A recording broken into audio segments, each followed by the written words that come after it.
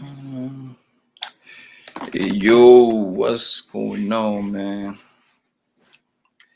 Let me see.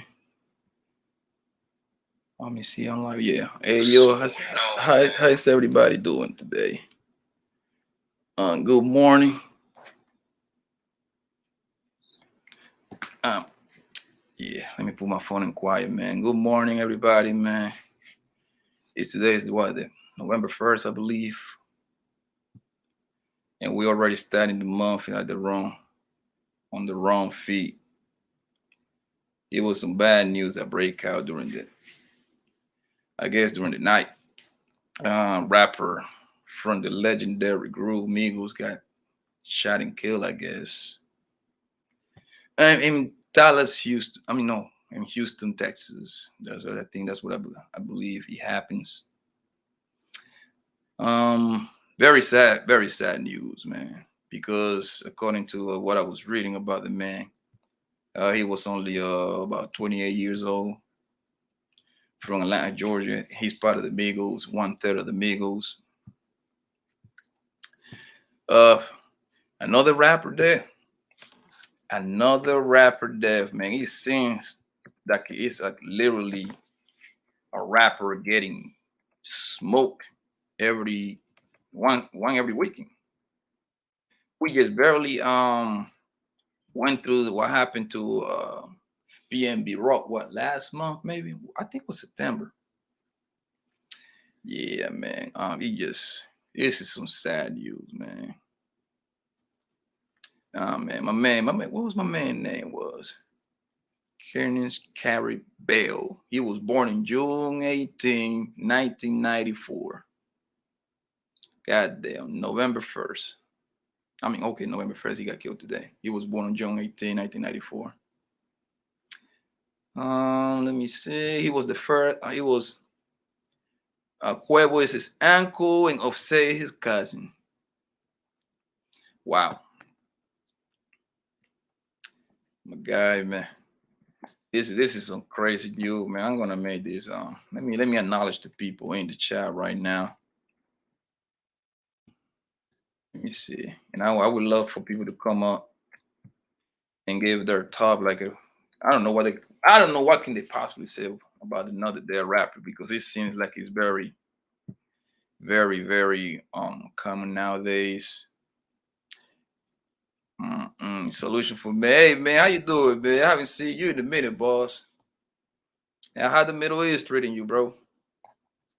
My man, truth. You want to work with a come on, bro? Oh, you Patrice. How you doing, darling? Oh, my girl, Kareem Wan. Self Pro, what's good, family? So, what I would need everybody to do, man, please hit the like button, man. Please. I need you to hit that like button and I need you to share this link. Post it on all your social media, whatever. That would do me a good favor. My man, what we know? How you doing, bro? Spotty, what's good, man? Hey, man, if y'all ready to come, man, let's not waste no time, yo. I would like to hear your take because this it's like it seems like smoking. Let me see. I don't even want to use the word killing. Smoking a rapper has become like a sport.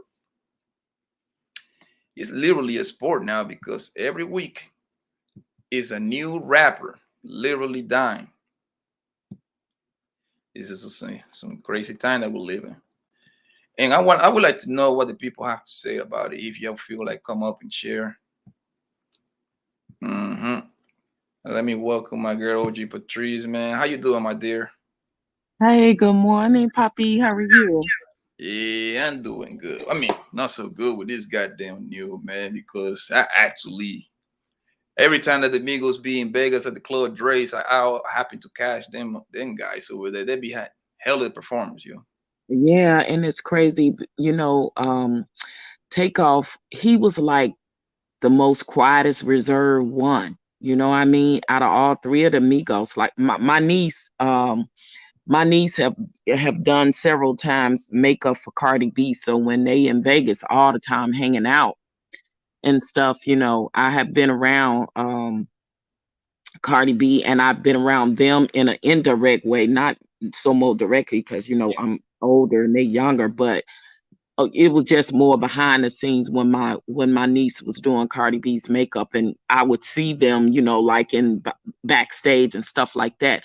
And Takeoff was the most quietest, reserved one, and it's my understanding now from my contacts in Texas that they were all at a shooting craps. They was at a crap game or some shooting dice or whatever. And from my understanding, Takeoff wasn't even like involved in the altercation that happened. He just happened to, when the altercation happened, he just happened to, like, I think they said he like raised up, in awareness to see what was going on when and he caught one of the bullets or something and then caught another one. It's crazy. I'm still trying to get some information from some people I know in Texas that kind of like know them. Now this wasn't like, because when they hanging out, most of the times they do have security with them, but I don't know where the hell they security was. I know that it was some big private gambling situation going on. I don't have all the details, but listen, man, this is so crazy. Like you said, just losing what's his name, PNB Rock. Yeah, I didn't know literally him. I knew happened what, maybe a couple of August, months ago. September. Yeah, it's crazy in I'm thinking it California. hasn't been more than 2 months. I don't think so. Right, right. If that, you're right. But it's just crazy how they losing their lives over just absolutely unnecessary, absolutely unnecessary. The It thing, was said that from what I've read, they was losing big, or he was losing big, or something, like a lot of money in this crap game. Now this is just hearsay that I've gotten so far from people that I know, in Texas, that they were losing a lot of money at this crap game, and some kind of altercation turned up. But mhm. man, Look, it's man, tragic. I'm gonna tell you like this, especially with him. Um, when these kind of people, when they rap, let's just say in his case, say he got plenty of money. This man money is probably he got long package. You see what I'm saying? When I Right. go to Miami and I'm on like a Kino Diamonds or something like that, all these Mhm. motherfuckers start playing dice at the bathroom. You see what I'm Right. saying? And I talk about those bets be 20, 30, $50,000 a hand. You see what I'm saying? Yeah. Yep. And, You're right. and now that is cool. That is cool when it's when it's people that you know. Because when it's people that you don't know, that's when it becomes tricky. Exactly. Because because hey, a lot of people don't like losing, man. And so most likely, I mean, I'm just speculating, of course. Most likely, how you doing, Truth? Truth, can Good you hear morning, me? everyone. Good morning, OG. Good morning, Yeah, my good dog morning. Cat. What's up, Like Shorty? most Yeah. likely, like let's just say for the sake of the argument, whoever pull out the blinking and shot homeboy, most likely he was the one losing big. He want to get his money back. Like I said, I'm just speculating. I don't know what happened. Right, right. It's all right now speculation until we get more news and clearance on what happened. I was told that somebody else, it was another rapper, and I can't think of the name, popular Quavo, rapper. Not Quavo. Yeah, Quavo was there, but it Quavo, was told it was another rapper. Oh man, I can't think of his name. He was there as well, but Houston rapper, what's that? Houston rapper, or just another like a I'm not even sure if he's a Houston rapper, but it was told that it was, and he's a big, well-known name. I can't think of the name right now because literally I just got off the phone about an hour ago with some people in Houston that that know people that were at this crap game, and they said that it was Quavo and Takeoff that they were losing big. So I don't know if that's true or not, or is it the opposite Yeah, person? at least But you're saying that Quavo. they are definitely saying that Quavo was not involved in the original altercation. He just got caught in the gunfire, unfortunately.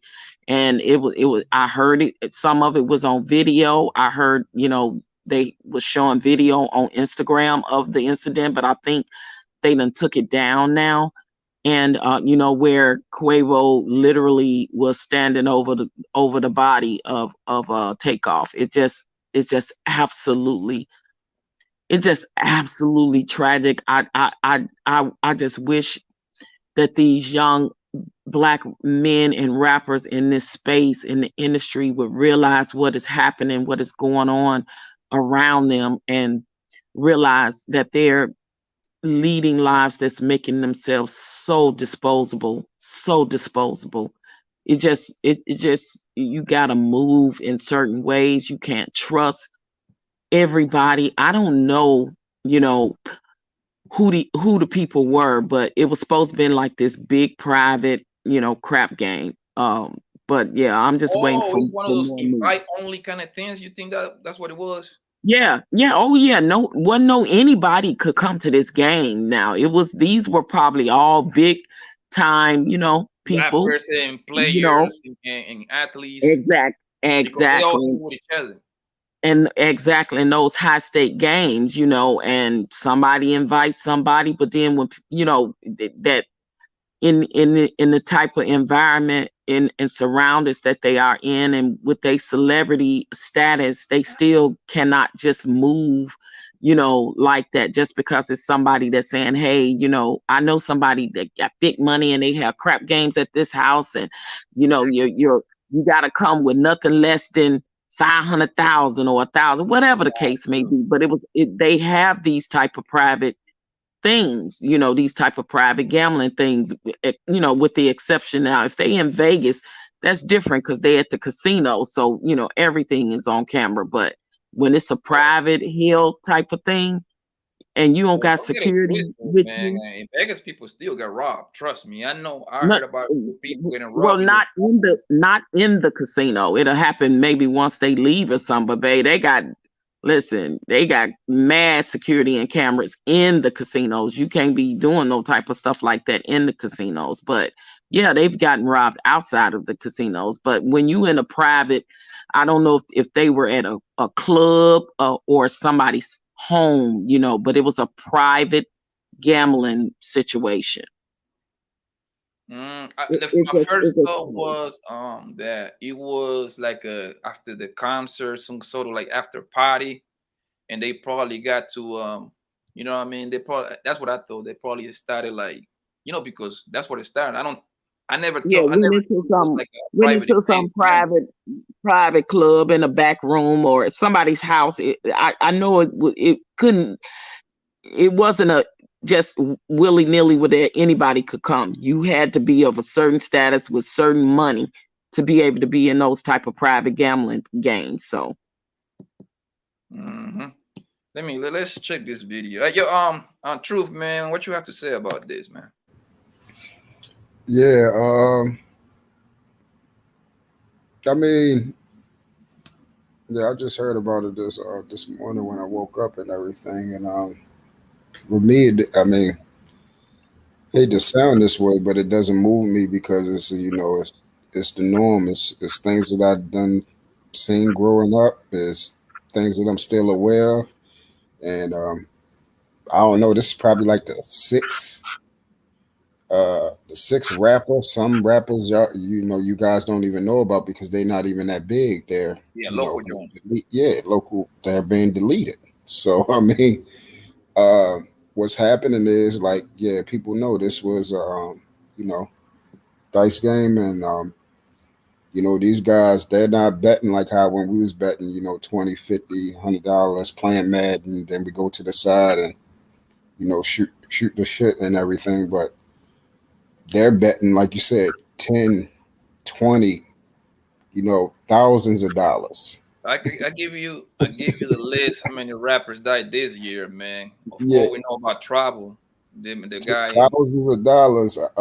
ATL, that the and then people girlfriend making side bets, pull up. people making side bets and everything like that. So when you have people, I was just on another show real quick, and I just said this: you got people that coming back places, and what's happening is we know these dudes, we know the niggas that we around because we came up with them. Yeah, The problem is these niggas is not understanding that just because you got big doesn't mean you still can't get hit. They're thinking like, oh yeah, this nigga would know better than do something like that because the heat'll be on them. They're not understanding that these niggas is still just as crazy as when we came up. These niggas, this is what they was brought up to do. At any cost, take a life is take. It's take. Like, yo, we even going to do this, and then on top of that, I heard he was losing. You see what I'm saying? And these niggas, all they got on their mind is money. So if they feel as though, and you already know when you deep in it and you losing, yo, and you down, you remember how it is, Papa. You don't like that shit. Like, yo, they probably was talking hella shit, yep, and everything like that, and all this, and the nigga like, yo, like, nigga, I'm still me. I'm still me. Like, yeah, you big, but I'm still me. And the and nigga you hit don't him. want to go back, and you don't want to go back. You don't want to go back to the hood them guys. They don't want to go back to the hood and tell the homie that a rapper got your money. That's kind of Exactly. Like, because and a let's lot of be these honest, dudes are getting kicked off, bro. most They guys get in taken the off. hood look at rappers like quote unquote soft because they're like they know, and we know they rap about that the hardcore stuff, but like 80-90% of the guys in the hood they know like they ain't about that kind of life, like whatever they rapping about. That's what Mhm. that's their imagination. That's what they think. That don't necessarily mean it's true, but that's how most guys in the hood look at rappers. Like, yo, you just talking. You ain't really about that kind of connection stuff like that. Right. Like, who And knows? that's the point. These niggas know who really is going to like going to pull one. And a lot of these niggas, they done got this certain persona because they rapping about it. But just like I told people before, I said, yeah, I done certain things, coming up and everything like that when I was out there in the streets and everything like that. But nigga, I know the niggas that wasn't right up here. The niggas that we told to actually go and do certain things. You feel what I'm saying? Them niggas, I'm not going out here and to running my mouth to them niggas because I know they ain't right up here. You feel what I'm saying? But these niggas are still hanging around the same niggas, and they getting so big, and they talking to the niggas that they know is crazy as hell. Like, they do not care about life. It ain't no talking. You feel what I'm saying? But they're the ones that's they're the ones coming back talking that trash. Like, yo, I'm me, and You this know what world I I'm mean? My doing this homies for always some. talk about, bro. What we always say is like the rappers. Hey, Poppy. Yes, ma'am. I don't mean to interrupt you. I DM'd you, so check your Instagram. I just sent you some, but I'm gonna get off and respond to me. You know, back to me or whatever, and then we can go from there. Cause I got some I want to talk to you about. Okay, but I got to go right now. You Oh, hear okay. me? Yes, Yes. Okay. I just seen it. Okay. Yeah. Okay. I'll talk to you later. All right. Yeah. One thing about the rappers, bro, is that I mean, if anybody wanna come out, you're more than welcome. This is an open panel joint. So here's the link. You're more than welcome to pull up, man. Say your piece. What y'all think?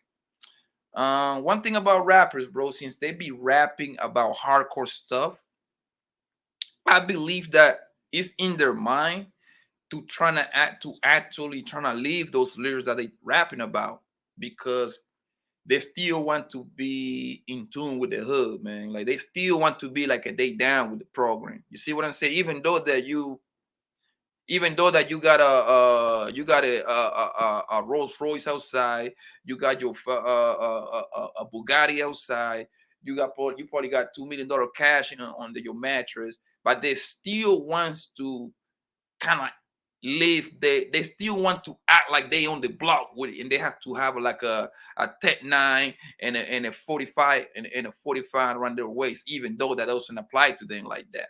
You see what I'm saying? You're welcome, my baby. How you doing, Miss Rat List? What's good, Thanos? I'm good. How are Oh, you what's guys? good? Good morning. What's Good up, morning. sis? Thanos Shorty. What's good, G? Hey, man, chilling, man. I got yeah. Yo, Miss Rat List, man. What do you think about it? Well, I'm kind of on the lines of what Truth was saying. It really doesn't faze me anymore because we see it so much, and I've seen so much in my own life growing up. So it's not like, oh, I'm so surprised about it. And again, what Truth was just saying, a lot of these guys have a persona of being a tough guy. They running their mouth, but everybody's not right in the head. So you can't just be running off with people, and folks are not right in their head. They will literally just snap and just delete you for looking at them the wrong way. For it's saying that one of them was that he was actually losing, and they got into a whole thing, but you can't. It's not the same anymore when it comes to people handling conflict or disagreement. Nobody wants to use their hands anymore when they want to fight. They just automatically want to pick up a gun or a knife and try to delete you over something so simple as a dice game. I'll tell you why, man. Because let's just say me and Thanos squared up in a one-on-one kind of fight. Let me tell you something, man. The embarrassment with one of us getting knocked out, and I think it's because you don't want to end up on WORLDSTAR on social media. Like somebody gonna record that, and he gonna knock me out, gonna knock him out, whatever. Guess what? The next steps, one of us got to go, just to kind of like call it even. That's just nobody fighting no more, yo. You be like, once you engage with a fight with a guy, you might as well. And it's sad. I mean, I don't encourage people to do this shit, but you pretty much gonna have to take it all the way. That's why sometimes, man, you gotta kind of wave the white flag and just be like, hey, bro, listen, I know I step on your shoe, my nigga. I'm sorry. We at the crowded club, my bad, bro. You know what I mean? I ain't mean to step in your shoe, my bad. I hear you, but just like Truth was saying, everybody not right in the head. You can even say that, and they still mad that you did that, and they will come back and delete you. That like it doesn't even matter. The shit is really apologize. The thing is like this, like, and I mean, Poppy's right too. I mean, it's just like that's just where we at now, and it's not the same back in the day. Like, niggas wasn't still hitting niggas without hands either. Niggas was killing niggas too, same way. It's just we like I said, when we gather together and we doing these things, we shooting dice, we gambling, whatever. We know everybody there. You feel what I'm saying? Right. So the niggas that's not right here. The problem is them niggas, they're like how Poppy said, they're getting so big and they are hanging around the dangerous niggas. They talking about this dangerous shit, but they're hanging around the niggas that are dangerous. So they come back and like you said, they got this gumption in them like, oh yeah, I'm this what I'm talking. So yeah, I'm going to buck off, not realizing, nigga, who the fuck you actually talking to? You're talking to that nigga. You know what he do?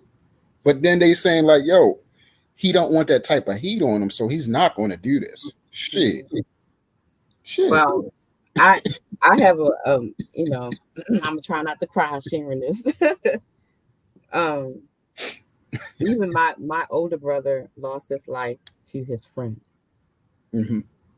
over jealousy and beef, and the friend got mad because the girl that he liked my brother, and she was bragging on. My brother was a street guy.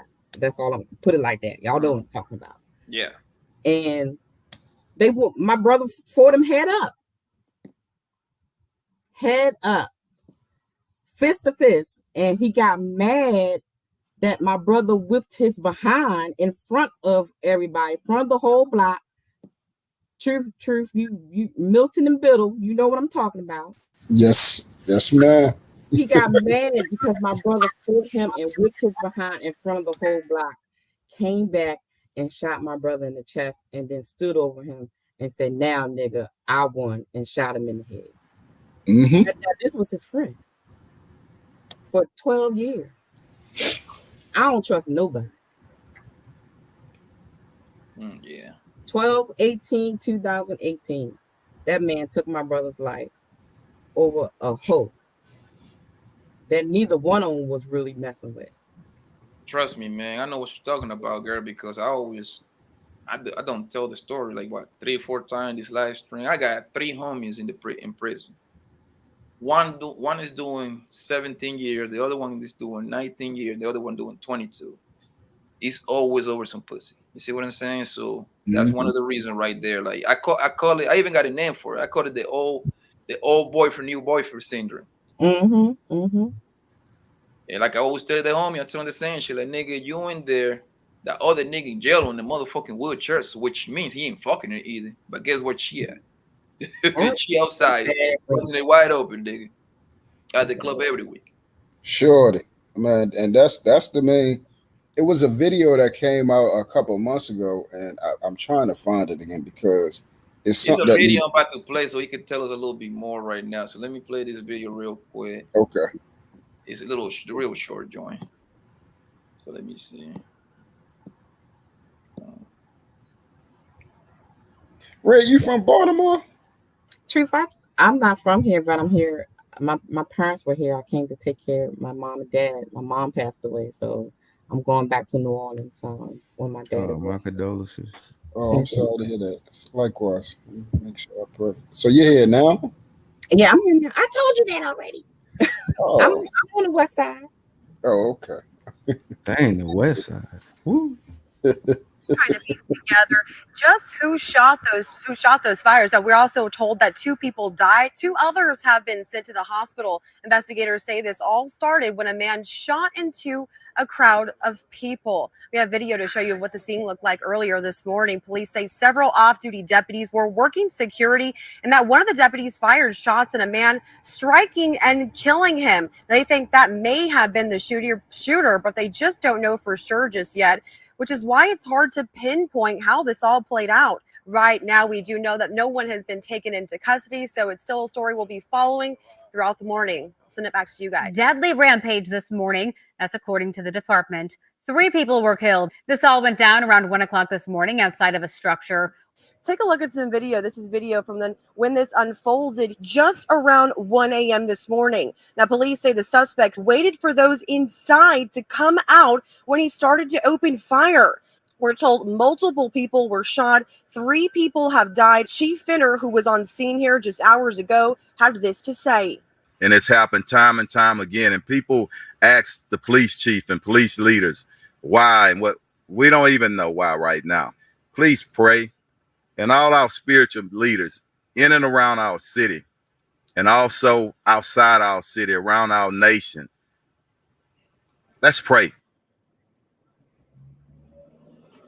Really strong words there from Chief Finner, just overall and what has unfolded here overnight and what we're continuing to see. Now, Finner says the investigation, of course, is still ongoing. In this new surveillance video, you can hear the rapid gunfire, and you can also see partygoers running for cover.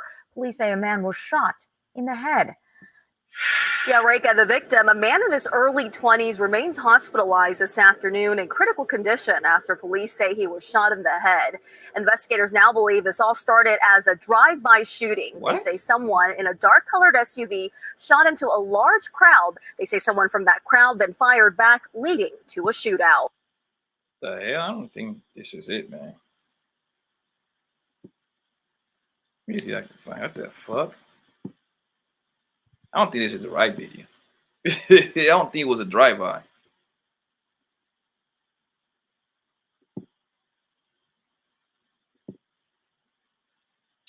Yeah, man. I don't think that's happening in a drive-by, so I don't know what the fuck they talking about. Seriously doubt. Yeah, that's another news clip. That's not. Yeah, this niggas is investigating some hood shit. This happened in the motherfucking hotel building, I guess. Let me see, man. What's wrong with these motherfuckers? It was a bowling alley. Here we go. 1 second. Your business deserves an insurance solution. Shut up.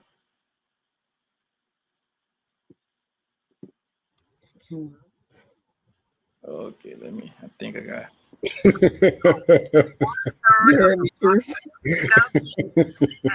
After an early morning shooting in Houston. Yeah, Fox 5's Dan Bowens joined.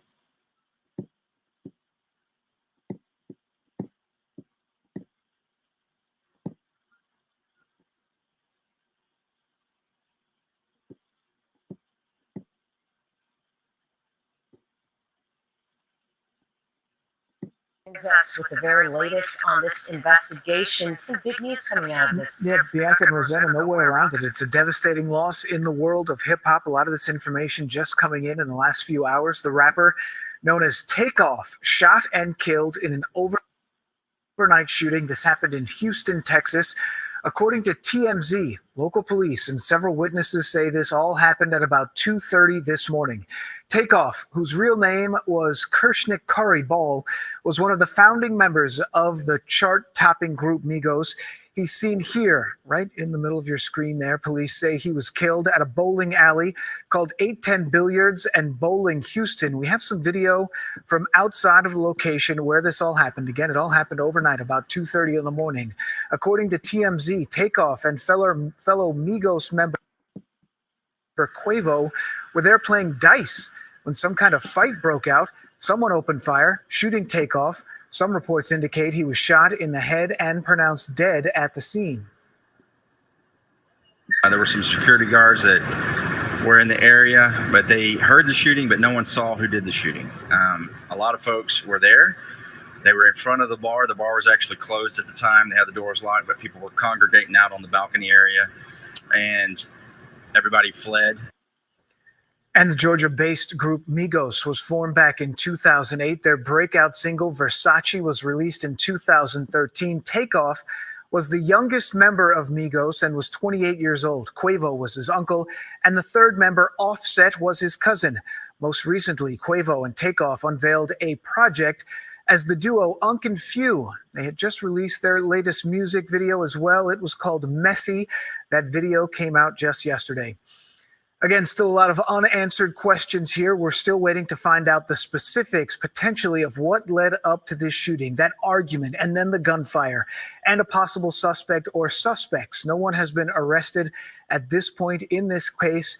Quavo was not injured in the shooting.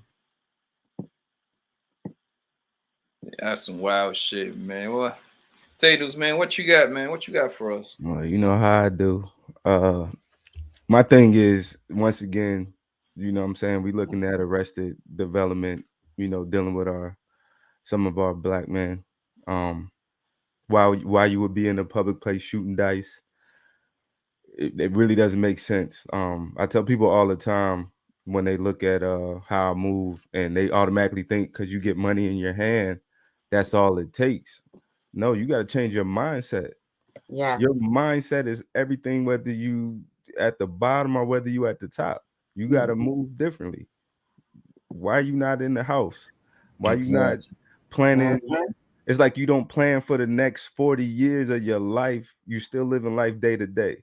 Like, I just don't understand, you know, how some of us move.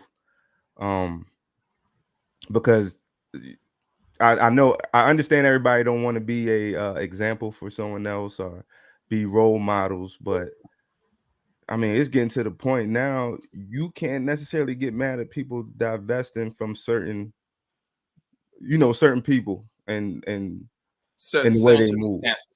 Yeah, like I don't, man, like I've cut off family members, not like out of hate. Like I'll talk to them, but like far as coming around, I just can't come around because of the stuff they still on. You know, I got family members who still doing stuff that we was doing back in high school, and I'm 42 years old. Yep. So, you know, I used to have survivor's remorse where I used to like try to overreach and, you know, just to be around family. But man, once you start wising up and seeing how dangerous it can get, man, No, but here's the thing now. Separate. Sometimes you gotta separate from family too. Let me say this. let's play this game. According to what we know as of right now, it's supposed to be like a private only type of thing. And from what OG Patria is supposed is from what she read, what she found out, because she tapped in with the industry, is that it was somebody from his own crew that dropped it. Yeah, I said that. Yeah, I just read I that. said that. Yeah, I just I read said that too. So it was somebody that probably got called a bitch war, whatever. Who knows? But according to what she said, and obviously we speculated, of course. But let's just say that's true. Then what would you have to say about that? Because I mean, you're saying like you have to separate, which I agree though. I agree. But like, even when they're trying to control the whole environment, you still getting dragged. God damn it, man! Like you're doing everything you can possibly to move correctly, and then your own homie dropping you. Yeah. I mean, it's like insurance. Exactly. I just said that. Yeah, but it's the thing. Yeah, like we all just she just gave the story. Yeah, you're not looking for perfection. Yeah. And You're the just thing trying about to it is- alleviate some of that. You're trying to Yeah. decrease the risk. Your whole life should be about decreasing risk.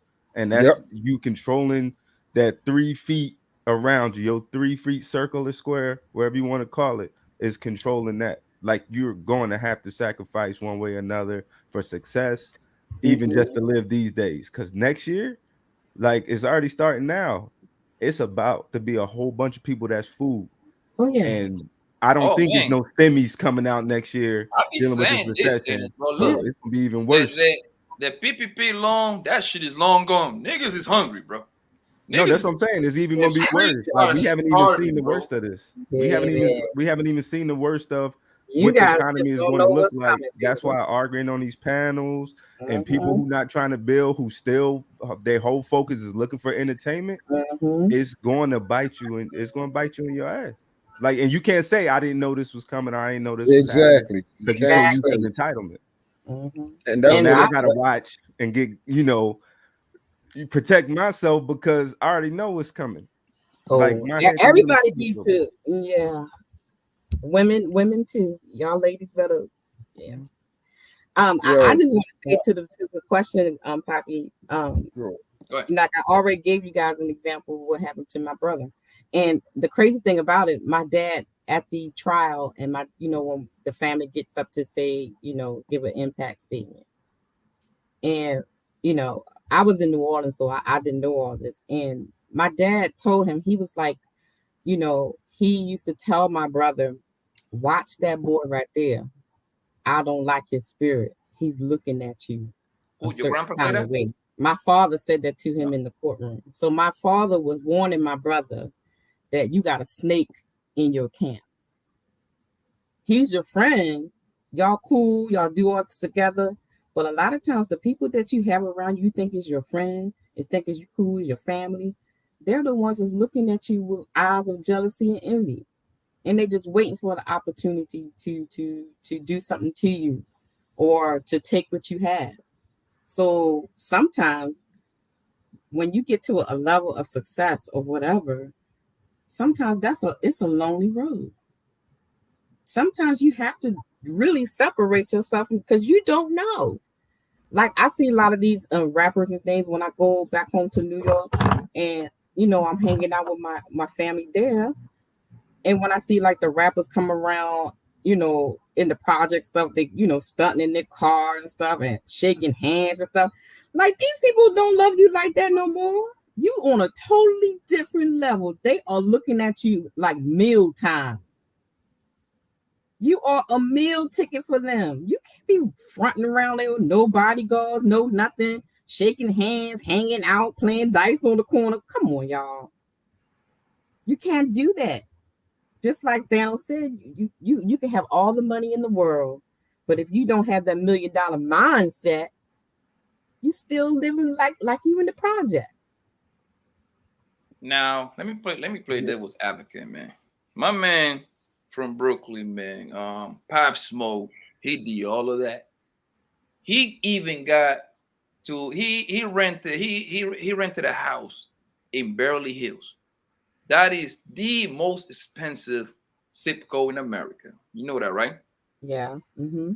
He was like, yo, I don't want to be around none of you niggas. And guess what? They still come and grab him.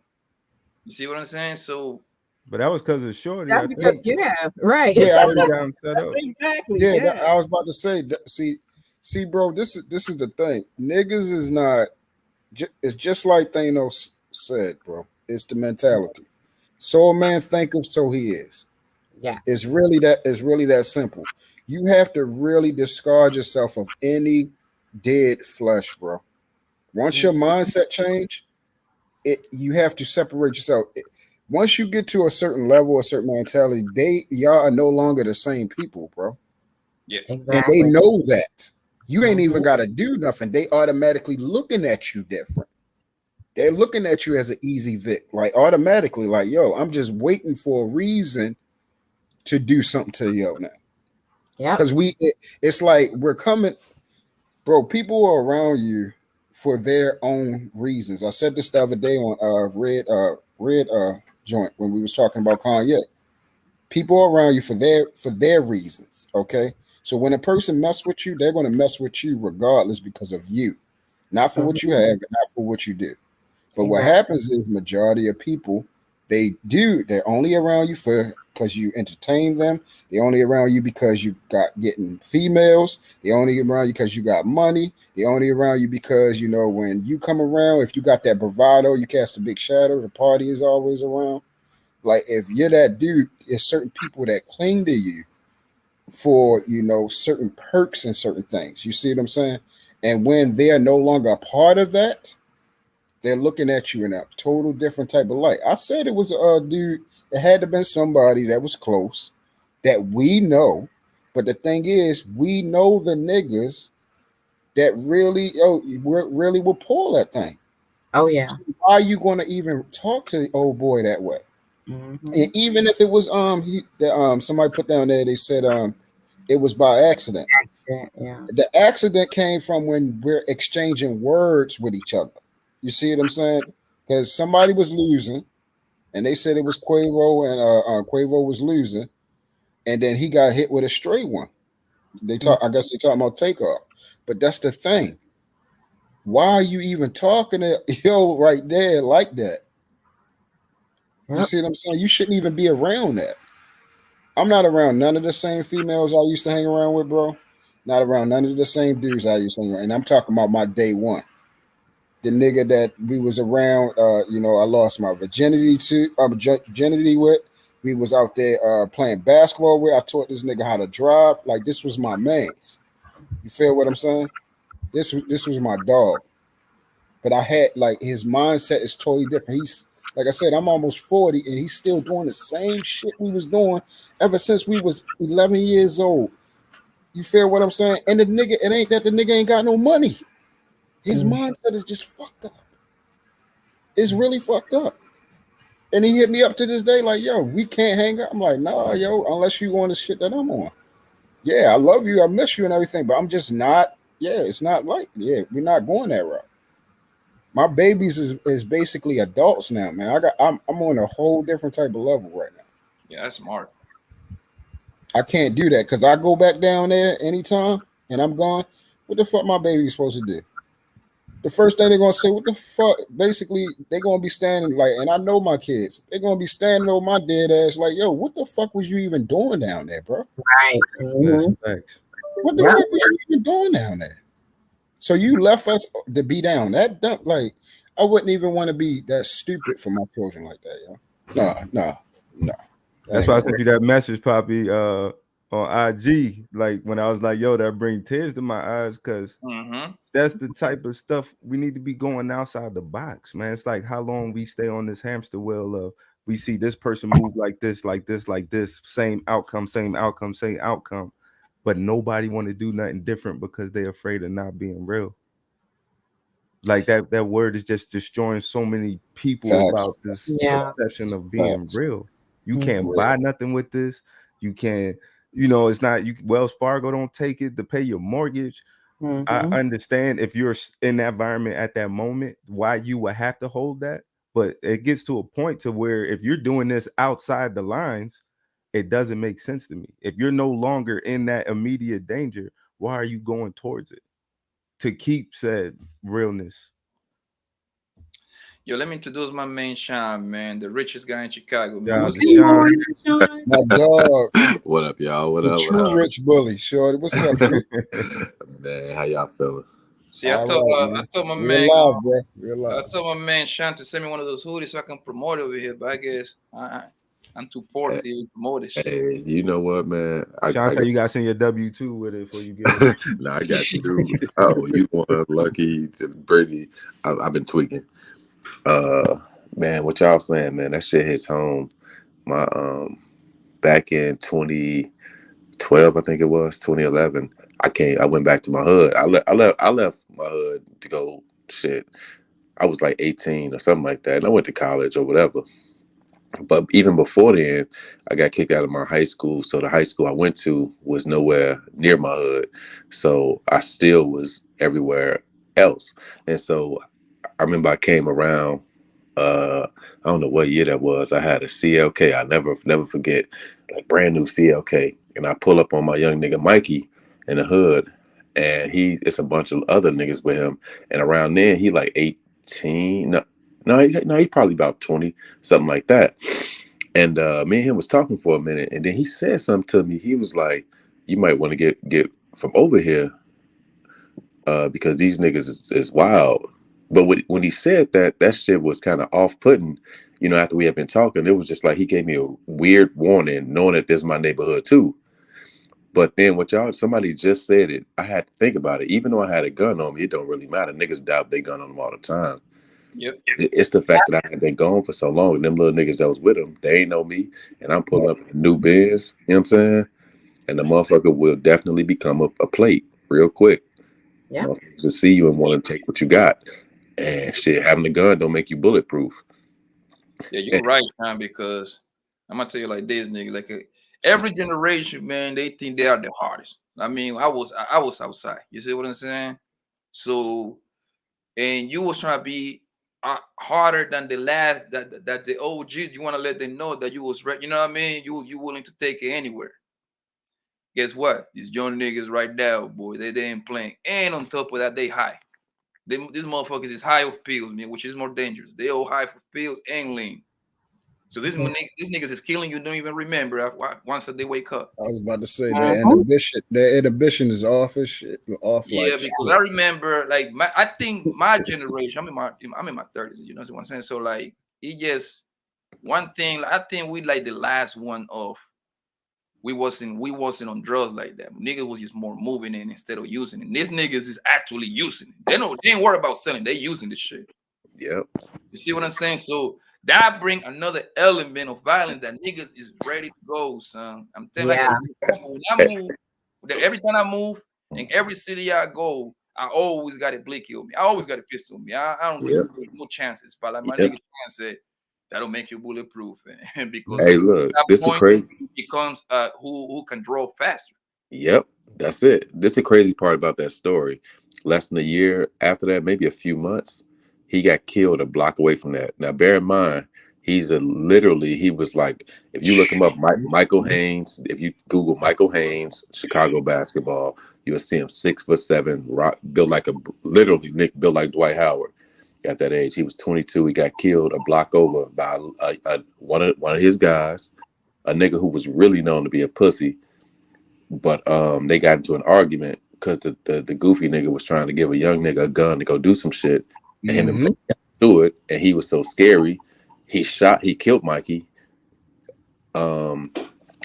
which set off a whole bunch of things. Then Mikey's brother, who was a little older than him, went and kicked in Buddy's door, laid the nigga's family down looking for him, and now his brother has been in prison since then. So all this shit happened all in the hood. You know what I'm saying? And he had literally just signed the letter of intent to go to college to play ball. So nigga, this shit just treacherous. So you're gonna have to play for the penitentiary squad, I guess now. Yeah. Well, the one who got killed, the guy who got killed just signed to go to college to play ball. Yeah. That shit's front. This shit, it seems like every week it's a rapper. And a matter of fact, true, if I look it up, man, 16 known rappers have gotten killed in 2022. How many? 16. Oh, 16. So pretty much it's 12 months out of the year. So you kind of you can make the math that one every 24, 23 days. Yeah, Yeah, exactly. That's why I was telling people like the people that people not following, the ones that's up and coming and everything, they're dropping too. Like because these are the niggas like the ones that's not mainstream and they didn't hit. Some of these niggas actually they the ones that actually like they living it still, like they're living it, and they the ones that's still in the trenches, so they get hit while they're coming up.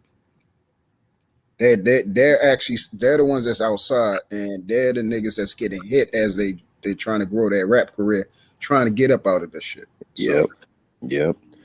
The one thing they said though, they said that they said that Quavo got into it, and then his people started shooting and shot Takeoff on accident though. So he wasn't trying to backdoor him. You see, like rappers get the worst security ever. Nigga, like these niggas can't shoot. They let the money get killed and shit like that. What kind of?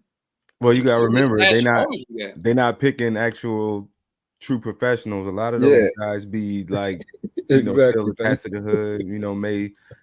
You knew somebody who know this person who work out and he liked to fight. So they don't even be having a real security. You saying like they get the homie and shit like that. Yeah. Put some money in his pocket.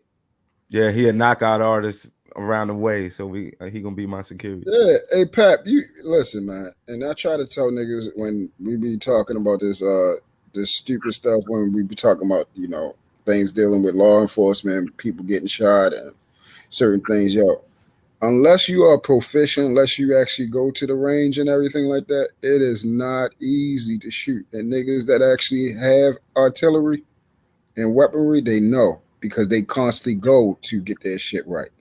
The problem is these niggas got 30s, they got 50s, and they got 100-round drums and switches. So it don't even matter if you can shoot. If you shooting 100 bullets, somebody gonna get hit. Bingo. Yeah, somebody gonna get hit. But I'm saying like, was it somebody that had what's the name? But it sounded like they had a firearm, no barrel. They said that his people shot him on accident, and then when the other people were shooting back, he got shot again. Right, but I'm saying it wasn't no long gun though, right? It was. I saw something about it. They called it a shotgun, so that could be anything. You know what I'm saying? Why? Yeah, then all assault rifles, shotgun. Shotgun spread. Damn, son, and literally, when that's crazy as shit. Why would you pull a shotgun out right there? Like, that shit spread automatically, bro. That shit spread automatically. That shit is hitting everywhere. Then they got a video of the nigga laying on the ground. That shit sad. Imagine your family gotta see that. Your kids got to see a video of you on the internet dead. Yeah, and they said he got hit in his face, right? Yeah. See, that's what I'm saying. Like, that's what I was trying to figure out. Like, damn, how something like that happened, and he got hit up top. But now, like, if you're saying it was a long gun or a shotgun, shotgun. Yeah, see, heard it was a shotgun. That shit sprayed when it come out. That buckshot, that shit got little pellets inside of it when it spread, and it like that shit. It's made for close quarters, yo. You feel what I'm saying? Like, but if you at a distance, like once that shit come out, it spreads. So that shit crazy, man. That's crazy as fuck. And this shit happened. Imagine how many the nigga got at least 2, 3, 4 kids, whatever. Right. He's close to Christmas, bro. Right, and that's what right there. That's what I'm talking about. And the Migos have been they were in the news last week because the news dropped that supposedly like Offset smashed Sweetie when they were together. I mean, after they break up with Quavo, so they've been in the news quite often the past 2 weeks. Yeah, they were separating. They were just doing his last tour. Not telling that was true. That's sad, man. Yeah. And the crazy part is, all of them are family, bro. They're blood. Cause like Quavo is his uncle. Is Takeoff uncle. Yeah. And then Offset is their cousin, I think. Quavo. Yeah. And then Offset and Quavo. So Offset and Takeoff. This is family, bro. Oh, yeah. Man, that's and they get money to get, bro. Let me tell you something, man. Like every time, matter of fact, I always post it on my IG. Every time I go to Las Vegas, bro, I catch the Migos performing, bro. Yo, they motherfuckers can go 2-3 hours, just hit after hit after hit after hit, son. Them Right. people are like, they call themselves the Black Beatles. I know people can say I'm reaching. Hey, you're more than welcome to say I'm reaching, but they are the Black Beatles, bro. Yeah. For rap, they are the Black Beatles, fam. Fred Turner, this shit happens in other communities. I don't know why on YouTube people act like the Irish, the all these motherfuckers ain't been fucking slime balls. The Italians, this shit happens in other communities. It's just promoted in ours. No, he's I saying think more from the saying, music side. no, he's saying from the music Yeah, side. from the Sean. music It's side. not I thought they was about the murder Yeah. and shit. Yeah, like we No, don't hear that's too why many I s- country singers getting This hemmed question up. is for And, it's for Thanos right here, man. It's all yours, Thanos. I mean, everybody got to answer it too. Go ahead, Thanos. question to the panel: can you blame a nigga for switching up and becoming uppity when this shit happens once a month? It's like you don't even have to be active to get it.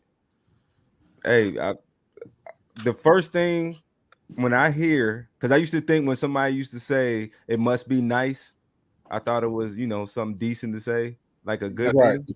But that's usually like they may not necessarily do something to you, but that lets you know that they're looking at you and it could go somewhere because Yeah, they're looking they're at you a looking different at you, type of way. Because my mother have never told me that. My father have never told me that.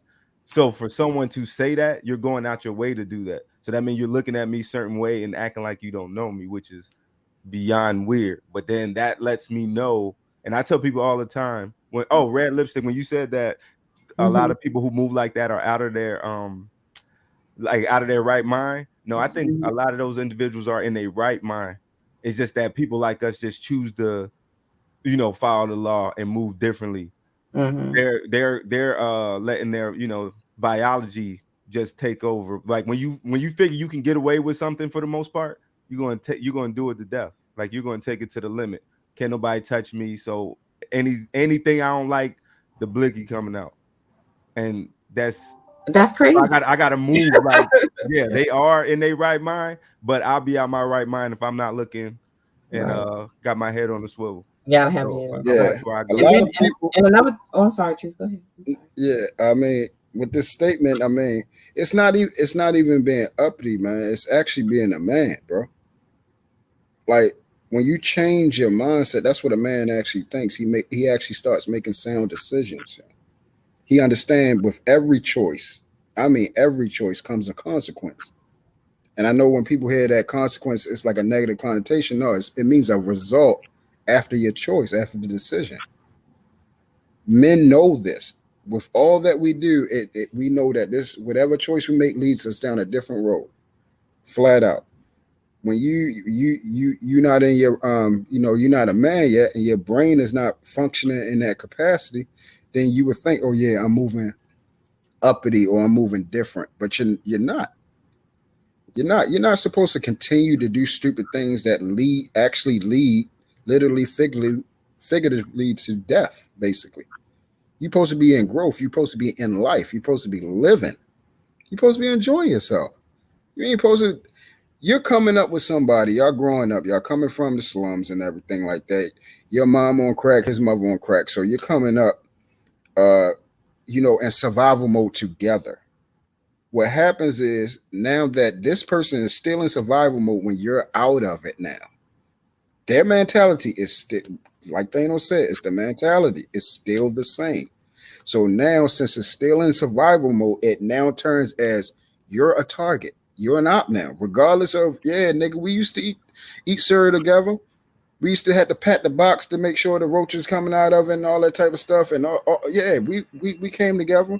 We were stealing out of John's store on Loudon and Normandy and everything like that. We were still, they don't care about that no more because their mindset is still the same. So yeah, you got to get out of it. It's really survival, and some people are brought up on love, and some people are brought up on survival, bro. It's just that simple. It really is. Jesus Christ, nigga. Oh, go ahead, Red. What my man? Truth done said what I was going to say. He already said what I was going to say. You got to say something now. You got to say something else. Man, I mean, well, according you know, from the question that was asked, sometimes it can be, you know, you can be in the right place and have the right people, so to speak, around you, and some things do still happen to you. I mean, sometimes that's just how the dice roll sometimes. No pun intended for saying dice. Excuse me for saying dice. But I think that you still should be aware of what's going on around you. You still should move in a way that you don't put yourself out there in a place to have something happen to you. For example, the young man that went to LA and went to the Roscoe's to eat, have dinner or whatever with his girlfriend. PNB Rock. Why on earth would you post where you are with a whole bunch of jewelry on your neck? And you know, dudes are out here hungry. Super hungry. And that was Why the would out, you the way, do out that? that was the out of the way Roscoe's too. That's not even Right. the So Roscoe's. why would Not you even do that. that? It's the one in the hood in South San Diego. Right. Exactly. So you have I've been in that one. not just separating yourself, but you have to actually move a certain way when you're out and about. Like, and even with the Pop Smoke thing, how did they know his location? Posting. Thank you. So social media is literally just giving people that want to do you harm a roadmap to you. Stop it. Stop it. That's like even for us on these platforms. Like, I can only speak for myself. You were you don't know much about me or my family or my family.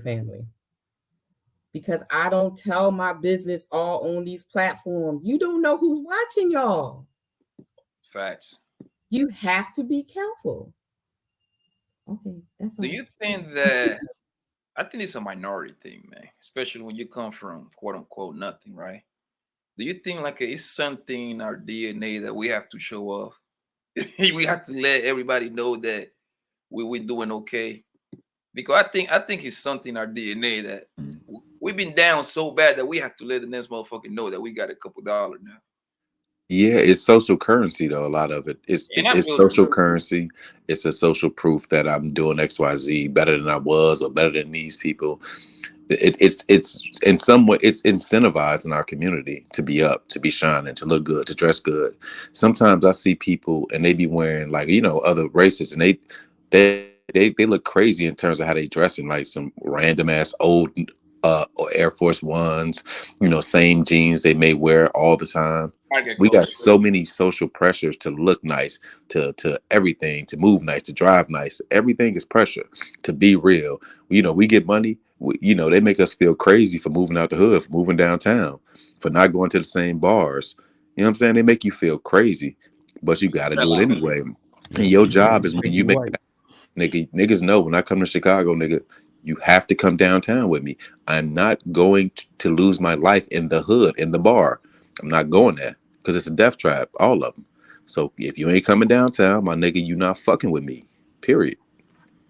Yeah, hey Poppy, it is a disease, bro. I mean, for me, like I said, By the way, I'm guilty. Before you answer truth, I'm gonna say I'm guilty. That's why I bring it up because I'm sorry to cut you off, but let me so you no, can you have good, bro. You good. Man, like when when I go to New York, Jersey, Miami, LA, nigga, you gonna catch me on some hole in the wall kind of place. I ain't gonna lie, bro, but it's a big old but. I'm always riding with them guys but this is guys that I know them for 2 decades, kind of at least 15 years. You see what I'm saying?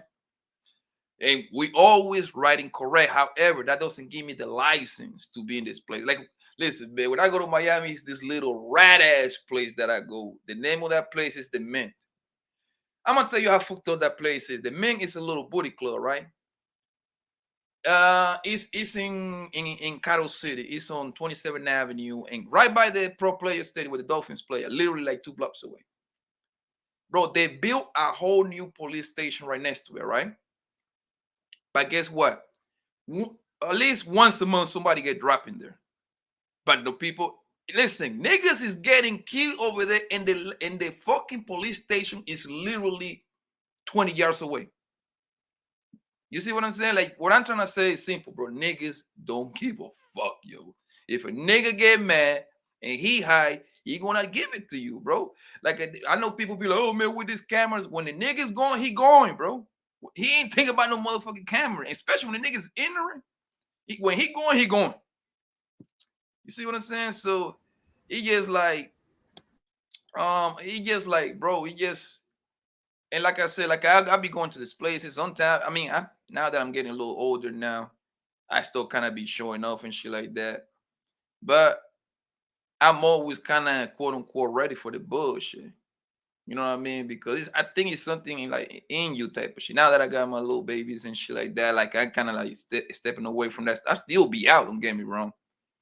But the only thing I do now is just move accordingly. Whatever that goes, man. I bring my gun with me into church, even though I don't go to church. I go to church like once a year type shit.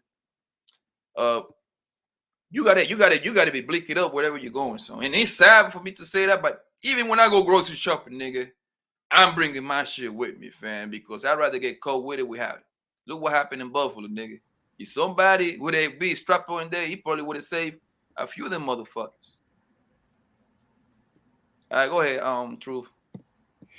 Yeah, I mean, well, I'm gonna start with the disease and everything. Yeah, it's keeping up with the Joneses disease, and then a lot of what's happening also. A lot of people they're starting to come into money, bro. They're starting to come into money, so now they want to show how they always viewed themselves to other people to be something. That's why when people ask me, like, I cammed up a couple of times and everything like that. But people ask me, like, why you don't cam up? Because I'm like, yo, don't watch me watch TV, yo. Like, why do you need to see, what I'm doing, how I'm moving, what I got on, and everything like that. You feel what I'm saying? Like, a lot of people they just want to know what you have so they can basically count your pockets and everything like that. And if I come on here and show what I got, then now people are more, how you say, entertained of trying to find out more about you because they see what you got on, what you wear, are you driving a certain type of car and all this type of stuff. No, I don't want nobody see. I don't want to bring no attention to me at all because I know better. You feel what I'm saying?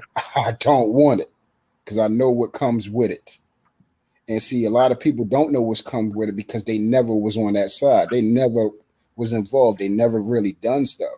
So when you actually been in certain things, you move a different type of way. It's going to cause you to move a different type of way. Yeah. True. Remember when we was younger and we had that invincibility complex? Like late teens, early 20s. It's like theirs never turned off. So it's always, I got tomorrow to switch it up. I got the next day to switch it up. I'm gonna just have fun for the moment and switch it up. Yes, sir. And to me, that's scary to even think that somebody have a mind state where that don't turn off. Like we got an extra man like Mario Brothers that's going to pop in as soon as we get knocked down. You know what I mean? Yeah, the extra continue, shorty. Yeah, that's what I be trying to tell dudes on here. I be like, yeah, yo, back then, back 10, 15 years ago, in the height, dieseled up and everything, in shape and everything. I'm still pretty much in shape, but I was stocked, I was ripped, I was in shape. I played sports and everything, big, brolic, everything, slinging niggas. So yeah, you once you able to handle yourself a certain type of way, it causes you to bring on that type of what's the name. Once I had children and everything like that, that stuff soften you up and mold you into a different type of man. Like, you still going to carry yourself because it's always going to be that respect level. The number one need of a man is honor and respect. You're going to respect me regardless. Like that's just what happened. But as far as that invincibility, like, yo, I'm with whatever. No, that shit gotta go, bro. Because niggas they're gonna take you out. Like, it is what it is. It's nothing new under the sun. It was like that when I was coming up. It's still like that now. It's just like the inhibition is gone. Like Thanos said, the shit don't never turn off. We knew how to turn it off. We went to hoop. We went out to dinner. We went to holla at shorties and everything. We turned that shit off then. You feel what I'm saying? These niggas is on that time all the time because they feel as though that they got to prove that, yeah, that so-called real or 100 card or whatever like that. If you authentic and you thorough, yo, it's gonna bleed off of you. It's gonna be wherever you go, yo. And you don't have to prove that. When I dress the way I dress because I want to. I choose to dress that, not to be seen, not to get any attention from a female. The same when I was out there doing construction and doing cable work and stuff like that, I would have on a big ass dicky suit, full beard, everything, curly hair up on top, looking like Abraham and everything. I still would holler at a shorty. You feel what I'm saying? I never felt inferior or not off my game. And if you carry yourself that way, and that's just who you are, it doesn't matter what you got on, how your face is, because once you put yourself together, everything is everything for you. It's just so many people out here, people pleasing and attention seekers.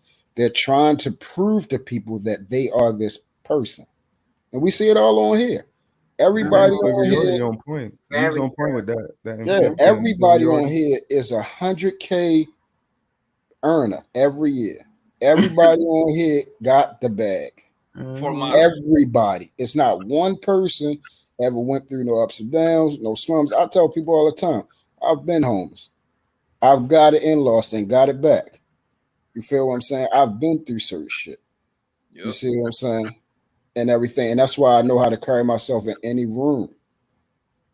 But these niggas is out here, like, once you get to a certain status, you have to separate yourself. Your mans is no longer your mans, bro. And there's no point of coming around here trying to also basically throw it in his fucking face. Why are you on that? Like, first of all, for me, I don't take pictures like that, yo. Like, it's just, for me, it's something that, like, I don't walk around doing selfies and shit like that's just not me. I'm not that type of dude. So I'm not constantly posting where I'm at, what I'm doing, and all that type of shit. Again, you move a certain type of way when you was active. And the way you used to move, that shit don't leave. You're still going to move militant. You're still going to be moving a certain type of way, not showing everybody your location and shit like that. Because I don't know if niggas still harboring certain shit that I did. Exactly. I don't know that. So you're still going to constantly, no matter what city you go in, you're going to move a certain type of way. I'm not showing you my location. I'm not showing you this. I might take pictures with my children. That's it. Other than that, you ain't going to know where I'm at. So. Yo, my man, little kid, man, what's good, son? Hey, top of the sun, what's happening? Y'all can hear me? Yeah, we can hear you, Brody. Yeah. Cool. Hey, man, I just want to say real quick, rest in peace to that guy, man, Takeoff. That was my favorite Migo. It's fucked up what's going on. Like you said, every like 24 some days, man, one of them cats drop. And it ain't even gotta be a celebrity cat. It's one of these guys out here trying to chase that dream. And it's very unfortunate because even if they basketball, football, medical school, as long as they're in that area, and sometimes when you want to go celebrate and you go popping bottles or whatever in these certain type of environments with a certain type of crowd, you just putting yourself at risk, and it's very unfortunate. Like, there's numerous of times I've lost somebody in the same light. I remember once, rest in peace, Daniel. Same type of thing. I was supposed to go out. I just dozed off. I woke up to the fucking phone call. It was like, God damn it, man. Only if I could have, went out that night. Blanco, just like you said, when we go outside, man, we run outside. So, it's always on point. Yeah, it's just, you just never know. You know what I mean? So, and again, where the hell are you safe at? Right? Everywhere you got these people. Yeah, exactly. And that's not even guaranteed. And even there, like where I stay at, it's always some bullshit going on out there. You know what I mean? I got a gate, I got a dog, we all right, but it's always some shit going on. You never know, right? also I wanted to say,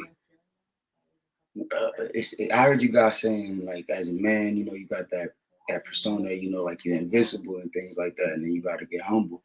Respectfully so, it's always depending on what it is. Like, if you want some street shit, then you grow out of that, you have kids, you're gonna have to humble down. Yeah.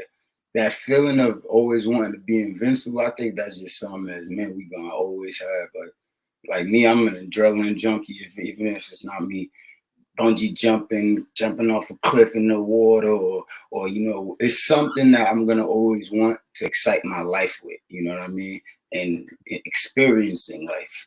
You know, taking flights, doing this. Something that I'm always gonna want my adrenaline pumping.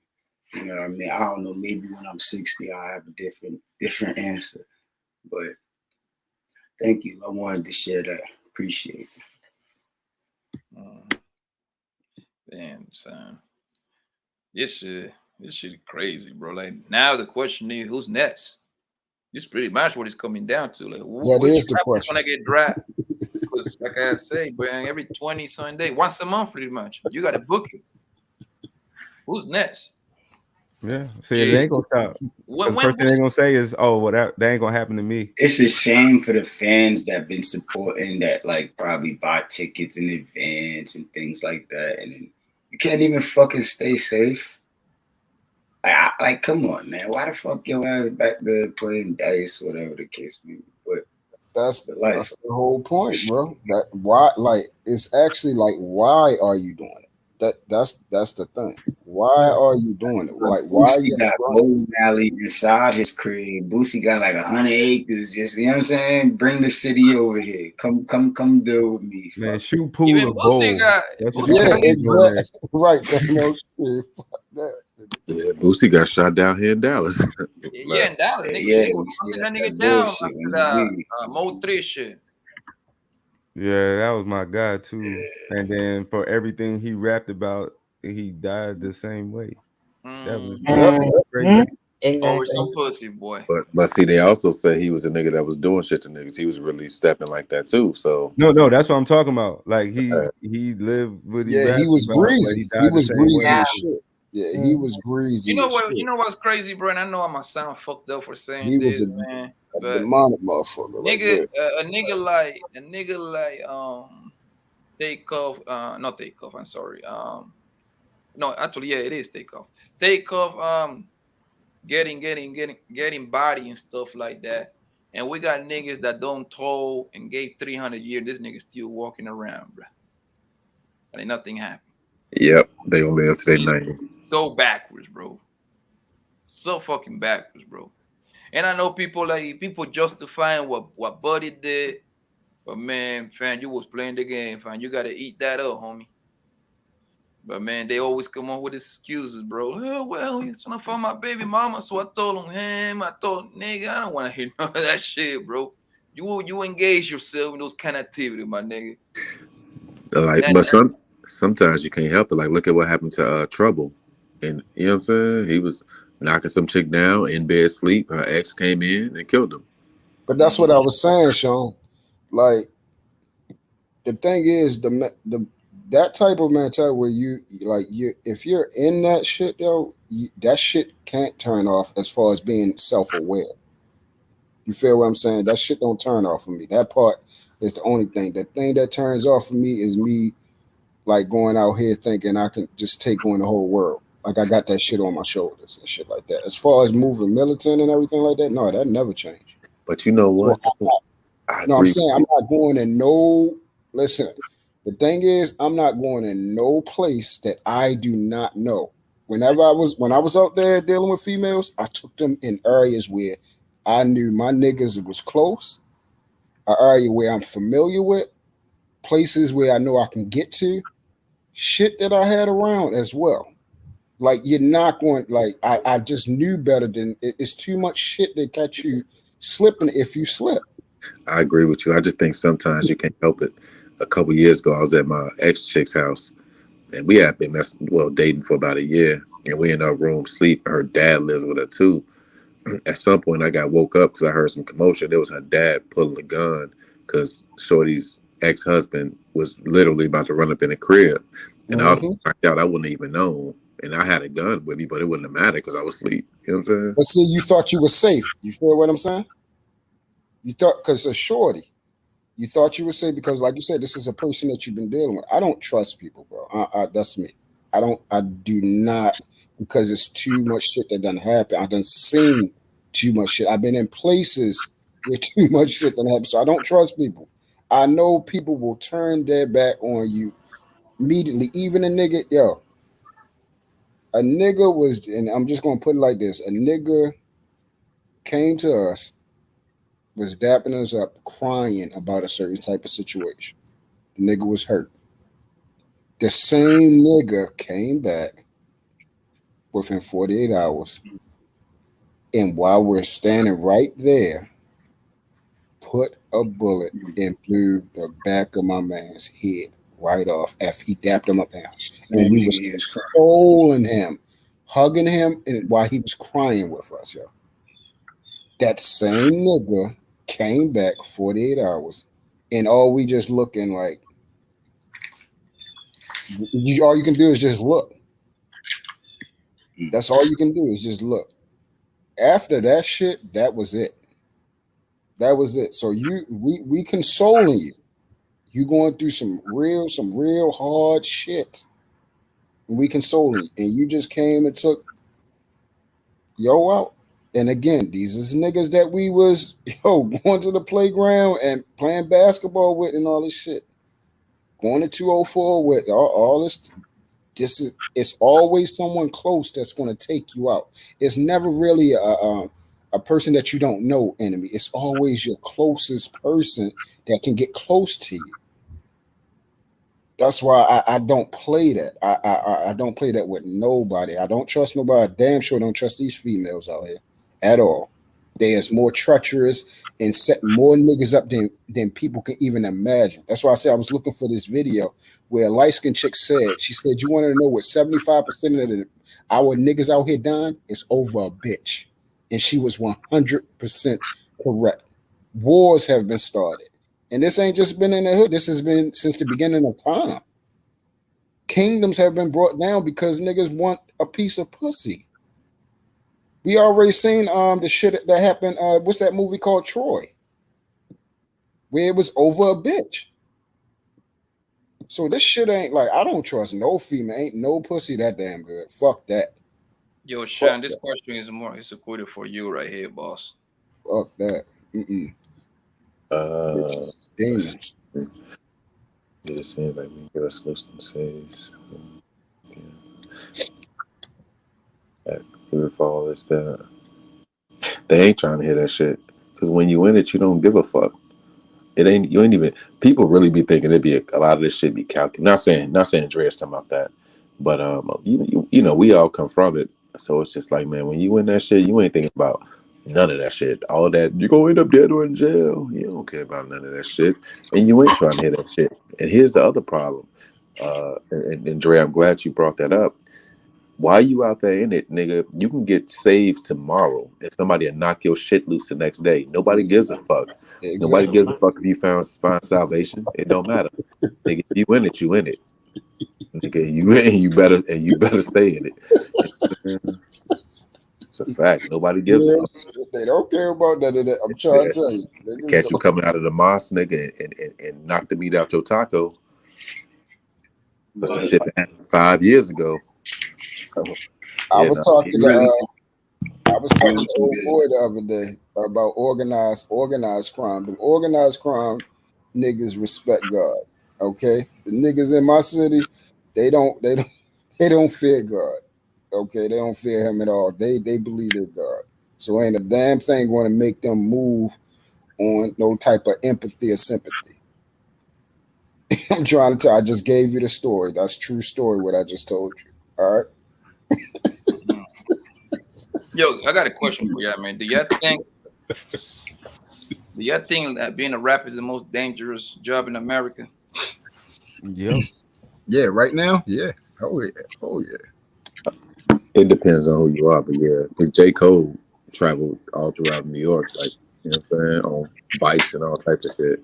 Ain't nobody trying to rob J. Cole. Kanye would never get robbed or hurt in Chicago. Chance the Rapper either. So it depends on you. If you talking that hot shit, nigga, shit, yeah, it is. Niggas want to see what that's about. Well, you got people. I don't know how to say this because you got the streets is dangerous, but right now the music industry is way more dangerous. And it's like these rappers that's out here moving around in the industry acting like they, with this fake street facade. You know what I mean? Like, yeah, that shit gonna definitely get you into some shit. But like cats like you said, Chance, J. Cole, like they're not moving around in the industry acting up. They in the streets for real. You know what I mean? Like they living life. You know what I mean? I don't mean like in the streets active ghetto gangster shit, but I mean they moving around and about, enjoying their lives. Yeah, this is some crazy shit, man, that this guy is dying, bro. I was gonna ask, you think it's a solution for all this shit though? I mean, the only solution is every rapper just decide to go to rap and go back to their house. I was about to say, shut the fuck up.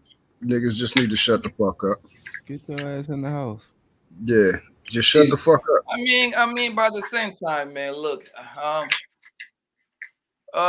it ain't fun for you to be a king if nobody knows. Right. You got to live but the real dude, you gotta speak for yourself on that, Jay. But here's that's the thing, so though. crazy. The real dude in power never want to be known. I don't know when it became known to be the dude. Like even for the not get implicated it's for like anything. a different sport. Rap is it's about like a showmanship. It's about showing off, flexing.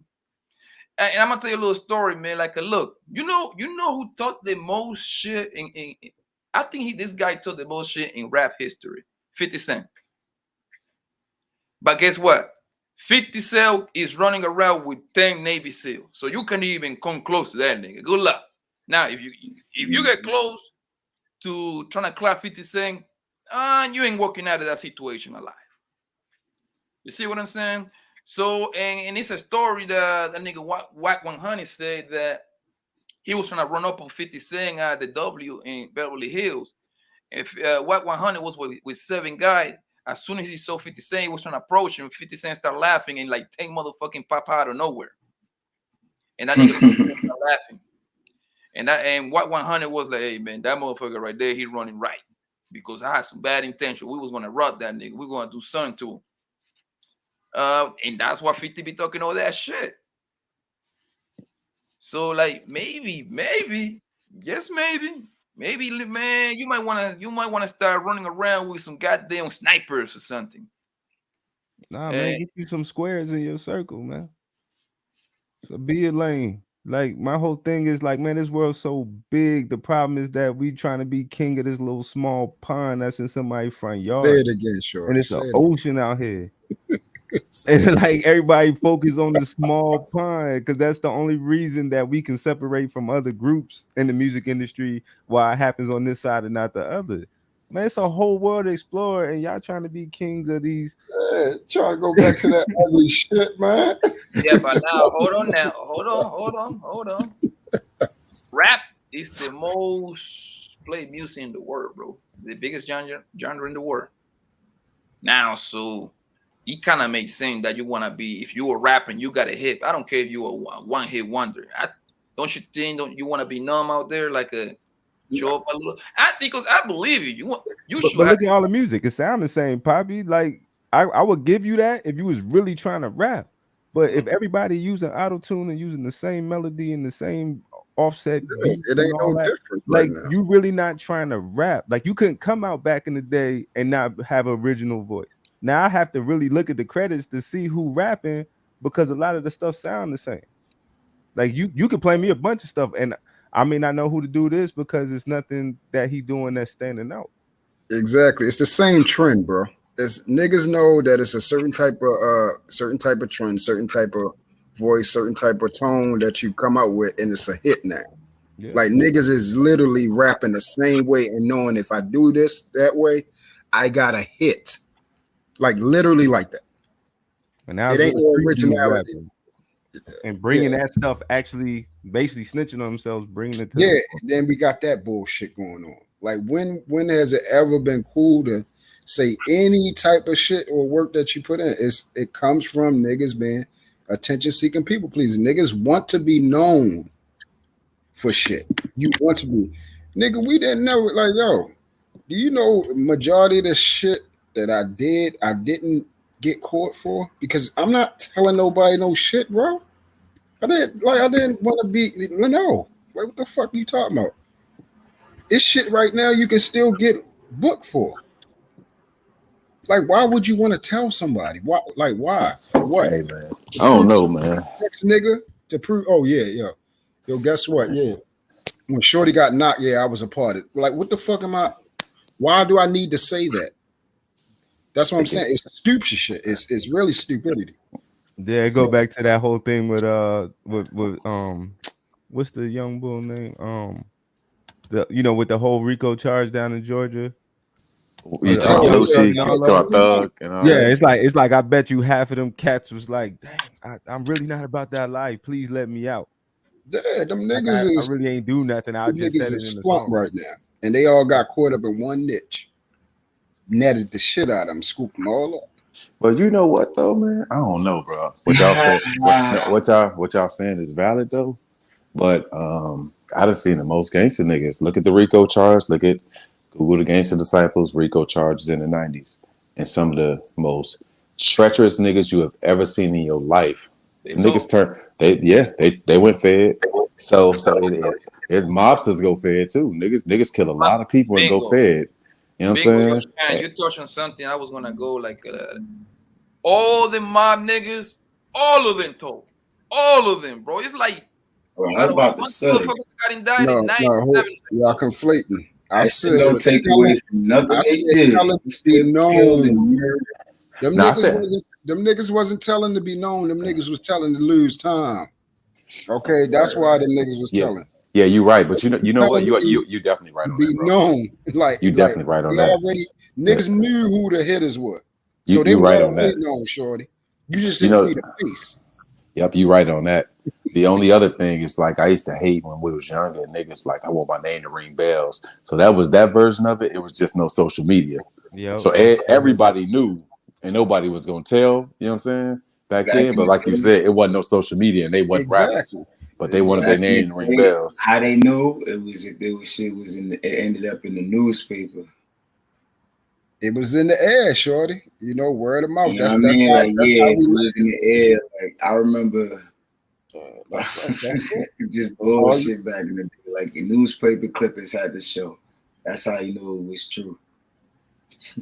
Yeah, but you're right, Truth. You're definitely right. That's definitely different. Yeah, that's the only part that's different, bro. It's just crazy. Like, why we like, like, nah.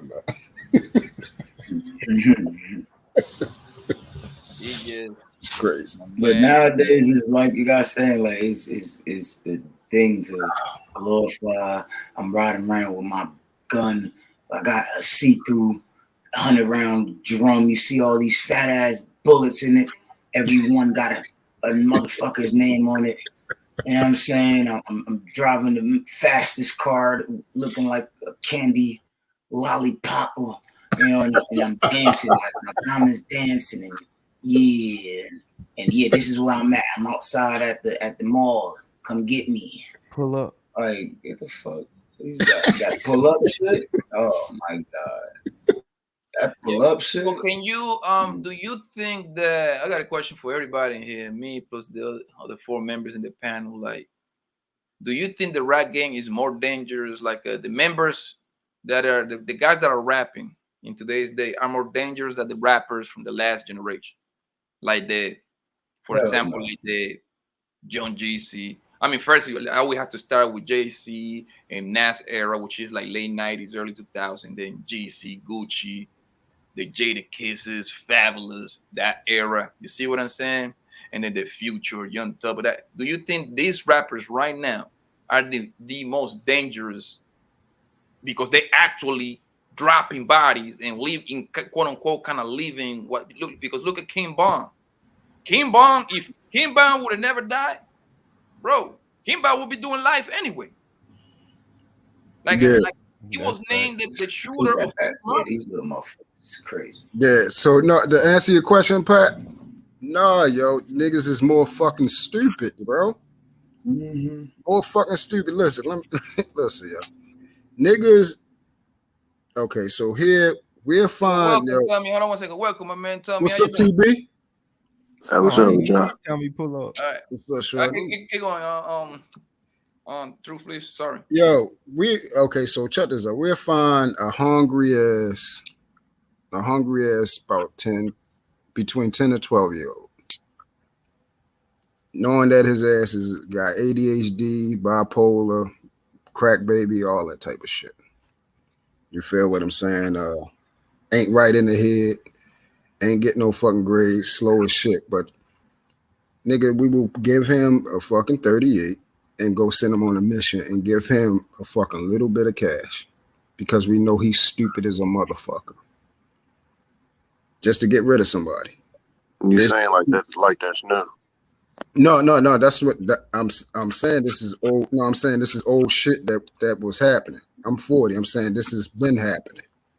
So these are them same dumb little motherfuckers growing up now, bro. These are the same stupid ass, slow, dumb ass niggas that we got as a young age to grow up and do certain shit. And these are the same niggas that's walking around here. They probably do a couple years and they come back out, and all they got is they still those same hitters. It's just so you just made a case for it is more dangerous. You know what you said just now? It was funny. It's just like the same shit in the game. Like back then, you got the little stunt dummy and shit. Yeah, basically. Same shit in the industry. I'll be honest with you. I ain't gonna say with camp or whatever, but I remember one time doing a video. I was acting in a video of these artists, and it was the Def Jam type level. And you could see the A&Rs and their managers, and their conversation was just pretty much how, like, and they talking about the artists that they got in the group chat, and they like, you see how he just bought a belt, and it's like they're instigating situation amongst the artists to see who's more fly, who get more money, who's dropping more this track, and it's like they sending them on stunt dummy shit. They don't really give a fuck about it. Same shit going on. But I mean, so Truth, you started off by saying no, and you literally made a case for it being more dangerous now. Because the difference between then and now is them niggas wasn't rapping back then. They was just shooting shit and moving on. Like the niggas that's actually shooting shit is actually rapping now. We didn't grow up with niggas that was actually shooting shit and started rapping. The closest we might have got was a nigga that sold a little dope and then he started rapping. But when we grew up, most of them niggas was fake as fuck. Let's just keep it a bean. Most of them niggas was telling stories about their homeboys, their brother, their cousin, their uncle, or somebody like that. Most of them niggas, all of you niggas that was outside of Cali, surprise, we been knew NWA was fake as fuck. You niggas thought they was real. I thought Ice Cube was the toughest thing on the planet. We niggas in Cali thought them niggas was hard. Now, Ice Cube is no punk. But was he with the shits like that? No. Eazy-E was the only one that he wasn't even maneuvering like that. But what I'm saying is, we didn't grow up and have King Vons. Period. That did not exist when we grew up. And now you can go to your Spice Ones, to your motherfucking, to the hardest of the hardest. Them niggas wasn't putting up numbers like a King Von. That's facts. Lil Durk and them. The rappers was coming around. I give what you. So basically, what I was saying is the niggas, those little niggas that was doing shit, they the ones that's, I guess you would say they the King Vons or whatever. But I'm still not. I'm just saying, like, it's people that niggas don't know. Like, these niggas is, you got a face to what happened. It's niggas that niggas don't have no face, and those are the dangerous motherfuckers, bro. Well, yeah, no, that's why they always say the entourage is the most dangerous part. It's not the rapper, it's the entourage, because they'll have them niggas around them. Yeah. Like the game. The game wasn't really the nigga to be worried about. It was Empire Rules that was around. Right. But yeah, it's more dangerous because they're more exposed. It's more access to people. Exactly. Think about it, right? Even if you careful, Truth, I'm gonna find somebody in your orbit. it's gonna be somebody. It's gonna be your daughter. It's gonna be somebody in your orbit that's not as careful as you. And I'm gonna get that low if I want it. It's way more access. Well, no, he was asking if the actual rappers are more dangerous, not if rapping is more dangerous. Oh yeah. My The bad. rappers I'm of today's multitasking. day, do you think it's more? Hell yeah. rappers back Oh in the day? yeah, I agree with Tommy 100%. Yeah. Now saying Yeah. it like that way, Yeah. My bad. I thought it was the other way. Yeah, it ain't no OGs left even to tell the little young cats to stand down, because that's the difference I saw. Like, you can't even tap in no city no more because not one person is in control of the city. So like, if I want to go to a Detroit or something like that, it ain't no single person because everybody bullshit. You better call Trick, nigga. All the big homies. I mean, I know you're supposed to call Trick, but no. Listen. Hold that's on. one city Let's work for. stop that bullshit. That's cat. It is big niggas out there.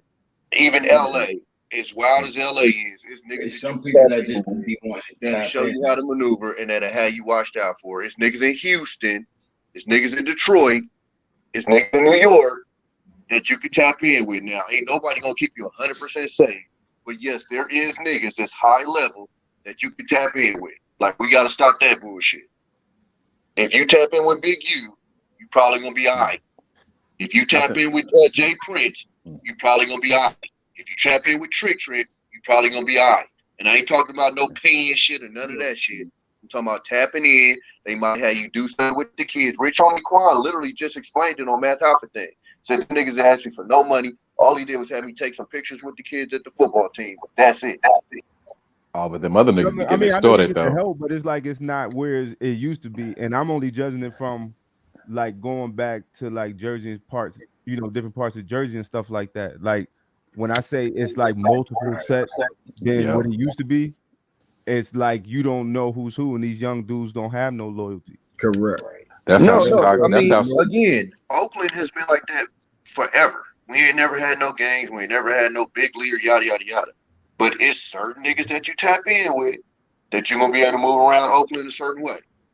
It's just what it is. And it's in every city. Everybody know who the big is. It's always niggas floating around any city that niggas know not to try. Hey, Tommy. Not to say that the nigga won't try him, but that's going to be probably one of the last niggas that's going to get tried. See, I understand that, Tommy. That you gonna tap in with. I understand that, Tommy. That shit don't work in Chicago though. Yeah, I'm about to say that shit don't work. Not no more. It would have. Nobody respecting none of these niggas because the niggas is either all shot up. But you know what?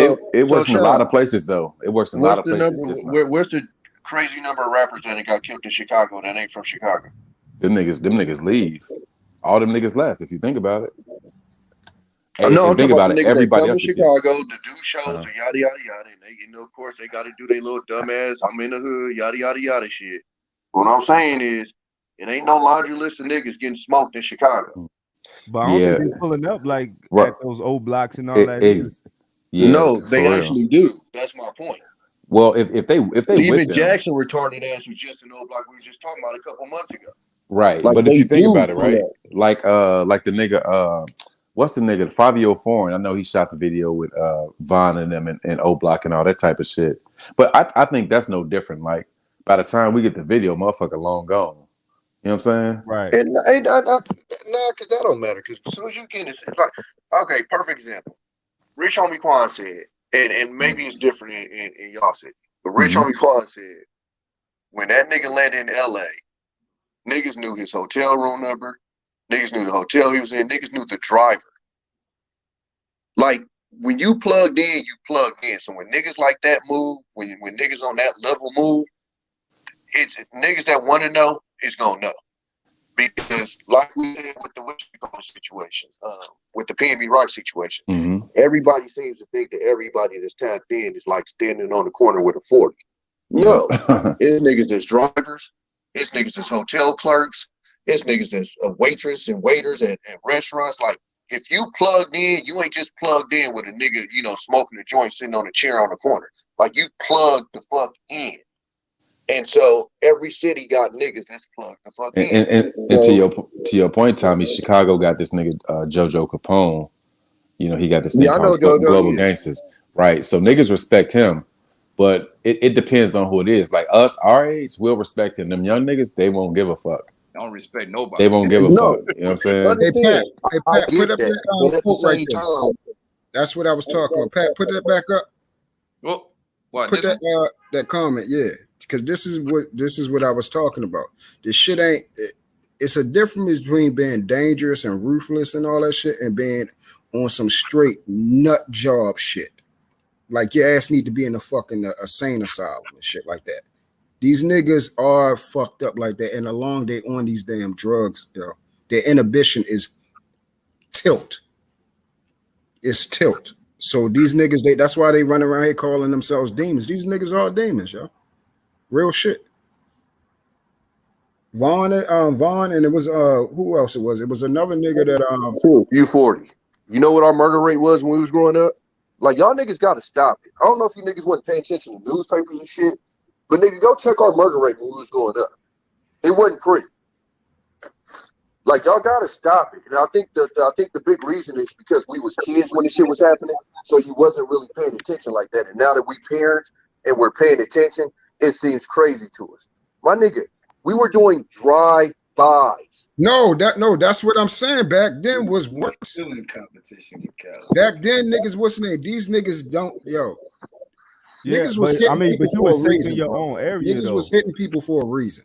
Yeah, but you were safe in your own. It wasn't area. just Hold because on. somebody said their See, we fucking gotta words. That's when we gotta stop romanticizing the shit. No, the fuck we wasn't, bro. Stop trying to make the shit seem like it was super morals and no, the fuck we wasn't. Niggas was smoking niggas, period. It wasn't always based off of principles and shit. That's what our generation always fucking do. We try to romanticize our shit and oh no, they only went and smoked niggas because this, and this happened. No, niggas was smoking niggas because you got more money than. Niggas was smoking niggas because you got this block and I want this motherfucking block. The difference is that gotta be then that, it's that different back from the east to then, the west. like 10, 12, I'm gonna go as far as like 2010 down. No, it was no social media to kind of glorify the shit. No, now, exactly. That's a huge now, part. like for example, like now a guy like Takeoff died, and literally 2 billion people will we can have access to that information 10 seconds later. Literally. No, well, I'll go beyond that. Nigga, you go on YouTube and they literally explaining the politics on YouTube. Mm-hmm. Some square ass white dude that ain't never even been to the city, because I'd have been on the channel and told the little bitch nigga he don't know what he talking about. They fucking up the politics. They don't know what the fuck they talking about. They talking about my motherfucking homeboys and got the whole story fucked up. But you get these little square ass niggas that read newspaper clippings and try to piece shit together, and they making whole shit trying to tell you the whole shit that's going on in the hood. So no, I get that. But what I'm saying is, because I told people this too in our generation. If you think this generation is stupid with social media, what the fuck you think we would have been? We would have been fucking idiots with social media. That's a guarantee. The fucking Chambers brothers got caught. Look up the Chambers brothers. I think they're from Detroit. Because they had videotapes. I'm talking VHS. Of them throwing out words talking about we need to go get into the home. I believe they were like from somewhere down south. I know what you're talking Okay, they might be from down south. Okay, but yes. But literally the reason why they got indicted is because they had a videotape of them with all of the cash ass making some dope money. And they were like, "How we getting money? We getting exactly." I tell people all that. Listen, y'all can say whatever y'all want about this generation. They ain't got nothing close to what we had with Freaknet. There is no function that even fucking rivals Freaknet.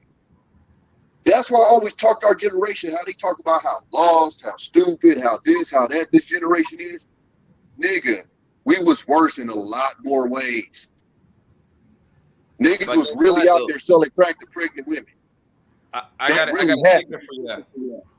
Some of those Britney, some of those women that went to that Britney activity back in the 90s. Hey TB, I can't even argue about that. That shit about that selling to pregnant women. All right, yeah. Son of your mamas, nigga.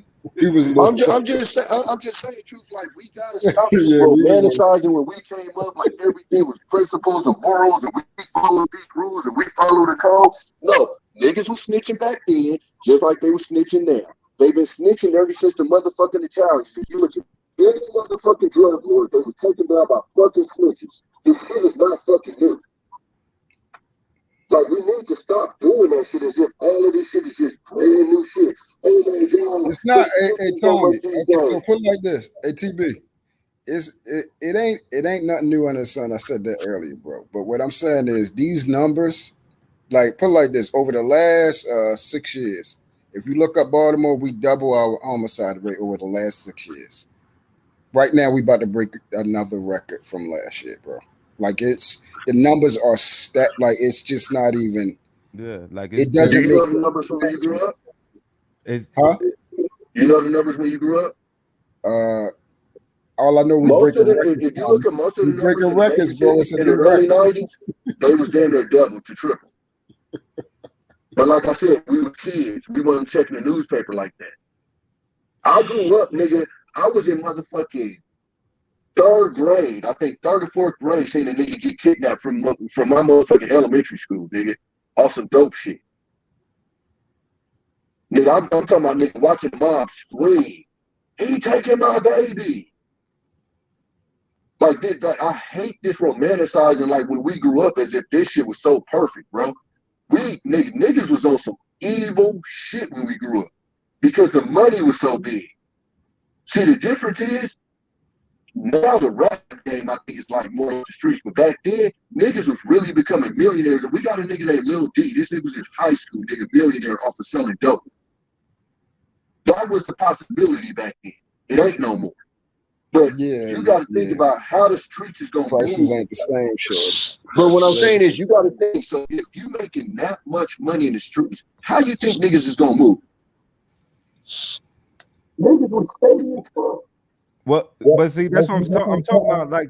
Like the overall crime, I understand that was the same. But when you was in your own section, you wasn't looking over your back like you got to do now.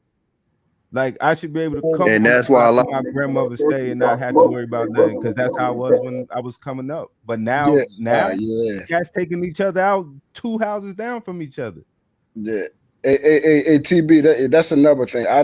Now I'm gonna be honest. I don't recall niggas running up in people G-Mon house and all that. Like that part I don't know.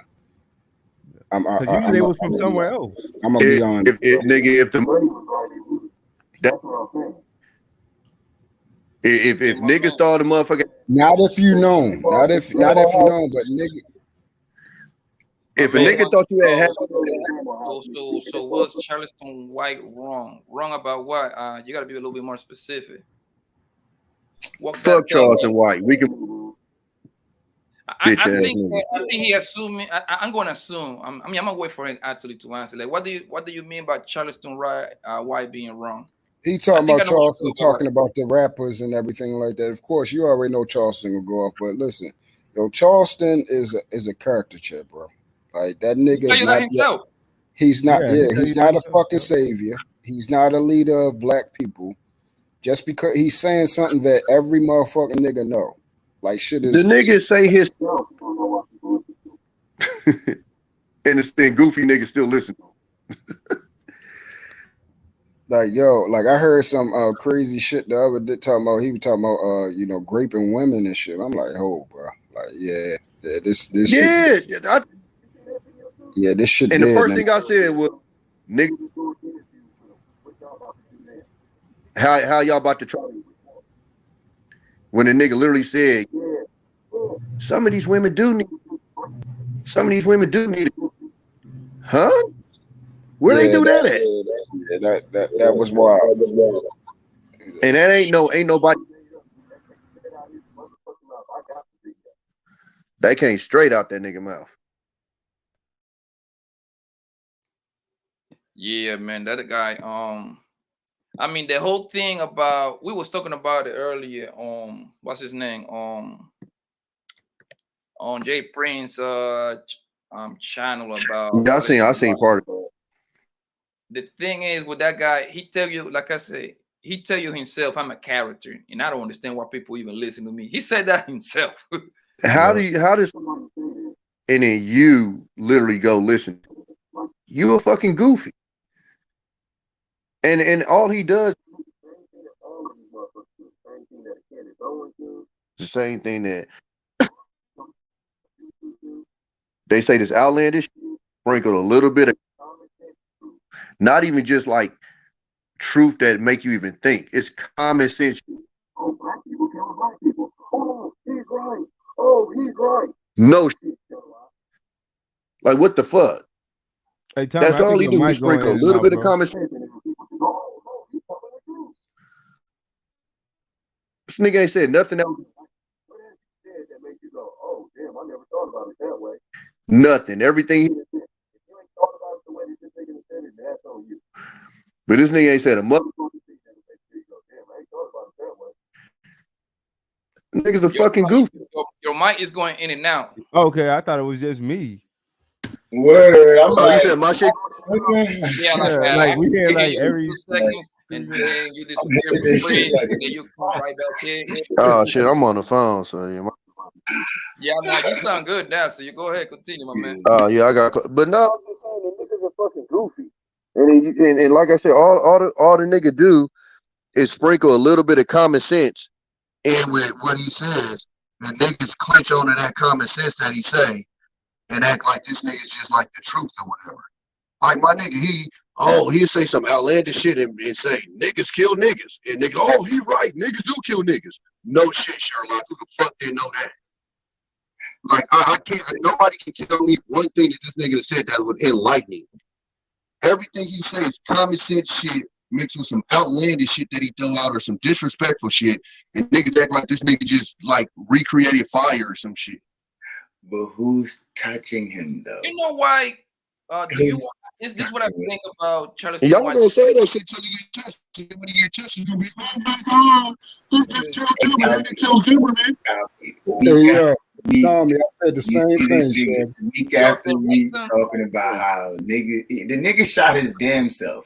Like in the club. That's how much he was strapped up shorty. Like, but every time a nigga step up to him, every time that fucking why he ain't moving around LA like that? That pepper pistol. Like, can you, in my Shit, opinion, let them come here. These the reason motherfuckers why- don't give a fuck. the reason why a lot of people I'm support trying to- Charleston White is because Charleston White Let is his stupid saying ass stuff come like here. everybody should snitch.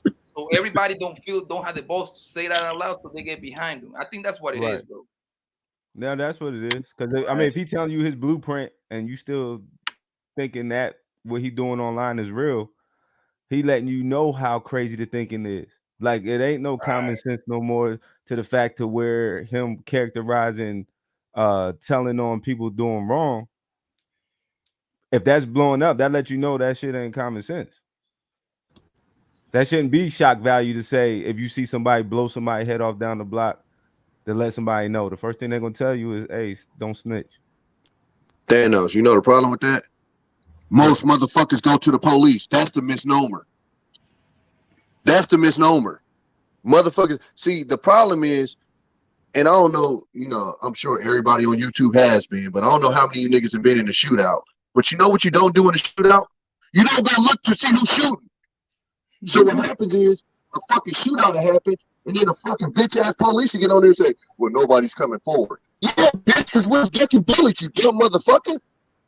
Why nobody hold no fucking code? We trying to live. Exactly. And then here come the stupid ass white people. Oh, we're not snitching. Oh, we're not snitching. No, bitch, we're trying to live. Nigga, I was under that Buick over there, motherfucker, trying not to get hit. Excuse me if I pick my head up to go identify the fucking shooter. But most motherfuckers in them situations, they fucking snitch. Oh, I'm sorry, they talk to the authorities because most of these motherfuckers are civilians. In most cases, when that shit happens, they go speak to the authorities. They just make this misnomer and act like motherfuckers don't talk to the police. Most motherfuckers that get convicted in jail is because somebody snitched. The police ain't that good at their job. That's a fact. It's law-abiding citizens that go talk to the authorities and be like, you know what? I don't know what happened. I just know gunshots went off. I ain't see nobody. I was too, like Tommy said, I was too busy under the goddamn Buick. But these gangsta ass niggas, oh man. But I think that's what they talking talking to about. nobody. I'm getting the fuck up out of there. Fuck that. And Tom, you funny as shit. You said everybody been in the fucking shootout. Hell yeah, and niggas they'll tell you on here in a minute they would have turned around and started shooting. Not true. When I went to boot camp, bro, this was the wildest shit I ever seen in my life. I went to boot camp, and so it was an admiral up there talking to us about how crazy the world thing got. So this nigga goes, so I just want to ask you guys, how many of you guys has been shot? My nigga, when I tell you about 70%, how many people have been shot at? And when I tell you about 70% of the motherfuckers stood up, and I looked around and said, you lying motherfuckers. And then when he said, how many of you returned fire? I would say maybe 10% shot sat down. And I was like, bro, this shit is wild. You can dog, it's like people gotta like see. This is my problem when you talk about like movies and rappers and shit like that. What people don't understand, like when you're in the streets, 90% of the time that shit is boring. It's no different than the military, nigga. The military is not the movies. Most of the time, we're bored. We're fucking around. We fucking off. It ain't all bullets and shit all the fucking time. But what happens is when you see these movies, when you see these mixed societies, because they got to condense, first of all, they got to entertain you. And second of all, they got to condense like a life story to within like 2 hours. They make it as if every day you walk out, it's a drive-by, it's a shootout, it's this and that. My nigga, most of my memories in the hood ain't about getting shot at. That's just the shit that stuck out. But nigga, we cracking water, we cracking up fire hydrants, nigga. We having barbecues, we standing on the block talking shit, drinking Heinekens and breaking the glass. Nigga, like that's the hood. But for some reason, and that's why I can tell certain motherfuckers that really fun right now, because niggas act like this shit is the goddamn war zone every fucking day. In fact, when you go to niggas from Chicago, they tell you that shit. Like, nigga, y'all think this shit is what's on the news? That ain't how fucking Chicago is. Hey, Tommy, niggas don't know niggas was on the corner near the bar because niggas, like you said, niggas was parlaying. Niggas was there so the niggas can run in there and get snacks. Niggas was there so they can get a brew, get cigarettes. Bro, that shit, if they really did a real movie on the hood, you would be bored as fuck. Niggas is standing on the corner scratching their nuts, nigga, all day. I promise you, nigga, it's not this action-packed movies that you niggas be watching. Niggas be fucking just chilling, bro. That's it. It's literally just chilling. Every once in a while, somebody might go spray some shit, or if they get hot or whatever, niggas is what. But it's not this whole like like I said, like with the news where they just make it seem like like I tell people, most motherfuckers that come from the hood live a normal fucking life. Most people that come from the hood don't live these gangster still lives. They live in. I got a partner right now that live in the exact same hood as me, and this nigga has none of the stories I have. Never been shot. Never been robbed. Never been had to go through that shit, bro. Barely even had everybody ain't rich like the niggas that be out there. If they work the regular job, they making that same income. It's just like it just be funny to me, bro. Like I had niggas in the military that I had to talk to and be like, bro, it's all right that you ain't grow up there, my nigga. Like I tell motherfuckers, I actually envy them niggas, man. I got partners, man. I watch these niggas on Facebook and I be lightweight jealous, man. These niggas go home, have barbecues, everybody they grew up with is at that motherfucker, bro. My niggas is in jail, man, or in the fucking graveyard. That shit is sick, bro. That shit is sick. And I wish motherfuckers would understand that shit, bro. Like the shit, like when you really go through that shit, man, that shit is sick.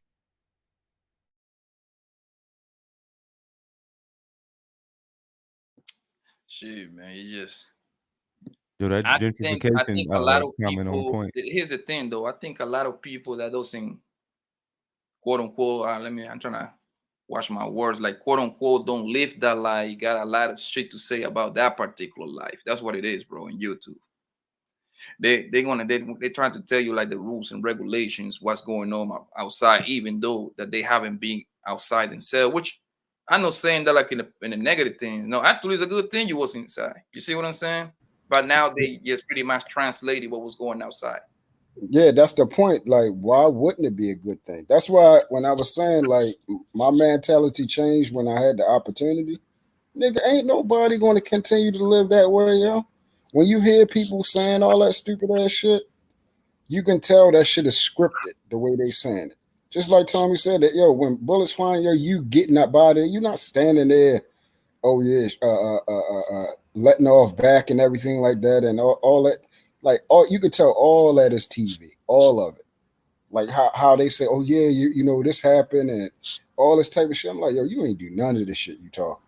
I'm trying to tell you, it do not work out like that in this split seconds. All you have time to do is run, or your ass is going to get hit. Well, that's the funny thing, though, bro. Is like, again, you go back to the movies. When you go in the movies, the shootout lasts for, minutes. Man, the shootout is like seconds, bro. Motherfucker let off, you let Literally. back off, So and that's it. Tommy, do you know how long is a goddamn 8-second shootout in the street? That seems like it's 3 hours. Yeah, it seemed like it's forever, yeah. Yeah, it seemed like it, but that's what. But the way they would talk, the way the story, nigga, you ain't like Tommy said. You ain't got no time. You got to get around that corner and hide, nigga. Like that. That's it. It ain't no. Oh, I seen this and all that. Like, yo, that shit do not be at in real time. No, that shit do not be happening like that. In the movie, the nigga changed his outfit. He changed guns. He cock and reload. Yeah, and niggas be on here saying that stupid. He make a baby in the process. He actually go to the hospital, deliver his own baby, and come back and still get back to the same bologna sandwich. You be so long, bro. Nah, James Bond getting 55 shootouts every year, man. He never died. Yeah, that shit is crazy, bro. That shit is. But no, not I think just people just be infatuated with it, bro. It's just, and I just try to explain to people, bro. It's another side to it that ain't cool. Like, I mean, I don't know how many times I've said on this motherfucker, bro. Like, niggas watch the news, my niggas is in the news, and that's just what it is, bro. Like, nigga, this year alone, nigga, I done had 2 family members in the news. Like, that's just what it is. Like, it ain't no niggas just listening to the shit. Like, nah, nigga. My niggas is in that shit. Yeah. Like, yo, if you ain't got niggas like one of my peoples and everything, like walking around and the nigga only got 3 fucking fingers because his fucking hand got blown off, yo. Like that, like it's certain shit like you would not be glorifying that shit, yo. Niggas in wheelchairs. I know a nigga that you would not be glorifying. Like these niggas got a shit in the bag, yo. They got a piss in a bag. Like the shit is hanging off the wheelchair, and you seeing shit and piss and blood going that shit. Like that shit is not it's not a movie, bro. That shit is. And then even like the niggas that get shot. Like, nigga, I got a nigga that got shot, and this nigga that died 2 years later. What the shit was left in him? Yeah, but it was they said some shit about some lead or some shit. Or lead poison. That's why I said it was left in him. Same thing happened to my cousin Lenny. The shit, he was taking medicines to fucking combat the motherfucking iron and lead and that shit, and the shit ate him. His fucking hair started falling out, and it ate him up, and he just died. He just died. That shit skinny as fuck, all that shit. Yeah, like, that was the nigga that I looked up to right there, my cousin. But that's what I said. Is like, it's certain conversations you could have with certain niggas, and you know what I'm saying, that they done been through some shit. And when I hear some of these niggas and they talk, I just be like, bro, like why are you trying to do that? Like it's stupid. You know, I don't get it. This is some nasty shit, man. Like, even when you like, because from what the shit that I'm reading is like, he was supposed, I mean, obviously we don't know if it's true, so everything is just allegedly, right?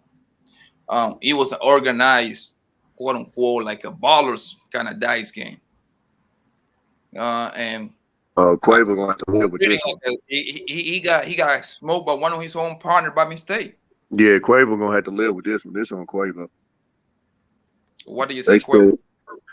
Because Takeoff wasn't even shooting dice. It was Quavo that was shooting dice, and Quavo was getting hit. I think they said he was getting hit for like 7 racks, and basically Quavo got like he started trying to big dog the nigga. And so basically, from what I understand is they kind of got into a tussle, and that's when Takeoff stood up, and that's how Takeoff even ended up in the mix. And one of the dudes from the entourage started letting off and hit Takeoff, on accident. And then I think when the niggas return fire, they hit Takeoff too. But well, I understand the nigga and his entourage pretty much the one that took him out on accident. Because they said that nigga was just spraying. He wasn't even like aiming. Damn. Allegedly, like you said, allegedly. But yeah, that's yeah. And I just seen that from like multiple, sources from people that were saying that was there.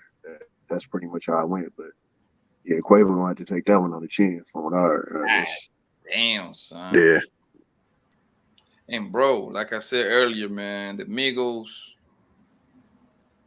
is the most legendary group in the past 12 years. Like that's not even a debate. When it comes to that's not a debate, whether you like them or not. And I have been in plenty performances especially in Las Vegas because they got like a contract with Dre's, and they always at Dre's. I think like 4 or 6 times per year. God damn, them boys put one of the best performances ever, bro, because they go 2-3 hours just dropping hit after hit. I bet you him and Offset get over that bullshit.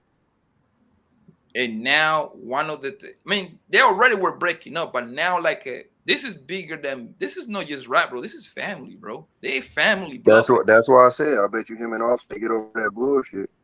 That shit, like, how the fuck do you live with yourself over something like that? That's what I'm saying. Like, this is what I was saying, like, about this shit has to change, yo. Like, your mindset got to change because, like, yo, I can't imagine that, some shit, because a place that I did not have to be.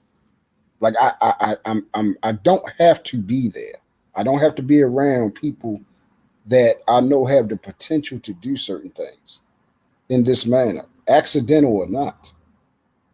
And one of my mans, my blood, you feel what I'm saying, is gone, not because of a situation, not because of a beef, not because we was handling something, off of basically ignorance and stupidity and accidental. Nah, you missed one word, and the biggest word, True. Pride. Pride. Oh yeah, pride. You're a millionaire, and your pride was hurt over $7 grand. Over racks. Like, that is insanity, bro. That is psychosis. It doesn't make sense. That's why I disagree with, or not disagree, but that's why I put no on Poppy Poe. It ain't the most dangerous job in the world. Kendrick don't have no problem being a rapper. J. Cole don't have no problem being a rapper. Wale has no problem being a rapper. You know what Kendrick and Wale and J. Cole not doing? Shooting fucking dice like they niggas on the corner. Fact. Grow the fuck up. It's crazy, bro. I'm so sick of them perpetuating this stupid shit. Jim Jones, I hate that nigga. I love his music. I hate that nigga, bro. You damn near 50 with 75 chains on, bro. Grow the fuck up, nigga. This nigga 48 years old. Yeah, that like literally, like damn near 50. With 18 chains on. Grow the fuck up.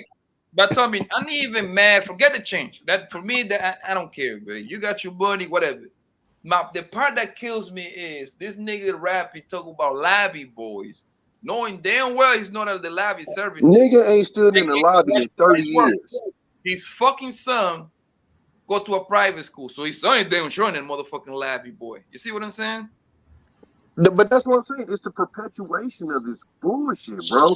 If you made it out, you made it. But stop trying to act like you addicted to this lifestyle. Fuck out of here. If you was that addicted, then nigga, you would be still staying at 4B, nigga.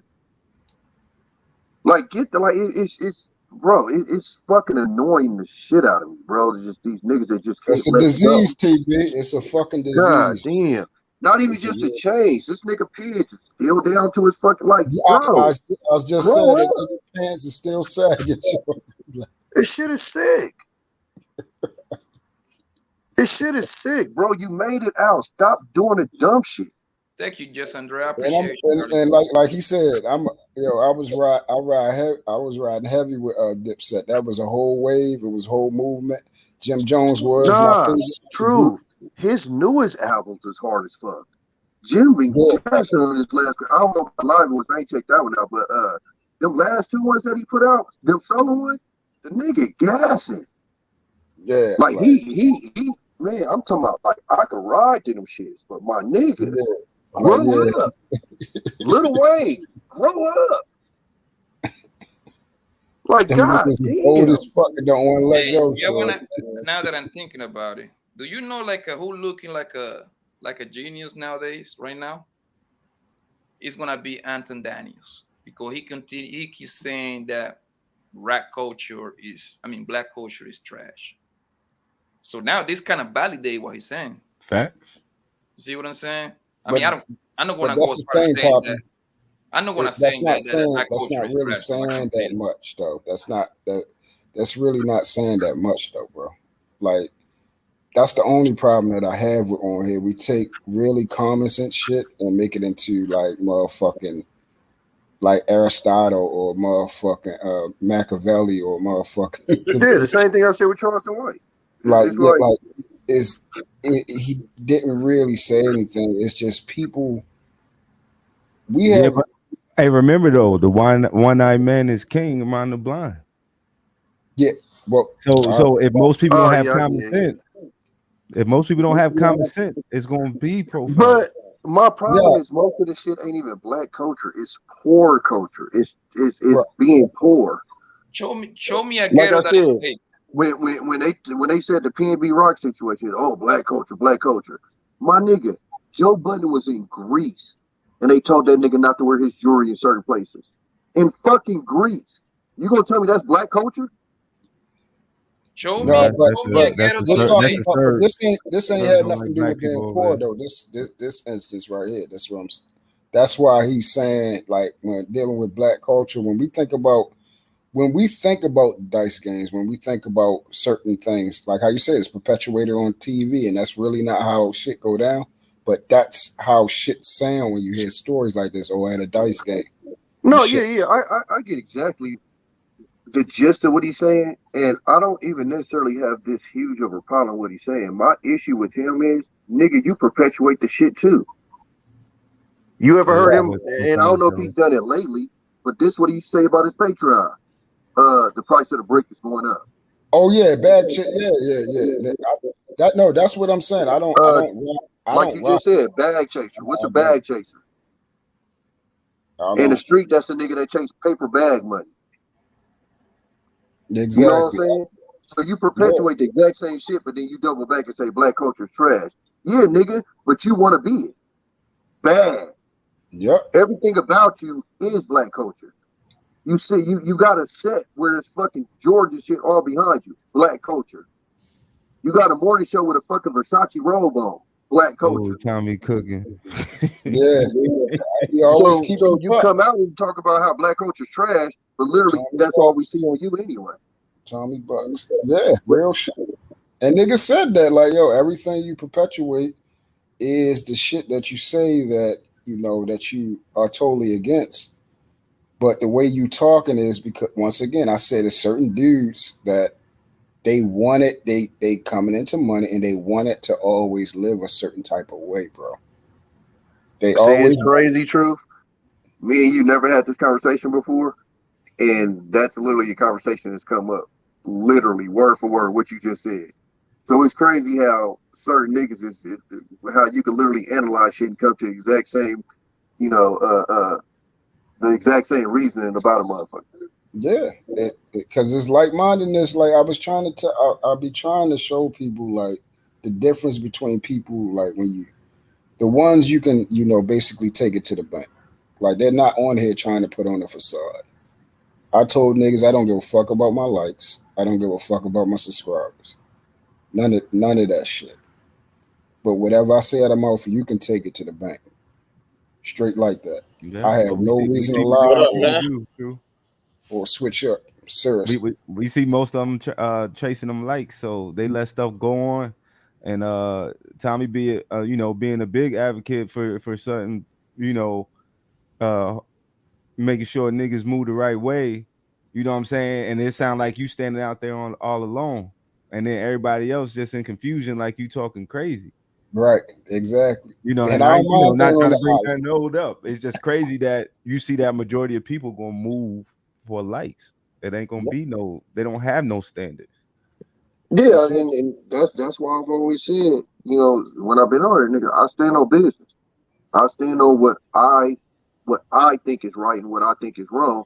And I'm open to being wrong about the shit. And if I am, I'll correct myself. But I stand on what I think is right and what I think is wrong. And ain't no likes, ain't no subscribers and shit gonna twist that. You know what I'm Yep. saying? If I think a nigga a goofy, I'm gonna let him know. Blood, you acting like a goofy. Flat out. You hit that Oh, leave nigga is the studio most popular button. nigga of the You least real popular life, nigga. you know what I'm saying? But I don't know what's the separation. I don't know. This is still real life. We just on the computer, so I don't understand why so many people got two different sides. Like Well, you still should because be real Well, it you. can We come just on the on. computer. well, They not can, because most people. I'm gonna be honest with you. To a certain extent, if you want to be successful on YouTube, you have to have some sense of like a character. So I'm gonna say like you. My best way of I would say about doing like a YouTube or some shit is like being like a caricature of yourself. And what I mean is like not overdoing it, but like perfect example. Like most niggas that get on screen are not dressed the way that they just walking around the house. Like you, it's niggas that put on outfits to come on this shit. And I'm not knocking them for it. I get it, but I'm just saying like that's a fact. Like that's I wouldn't say that's being 100% you, because if it's 100% you, half you niggas would be on this motherfucker in a white beater and some box or some shit, because you at the house chilling. Not me, Like man. most of us I got on broadcast the in the same house. shit. I don't be on here dressing up and doing none of that, man. yeah, I come on like same shit that's regular. But you is right though. Some dudes like they be putting on chains and hats and yeah, you could tell like you're not gonna be wearing no shit like that in your house. Like, you're not gonna be walking on Yeah, no big ass chains and no fitted like hats and all types of shit like if that. if I come back from an event and I Yeah, hop on, I might still have all my shit on. But for the but most part, if I hop on, like you said, and again, I'm not knocking it, because I think, because you gotta think about it, bro.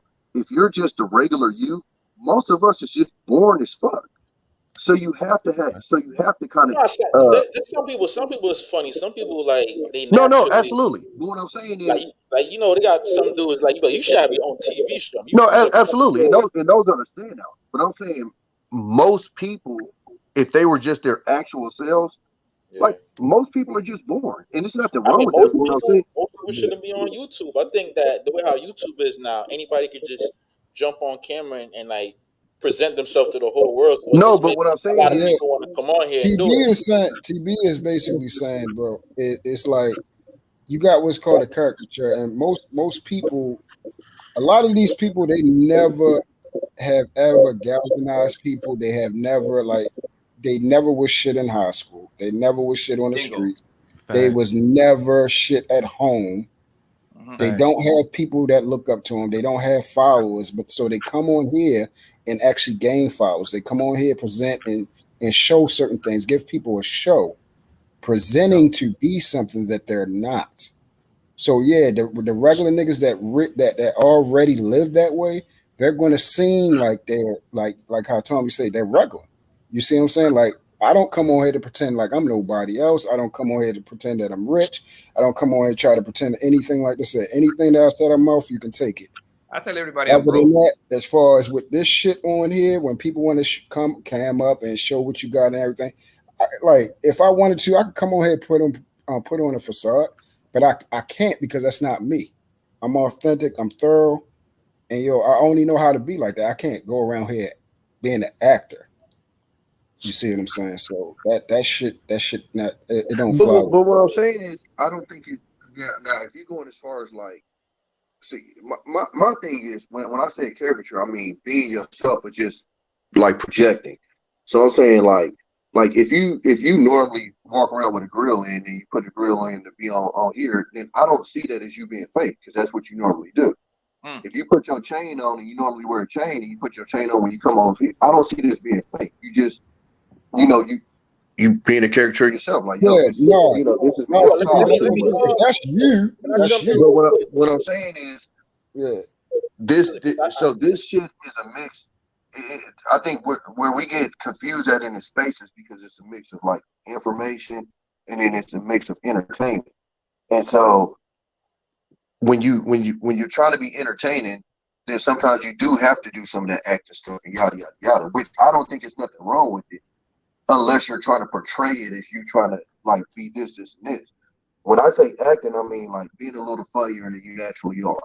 You know what I'm saying? Or stuff like that. That's why I'm saying it, because it's a balance in doing shit. You see what I'm saying? So yeah, because I heard myself come on here because I thought everything was building in this joint. One second, real quick. Yo, Zach, man, welcome, bro. I appreciate you pulling up over here, man. Yeah, no doubt, man. Yo, I what just you think woke about that up. conversation, Brody? Yeah, I mean, I just woke up, man, and I seen like all these niggas on YouTube live talk about Quavo dead. I'm like, Quavo dead? I'm like, what the fuck just happened? So, I go and I research, I'm looking at everything, and this shit is just sad, man. This shit is real sad because it seemed like these days, like every week, a popular rapper is killed. Like back in the day, Biggie and Tupac getting killed. That was like big news. Like it was never seen before. I'm not saying that dudes wasn't always getting killed, but now it's like an every week thing. And I think part of the reason for all of that is these days the line between like a street dude and a rapper is blurred. You got any dude could just get up, and this kind of goes to what we're talking about. Anybody could just jump on YouTube or jump on any of these platforms and just put out a record. And if the shit blow up, now you a rapper. Yeah. And that don't mean that you still not a street dude. You might be a street dude. You might have shot somebody last week. But now you got a video on YouTube blowing up. So out of nowhere, you now become a rapper. So I think that is part of the reason that's fueling the numbers. Now, when you have like a dude like Quavo, that's an established rapper that's been in the industry. Takeoff. Yeah, Takeoff. Yeah, my bad. When you gotta do like Takeoff, he been on the industry so much. I think with a lot of these rappers, they putting off the image that they still in the streets. Like my whole thing is, because I read the report, he had a dice game in a hood, and I'm like, damn, like yo, why you? I get you still. No, he was at an event, bro. It was a hotel. No, it was a bowling alley. No, Yeah, it was a bowling alley. Different reports. Yeah, he was at a bowling alley. Yeah, it was a bowling alley. Yeah, I've seen the video But the thing outside is when the this, police though. put The up thing and is this. everything. So, like, I don't know, like back in the day, it just seemed like you didn't really have that close of an access to rappers. It's like they always had their own world. They was all doing their own thing out in Hollywood or wherever the fuck they was at. They wasn't really like around. They wasn't so easily accessible now. And I think with that ease of accessibility, it's a lot easier to get to touch them. You know what I mean? It's a lot easier to like do things to them. You know what I'm saying? Zeb, the reason why they're accessible, bro, is because they're making themselves accessible. What's that, I agree with that. Yeah, I was gonna get to that. What I'm saying? Oh, go ahead. Yeah, that's why I just wanted to say that. Way more accessible, and to a lot of street dudes, when you is out there presenting yourself, you got these big ass chains on. They know you got money. To a lot of dudes, they looking at that like a challenge. And you have a lot of rappers, they're very cocky, they like to boast. It's almost like you taunting, you know what I'm saying? So think about it, if you out in the wild, you out in the jungle, and you was prey, and you got all these lions around you. You golden a lot of these dudes to try you. And I think that these rappers, they put off this image because it helps them sell records. At the end of the day, if you want to be a rapper and you want to be successful, you want to make money, you're gonna have to put off that image to where you flashing cash, you flashing guns, and you flashing jewelry because that's what the people want. You could try to be a rapper, you could try to be a conscious dude and rap about positive shit. You're not gonna get any views. I'm saying niggas is not gonna fuck with you. So no, hold on. Let me push back on that. I talked about this earlier. Hold on. Gonna stream your shit. That's just Hold a on. fact. Fuck Hold on. No. Kendrick Lamar's doing numbers. J. Cole is doing numbers. Wale does numbers. You can name them back to back who do numbers. Dude, you naming rappers from our generation that already got an established name. Me saying that Lupe don't gotta do that is not negating what I'm saying now. If you it's a nigga named during the Lil right now back that's era, doing numbers. if you already got a fan base, you could last. But if you was a new young rapper and you trying to break into like the TikTok world and compete with like the Lil Durks and be relevant, This is the music that you gotta play. It's a nigga named Lil Russell. You can look him up. LARUSSEL. That's doing I never heard numbers. of him, and a lot of people never heard of him. Is that? I did No, but he's what still I'm doing telling you numbers is- though. What He's I'm still telling doing you numbers is though, he's just for the numbers access to independently. getting to your fan base.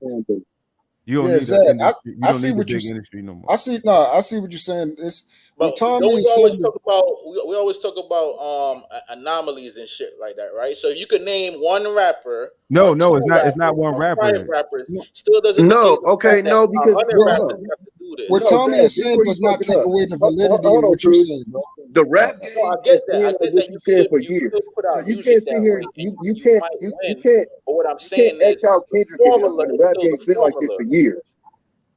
Yeah, but what I'm saying is the formula is still the formula. You have a higher percentage chance of becoming a successful rapper if you do this, this, and this. Can you do this other thing and put out positive music and you might make it? Yeah, you might. But if you do it this way, you're almost guaranteed because that's gonna generate the interest of the majority of people. You're not gonna be focusing on just a small niche that wants to hear positive rap. But that's all you Yeah, need. You don't no, need the I big fan agree with base no more like that. With these platforms, you're gonna make money 3 different ways. You don't need the big industry to push you out. That's why they usually going after people who already established. You don't see labels going to get people, and then what they used to do with the A&Rs was develop an artist.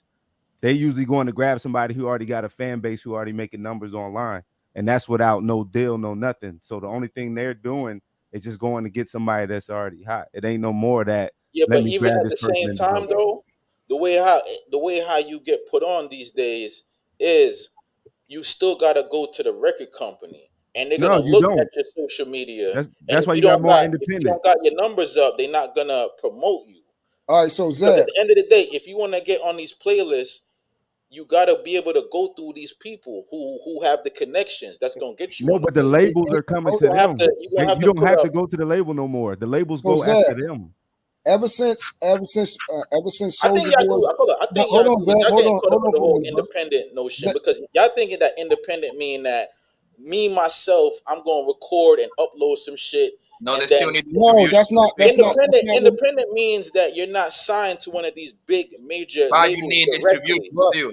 So Zach, what niggas is saying does not. Again, it does not take away what you're saying. You're saying that it's a certain formula, which is true. You have to promote yourself. You have to sell yourself. You have a certain type of way. You got to get a certain type of light shined on you. We get that part.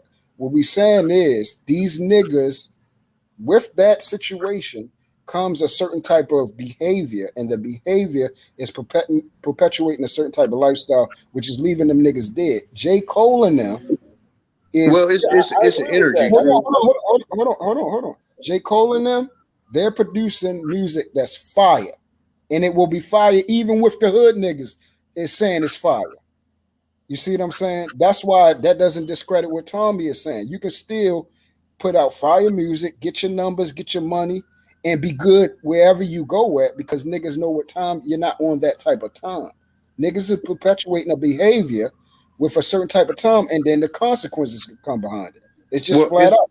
It's an energy, Truth. The thing is, They though, put out an energy, and the energy is coming back to them. If you put the out thing is, though, with that, like again, when you what's the energy? You shooting dice. That's the energy you putting out. Yeah, but Kendrick ain't out there shooting dice. J. Cole ain't shooting dice. Yeah, no, that's what I'm Wale saying, ain't shooting TB. That's what I'm saying. Yeah, but I'm saying it's the energy they putting out. That's why I don't agree with Yeah, how but the rappers Tommy, the most dangerous what job. about It ain't the most dangerous when job. It's you what these refer niggas to are doing. dudes like Kendrick and Jake, you notice they always go to the most skillful rappers that you could think of. These is dudes that they're rappers because they're actually good. They actually got talent. And Their then I talent just named is LaRussell. So, He superior said, "Oh, so I to the done listen it what for you overwhelming just years." said. majority You're of saying the rappers. niggas. But for the Listen what typical you just dude, said, Zach. let me say what I'm saying, though. You hear what I'm saying? For the typical hood dude that can't come up with these intricate bars like a Kendrick and like Drake and like J. Cole, who just want to go with the simple formula so they can make a quick buck, they're gonna go and this is the easy formula to do it. Not everybody got the skill set of a Drake and a J. Cole. That's where I was going at, bro. So because, and I had mentioned this earlier. we was up here talking about it's a trend with a certain type of sound that's automatically causing niggas to get hit when they're not even gifted. That's the point. The niggas not even gifted and they come with a certain type of sound and they're dying over this certain type of sound because they bring in the energy and the behavior with it to still remain doing dice games and all this goofy shit. But see, I don't think that they're dying because of the music that they're putting out. I didn't say music. I said behavior, bro. I didn't say music. I said behavior. I said the energy there. I said the atmosphere that they're around. Yeah, because we're the country dudes dying at the dice game. I didn't say nothing about music. No, I know that, but what I'm saying is when it's a pre-packaged, it's like a factory process with this rap music now. They're taking that's the old way, bro. That's the old way. Still that way. They're taking hood dudes that's still in the hood, that still got street beefs, and they're putting them on there out as rappers. But in my opinion, they're not really rappers per se. They're just hood dudes that got a platform now. And that's what I'm saying. That's what I'm saying. Most rappers from our day didn't even come from the hood. I didn't say the music. Most of the rappers didn't come from the hood. In this situation, in the Quavo situation, that don't really apply though, because Quavo is a legitimate rapper. I think what got him killed was because he's around goofy ass motherfuckers that still got that man. He's not even from the hood. I'm saying, I think what got him killed was, although he already made it, he's like a top tier rapper. He still feels that they have to come and engage in the hood. I just said that, bro. You're not listening. You're not saying nothing different. I'm not debating. Yeah, I'm not refuting what you're saying. But it's no set thing you gotta be no more. That's the old way of looking at the music industry. It's not that no more. That's why the labels got to go after the artists now. The artists don't have to go to New York and panhandle like J. Cole and them did to try to get on. Those days is done because you can get your numbers up on the internet. I mean, you could get put on in different ways, but what's buddy that unless XXXTentacion wasn't on no gangster shit. Yeah. What's other buddy that died from the pills on the plane? What's his name? Oh, you talk about Juice WRLD. Juice WRLD wasn't on no gangster shit. Like it's pretty. He killed himself. I get what you're saying. That's the pre-packaged, like the quick way. And most times, if you take the quick way, it just ain't gonna last long in anything you do in life. But there's other avenues that niggas can take. We not gonna act like there ain't no other avenues that nigga can take. Like that's the only way to get on. Yeah. And you gotta be economical what you gonna do with the money. Like if you got a record, right, and you make $1 million off that record, you could take that money and do a whole lot of shit with it. Like you don't even gotta be a rapper. Like in my opinion, I think you're better off coming out with one hit single, getting that money and just flipping that shit and just say, because it's about the clout. It's about the clout. Let me give me the quick million and I'm gonna go flip that and go do something else with it. Nah, let me play this video real quick.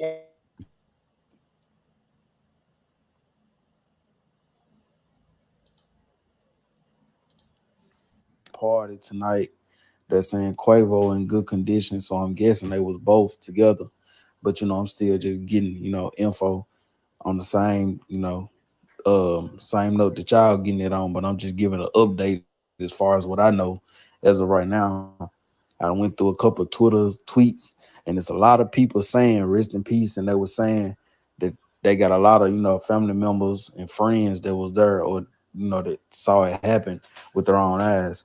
So, maybe some videos or some surfacing in the morning, but, I'm just giving y'all an update, tapping in with y'all, man, letting y'all know what's going on right now. I say it happened at approximately like 3 a.m., 3:30 a.m. in Houston, somewhere in Houston. I'm guessing they had a little private event and things must have went left. But yeah, man, stay checked in, man. Tap in, man. LTY TV, all the latest news that's going on in the rap world. Checking out.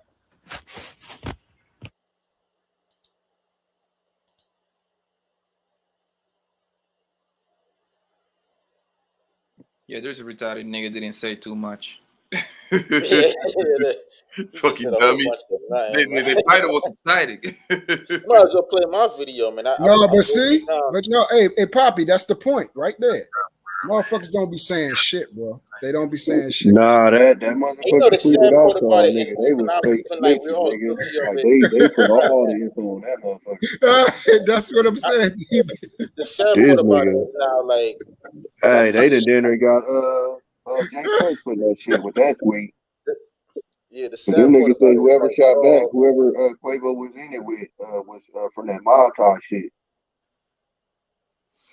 I mean, the sad part about it is like we're all like eating off of the death of a rapper in a sick way. What that happens with any artist, like if you know how big those insurance policies are off these artists, they're gonna make way more money with them when you're dead. dead. Yeah, it's always been that way, man. Death is No, always I been disagree with used as that. a way to No, like. no, this actual facts, Tom. The No, it is actual life, truth, Tommy. the Like policy he's they have already. on them is like it's insured the artist, but it's also ensuring future earnings. That check Oh, is I didn't know huge. sure future earnings. Yeah, like it's huge. That's why you don't see those labels trying to, because you would think if I got an artist that's making out hits, Put a couple the security first thing I'm guards gonna do is try to protect them. Yep. But you don't really see the protection and keeping them out of dumb shit because they know they're gonna get their money regardless.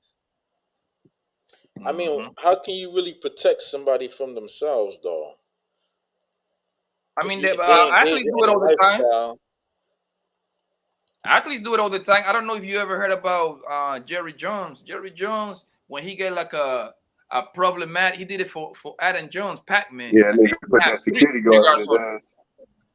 Yeah, but if you Yeah, engage hey, in if Pac-Man that didn't fight the lifestyle nigga. that is gonna could get you hit, you know, I don't think that athletes is living the same street lifestyle the way that these rappers. Adam Jones was in shootouts. Bruh, they right beside each other. Shit. They're like, Nah, I don't know the about niggas that. that's in the industry, the niggas that's in the industry know these athletes. Yo, the athlete wants to be a rapper, and the rapper wants to be an athlete. They from the same crib, shorty. No, they from the same crib, but they don't live the same life. Most 99.999% of them athletes ain't been in no street shit. Listen to Steven Jackson. No, I ain't saying most of them. I'm saying the ones that we do know. I'm the ones that we do. most gangster To shit me, is like the street basketball shit players. involves where you're actually still in the projects, in the drug market. You're still buying guns, flashing guns. You're still posted up on corners.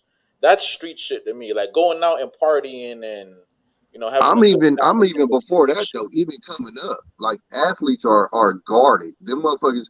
Half them niggas is going to I doubt prostitute. you're not gonna see an athlete posted up on a corner with like Exactly. First of all, half them niggas is too big anyway. You don't get identified. You be the first one to be identified. 7-foot ass. But check this out, Zeb. You said something about protecting. You said something about how do you protect them? Like if a nigga fuck with you, yo, like if your man's fuck with you, you let him let him know plain and simple, just like this. Now, if he want to go out there and be by himself, because most niggas don't want to be by themselves. All right. Of course not. You let that nigga know, like, yo, it's either you chill with that shit or I'm not rocking out with you. Because a nigga don't want to be no good. Somebody don't really make it that much safer though. You could be with bodyguards, but that don't mean that if you get into a that's shootout, what I'm saying. You ask how do you get that nigga to move a little different. Most people is not going to want to be somewhere with a nigga that they don't know. If they smart. Now, if you talk about somebody retarded, most niggas don't want to be nowhere where they at least feel a little bit safe. Niggas go out because they feel safe. If they ain't got their main niggas around, niggas that they can trust, or they really ain't going to these spots, bro. They ain't going to these spots like that. So I would first and foremost, if I know my man's is still out there, still to this day, I tell my man's all the time, I'm not going certain places. and Flat a out. lot of it, I think what plays a big role too is lifestyle. Because let me ask you a question: do you think that they would ever shoot and kill Lil Nas X or even like a Tyler the Creator? You think that they would? But they're not in those places. They not in those places. Hold on, y'all. Exactly. Did he just? And I don't even think if they were. Yes, he did just say Bro, He literally just double back and made my point. even if they were, He that they did would just be say like that, bro. approached that He way. did. Bro, you literally just I don't think just double back and said my exact kill point. Lil Nas X, yo. He could, Yeah, I think but where Lil he Nas gonna X be could at? anywhere, Where is he gonna be and at? nobody would even consider him to do Zed, that. that was literally my point of That was bringing his whole up point. J. Cole, Kendrick, and Wale. They in the house. Yeah, you just contradict yourself, Jay. I never said I disagreed with them. I wasn't even trying to debate him on that. I'm not up here No, my disagreeing point with that. was they don't put I themselves in understand your point, situations but like that. I was giving my point. My Yeah, but point it's was not different different. from your point. But you're not saying nothing different because those guys are not going to be in them places for that to happen. And Kendrick is Although I from do that think shit. that Kendrick Like is Kendrick's whole like family is on the Pyru. borderline with it. I think dudes would do something to Kendrick though, because he's kind of like Kendrick stay in the house, bro. right on He the tell you that. borderline between Kendrick, that. They And, not touching Kendrick, my nigga. I'm from out here. Trust me. They ain't touching Kendrick. I think Kendrick do got to move with security though. He not J. Cole. Bro. Yeah, I would put J. Cole in that bracket, but I think when it comes to Kendrick, he My is like nigga, on a borderline. bro, the Kendrick don't only be reason outside. why, as far as with Kendrick, is, again, if you're in the hood, everybody's a target. He ain't a target because he's Kendrick. He's a target because of the areas he's in. But Kendrick ain't walking around like these other niggas where they trying to be in the hood with $500,000 in change and I'm out here, y'all like he don't move like that. You barely even see Kendrick with a chain on. So what we're saying is a lot like PNB Rock. PNB Rock got that energy because he was in the hood with $500,000 in jewelry on. Now, if Kendrick went to that same spot, It's a certain energy that comes with certain individuals, and the reason why I put out Lil Nas X specifically, why I think he could go anywhere, is at the end of the day, Lil Nas X is seen more as a pop star. Nobody can go anywhere. There ain't no such that's thing as why I'm anybody can go anywhere. Bro. That would touch me if you everybody in go- LA getting stripped. And I had somebody tell me, they're not doing nothing to white people. And I showed them 4 or 5 videos of white people getting stripped. Everybody's getting stripped in LA, period. But anywhere in Yep. the hood, If you're from New York, like all the rappers in New York got hit. No, but hear what I'm saying. And this is some shit that I was talking to my boy about the other day because it's weird. In New York, the way how it is, you have one street where it's just all niggas. Then you have like 2 streets up, it's all like white people and Jewish people.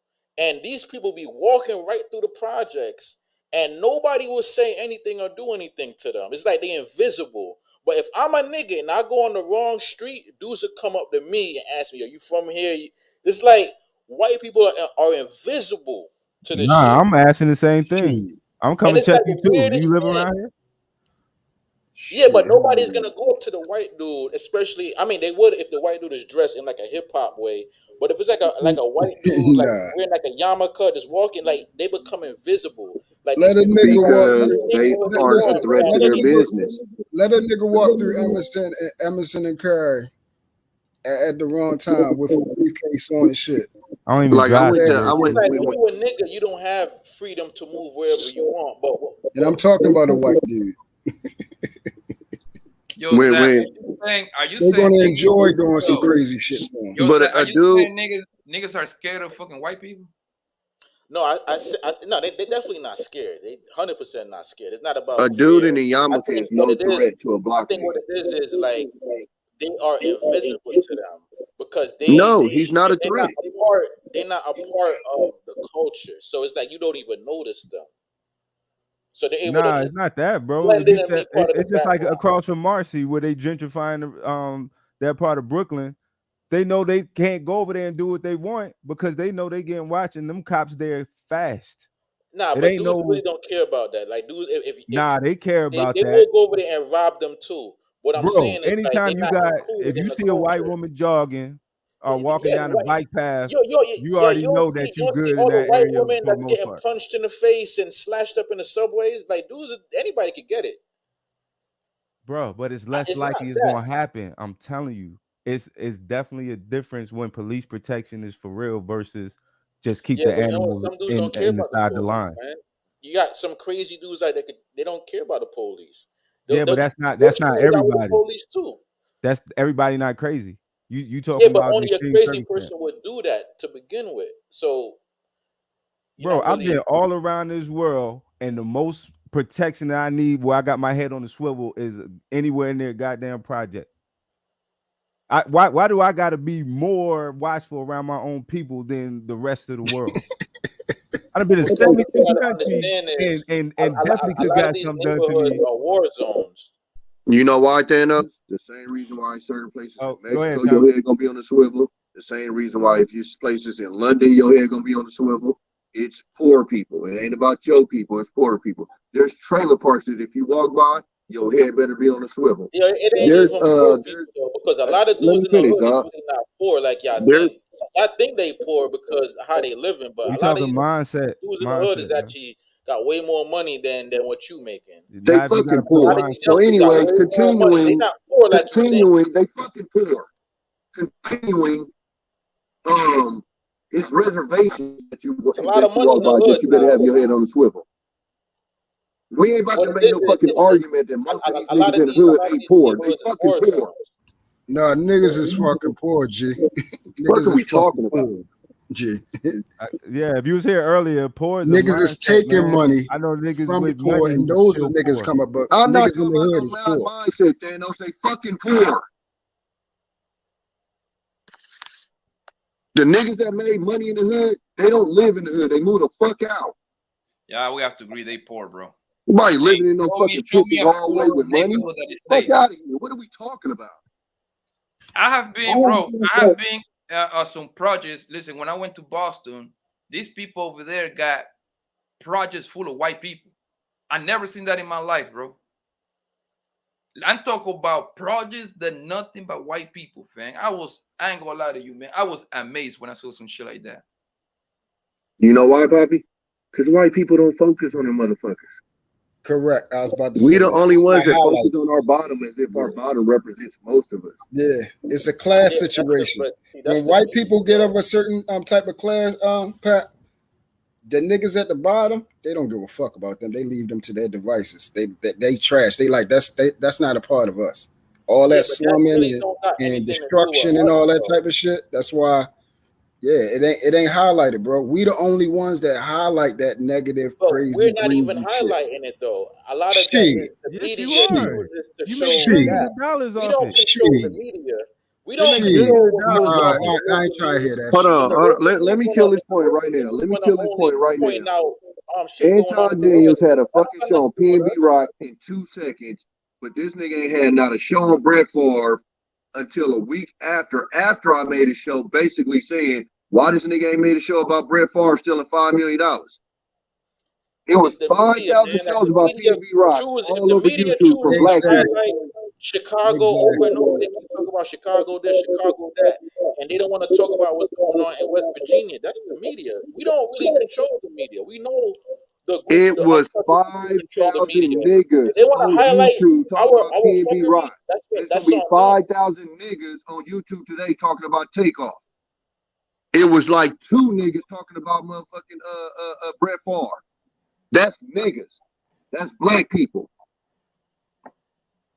I mean, Yep. I heard about the Brett Favre thing. So Shit that's an was on. excuse. The shit was on the news. No. How At many the end of the day, black the Brett people? Favre thing is kind of light though. Like that's some money fraud shit. That is not gonna really capture a lot of. This It's nigga not. stole $5 million It's not a very from exciting motherfucking story. poor I'm people, and talking that's about light. thefts. There's white people in a lot of trailer parks going out, killing their wives, clapping shit up, murdering, but you don't really hear about it. nah, The local news don't put nah, it we out done. there Yeah, like they that. do put it on the Yo, news. the news don't put it out there, And that's but not us. nigga, news don't put it out there, and we also celebrate that shit. No, the Yep. news does put it out there at an equal We rate. No, celebrate that shit. no. Point being, they do put it out there. It's not like every time you cut the news on, it's always black, always black, always. That's not true. But the fact of celebration, that is true. Negative media sell. Just like if you look at even from what do you call it? Even from these channels, when it's people yelling and arguing, the numbers go up. When they're talking about crypto money and weight loss and all that, the numbers go down. That's true. Yeah, but when you say celebrate, what do you mean celebrate? Like they throw a party, they You No, see it every day. rejoice. no, there's no Nigga, yeah, throw parties, nigga. They Who no, doing champion that? and shit and all that. no. What This the is what I mean fuck? by celebrate. If you want to see Shit, somebody, it's celebrated, it's highlighted, I it's haven't talked seen about. anyone like no, I'll be rejoicing. simple. Somebody tells you that you ask somebody. I use YouTube talking points. Somebody says they're on their purpose. All right, cool. You're on your purpose? Let me see your cell phone. Look at what women they're talking to. Look at what time they're spending, who they're talking to, what they're doing, and what they're consuming. That'll show you what purpose they're really on. Yeah, but at the end of the day, like people, like there is certain things that's boring. Also, their bank account. What are they funding? That'll show you what the purpose really is. Yeah, but there are certain things that's boring. Like I find crypto talk boring. That don't mean that I'm not productive. That shit is just boring. Looking at graphs just money. and Take it numbers off of and crypto. talking Just about making money. Just making finance money. is boring. Put it on making You can't money. expect that people are gonna gather in Just put it on droves. making He wasn't money. using Talking crypto about finance. as an absolute. I'm not really He was talking using about it as an crypto. example, man. What I'm saying is No, I'm people spend their money, time, and energy certain things, on what certain they topics want. is boring. No, I'm saying is people spend their money, time, and energy on things that they want. So if people really don't want negativity, they wouldn't spend their money, time, and energy there. Facts. But let me ask you: can you watch or listen to negativity without being a negative person?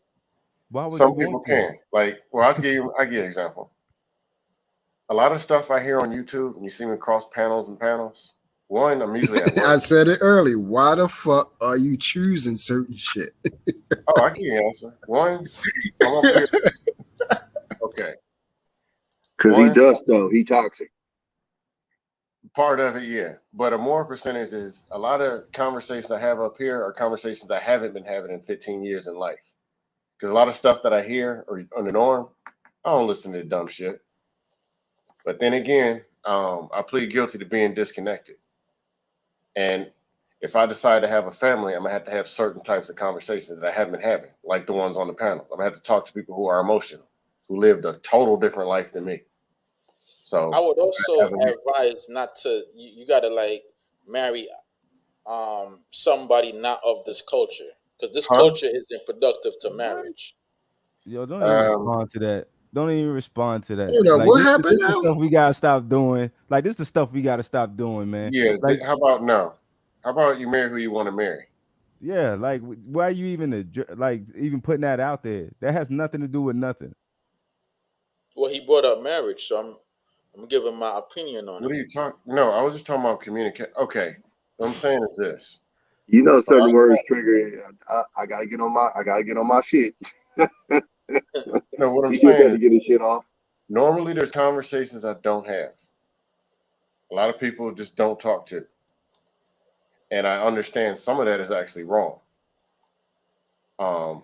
As a Christian, as some kind of fake leader or whatever I consider myself, selfish side says just dust people off and whatever, or just not talk to people.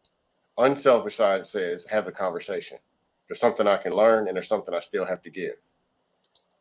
You understand what I'm saying? No, not really. Yeah, I hear you. But the default, 75% of me is just troll them and eat a sandwich. But I could be a better listener. So me 9, 10, 12 months ago, coming on YouTube, just troll them, eat a sandwich. Now, troll them, but still listen. Have conversations. So why do you troll them? Yo, the Dustosphere is tomorrow, shorty. Everybody be there, Also, shorty. hey, I have a talent. I study comedy also. So I'm saying is, yes, there's toxic. Study comedy? There's something you can get out of it. Now, other people who are marinating and looking for life answers in dusty spaces, that's a little bit different. Or the music they're listening to, they go and try to absorb it and try to make it a part of the identity. That's a problem.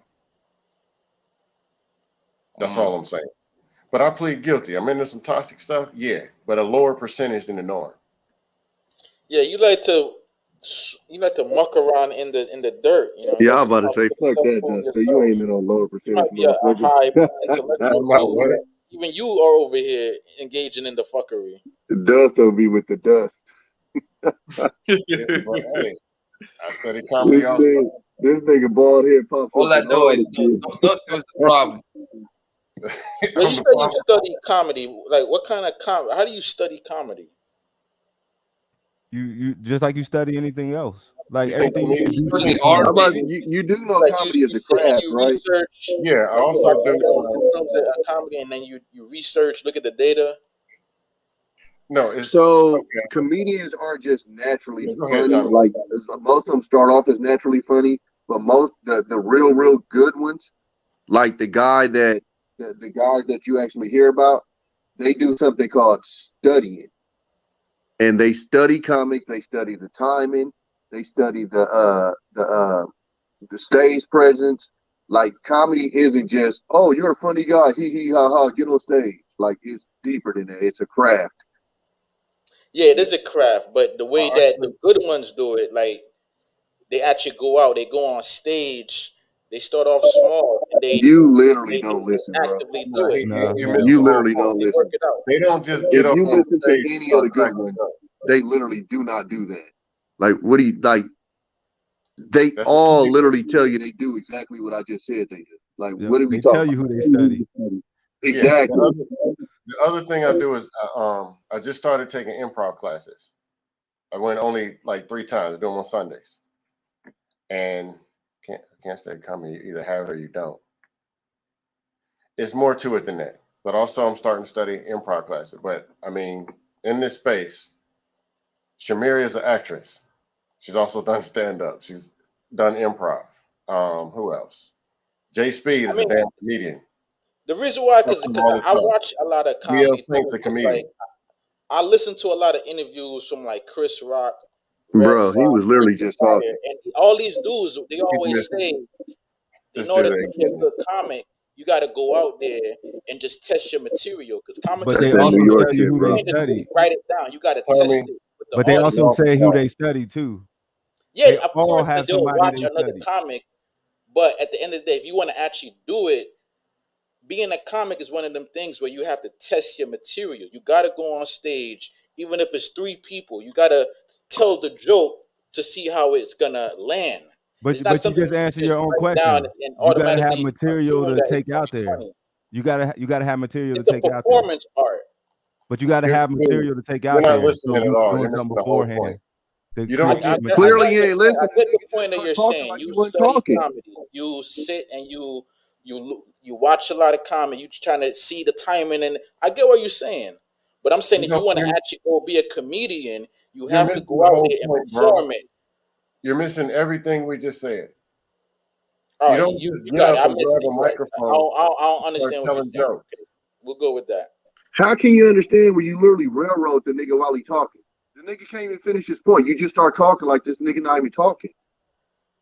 Yeah, y'all. That's all y'all been doing. Y'all don't let me finish my point, so I figure, all right, since this is a panel where nobody gets to finish, then we just gonna jump in and talk whenever we want. You got it, bro. Have at it. So that was Now smart y'all to say? literally y'all been cutting everybody off the whole time we've been up here. Nah, actually we've Oh, been hold having on one great second. Hold conversation. on. Yo, Truth, you still here? Truth. Yeah, that's me. I'm logging on to a different thing. Oh, He I whipping thought 2 you pots. was one of those porno bone kind of niggas, man. All right. Hey, does my mic got any feedback? Nah, you good. Okay. Yeah, I got actually 2 MacBooks. One of them sometimes got feedback, one doesn't. Still Yeah, ain't I'll be fair. damn. I'll be damn if I one of you niggas fucking showing your little ass wig on my shit, man. Yeah, comedy's also not always about stand-up. Now you gotta put it in rap. The reason why you got ghostwriters because just because you can write don't mean you can perform. Just because you can perform don't mean that you can create. So you got things that go hand in hand together. Same with comedy, same with dance or anything else. Yo, is Like it? Let me ask you this, man. Is go it ahead. safe to say? Is it safe to say that it will be another rapper before New Year's that get clapped? I just say I won't be surprised. I try not to speak death, put death Yeah, out I there. wouldn't be surprised. But, I Yeah, won't be it's surprised. definitely going to be somebody else. But remember, I told you it's a lot of people that y'all don't know about that's getting dropped. You feel what I'm saying? It's a lot of. Well, Yeah, Truth. a lot. I think he talking about just like the mainstream ones. I think he talking about because of course we all know. Like I said, right after P&B Rock got dropped, there's a nigga up here that got dropped that don't nobody know about. So Is it an old Bay Area rapper? But no, but TB, he was a youngin. but TB, a lot of people don't follow the like they don't even know They don't even know. Like I could say a couple of names or whatever, but a lot of No, people I know don't know. So that's that's what I'm saying though. Truth. I think he was talking about just like a mainstream one. I don't think he was talking about because, like I said, we all from our areas, we gonna know. You know, like we had a dude up here, Young Slow B, that I'm pretty sure most of y'all don't know, but he got clapped. But it was a big thing up here. But I'm just saying, I think he's more saying like a more mainstream, like a Takeoff Oh, and or some shit like that. right. Only person I think that got worried about, I think Kanye is the only person that got to be worried about something right now. Ain't nobody touching Kanye, bro. Kanye runs around with like they're near Secret Service. No, he don't. Poppy, they had him and he was in a soul food restaurant in LA, Dolo. Yeah, Yeah, hey, I mean I'm that's not why talking about he's this. solo, bro. But trust me, the Hey sniper. Pep, I ain't talking about a regular hit. I'm talking about by the invisible hand, dog. Oh, okay.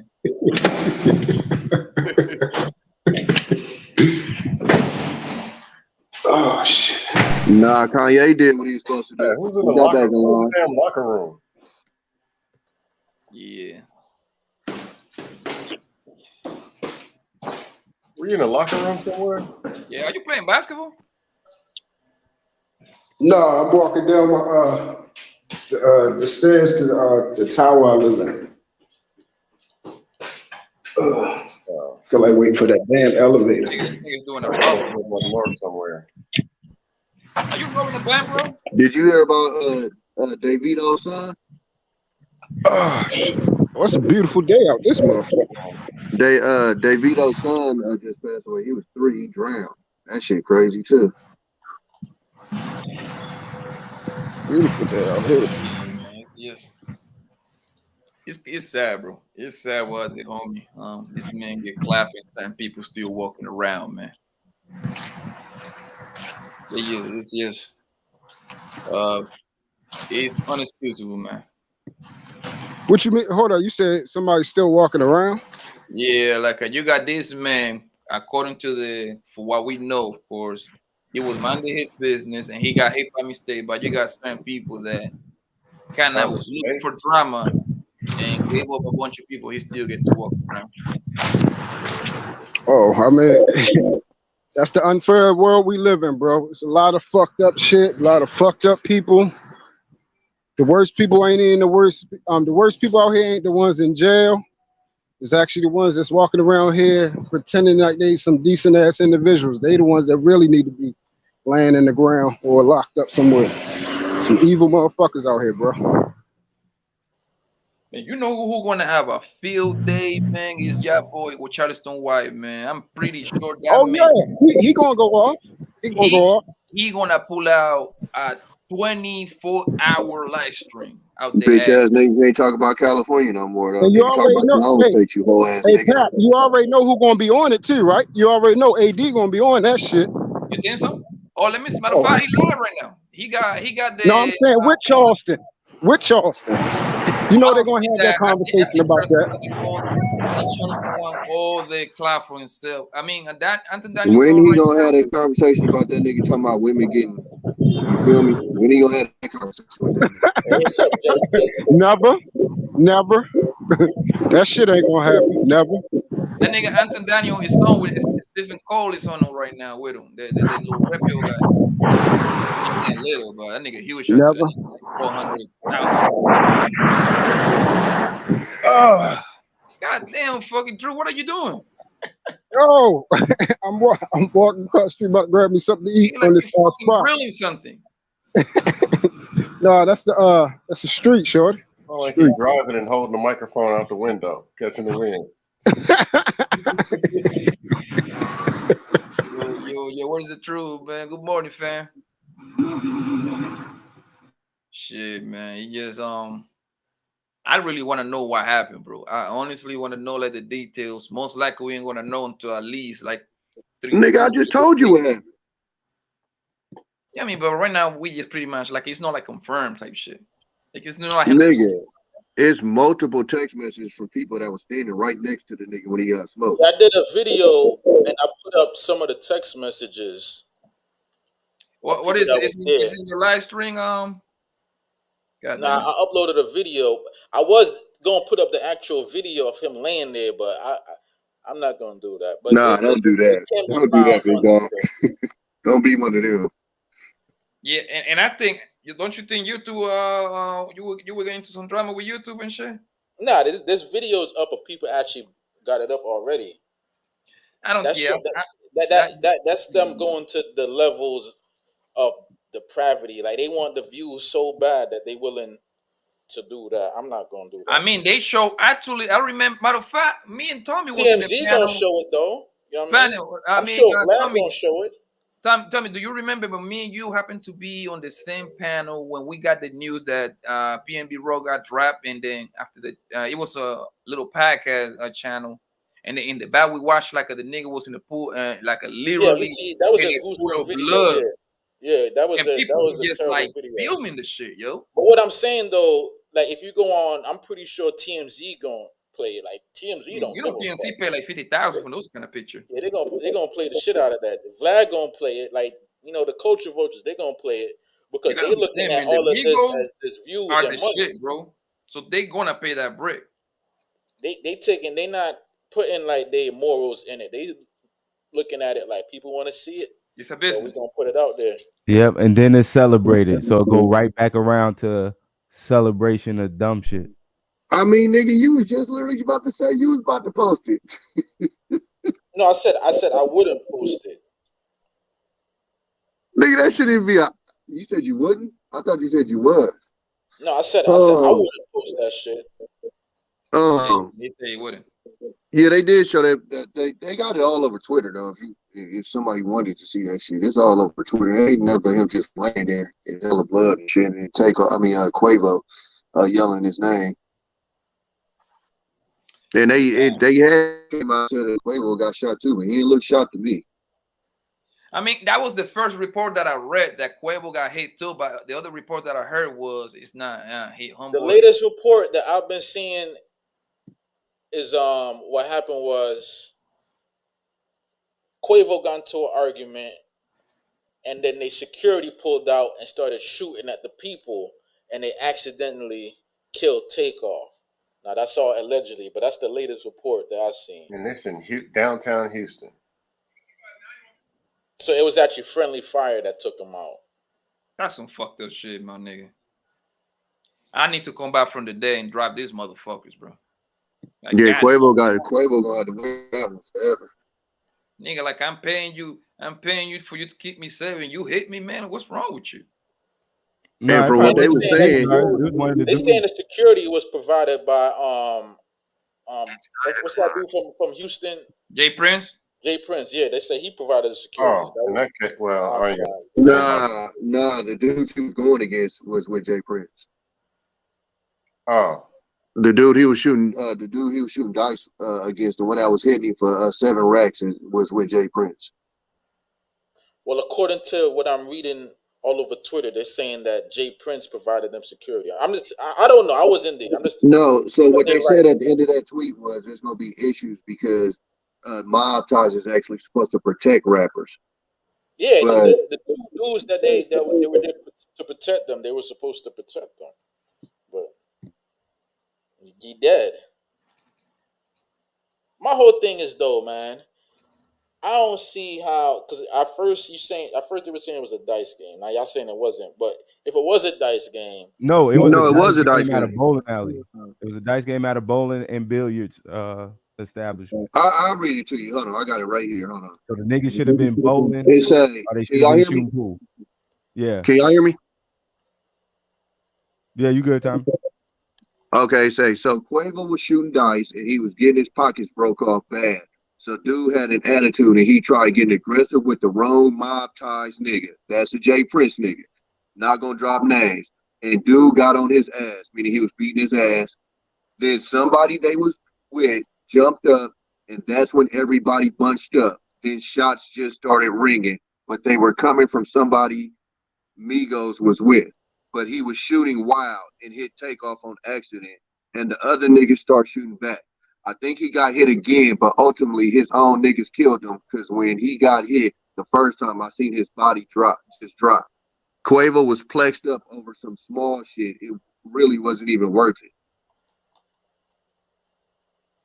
So that's an eyewitness account. So this pretty much kind of add another layer, man. Like, yo, Jay Prince, man, we need Yeah, you that's to the same understand this, text bro. message I seen. No, you can't even With the blame Jay wrong Prince. mob ties and You everything. should have your own security. Much money is y'all making, and you don't have your own security. Well, according No, to No, it works two ways. hold on one second. Hold on. You Hold got on. a phone. According to Tommy's uncle, Charleston White, that nigga ain't no mob ties. Like he do what the he moves Charleston White. He moves to Texas however he want to move, and he ain't checking in with no motherfucking Jay Prince. Who? That's what Charleston White said. But I mean, he he ain't said part of that. that. I watched. Listen, Charleston White. Listen, I don't agree with nothing what the niggas say. I just look at the niggas as just pure entertainment. Like, I know what he about. He tell you that himself that he's a character. So he let him go. But that's like saying we gotta check in. We ain't nobody to where we gotta check in with Jay Prince. I mean, we that's on the another thing, level. bro. Hold on, let me say this. But that Well, I mean, checking I'm a in, civilian, like so it people wouldn't make even it look seem. right. Checking in is no extortion. Checking in is like I'm cool as hell with Tommy in Oakland. Guess what? When I go to Oakland, who the fuck I'm gonna call? Fucking Tommy. Am I checking in with him? No, nigga. He gonna tell me, hey, Papi, look, don't go over here to Cleo. Don't go over there. Am I right with you? Here's a pistol. This is how you gotta move. That's what checking in is, bro. Is that simple? No, I'm not disagreeing with you. I'm saying To me, guys on our checking in level, is we don't got access to Jay Prince to go alerting check a in. gang that you're in town and you are paying for their protective The services. problem with what you just said is for you. It ain't about you, nigga. We Checking in telling is you ain't what got it nothing to do is. with pain, though. Tapping in is what you're talking about is tapping in. Yeah, When you but check in, Sab, it's listen, like you checking listen. in. I know, Sab, I know a lot of people in different places though, and when I go, I got serial ties with niggas, right? So when I go to Miami though, I got real niggas over there. I know giving these niggas nothing. They just fuck with me for the strength of the kind of nigga I am. I know. No, You but can call Poppy, that nigga. but Poppy, Like in New but York, Poppy, when check you me out. checking in, It's over different here, when you're talking industry. it means that No, but you Poppy, like, check me out. open up Check with me a out. gang Hey, that's good gonna morning. protect you. Go ahead, But when Hey, you good tap morning, guys. in, Good morning, guys. hold on, bro. there's a difference between tapping in and checking in. One mic. Check me out. Listen, Sal, you go first, and then Rodney go second, and then my man Chaz go third. Go ahead. In New York, it's two different things. When you tapping in, that's what you talking about. You tapping in, you let them dudes know, yeah, this, that. But when you checking in, it means that you go into a gang so that gang can like protect you. That's what checking in means. No, but Over good here, morning, I'm guys. not saying Good that you're wrong. I'm afternoon. just saying that it's two different slangs how they break it down. Okay. Yo, but dude, does that No, matter? but I ain't gonna lie. He's speaking facts though. But good afternoon, good morning, guys. Let's keep it a buck. Let's keep it real. Most dudes in the industry are literally broke. I think everybody already know that. Even though they rock around here with chains and jewelry, I'm out here, I'm big pimping. And that shit, all that shit be rented. You know what I'm saying? Not only that, but some of them dudes have price tag on them. Like Poppy said, which is true. Most rappers that come to Miami, they gotta check in. They gotta check in the local hood niggas in the street. So you just can't walk around here in Miami like, oh, I'm being pimped, because you don't even know who's out here trying to get you. People don't really understand. Rick Ross, before Rick Ross popped off, he used to go to Little Haiti to be straight with the Haitians because he knew the Haitian had a price tag. Yeah, you gotta check It's a in. fact. It's a well-known You gotta fact. pay us, When he and went then to we Fort gonna make Lauderdale, sure that you safe. You gotta check but when he in. went to Fort Lauderdale, they shot up his car, and that way he was like, yo, I'm out of Florida. I'm going over there in Atlanta. See what I'm saying? They don't tell you the whole story because people see them from the flash and from the image online, but in real life, dudes out here gotta pay a price tag. See, people like Trick Daddy, nobody ain't gonna touch them. People like Kodak, nobody ain't gonna touch them Like because Kodak, they relate. he tapped in because like Kodak is love. Trick Daddy went to Well, Detroit. let this man talk. Yo, Chaz, Go ahead, you here? Bobby. Yeah, I'm here, bro. What's up? Yeah, go Go ahead. ahead, Chad. What's your take on the whole situation, man? Yeah, I just watched the video, bro, before I came up here, bro. It's like, it's fucked up, bro. Like, you know what I'm saying? Like, I don't know, man.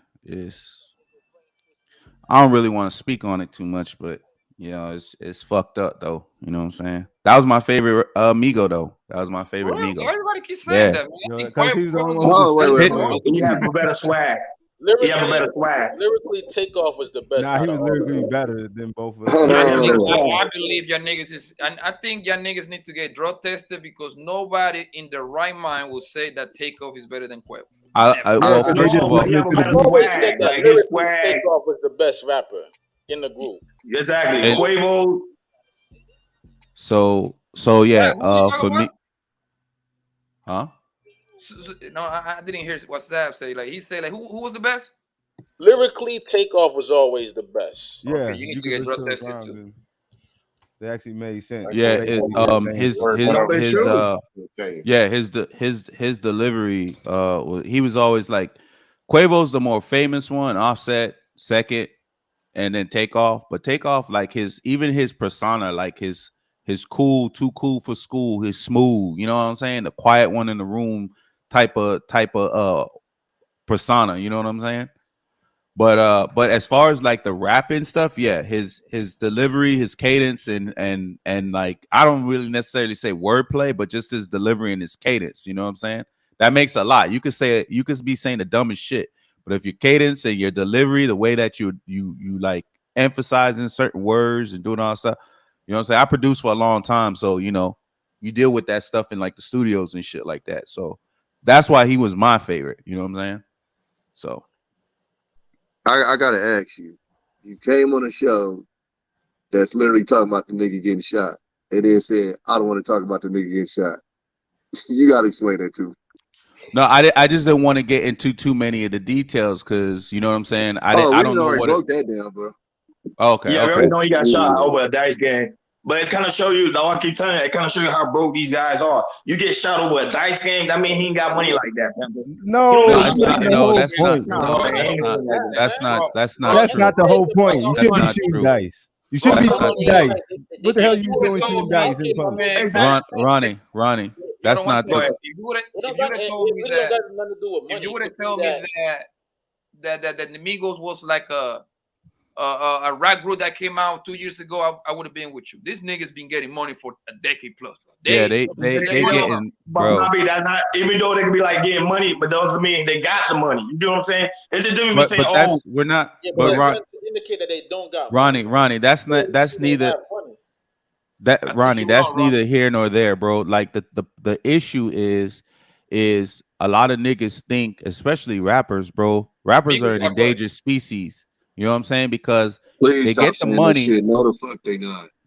They get the money, bro. They get the money, and you know what I'm saying? Like once you get the money, bro, you already a target, bro. You can't be going back in the hood, bro. And just, I don't know if it's just to get like hood credit or be good in every hood or whatever the fuck it is, bro. But once you that image that they tough, right? Yeah, like rappers like Future. That's stupid shit. Travis Scott. Who can I throw in there? This nigga's paper is different, bro. They've been in the game for so long that they're getting money from different angles, my nigga. So, no, all the rappers got money, but I think you're dead wrong with the niggas. That niggas got no money, bro. They got but you got to keep it in mind. Probably most of these guys are like, for example, Takeoff was in the back end. Quavo and the other people was in the front. You get what I'm saying? And Offset. Quavo and Offset was always the face, even though Takeoff was there. Quavo and Offset was always a face. Right. They don't want to get in premiere. They don't want to get in premiere. Go ahead. I'm listening. Go ahead. They split that shit 3 ways. They're literally doing 6-figure shows, bro. They ain't broke. Bro, and then they you got doing also 6-figure shows. And then you also have to think, Ronnie. You also have to think, Offset got long money, bro, because he with Cardi B too. Shit. You know what I'm saying? And Cardi B getting paper too. The and you got to think most rappers recoup with the shows and shit. That show money is something different, bro. Like the albums and all that shit, they don't really get too much money off the albums and shit. But the show money, bro, and they've been doing this shit for years, bro. The tour shit is where they kick out. That's when they the issue here is like what World Class said, and I said earlier. It's pride. He lost $7 grand, and his pride was hurt, and he gonna have to wear that for the rest of his life. That he got his homeboy killed over $7 grand. But you know what they're saying though, right? They're saying that Okay, this is early, but what I saw from the quick what I was Bro, looking we've at, already broke it all the way down. you We y'all already know talking his about own like, people killed him, all that shit. Like we've oh, already went through all that. okay. My bad. I didn't know. No. I'm just telling you. But I'm just saying it was basically it was his pride. He started tripping because he was losing. If anybody been in the dice game, if I'm hitting you, I'm talking all kind of cash shit to you. Yeah. Oh yeah. Yep. Oh yeah. Remember we was talking about that earlier, Pat? Like when you down, you down, you heated. Yeah, you down. Mm-hmm. That's when That niggas guy's start, even serious. calling That guy's boots ain't even and no all that joke. shit. Like, That's why your niggas money start gotta talking be shit. long, shorty. Your money gotta be long. But that's why I say Yeah, it had pride nothing to do though, with the truth long is money. because it's not about money being long. It's not about money. Yeah. I don't care how much money I got. I don't like losing my money to you. Facts. Period. Especially if you ain't on my level. No, but Tommy, if you got the money, this is my thing. It doesn't make sense. Yo, If you got Ronnie. the money, it shouldn't even matter. Go ahead. Ronnie, I just looked it up, bro. It's pride, bro. It's pride. It's It's pride. pride. In order, It ain't hold about on the one second. money. Hold on 1 second. Hold on. In order for you to book the Migos, guess how much it costs? It's probably over. I know it's 6 figures. I say know about it's 250 to 300. 240. 200. That's a regular house, bro. Sheesh. Trust me. That nigga is far. Them niggas were far. Yeah, them far, niggas getting far banked, from- bro. They getting paid, To bro. remind you, they be accumulating this kind of money for the past at least 8 years. Okay, but probably you gotta break it down. You gotta break it down by segment, mind you. They getting a check, yes, but you gotta break it down by management, tour bus, hotel. It's a lot that goes into play. I'll keep saying. Yeah, but they also, Ronnie, they also getting royalties, bro. The soundtrack shit. Every time they shit get played on the radio, the BDI shit goes back to their. To remind you, let me piggyback from Chaz. Before All the of show, them they be ain't doing talking about features that. with other rappers. That's another bad. Yeah. See what I'm saying? Hold on. Poppy, you need to bring up, you can look up what they, I don't know if you can look that up, but the residency of Dre's, what they getting paid for that residency of Dre's. That's another bag. And they're overperforming in Vegas. I explained that earlier. They making money, Ronnie. They making money, bro. They got a lot of overhead, but they making money, bro. No, But what I'm telling you, Ron, I'm like I said. Ronnie, listen, this ain't gonna bring it home. This ain't gonna bring it home. The nigga was buying Sweetie Quavo fucking bags that cost $60,000, nigga. Ronnie, What I'm saying, I know it's not about the money, but what I'm telling you is a lot of rappers, even though you can see all that in the glamorous, and I know there's been stories, there's been documentaries done. People are like, yeah, I got the Grammy. People say I'm doing tours, I'm doing all this, but at the end of the day, their bank account be straight up dry. The only people that can really name that got money, you already know, are the big executives, are the producers. If you're not in those type of level and those type of wavelength, them niggas be broke. I'm telling you, Ronnie. But here's the thing, because he wrote Ronnie. the hook and Just because we working at the same job and your overhead is a lot larger than mine, don't mean I'm broke, bro. But I'm not talking about bro when the aspect that they don't got no money. I mean, bro, that you think they got the money, you think they do, but they really don't. That's what I'm trying to tell you. So, I'm not gonna say they don't got no money. An Go ahead. example of what you're talking about, Ronnie, would be like, what's up, boy, Poppy in New York? They got killed in a Porsche. Chinks drugs. Oh yeah, that's what you're talking about. That would be an example of you. Now, if you, Ronnie, we're talking about the level of what the Migos are and how, God damn. Go ahead. When we talking about the Migos at the level they've been for how long they've been there, they got a bag. But when you're talking about now, what you're talking about is niggas on the come up that's trying to fake it till they make it. That's a whole nother level. We talking about niggas that's been on a certain level for years. I mean, they've been almost up there for a decade now. Niggas since 2008. Versace. Nigga bought what was Quavo bought what was his grill like cause I saw a thing about jewelers the other day. It was like 200,000 some shit like that for his grill. Them niggas got paper, bro. Now, if you I mean, not every rapper that you see is broke. That talks about money has it, but not every rapper that talks about money don't have it. You know what I'm saying? If you would have told me, Ronnie, if you would have told me Three Daddy, I wouldn't even argue with you because Three Daddy doesn't like in compared to the Migos, he is broke. I mean, he Hey, might Pat. not be broke compared to us, but compared to the Migos, he is broke, fam. Hey, His hey, net Pat, worth pull is up 26 Venus, Anybody can Google it. pull up Venus, thing real quick. Why? So you can call cap on it, Truth? Them niggas is like, Listen, I don't know. because I people don't. don't understand what net worth actually means, bro. People don't understand what it actually means. Well, net and gross is two different things. Exactly. That That's is what two different I'm things. saying. Two different And things. even net worth is a component of your assets. That's not counting all the money they touched. Right. No, but the only reason why I'm saying this argument, I'm being honest. You know, I respect the Migos. I listen to Migos heavy. But the only thing I respect the argument is because think about it. If you were if you were a high profile, like say like a Jay-Z would not be in the dice game. Kanye West would not be in the dice game. Like so many people in it, even freaking Rick Ross would never be in the dice game. He'll probably create his own dice game. He probably got to go to his crib. But someone like that, you gotta go to the hood. Running. Okay, hold on. Dice game is a behavior, not a status thing. Okay, hold on, right quick, Poppy. Ronnie, he wasn't on the street corner, nigga. They was at a private event at a bowling alley. Organized. It wasn't at a goddamn liquor store. Yeah, nigga. they weren't out in the hood, bro. Because the video, they looked like a nice posh place. So yeah, They downtown say, Houston. and hold on, listen. They say I just look it up. They say a Takeoff network $26 million. Damn. so let's say he had half of that. Half of the half. Right, half of the half is still good. That's why Lil No, Baby but that's just what I said. They said Lil Baby net worth on Google was $5 million. That nigga said I got $5 million cash on me right now. Like, Yeah, that's why I'm trying to tell you the network is a component of assets like Yeah, they cars, houses, and stuff like that. It's a guesstimate. It's a guesstimate. Yeah, that's that net worth. The money that they touching is far more. Facts. It's just a guesstimate. That net worth shit is just a guesstimate. Yeah, because everything ain't reported. Let's be honest. Exactly. Exactly. I mean, Hello. even I watched the thing with what's the T Bizzle? What's the guy in Houston? The ones that was in the shootout with the other dudes. The T. I think he's What's talking his name? about The light skinned club nigga. rapper. The light skinned nigga.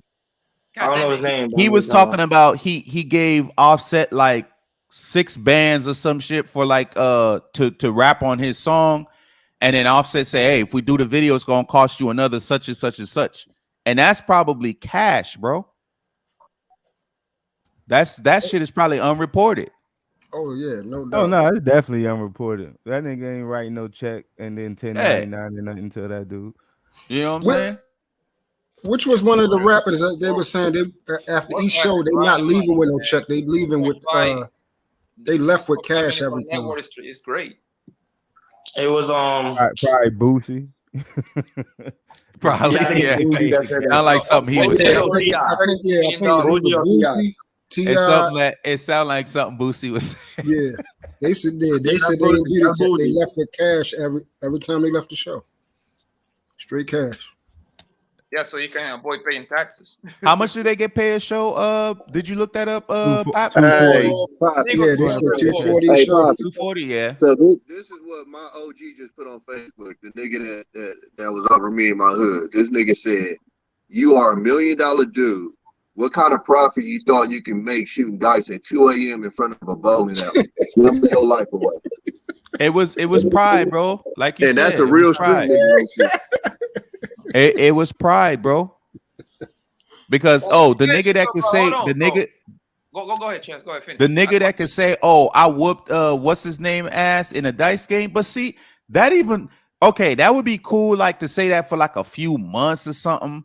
Man, Migos make another hit. Don't nobody give a fuck about that shit. It's not even that. But Chaz, you going wrong with it's not even that. It's you in my face talking shit. And Yeah, you that's got true. my money. See, if you ever shot dice, you know what that feel like, blood. You want to fight this nigga. Yeah. Because I'm telling you right now, I've been one of them extra annoying ass niggas. Nigga, I'm in your face. I'm laughing. And then everybody laughing about the shit. I'm wanting to die. So bam, nigga, give me my motherfucking money, nigga. Bam, give me my money, nigga. You paying my rent. Bam, nigga, that's my car. And then everybody in your face laughing and talking shit. Exactly. Yeah, that's game serious. I'm up That on game you. is serious. Now, mind you, we regular niggas. This nigga is $1 million top of the rap game type of nigga. That's a whole different set of pride right there. Yeah, yeah. That's what I was saying earlier. He coming back with that gist, shorty. He coming back. He come back trying to give it to him, trying to prove. See, trying to when show they that used he's that dude. when they used to them yes men, you know what I'm saying? They don't know how to take that type of shit. They walk away, you know what I'm saying? Rude by Venus. I promise you, this nigga didn't grow up shooting dice. That's the problem. Is y'all think all these fucking rappers just really really live that life? What's wrong with you? What's wrong with you, baby girl? Grow up shooting no fucking dice. All I know. Yeah, is, but I see that man I wants see to a lot really of them fight. boys be doing that shit. Them boys be gambling on, like they be playing basketball and shit. They But be no, gambling but on that listen, shit. They be Chad, gambling on all that shit. They be bored and But shit. listen, if you want to see gambling in the bathroom at the street club, Kino Diamonds, listen, I'm so Little Wayne, motherfucking Red Ross, and I'm talking about these niggas is just throwing dice, not just for 5,000. I think the smallest bet is about 20 to 30 bands, bro. You see what I'm saying? Nah, they be doing it. But my thing is, why they be doing it though? It's a look. That's what I'm saying. It's trying to perpetuate this thing. Yeah, how you go to the casino? To me, I think I want to wait a little bit because, like they saying, most likely the way the niggas, I don't think that nigga just roll up and play fucking dice with just anybody. I think that whatever they did was very organized, supposed to be people that they knew each other. No, but you know it's gonna be game affiliated because Houston's very heavy on games. I think you already know that. And not only that, but Now you sound like the white news media. That's not true. No, but I'm just saying. No, but like Tommy Breen, the way Tommy Breen said it, but the way Tommy Breen said it, like when they playing dice, it's like all about pride and ego. So think about it. If you're on my turf and you beat me in the dice game, I'm gonna take Majority of nigga shit is all Hold on. Quavo's the one that was losing.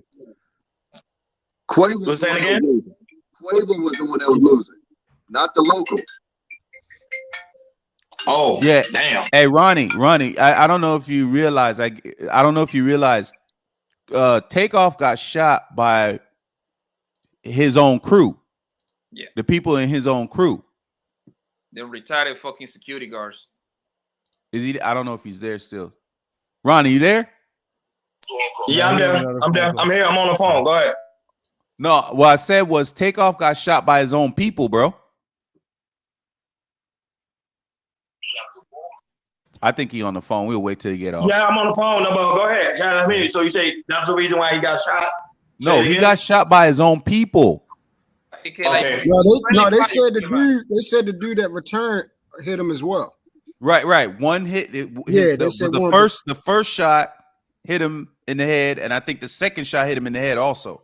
That's kind of crazy. Hey, so Venus. So I just read this thread in my nigga thing, and these is all niggas that I came up like, nigga. We were shooting dice since we were shooting for pennies.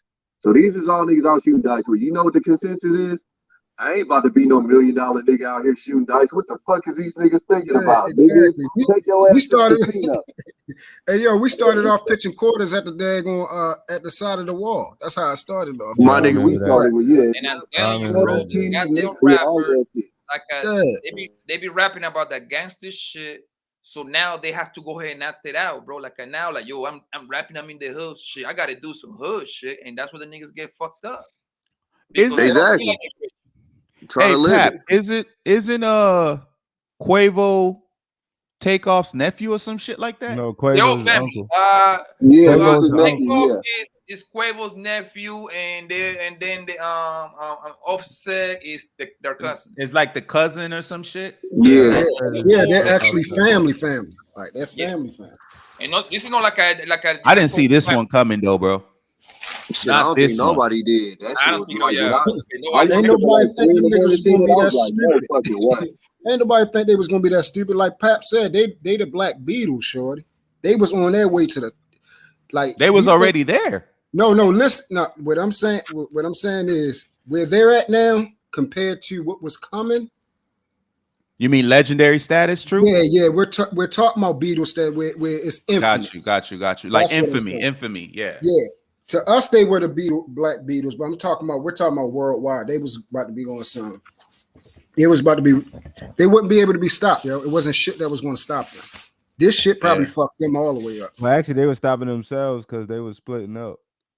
But I mean, you know how that go though. You get into it, and especially they cousins and family. You know how that go with family. Oh yeah, my bad. Come on, fuck it, let's go do an album. Yeah, they the guy. I think they've been doing this shit forever, bro.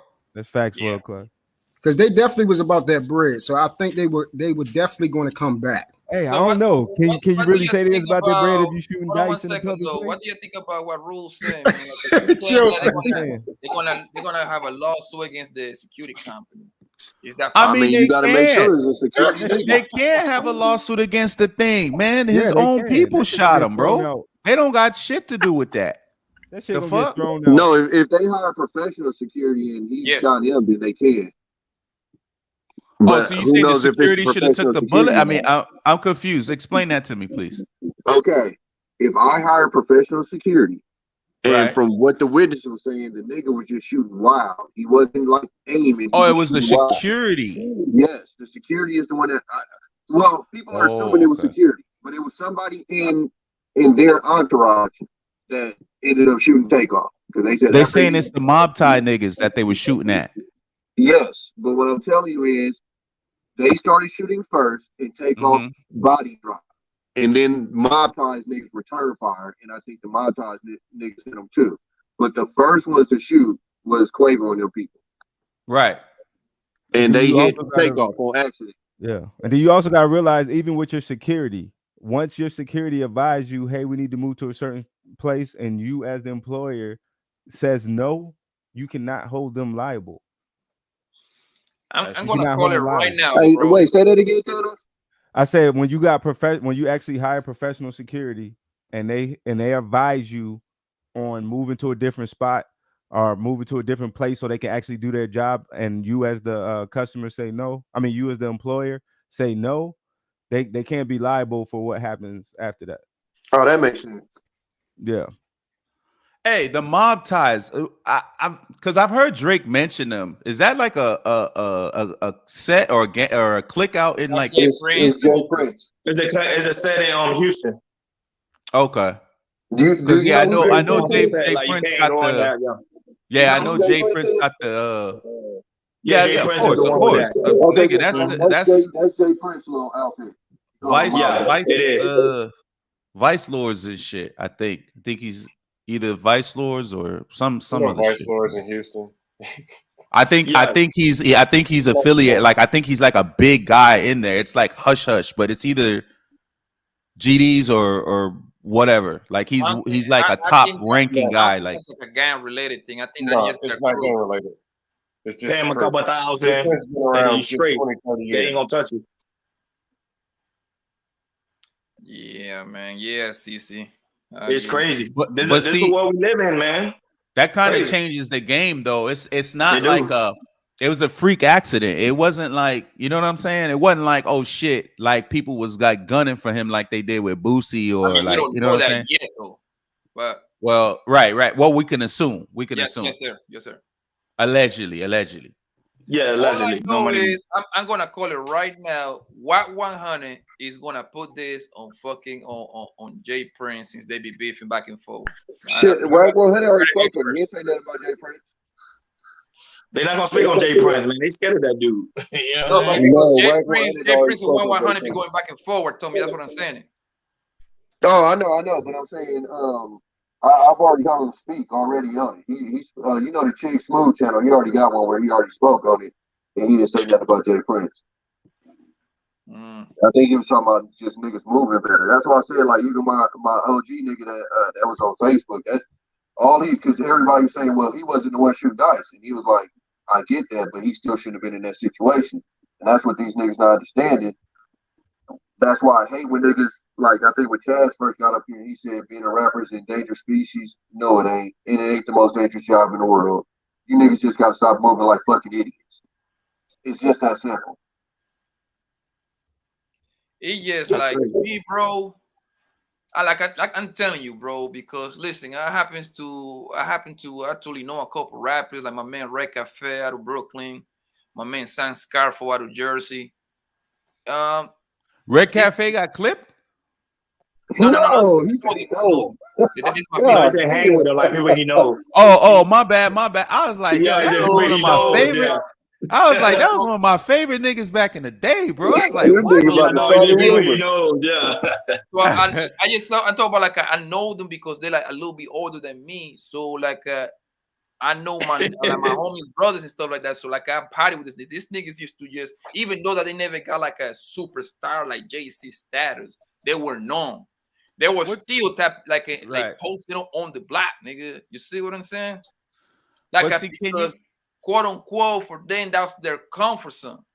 Most people, I mean, not everybody, of course, but most people, like for example, bro, when I go out of town, I ain't gonna lie to you, bro. I go to the hood, bro. Like, and I do it. It's not because I'm trying to be tough. It's just because that's what my people say. You see what I'm saying? So you unintentionally, whether you want it or not, you got to go back over there. That's why, like, I'm always moving accordingly, bro. Like, I got a militant kind of mind, man. So, you gotta be. I ain't looking for drama, but I'm more than willing to give it to you. You come at me sideways. Yeah, but you still, anywhere you go, bro, you gotta be on your P's and Q's, especially when you're out of towner, bro. You gotta just keep, you know what I'm saying?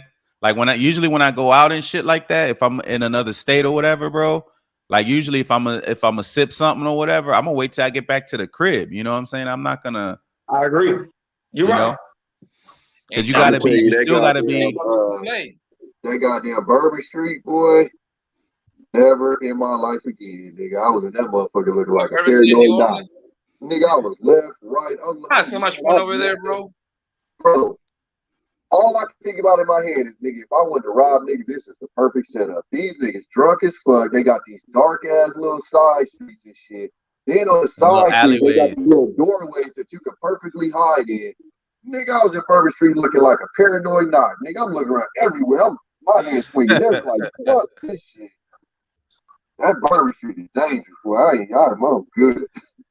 Hey, let me ask you something, Tommy. When you go to like the grocery store, when you go to like a like auto parts store or wherever, do you drive in or do you like back up in? Like you mean combat park? We call that combat park. Yeah, bro. So I got like PTSD, bro. Like I'm literally at my son's birthday party with a pistol.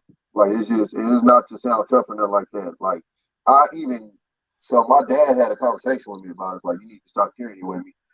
And I went to Walmart without a dim and had a panic attack. Like my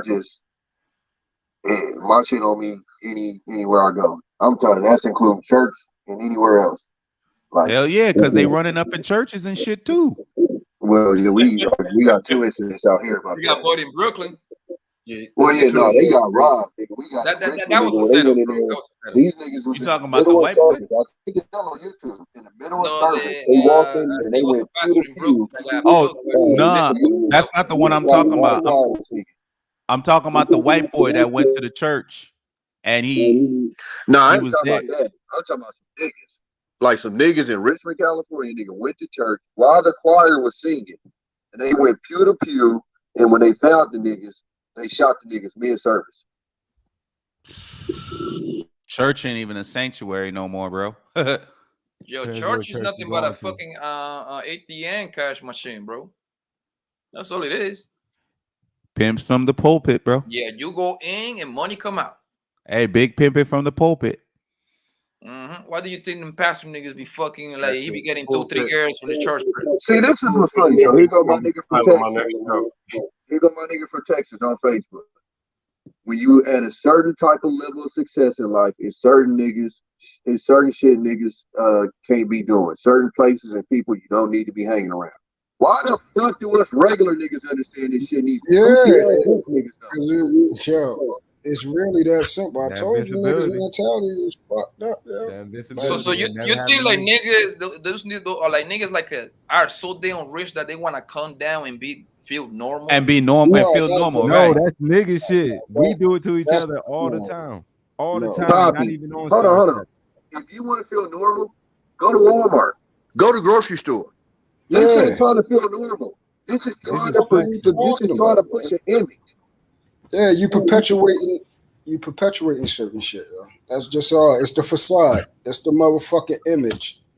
You are not about to sit here and tell me these niggas was shooting dice coming up their whole life like that. But Go eat at these niggas were McDonald's. so young by the time they came up, that shit was played out.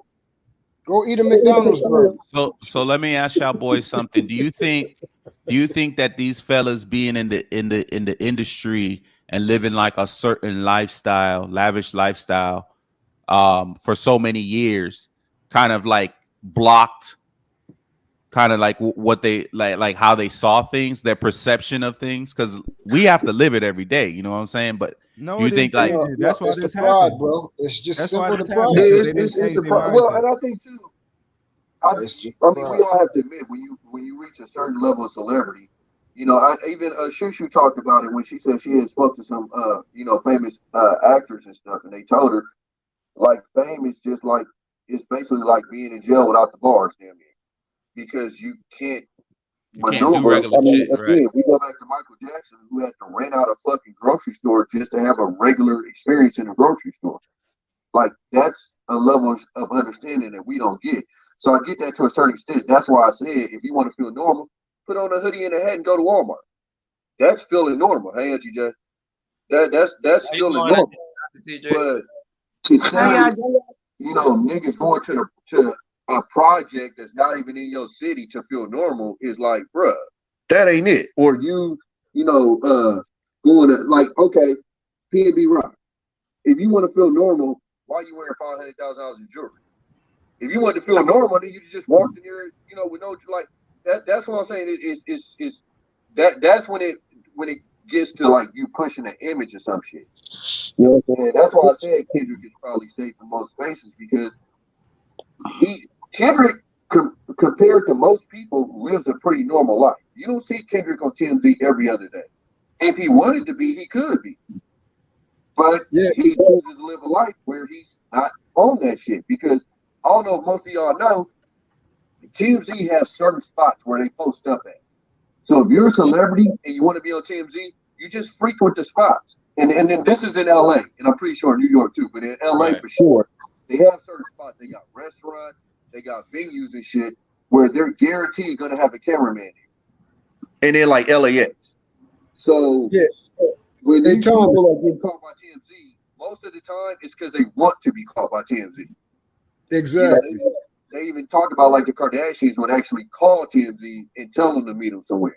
So a lot of the times these people who complain about, the paparazzi stuff, they're actually putting themselves in the direct, because again, Kendrick is famous than a lot of these rappers, and you never see him on TMZ. Or if you do see him, it's like they just had him on there because he went to a soccer game. And so they got shit with J. Cole. You know what I'm saying? But it's not he's doing some wild shit and he on TMZ type shit. Same shit with J. Cole. Yeah, exactly. And this nigga's riding a bicycle around New York City with no security. Exactly. That's as normal as that shit get. And even when you talk about normalizing things, if you're in a certain type of status, all you have to do is go around. Huh? What'd you say, Pat? No, I said, I think you go after you. Go ahead, continue. Oh, even when you're in a certain type of status, right? If you want to feel normal, this is now your new normal. So if you want to feel like you're not the best person or the person with the most money, you want to be the regular guy. Go around some people that got more money than you or just as much as money. It will normalize the shit out of the atmosphere because it ain't no different. These niggas are going places where they are basically illuminated and put in a light of onus and being pedestalized. They know what the fuck they're doing. They ain't normal. You're going to niggas that don't have shit and putting on a show. You got chains. You got all these clothes that cost thousands of dollars on you, riding in the best car. You're not going there to feel normal. You're going there actually to stand out and actually shit on to stunt and shit on niggas. Yes, flexing like not a really niggas, but they get to see you in your glory, or at your peak. It's like a drug addict type thing. When you get off of drugs, you go right back to that same neighborhood where you used to use drugs at so they can see you. But all you got to do is to gain weight from the drugs is stop using the damn drugs. But I changed in because I used to be a gambler. Well, from the ages of shooting dice, from the ages of 14 to 17. So I'm bent down and I'm shooting dice one day. And this guy, he turned out to be a very good friend of mine. Rest in peace. He was one of my good friends as a guy. He was older than me. He told me, he said, never sport your hand. I'm like, what does that mean? He said, never show your hand. Whenever you win, put some up and only show what you're going to play. He said, and never wait until the end of the game to leave. Because if you wait till the end of the game to leave, if you've been winning, people want to try to get their money back, and it could be dangerous. That's right. Always remember that. Now, when you start fading up to 20s, I'm gone. I'm gone. I'm not fading 20s because 20s is serious. And it's just amazing. You could start out with $1.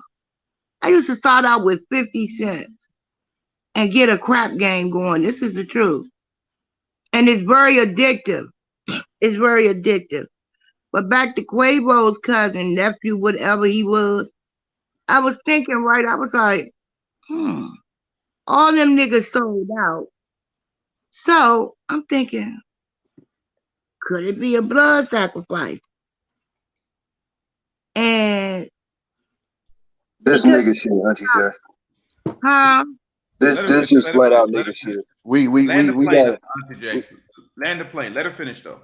Oh, yeah, so what I was saying was, right, in that world, you have to kill somebody you love a lot of times. And we be like, oh my God, they're gone. Well, oh my God, it was playing the whole damn time. Who goes back to a hood where they're well known and well renowned and get shot not once, but make sure he did twice? And then you got to play it off like, oh my God. And you probably are like that because you got to rest that night. See what I'm saying? So yeah, that's what I was thinking. I'm like, it's probably one of them blood sacrifices things with that secret organization. It's not secret no more. I don't believe in all that, Auntie J. I think it was just a freak accident, but hey, to each their own. I think it was just a freak accident. That's what they want you to so believe. I'm not completely against what you're saying because they actually I don't know if you heard about this, Chaz, but I think it was Gloria Valance actually talked about Tupac saving her from a sacrifice. Yeah, I forgot who she was dating, but she was dating one of the dudes from Death Row. Yeah, she was dating what's the dude close to Suge? I forgot his name. It wasn't Danny Boy, was it? No. Yeah. Was it Danny Boy before he came out? It was Danny Boy.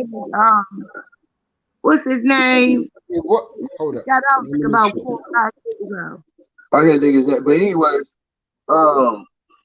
they basically was setting her up for a sacrifice. She talked about it openly, and Tupac pretty much stopped it.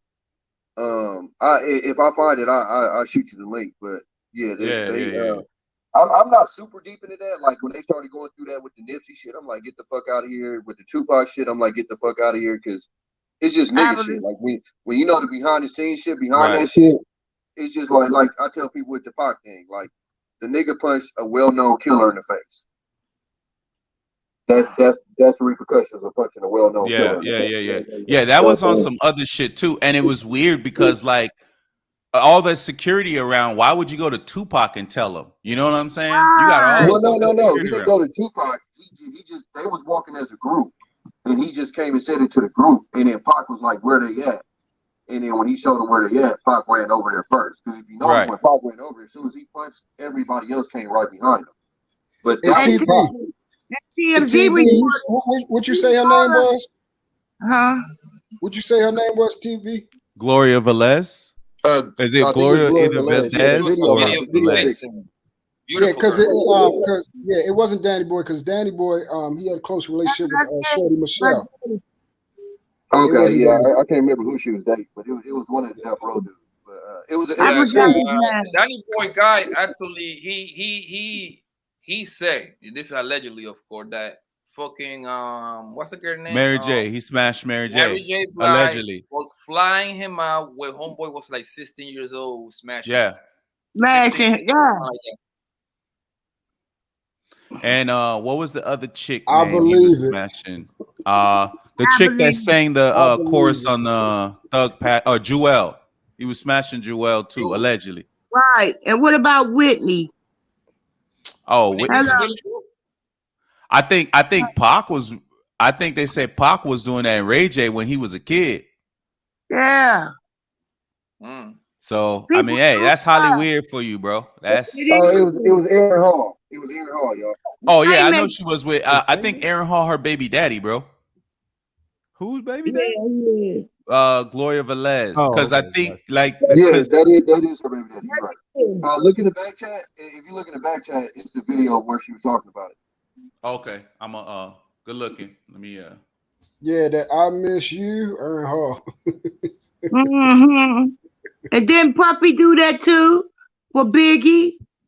Bro, that's all I'm gonna say is like when you get to a certain level, you start peeking behind the curtain, bro. When you get to a certain level, but your name and blood. You literally, like, I looked at a whole documentary about it. Nah, See, these Biggie's guys about to be leave, Bad Boy. That's what that yeah, was they for. be broken poor, and you make them an offer that they can't refuse. And it start off with 50,000. Nah, Biggie's about to leave Bad Boy. Puff wasn't having that. Yeah, motherfucking hell. I don't know, bro. No, I don't know. They've already solved that case. That shit had nothing to do with no Puff. Like, that's what I'm saying. Like, a lot of this shit is just straight nigga. Like, okay, I'm gonna tell y'all as somebody from the coast, the way that we felt after Tupac got killed. And listen, I'm telling y'all, I don't know if my sister remember this, but I told my sister this shit when Tupac got killed. I said that nigga probably got 6 months. Especially when he dropped that going back to Cal. And I'm telling y'all right now, because I was young as fuck, and niggas took that shit the wrong way.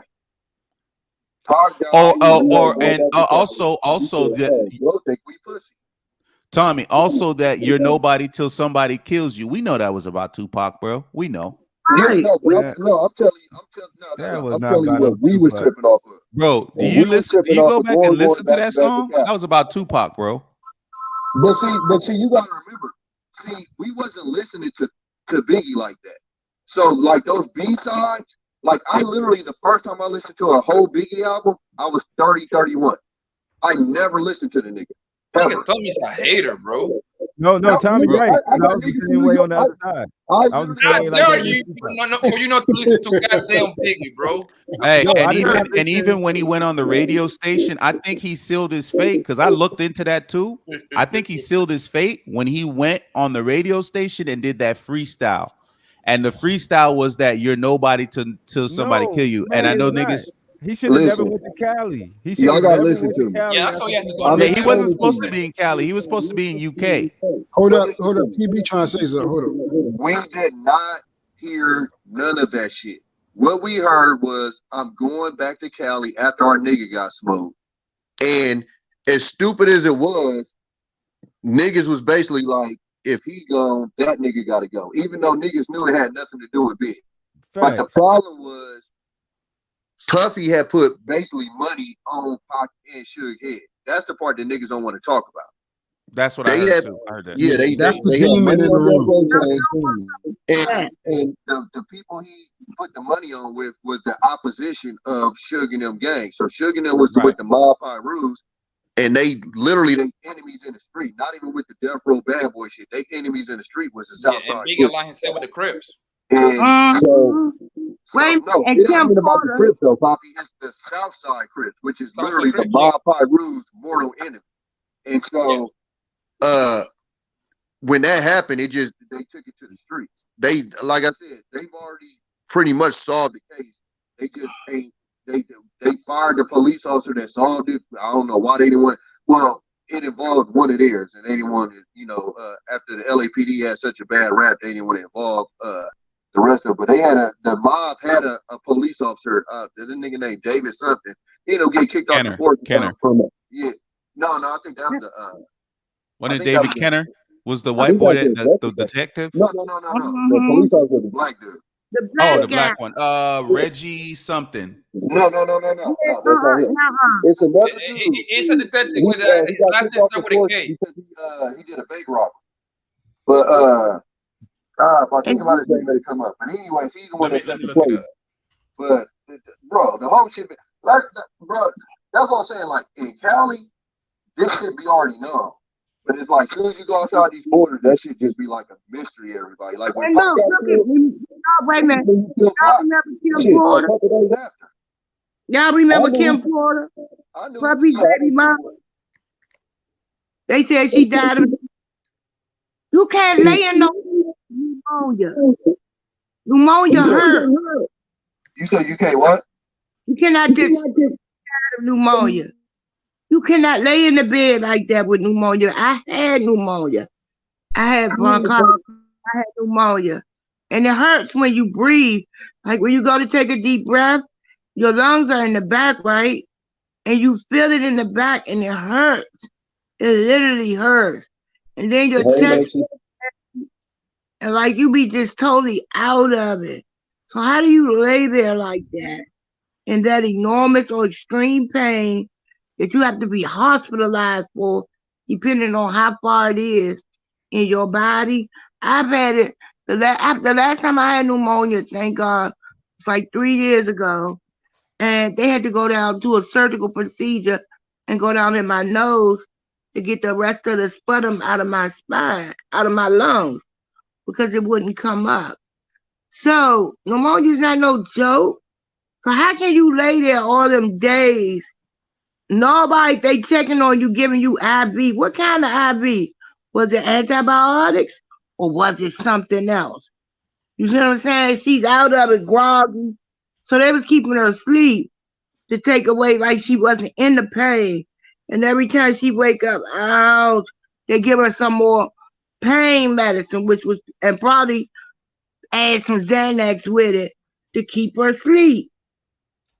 And then she died.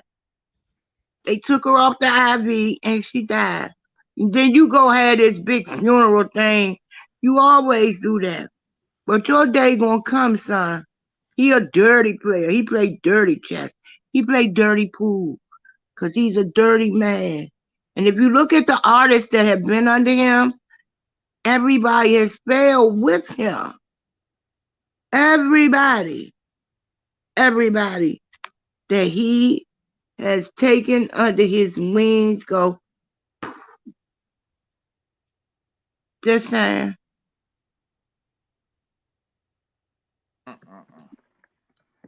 Hello?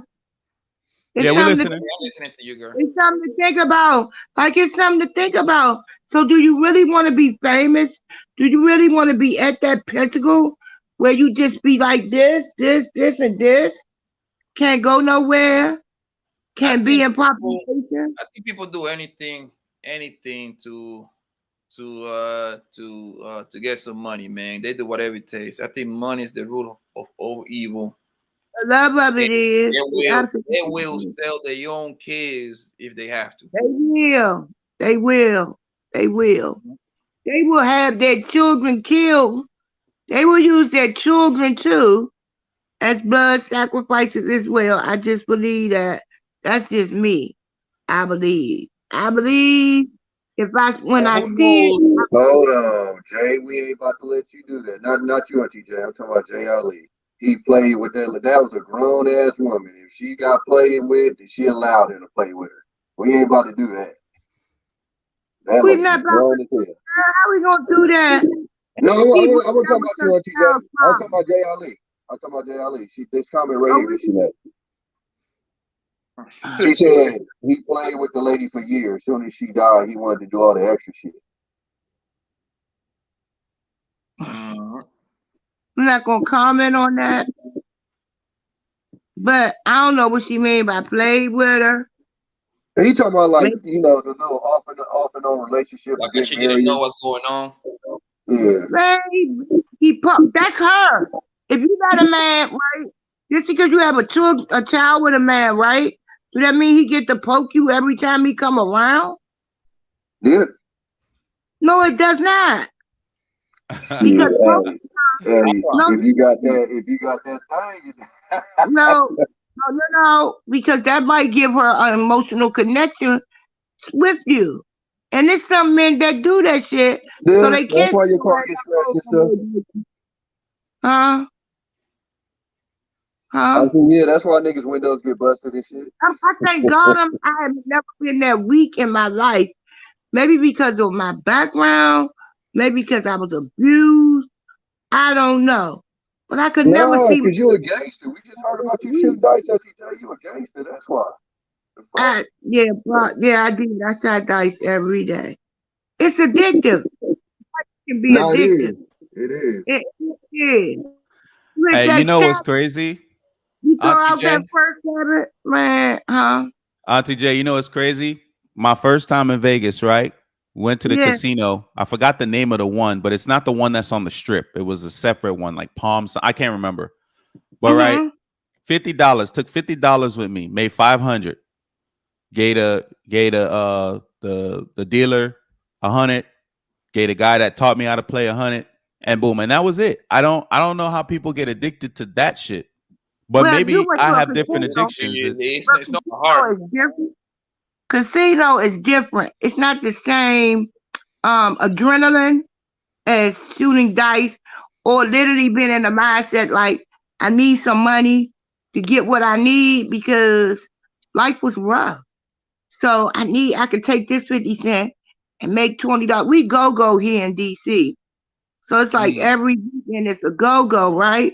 And so you want to be there, but your parents won't give you the money that you need to be there to get your weed, get your little drinky drink. So we had to do what we had to do. We ain't selling our bodies. Right. We shooting dice. I was the main call. Nigga had to walk home a couple times because I used my motherfucking train money, nigga, in the dice. Hey, Truth, Hey, so wait, Auntie J, you, Tommy, you two, and Truth, y'all all from that area, the tri-state? No, I'm from Oakland. He's from we from the tri-state. Truth is from the tri-state. Yes, he is. I can hear that. My mama's from DC, though. Oh, okay. Where you say you was from, Tommy? I'm from Oakland. Oakland? Okay. Oh, hell no. Hey. Hey, that same trip that I went to Vegas with, right?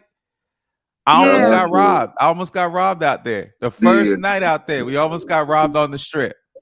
I don't want to go to.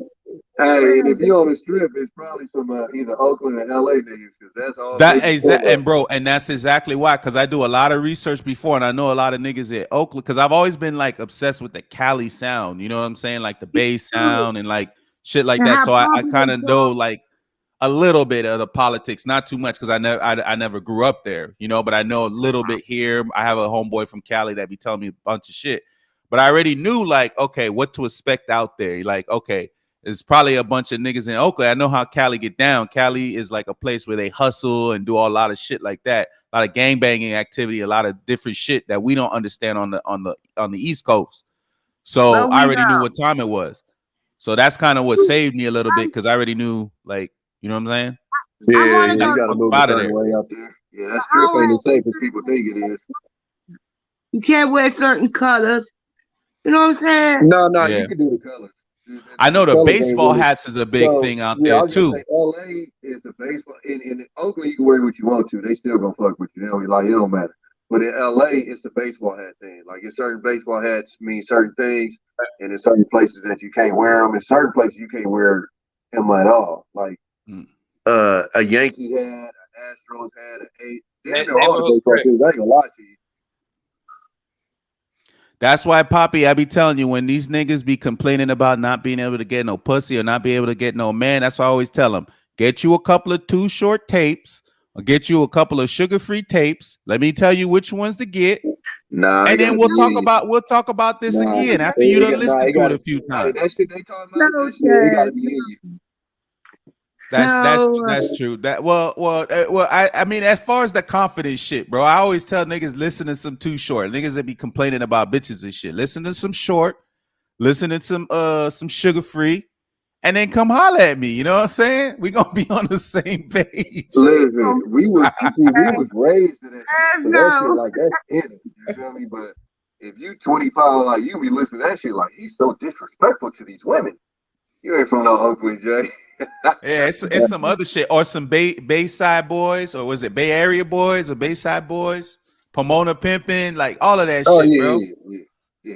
No, it's I'm gonna put some rapping forte, some Drew Down. You know what I'm saying? Put some of that shit up in you, man. That's why I said, like, when I came into space, it was so weird to me to listen to like how these dudes was talking. I'm like I told these dudes, like, even like with the new age niggas, like, females are paying $5,000-$10,000 to fuck with the nigga.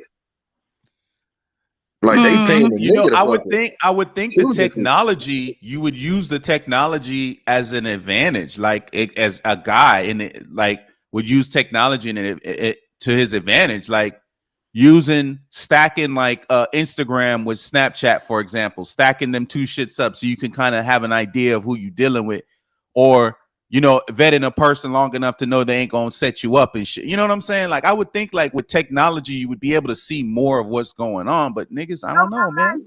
Why do you all? I don't understand this, right? I can be, Papa, you don't feel good. Wait a minute, y'all. You don't feel good? Huh? You don't feel good? I'm okay. He's just hosting. It's a lot when you're a host. You gotta pay attention to comments. You gotta pay attention to the chat. You gotta you doing a bunch of shit.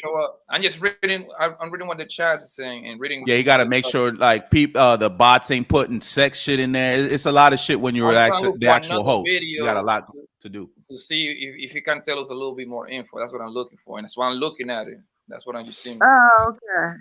Go ahead, continue, darling. So, you know how when you you know how when you grow up, right? When you get older, right? You don't see it the way you saw it. Like, you all are really young. Right. When you get about my age, right?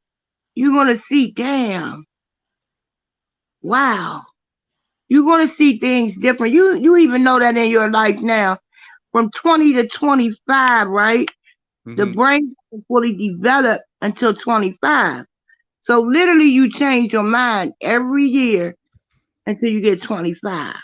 Right. So I don't understand why you all choose to date online versus meeting that individual you might see in a grocery store or laundromat or a cleaners or just in passing on your day-to-day. Because I can be anything I want to be on this internet. Right. And then they have those filters, and then they have the wigs and the lashes. So who you meet is not who you really meeting. The fat girls got some angles from the shoulders up. But see, there are things. I mean, it's not a date from the shoulders.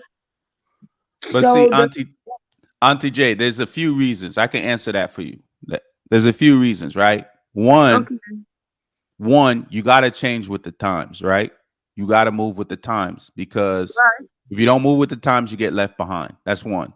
Two, I mean, there's ways of like I said, I don't think you should meet a person and then off the bat, like, go out and see that person unless you're already going to like an event and they're going to be there. You're going to be there. Okay. You with your people, you straight, you safe.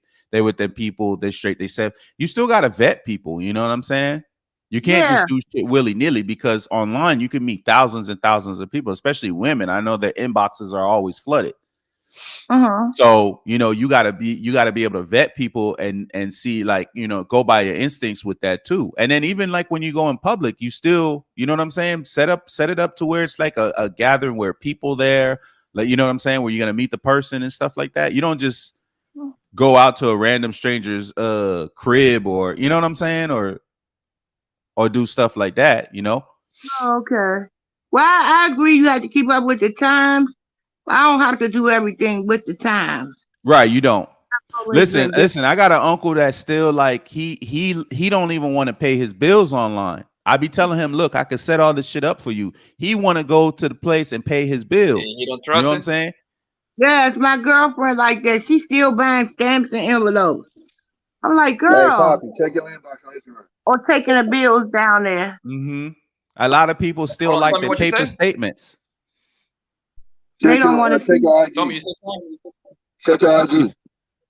Yeah, a lot of people, All right. a lot of people on TJ still want to see them paper statements. You know what I'm saying? Everything is paperless now. A lot of people, you know, mail is like a thing of the past. Remember when people used to write people letters and stuff? Remember, you know, like that's all a thing of the past. You got email. People don't even use email to write people no more. Like they use they just go to your Instagram and just send you a message. Hey, what's up? Blah blah blah. You know.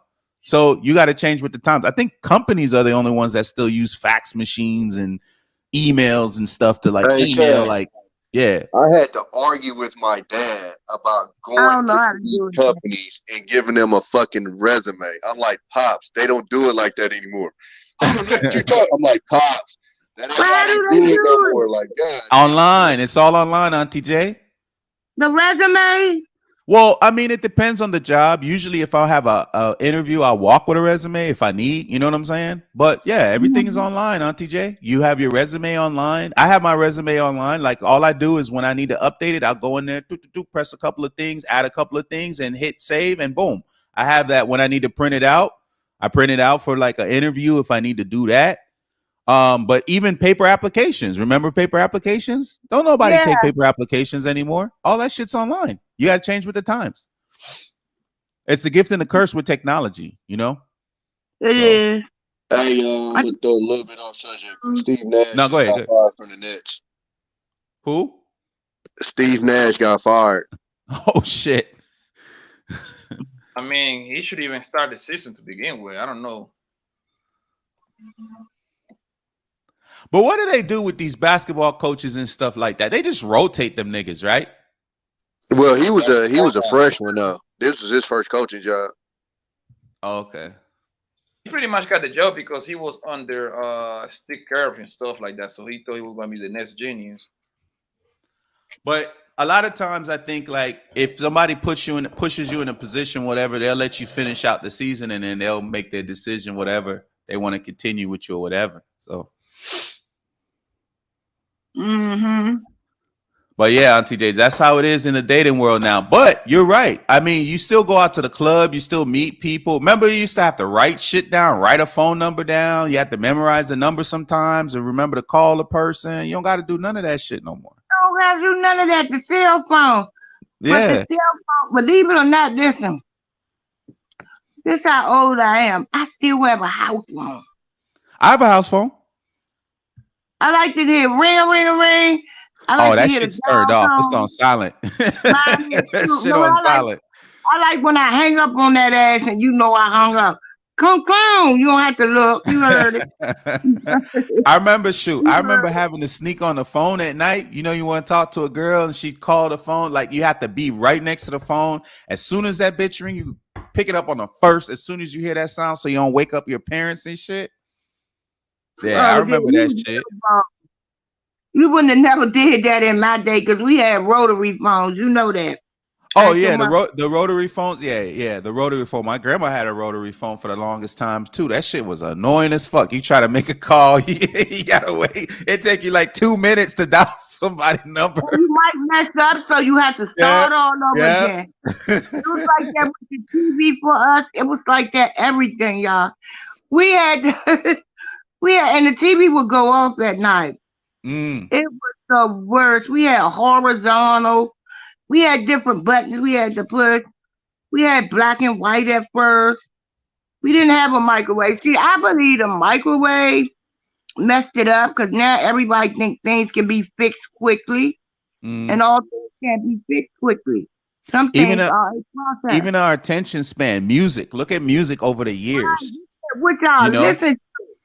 Like, I literally be attempting to listen to your music, but it's faster. It's a faster pace than me. And even that is even with the time of music. Most songs are like 2 to 3 minutes long now. People's attention are getting very small. Yeah. Our song was like 4 or 5 minutes long. 5, 7, 9 minutes, concertos and things like that. Yeah. Now, yeah, all that has changed. Everybody, we're You all can go back to some of our music and really relate. Can we talk? Hey, for a minute. TJ, let me share this video real quick. My Okay. man told me just send it to me, so give me 1 second, my dear. Yes, love. Poppy always treat me good in his hood. He does. That's right. Thank you.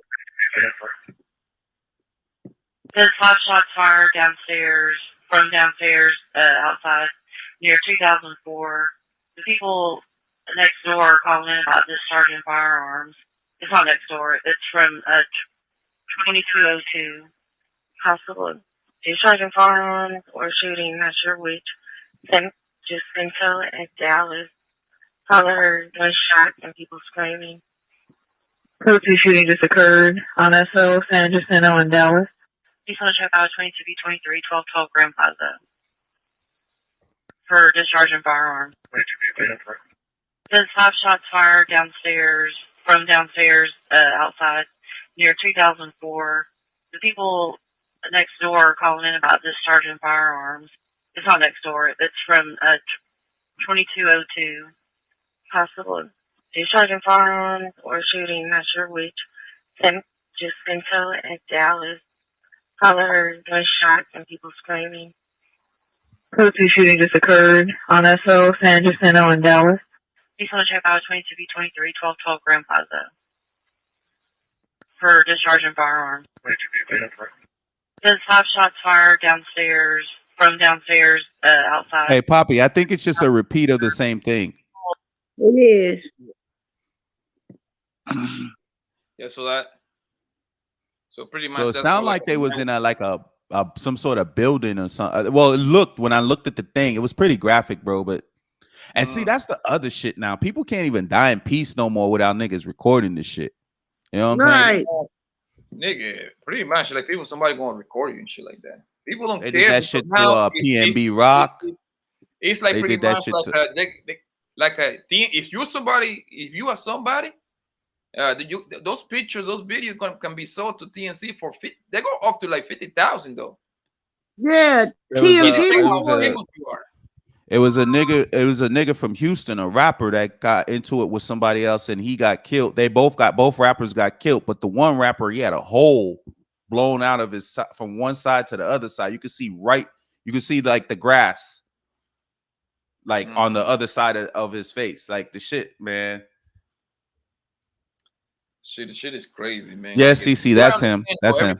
Everybody walking around with a recording device 24/7. Even hell, That's true. Even my little cousin, this motherfucker is like 11, 12 years old. This motherfucker's got iPhone 12s and shit.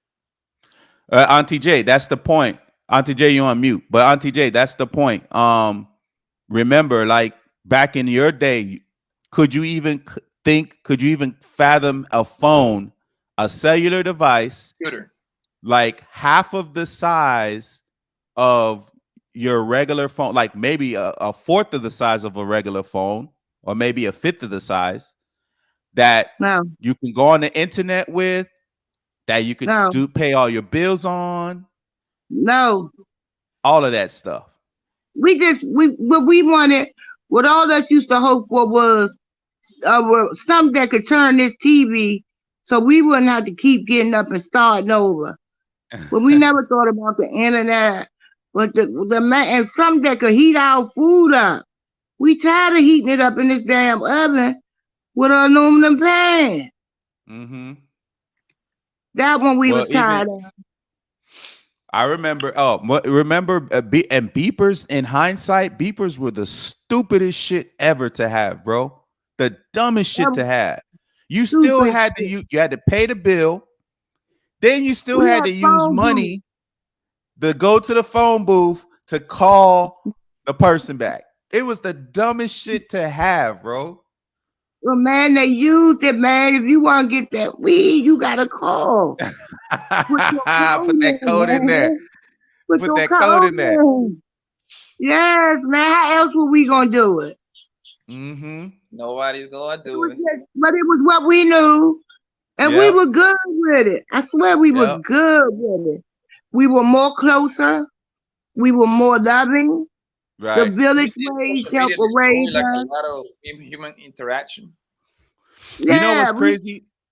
y'all don't You know get what's to crazy do too? nothing. Like, oh Yo, my Pop God. and Auntie J.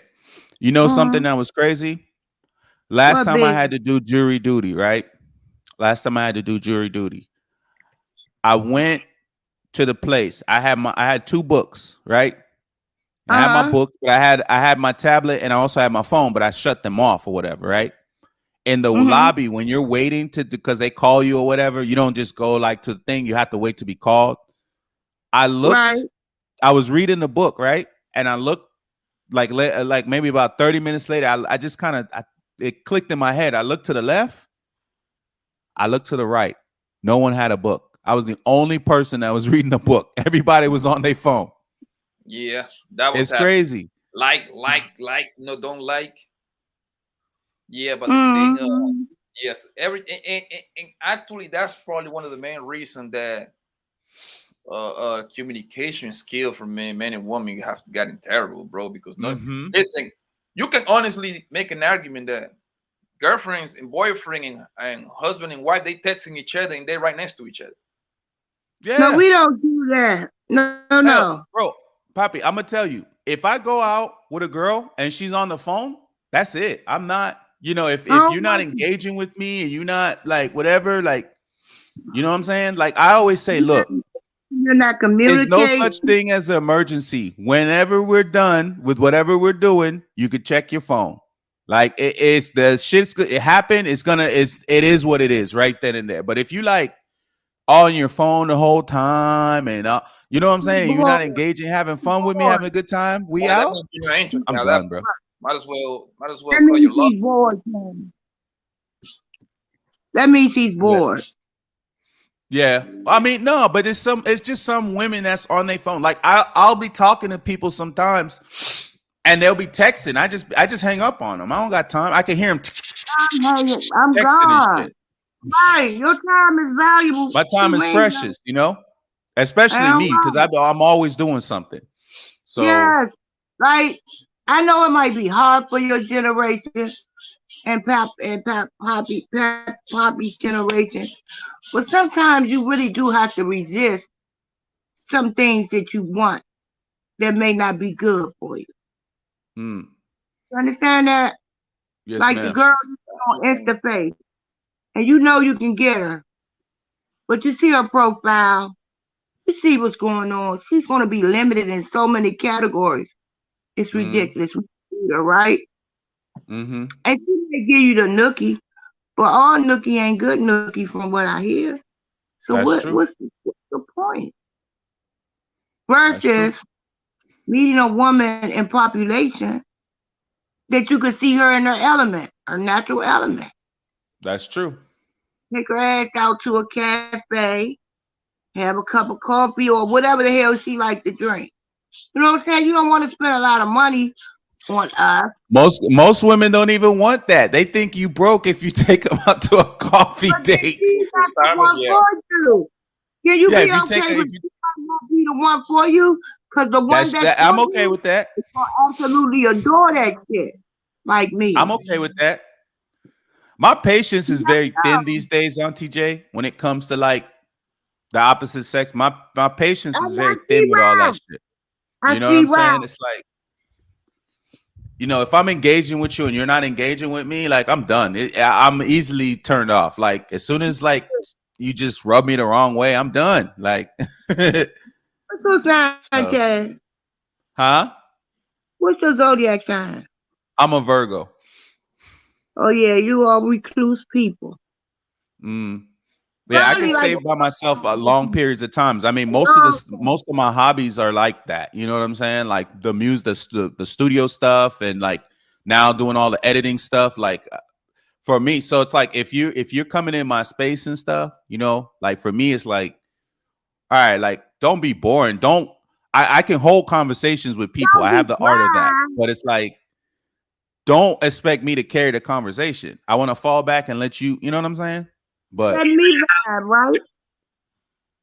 Huh? You mute, Auntie J. No, I'm saying it like this. You mute again. You keep muting her. I'm not muting, I'm talking low.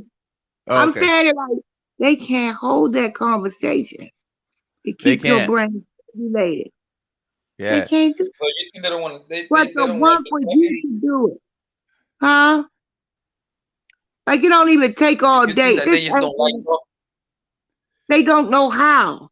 They'll wait No, on I you to think see a lot of the times, Poppies, they don't know how. A lot of people don't know how to communicate properly. Because I'll her talk. a simple question. What you like to do? And she'll say this to you. I don't know. I don't know. Yeah. Or a person. The worst is a person that one words me to death. Like I don't even want to have conversation with you ever again. Like you one word me to death. Like you know. I don't know. Well, what do you want to eat? Whatever you get. Like I can't do it. Like men that talk to me like that when I was dating, like, oh my God, I'm going to use the fuck out of your ass. Oh, that's how I used to be. CC, where you from? She said she from the islands. Where you from, CC? Hi, Jay. It's a lot of Caribbean people here, bro. From here, Natasha's people are the same from the same place that my people are from. Oh, what island is that? Grenada. Grenada. Okay. Really? Uh-huh. Oh, okay. Huh? They speak English? Yeah, but it's patois. It's like I wish we could hook our children up. I wish we could hook our children up. It's like how Jamaicans speak, but like think about like how New Yorkers speak with a certain kind of accent though, and then think about like how like Floridians speak or like person from Texas. So like there's different like types of patois, but yeah, most Virgin Islands, most of the Caribbean islands, they speak patois. So okay. You about to end it, Poppy, or you got something else to show us? Because I really came to just support you guys. I know it's only 23. Please make sure Poppy's likes or his likes are up. Yeah, I know when I end it. Yeah, we're gonna keep it going, man. So I'm gonna go. Oh, you trying to get them hours in? Yeah, I'm trying to get a little few more hours and stuff like that, man. I mean, what you got in mind? Well, for me, I'm about to get going. I was actually supposed to leave here about 12, but I'll probably stick around for a little bit longer. And I gotta. I've been editing some stuff, so trying to edit some stuff before I leave. Like around 5-hour mark, so another 25 minutes. That's too much for you. I think most everybody at work, bro. So you probably gonna have to try to get everybody here, like maybe in the afternoon time. Like 6 East Coast time. This particular it was like out of nowhere, man. So I was like, let me go live on this little if you plan it ahead, post it, and then like send everybody like the invite, put it on your stories and shit. Like more people will like join because they know, like, you know what I'm saying? Like, I mean, and try to do it like. It's not like I could have planned this one, man. This nigga just right last night. I know what you're saying. Oh, Dominicana, yeah. Oh, Dominica. Okay. It's a Virgin Island. It's a British Virgin Island, I believe. Dominica. Yeah, I think Dominica is a British Virgin Island. See, there's the American Virgin Islands and there's the British Virgin Islands. Like St. Thomas is American Virgin Islands, but then like Jamaica, Trinidad, Tobago, St. Lucia, those places, those are all British. So they use like the British money. It's like different. It's different colors, like blue, green, purple, red, stuff like that. Okay. So thank you, Poppy, for allowing me up on your platform. Anytime. I really appreciate it. You're always more than God welcome. be supporting you, huh? You good people. When you gonna start your show, Auntie J? You got like a good conversation going on. Yeah, I know how to conversate. I really do. Auntie J, when you gonna start your show? When you gonna start doing some videos? Never. Channel, Auntie J? Oh, you just like to support? Yeah. Okay, that's cool. I back. My daughter been asking me for years. People been asking me for years, cause a lot of people say I'm funny, right, Chaz, and my talent. Yeah, I go. I But think you're I very don't. entertaining. I think you're very entertaining. I think if you start your channel big, I think You may need a you will be on work star in no time. what you may need to do is Shorts. you may need to have like a co-host or something, or just co-host a show. Co-host. Yeah. If I did it, I would do it with her. Yeah. I don't want to do it. Okay, you don't have to. They keep putting this pressure on me. No. I'm just asking because like most everybody they made it in the Leaf network and then they transition and do their own stuff. But you don't have to. You just keep hopping on panels. Listen, any panel that I'm on, I'm always gonna make room for you up there. You always know that. do. Thank you so much for that, Chaz. Yep. That's why I always come where you are. Be like, Chaz make me feel special. He be like, Auntie J in the back chat. That's what I love. Chaz, I'm famous because of you. No. For me, I started the channel, but for me, I just kind of like play my role. I just try to be so behind whoever it is. You know what I mean? Like making thumbnails and like chopping up videos for them and chopping up my videos. I just try to be behind the scenes like a little bit. So Yo, how complicated that is, Chaz? Like it's very hard. It depends, bro. Like if you start creating stuff with templates and stuff, you be good. But it's like for me, that's stale. So I don't like to use the same stuff all the way. So I actually create everything, like build it from scratch.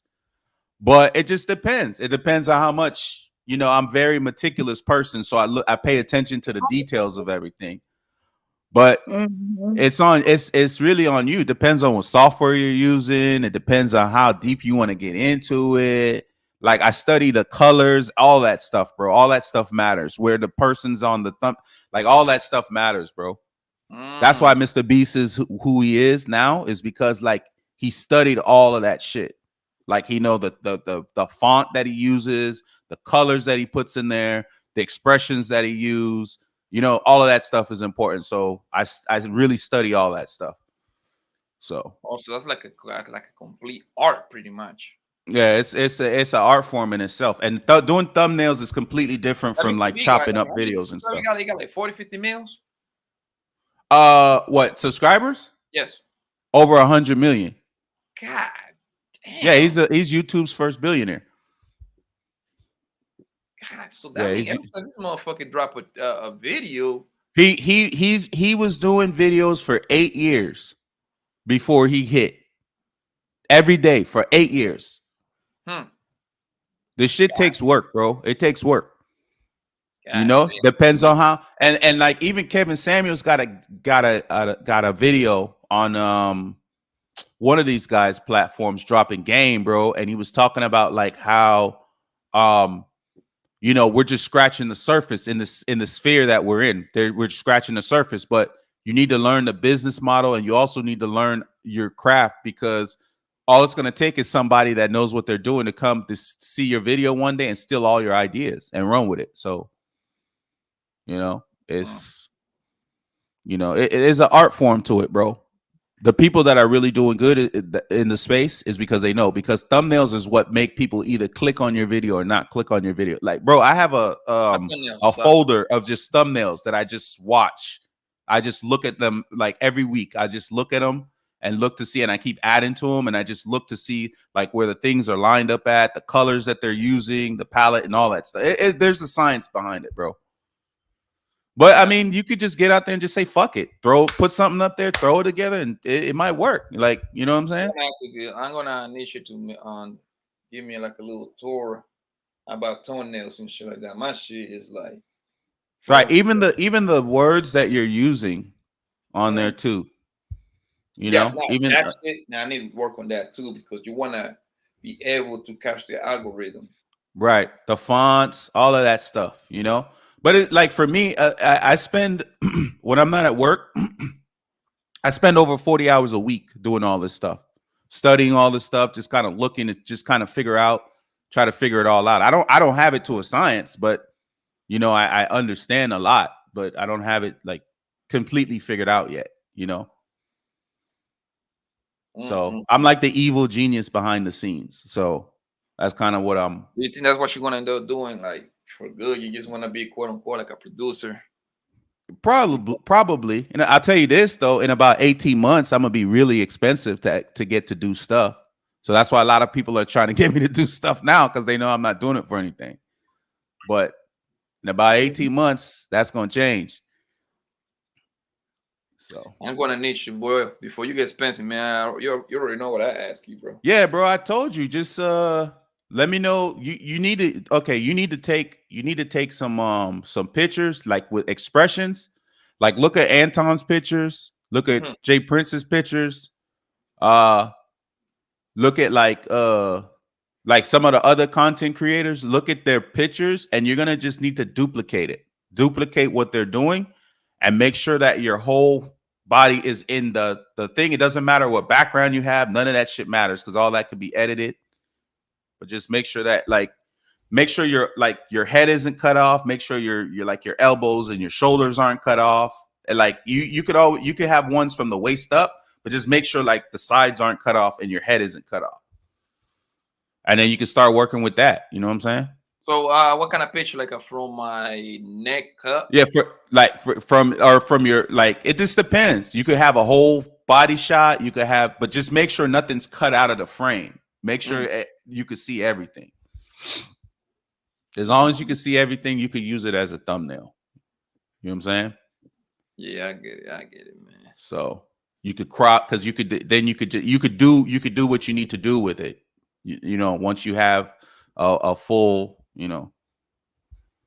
body to be able to use. If you ever look at most thumbnails, you'll notice that most people, when they're showing their thing, they're showing the full entire body. They're not showing it like a half. And if they're showing a half, it's always off to the side that's cut off. So yeah, but bro, we could talk about that shit offline, bro. That's that's too much free game. And it's kind of boring stuff. It's nerd shit. Hell yeah, man. Like you went to school for this game. What stuff you went to school for? No, I didn't go to school for this. No.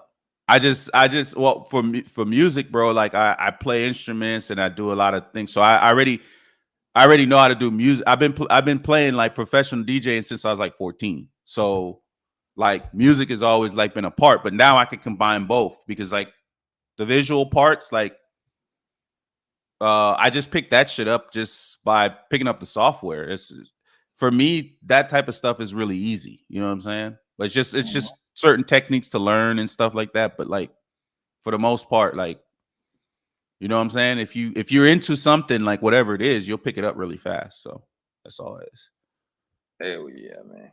One thing, like once you figured it out, this algorithm thing, bro, you really like. Yeah, that's another thing. That's another thing too. Like you gotta like, because Mr. Beast like talks about that type of shit all the time. You got to start watching people that's like big and how they made it. They don't give you the whole game, but they always give you a little bit that you can run with. You know what I'm saying? So I wonder. You say he was dropping video every day for 7 years. So obviously for 8 years. For 8 years. Wasn't hitting, right? He wasn't hitting at all. It wasn't hitting. He was studying like thumbnails. Him and his boys. They would talk about it. I forgot the 2 or 3 other guys. They would just like they would be on like Discord for hours just talking about like videos and different videos and what made this video get so many likes, and what was it about this video, and what thumbnails they were using, what font they were using, what colors were they using, like all of that shit. I wonder. I mean, obviously, what he know the game, so I'm gonna assume that he's selling a hell of the course over there.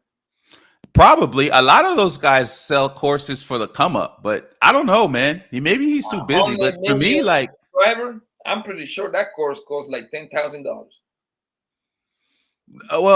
What's the guy? I think Sneeko was selling courses, but I mean, it's nothing that you can't learn. I don't think it's like, I don't think there's anything that they're doing that you can't learn by yourself. I mean, you got eyes and you got ears. Just look at what you see and start to understand. Yeah, you're right. But somebody can give you the game when you can go do a shortcut. But no one's ever going to give you the game. It's always just word salad. They'll give you a couple of nuggets here and there, but it's like, it's never like, yo, this is like, if you talking to me like your boy, like, oh, yo, let me hit my boy up. Like, hey, yo, Chaz, like, I'm thinking about, what do you think of this thing? What do you think about this? Nah, I don't like that because you know, blah, blah, blah, blah. And we're like kind of like politicking about it. It's different, you know, is than somebody say, oh, you must do red fonts with this. Da, da, da. Okay, well, what kind of red font? What specific red? Is it, you know, this red? Is it magenta? Like, there's a lot to it, bro. Like, they kind of give you like base stuff. They don't, you know. Yeah, I know. What's his name? Lled Turner. He's got like a course. I think his course sale goes for about $500. I would never buy anyone's course, bro. I would just look on YouTube, look at videos that are doing well, and look at the thumbnails and seeing what, because it's like you have a product. It's like the guy that sells hats and stuff, or the guy that's selling CD. Why would I want to buy your CD? What is it about your thing that works? And then you just work from there. You know what I'm saying? You just gotta study, just put in the work, because, and again, here's the thing. What worked for him may not work for you, because a lot of these guys got famous. Stream, by the way. So he only do live streams. So, but you have to also think, a lot of these guys got famous all around COVID, so they picked up a lot of subscribers around COVID. Like, that shit is over. You know what I mean? Like, so now what's the next? Well, how are you gonna do it now? You know, like, I ain't gonna lie, Lled. The thing with Lled is he's boring to me. I don't know if I have him fit. Let me see if I have him as a. He's boring to me. The reason why he takes too long to get to the thing, and that's another thing too. Like getting to like getting to the punch, hitting what it is that you're trying to. I don't want to be here waiting. It gets frustrating. I just leave the video. Like, tell me, like, when I'm learning how to do something, I want, okay, drop your little intro, maybe a couple of seconds, and then get to it. You know what I'm saying? I learned that from DJ Academics. Get to it. You know what I'm saying? The reason why I say Lled, welcome, son, man. How you doing? I don't think I haven't followed. Yeah, he's boring. I watched, what was I watching from him? I watched some video from him, and he was doing a reaction to something. I can't remember what it was. It was like months and months ago. And like, this video was, I don't remember how long it was, but it was just the fact that he was like 3 hours. He was like almost an hour in before he really got to the video. I'm like, this is crazy. But I mean, again, that might be his strategy. Bingo. That's what I was going, Chaz. The reason it's a strategy to his method, bro. He to the point that actually he give it to you. He called it long stroking. I got a long stroking, because it's a storytelling. You gotta understand, this is a lawyer. And you know what I'm saying? So he have to get in top of he have to get in front of jury, and they have to paint the picture to the jury. This is a good guy that grew up in crazy circumstances, blah, blah, blah. And then he went to middle school, and then he went to high school, and then went to college, went to the Force, Air Force, whatever, blah, blah, blah. Next thing you know, you only half of the story. Goddamn, you haven't even get to when the man was 40 years old yet. You see what I'm saying? Right. So that's part of his magic, because but again, here's the thing. What works for him might not work for you, though. Like, the go thing ahead. Is that's profitable for him, because now he is feeding you a little bit, and you're gonna say something cool. People, here's $50, here's $100. Like, yo, no, what is bomb? I mean, I know he probably, if he watch this, people probably gonna say I'm packet watching. I am, bro. That man said I'll do a live stream, easy, $2,000, easy. Get some super chats, easy. Right. And that's a rough day. So right, but I mean, he paid his dues. He paid his dues. But here's the thing, bro. Whenever someone has a channel, right? Whatever it is that they're doing, they're implementing that thing in front of your eyes. You just have to learn how to catch it. You just have to learn to see what is it that that person's doing. And you got to study more than one content creator. You know? You gotta get out of your lane. You gotta look at other content creators that have a lot going on and see what is it that works. And if you know, you could always create a happy medium and merge, you know, on both sides of those things too. You know what I mean? Yep. So Yeah. there's a lot to it, but you know, strategy I think is finding your lane, I think, is more important. Like finding your lane. Don't be an Anton Daniels, don't be a Lapeef Jr., don't be a lead attorney. Be a Pap. You know what I'm saying? Be Pap. You know what I'm saying? So you got to keep and I think with repetition and practice, you'll figure it out. I don't think it's, you know, but there's always that this point right now. And for guys, it's a lot harder, bro. You could be a new girl on the block, be pretty, throw some shit up there, and boom. You know what I'm saying? Hell yeah. It's just the way it works, bro. It's not fair, but it's just the way it works. As long as you find your quote unquote niche, right? I think you should be cool. And then you got to work, trying to work at the best of your ability and stuff like that. Right. Because if you can, some way, somehow, bro. First of all, if you would have asked me this like in the middle of last year, which it was what, June, July 2021, that I would be doing this, man, I would call you crazy. Yeah. Because I never been an internet nigga. You see what I'm saying? But like since I was forced to be in the house, I had to find something to do. Right. Like, and see, here's closed. You know what I mean? Like even if I was traveling to another state, I had to be like in the motherfucking house, so you have to be stuck at the crib. Right. Here's another thing too. Guys, man, hold on 1 second, man. Go ahead, Chance. Go ahead. Here's one thing too. Is, bro, all it takes is one, bro. All it takes is one short, one video. Look at Kevin Samuels, bro. Kevin Samuels was talking about this shit for years, bro. For years. And all it took was just one video, bro. And it was over. All right, Chaz, man. Now since you be traveling around, you a passing for bro, man. You got plenty to do right here. Oh, you talking about Burundanga? No, exactly. Look, we about to get deep into this shit, right? I just look it up. I'm like, oh, this. All right, let's talk about it. Let's talk about it. Here we go. What's up, Zone? My bad, bro. What's up, Zone? What's going on? What's going on? Chilling. And the Giving Pap affordability. some free game. That's and all. of course, beautiful Colombian women. Now we're gonna be honest here. A lot of brothers are tired of the matrix, tired of feminism. And when you look at Colombia, there is a diversity of women. So if you like Afro Latinas, you can find that. If you like the more whiter Latinas, you can find that also. But you also find a whole lot of community there. You find a lot of freedom. You find a relaxed lifestyle.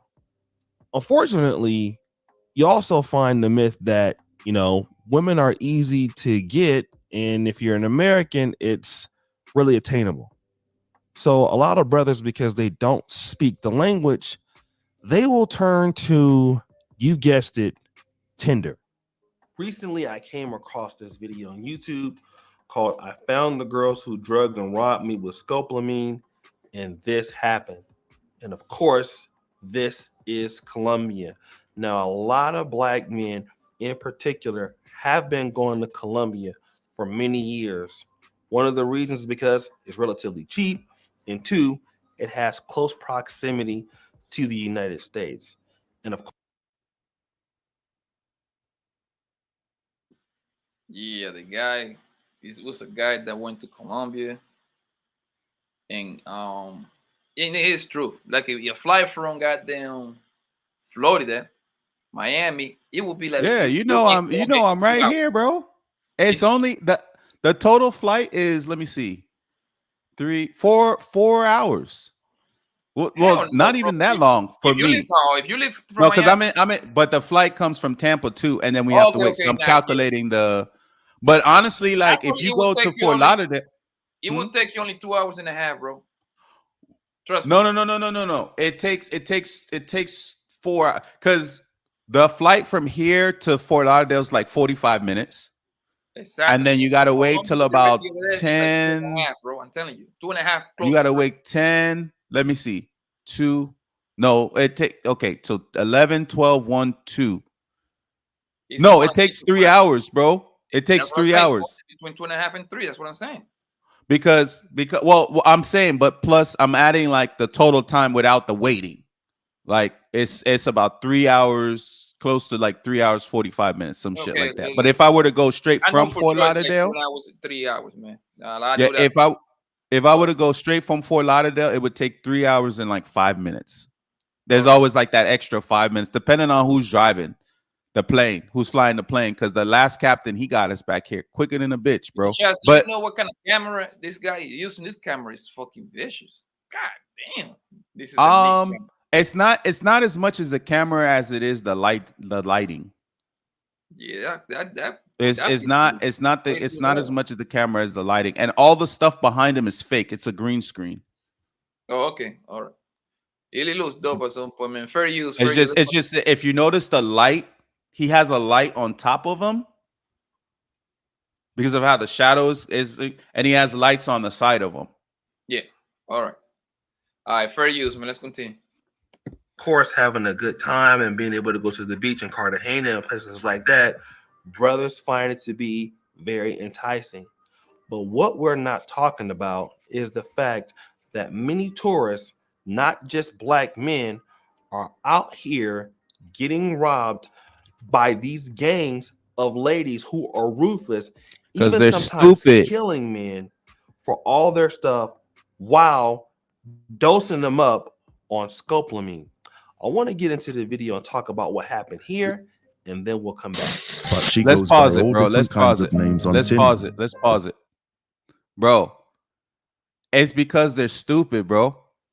It's because they're stupid, bro. I go to my Spanish is decent, but I go there by myself all the time, and I don't go there for like the passport, bro. Shit, bro. I've been going there for like since 2015. You mean you always talk about it? Go ahead. Yeah, so I don't go there for that. That's number one. I usually go there for my tattoos and stuff, and I have a lot of friends there now. So it's like me going from here to New York or from here to Vegas or not Vegas, but LA or something with my people. So, you know, you got to be careful. You have to know, first of all, the city that you're in. That a lot of people are just going because, this thing, I'm going to get all these, but they don't do their homework, bro. They don't look to see like what the crime rate is. They don't look to see like what the natives are like and how to blend it. Like, I'll give you a perfect example, right? When you go to Medellin, you don't want to wear shorts, bro. You don't want to wear shorts. You don't want to wear It's kind of chilly chancletas. anyway. So what you want to? Huh?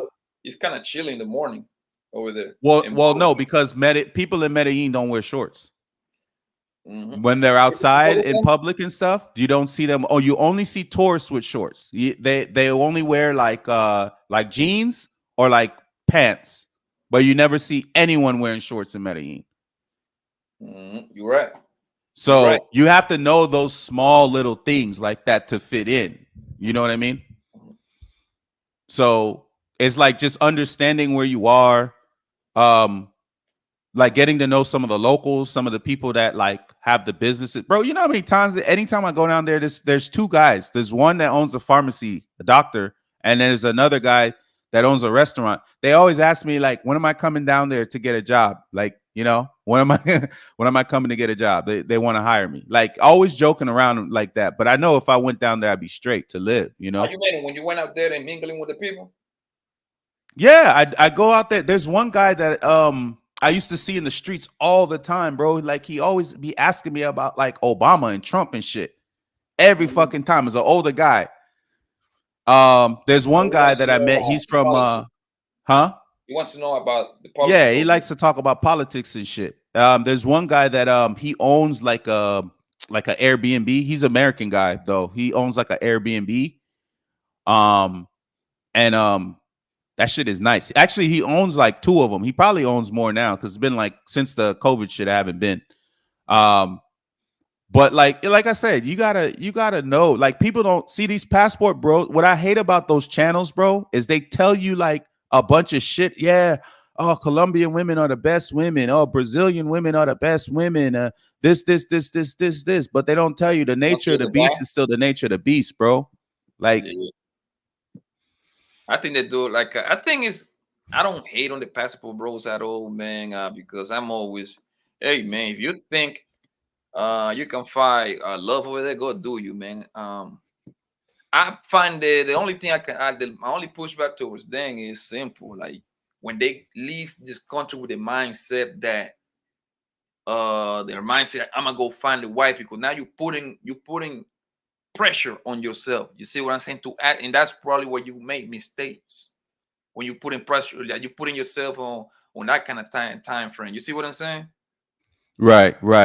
And we'll talk about Why I gotta find it. Why I gotta find it. Why? So now you kind of like ignoring some of the red flags that might be in front of you because you so exactly because you're putting pressure on yourself. And we'll talk about what do they call it? Scopolamine. I know that's burundanga. It's that's the Colombian term for scopolamine, burundanga. But what you say? Jumping here, man. Well, I want to see what they're doing first because we got 13 minutes of the video. Yeah. Okay. So let's get a little bit in there. I'll tell them some stories. I'll tell like whatever. So I mean, this shit is clippable that I'm about to tell people like about these places that they need to be aware of. You're about to get me no monetized.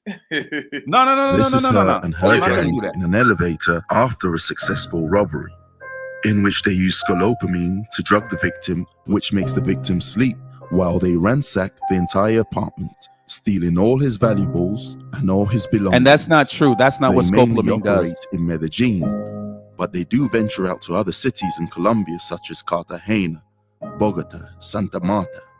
And so we set a trap and we found her. Only this time, it didn't go as she planned.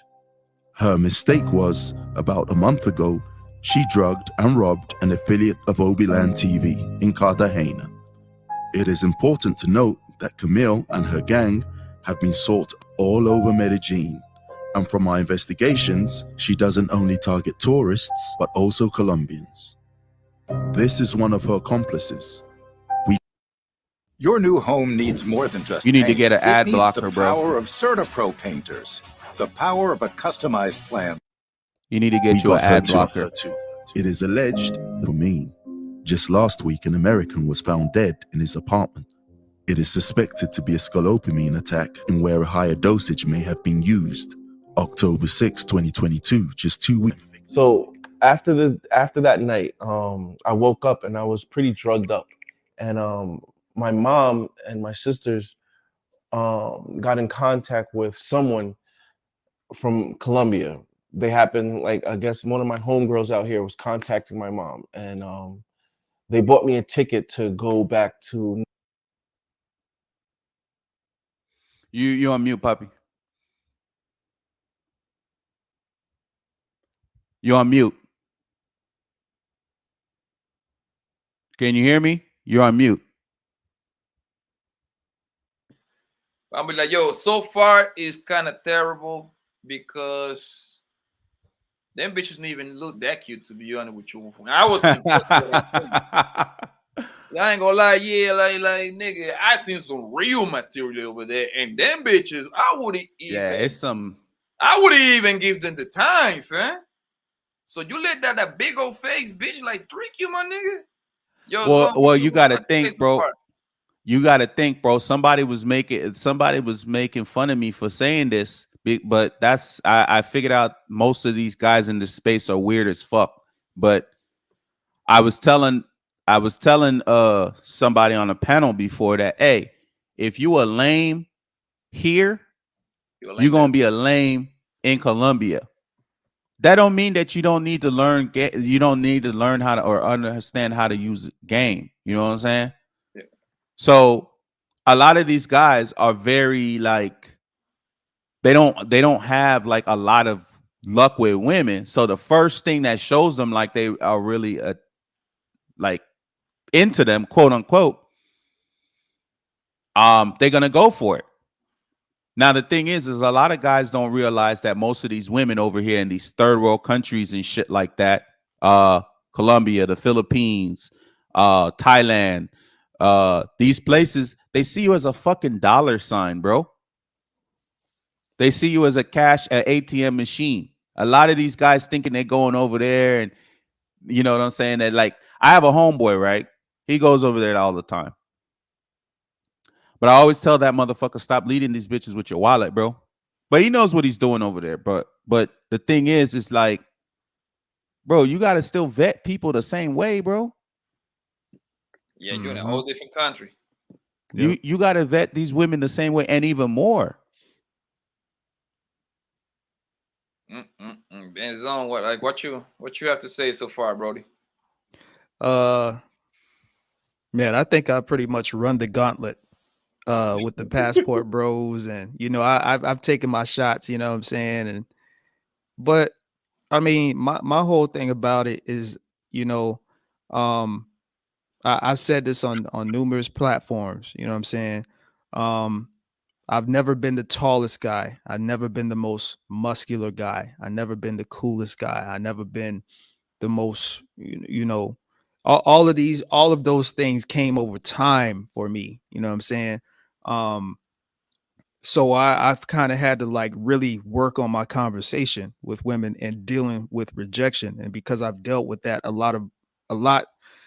because I dealt with a lot of rejection earlier in life, I don't fetishize. I don't really have this huge thing about I gotta have an Asian chick, or I gotta have and that, hey, that's cool if guys, if they have their preference, but whether it's here domestically or internationally, because my thing is women, no matter where you are in the globe, but I will say, here's what I will say, because I have traveled. I've been traveling around the the country since I was young, because my grandparents, they raised me, they were retired, so I was afforded the luxury of traveling with them.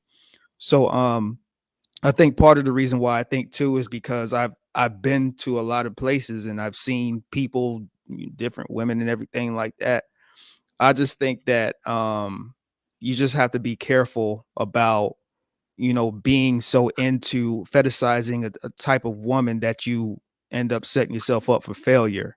That's what I think. You know what I'm saying? Like, if you want to go travel overseas, that's cool. I'm not going to salami police. I'm not going to say what guys should and should not do. But for me personally, I'm a little bit of a narcissist when it comes to myself. So if I choose to go to Colombia or Brazil, and if I go there, it's going to be more to experience the culture.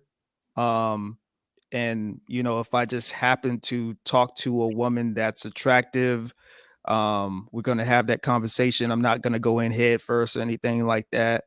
Nothing may not happen at all, and I'm perfectly fine with that. I just think that guys have to logically think, before they just, dive in between in the legs of the deep abyss of unknown, and end up getting yourself caught up. You know what I'm saying? Yeah.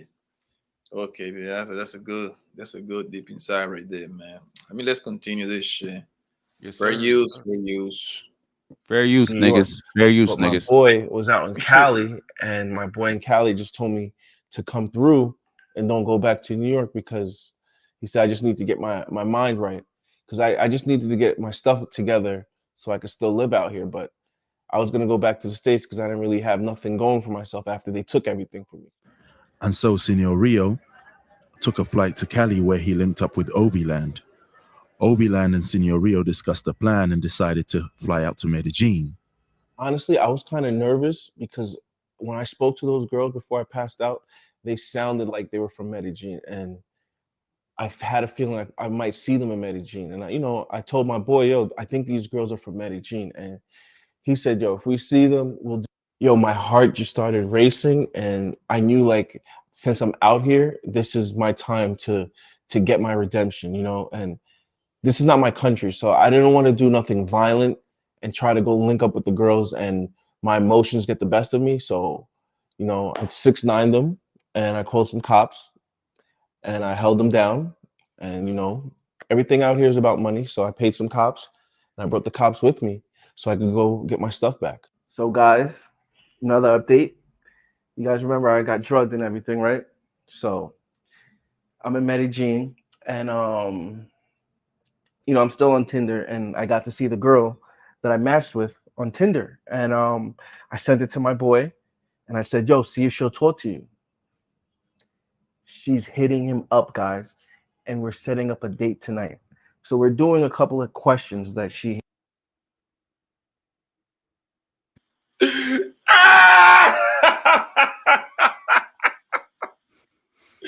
Yeah.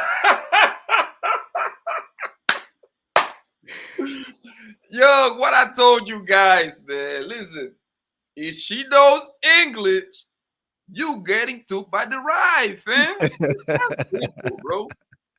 Man, yo, man, let me tell you something, man. If you quote unquote want to find yourself quote unquote good woman, whatever, you really need to go into the town and get yourself a girl that she is gonna be like smiling at you because she don't know the goddamn language the fuck you saying. You see what I'm saying? Yeah. So yes, Not only like look, for me, bro, like if you travel around, like me, I travel too, bro. But my reason for me traveling out the country stuff, it's never been no goddamn women though. Ain't no pussy. I get pussy in the States by the band. That's like Right. the easiest thing. I could probably can get 10 bitches right now before I get a fucking goddamn $100,000 job because it's not that complicated to get some pussy at all. See what I'm saying? When you start like prioritizing fucking goddamn piece of ass, that should start ruining your world. I mean your life. And go ahead, Chaz, and then go ahead, Zone. No, I was just gonna say to everybody on the panel, both of y'all fellas, do you think this nigga got game or do you think he's a gang goofy? Honest opinion. Let's not bullshit. Let's keep the bread fresh. Does this nigga look like he got game or does this nigga look like he gang goofy? I'm gonna reserve judgment. I gotta watch a little bit more. But right now, he's going towards the goofy area. Yeah, right now it's looking real goofy. Yeah, like because the reason why I said I'm gonna wait, Chaz, I couldn't give you an answer. He's from New York, man. New York niggas is fucking. Oh, so you got a bias going in already. You ain't shit, Poppy. You ain't shit, nigga. I'm gonna tell you why it's bias. I'm just kidding. Because if you can survive New York and you can maneuver with women in New York, my nigga, the rest of the goddamn world is easy. Then girls, I just appreciate. I'm gonna tell you what I appreciate. I appreciate his homeboy. Off the bat, I already appreciate his homeboy. Mm-hmm. You know what I'm saying? I appreciate his homeboy. Like already, like yo, we gonna get these hoes. So whoever his boy is, he got a solid nigga on his team. You know what I'm saying? Yeah, yo, son, Zone, what you think?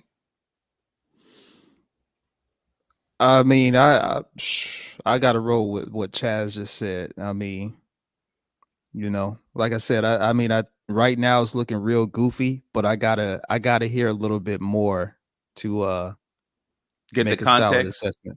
Yeah, I feel you guys. Trust me, because right now, don't get me wrong, it's not looking too good.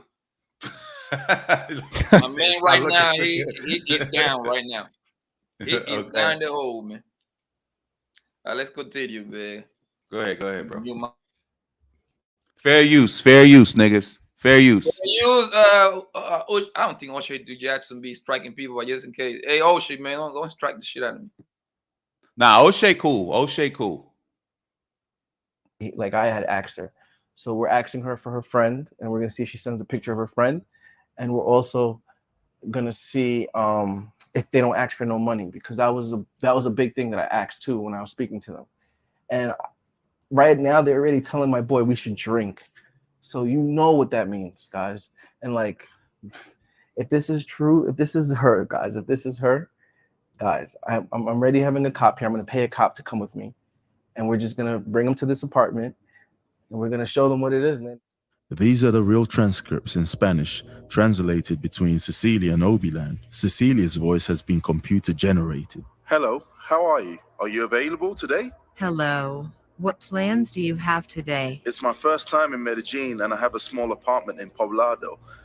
You look very attractive. Oh, I'd in like El to see you." Poblado, he's gonna be in. So as you heard there, it's a very Marcayeras. terrible experience. All across YouTube, you will hear many different guys losing their valuables, in many cases, even losing their lives, all across the country of Colombia. And so what happened is Brother Obiland and this brother teamed up to go back to Medellin, find these young ladies who stole from them, and brought them to justice. Now, part 2 is coming out that will describe it. But of course, certain things that I found was interesting in the video was that in the in the idea of them chatting with the girls, the women kept asking, what do you like to drink? What are you drinking on? What do you like to drink? And then trying to make them feel like that they're not prostitutes. And you'll find that out in the interview and stuff like that. Oh, I'm gonna talk about that too. Meet the brand new Suvi 3.0. The newest magical all-in-one countertop kitchen robot. Designed to save you time and cook delicious meals. That. And it kind of makes me wonder. God damn, man, this thing is looking worse and worse and worse by the minute, bro. Now, here's the question though. Why do you think they got drug on? What kind of drug do they use? Like a roofie? Do they use some fucking liquid coke? It's a powder. Burundanga is a powder. Yeah, it's a powder, but that shit, man, that shit have you look walking like a zombie, bro. But, I heard of that. But that's what I'm saying. It's a zombie drug. So like, no, I used the wrong thing. Give me the thumbs up, bro. In the back. Okay, I got you.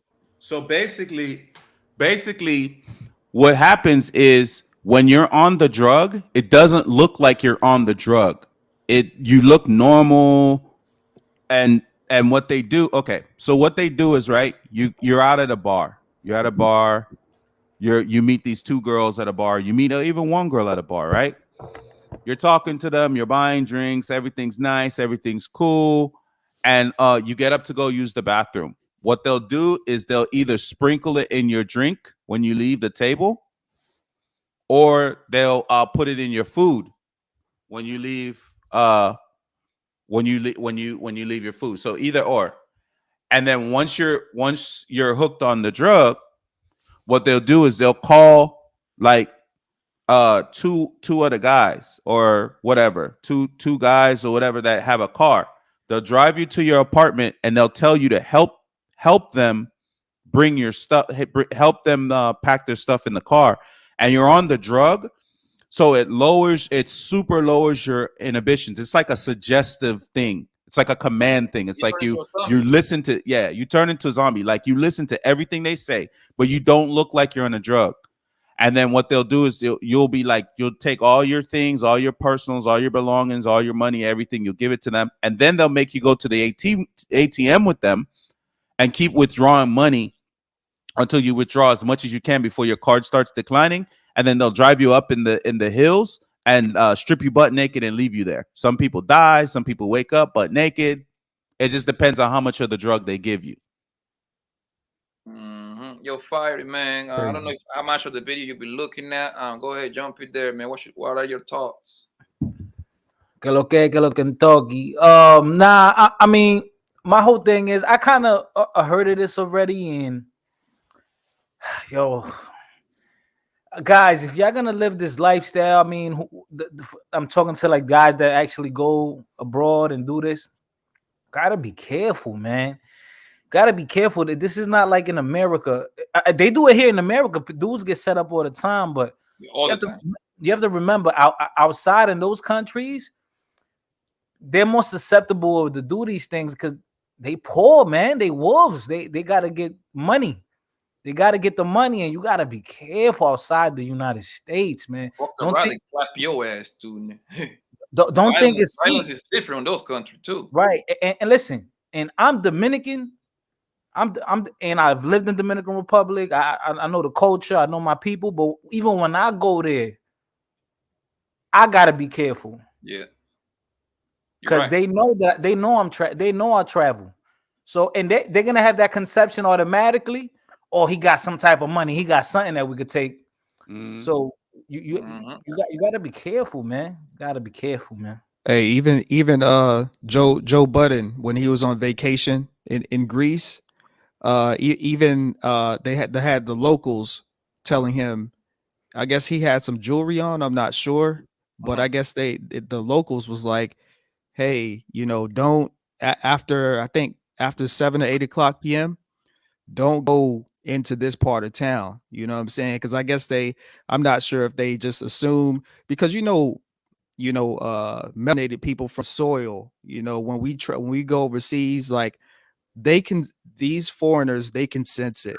Like they kind of know, you know what I'm saying? Like, and so I guess they were saying, even for somebody that's well established and is known as Joe Budden, they're like, your celebrity status doesn't matter. You know what I'm saying? So, because I think he did a show where he was talking about that, like maybe a month or two ago. So yeah, it doesn't. Your status doesn't matter. You just got to be careful. You got to abide by the rules of the land. All right. Thank you, fellas, man. Let me. So before you continue,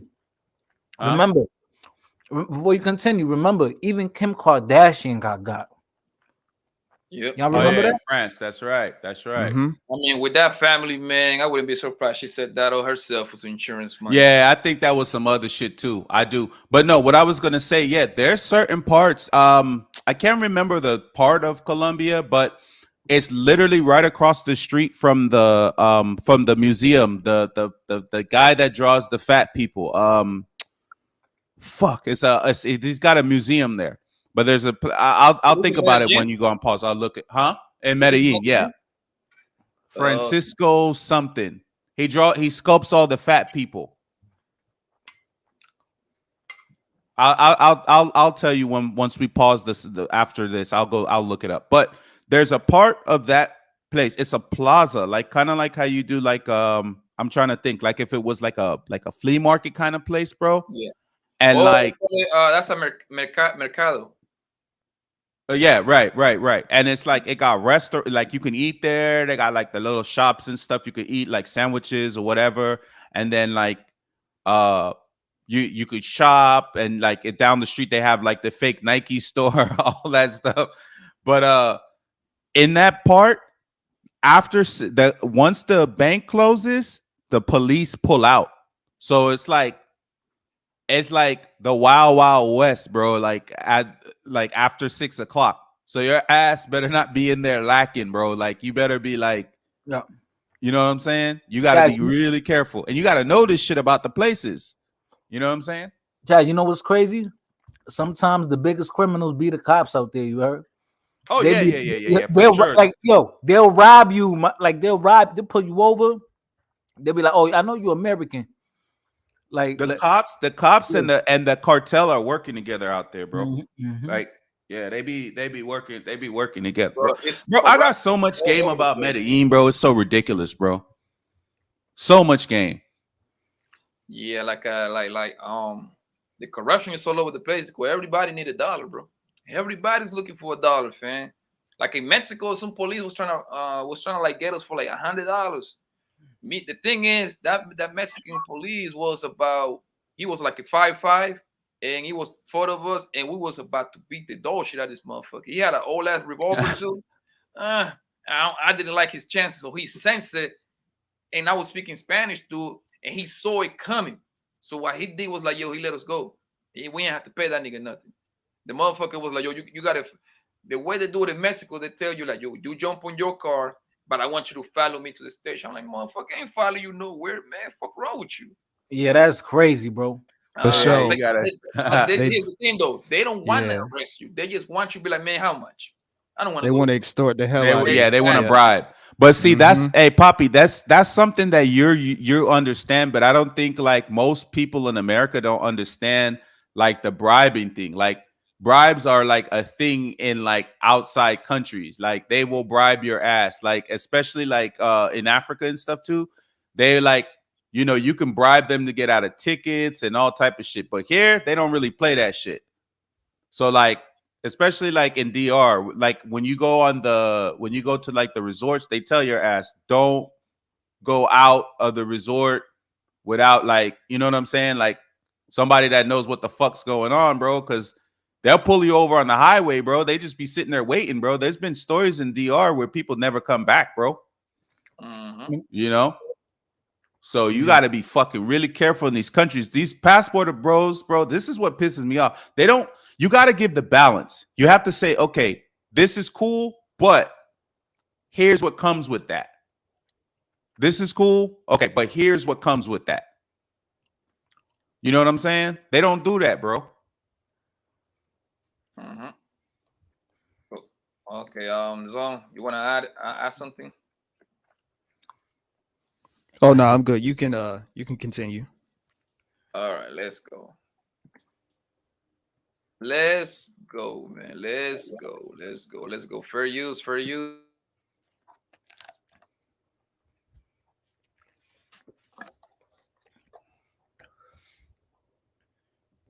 About a lot of brothers who are in, the travel community or passport bro community. When you're coming over to other countries, it's not like, that everybody really appreciates you. In certain cases, depending on where you are, you can be targeted, right? And you need to really put it together that not everybody is out there trying to be your friend, and not every woman is looking out for your best interests. For some people, you're just another number, another name, and they're just out to get you. Now, I've even had a discussion about this with my brother Black Male Travels a few months ago. I want to play his clip about how this whole situation happened, and then we'll come back.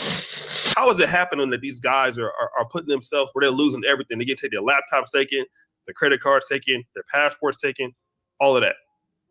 Well, the main drug that they're using is called scopolamine. Scopolamine comes from basically a plant out here. I mean, it grows in Colombia. And what happens is usually 9 times out of 10, a guy will meet a girl in a bar or something, or he'll meet a woman on Tinder, or he'll meet a woman in one of these little clubs out here, and they're going to they will put a drug in his drink. Now, when they put the drug in his drink, scopolamine was used by the CIA as a truth serum, man. So, you have like maybe a few minutes till it hits you, and basically you're a walking zombie at that point. You tell them everything. One guy, Colombian guy, picked up a couple of girls off the street to give him a ride.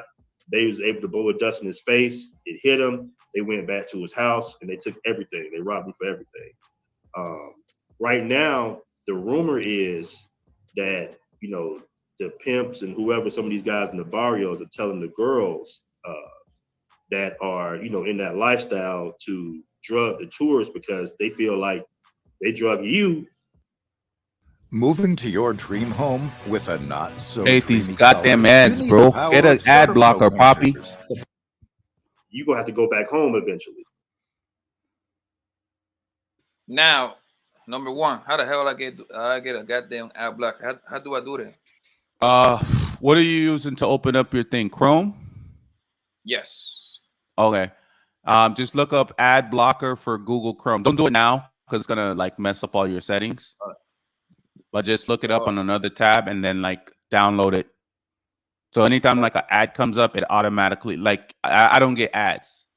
All right, perfect. Now number two. Welcome, Marcus, man. You can go ahead and start it off, bro. What do you think? What's up, man? What's up? ¿Cómo están todos? Buenos días. Good morning, man, over here from my side. Afternoon, evening, wherever y'all are at. Yeah, man, this is good shit, bro. But goddamn, 5.5 hours, Poppy?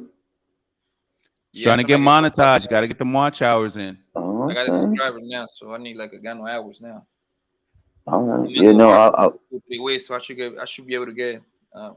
If I do another 4 of these 5-hour joint, I should get it. Hey, man, just YouTube talking points. Stay stay on your purpose, rest in your masculinity, and become high value like that. All right. Yes, just say some shocking shit and you'll get all the watch hours you need. Some polarizing shit. You'll Yeah. get all the bits. Chaz, just say women can't vote. Yeah, women should not be allowed. Oh, say what what's his name says all the time. Women need what does he say? Women need a broom and a mop or something. Oh yeah, and a sponge. And a sponge. What's his name, man? That guy is huh? Chaotic. Yeah. Women's hands are made for mopping, or say some polarizing shit. You'll get the views. No, but just real quick, shout out to Chaz, man. Shout out to Zone 864. Shout out to Fighter Complex, and shout out to you, Poppy. Yeah, man, this is a good topic, bro, because like we always hear about guys, hey man, the fun of the adventures of passport and flying now and seeing other places. But you gotta also make sure you put in the dangers, the cons, and where you should hang out, where you shouldn't hang out, and how long you're in a certain section. You got to learn the customs. You got to read the signs. You got to understand the language. And things like this happen. There's like a case earlier where about like a week or two ago, there's a person that went flying out to, I believe it was some part of Mexico, and her kidneys were missing when she woke up from a night of partying out, and they slipped something in her drink, and her kidneys were literally gone when she woke up in the tub. So, you know, gotta be I careful. thought you were talking about Marcus. My bad to cut you off. I thought you were talking about the girl that did the plastic surgery. I think in DR. She went to go do. She went to go do. Oh the no, BBL in DR, this is another one. Oh wow. This is another one that she also went to go take plastic surgery in Mexico. So it's another one. Oh, so that's this one went crazy. to Mexico. Yeah, and her stuff was missing too. So, you know, that's why I tell guys like, hey, if you're gonna, or anybody in general, you when you take your money, put most of it underneath your foot, in between your sock. That way, if they ask you, the cops pull you over, because a lot of cops they're corrupt. Basically, almost everybody is, and anybody else, you know. That way, you just keep like a 20 or a 30 or a 40 in your main wallet, but you put the most of the money in between your sock and your foot. So, yeah, you know, but you know, thank you for having me here. So I'm just chilling right now, bro. Yeah, you're right, bro. You don't want to walk around, bro. I should we should do a channel about this shit, bro. Like, it's not. I'm not tripping about passport bros. I want them to do them, bro. But I want people just to be aware of the bullshit that be going on out there. That's my only problem, bro. The ones that I know, man, they cool. I tap in with what's the guy that is in Thailand? Like I've been in the panel with him like twice now. Oh, Zoom to Thailand? Yeah, he's pretty cool. The guy that is in Colombia, Andre, he's pretty cool. No, I'm pretty sure they cool, but like, man, there's so much shit and see if they live there, especially, they know all the bullshit that be going on. So they need to the one that lives in Colombia, he like, I think he married to a Colombian girl. Like he got like a guidelines, he got everybody on a WhatsApp app and let them know the things what he gives them a list what to do and what not to do. His name is Andre, like a border across the love. I think that's the name of his channel. Oh, is it Love Crossings? Love Crossing, one of those things. Andre and Andrea, that's the channel that they got. Yeah, like the guy, he literally on his shit, bro. Like he know his shit like back and forward. He tell him what to. He's to the point that he tells the passport bro that is planning to go to Colombia, like, yo, this is the place you can stay. If you want to buy a house, buy it here. Invest. Like he got everything. I believe that the man actually got like I'm pretty sure he do like consultation for a fee, but at least he's gonna give you the right information. Right. Yeah, you see, Gail know these guys and stuff like that. She be over there, so she know these guys like back and forth. See, bro, and look, bro, all this shit that I know is like from number one, from experience, but for two, from a lot of research, bro. I didn't come on YouTube looking none of this shit up. So I don't know anything that these guys talk about. I know about the passport bros, what you tell me about the passport bros. Bro, I'm on my 5th passport. So Nobody could really tell me too much about traveling. I know how to look for, like, I want to know what the dangers are. I know I'm going to have a good time, but I want to know the crime rate. I want to know, like, you know what I'm saying? I want to see like incidents that happens. If there's like expat groups, I want to join them like months before I go and look to see, kind of see what's going on, that type of stuff. You know what I'm saying? Mm-hmm. So you got to do your homework. Just like I was telling old boy about Vegas. You got to do your homework, bro. You got to know where you're going. Hell yeah, because if not, those streets You're gonna a, follow you. you're a sheep out there with wolves, bro. You got to know what you're doing. You think those little 5'4", 5'3" girls are sweet? Man, you gonna wake up butt ass naked. Butt ass naked. Yeah, bro. The shit is the and I'll even give one also too. When people try to hand me stuff, I don't accept it, bro. Because all with that drug, I'm gonna tell you, the putting it in your drink is the quickest way it gets in your system, but they could blow it in your face too, or you could touch it. You know what I'm saying? If you touch it a certain way, it gets in your pores, in your skin. Could discombobulate you too. And the crazy thing is the tree where this drug is, because it's made from the nuts from this tree, but the tree is fucking everywhere, bro. The tree is everywhere. You can't get it has to be processed and all that stuff. So if the tree the wind blows, or if the nuts fall on you or something, nothing's gonna happen. But just letting people know, like, even if they think it's bad luck to stand under the tree. You know, like in Colombia, they think that tree, like people shouldn't, like I was standing under the tree. I knew what it was, but I was standing under the tree, and then like one of my friends was like, she pulled me away from the tree. She was like, no, that's bad luck. You know what I'm saying? So okay. Shit is fucking crazy. Yeah, let's go. Continue with this thing, man. Fair use. So that's one less guy that's going to be looking for him, right?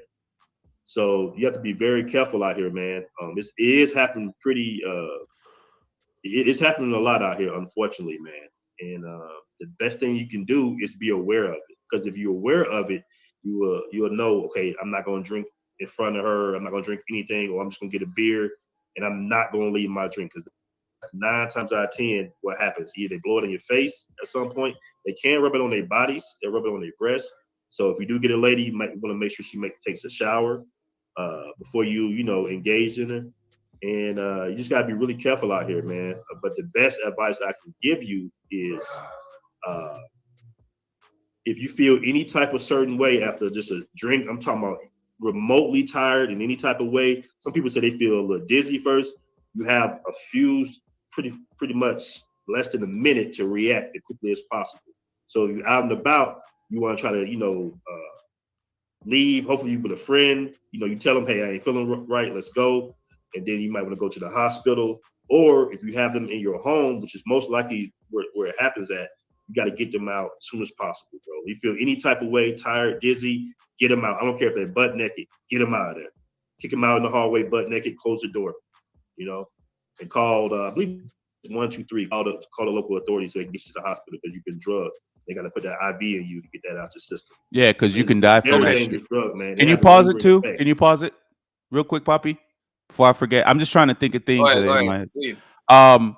One thing, especially with the passport bros, one thing that you should always have on you too, is the number to the U.S. consulate. The number to the U.S. consulate. Oh, you're talking about the U.S. consulate? Yep. Any country that you go to, doesn't matter what country you go to, always have the number to the closest like U.S. consulate, because there will be sometimes there's situations where, depending on what place you're at, the locals will like try to make it seem like you started some shit, and because you don't speak the language that well, they try to take advantage of that and try to lie to the police and do all that stuff. But if you have the U.S. consulate come, like if you call them and have them come, bro, like that's kind of like your saving grace there. So always keep that number in your phone, or always keep the number on a paper or something like that. Maybe not your phone in case your phone ever gets stolen. And And that's another thing. In Colombia, especially in Medellin, bro, you can't be like walking around with your phone like willy-nilly and taking pictures like a tourist and shit. Cause like they ride those motorcycles that look like dirt bikes, and they ride between cars, and that's normal. They'll snatch that shit if you're in a taxi cab and the windows are not rolled up. They'll snatch that shit and just keep going. There's nothing you could do. You know what I'm saying? Or they'll just come and snatch your phone from you. They don't play that shit, bro. It's so different when you go to other countries. You have to be on your P's and Q's. Zone, you here?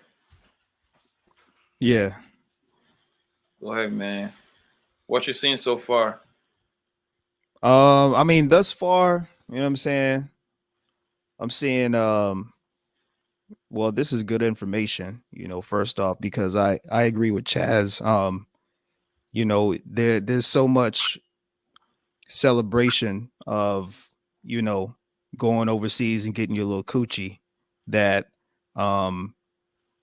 you know, the possibilities of what could happen is not really discussed like that. And I've just been a person in general who, when I see something happen, I know that could happen to me, and so I'm able to adjust my mind and adjust the decisions that I make. So I think what the guy is telling O'Shea is you know, some good information. Especially, you know, like when he's saying, you know, if you're visiting and a situation happens over there, you know, push the chicks out in a hallway, even if they ain't got no clothes on, because a lot of dudes, they wouldn't think to do that. You know, they would just probably try to play it off like everything is cool, and it's really not. So, you know, this is good information. So I like what I'm hearing right now. Fighter. Yo. What you think about homie? What I'm gonna say is, and to keep it honest, is there's a pro and there's a con to everything in life. So It's a fact. The pro to going to these countries is it's cheaper, right? It's easier to have fun out there because you have more money, you have a sense of freedom, right? The power of economics, right? But you know, the power of the dollar. But now the con of it is you pay a price for being in a place where it's cheaper to get things. There's going to be people who are hungrier. Well, crime may happen more frequently because, like I said once more, they're hungry. And usually people who are in poverty tend to take more risk for a little prize. So I mean, you just got to be careful. You have to know where to hang out at. And I'm not saying you don't be a punk or fighter. You're being a fear mongerer. I'm telling you, I'm Dominican. I grew up in the hood. I've been in the prison system in America.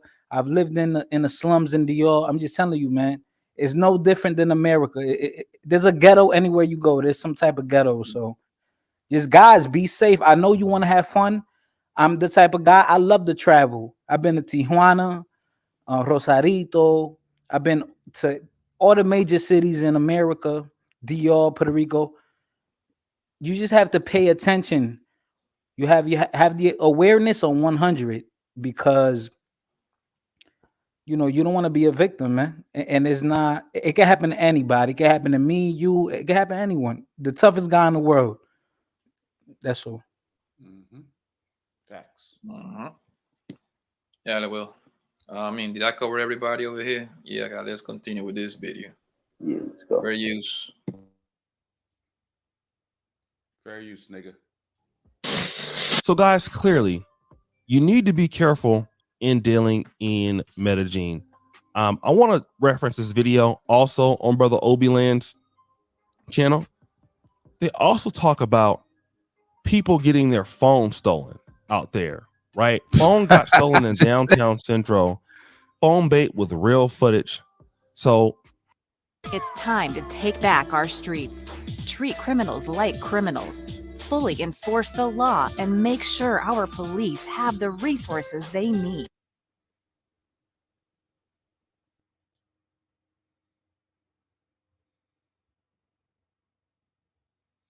What the hell going on, man? Oh, the commercial. Yeah. Don't When worry, you you can get go your to Popeyes. Colombia, it You is can get your nothing to Popeyes play with. I would say anywhere in the world, right? But as brother Aaron was saying, you know, if you're meeting women on Tinder, whatever you do, don't leave your drink with a new person that you don't know. And also with the scopolamine thing, that's something that they didn't mention, is that they can put it on their body parts. So you could be going thinking that you're about to, you know, suck on somebody's, you know, breasticles, or going down there, and they put it there, and then that makes you go to sleep, or they can blow it in your face. Also, you can become a zombie, and will even, you know, start carrying your own stuff out, you know, and when you wake up, you have nothing and you don't remember anything. So I think you should really take that into consideration. You know, you only have a few seconds. There is another brother that we know that was hit with the scopolamine, but once he felt that something was going on with his body, he immediately rushed the girls out of his house and locked the door. And, you know, when he woke up the next day, he had all the stuff, but, you know, he just didn't have anything. I mean, he had everything, but, you know, he had an issue with that. So long as you guys understand that that's what's going to happen, I'm in case, and you're safe, that's the most important thing, right? So make sure that, you know, if you go there, girls on Tinder are typically asking weird questions. What do you like to drink? They're being aggressive, like, when can I come over? This guy made the mistake and asked the woman to pour a drink, so that was like very easy.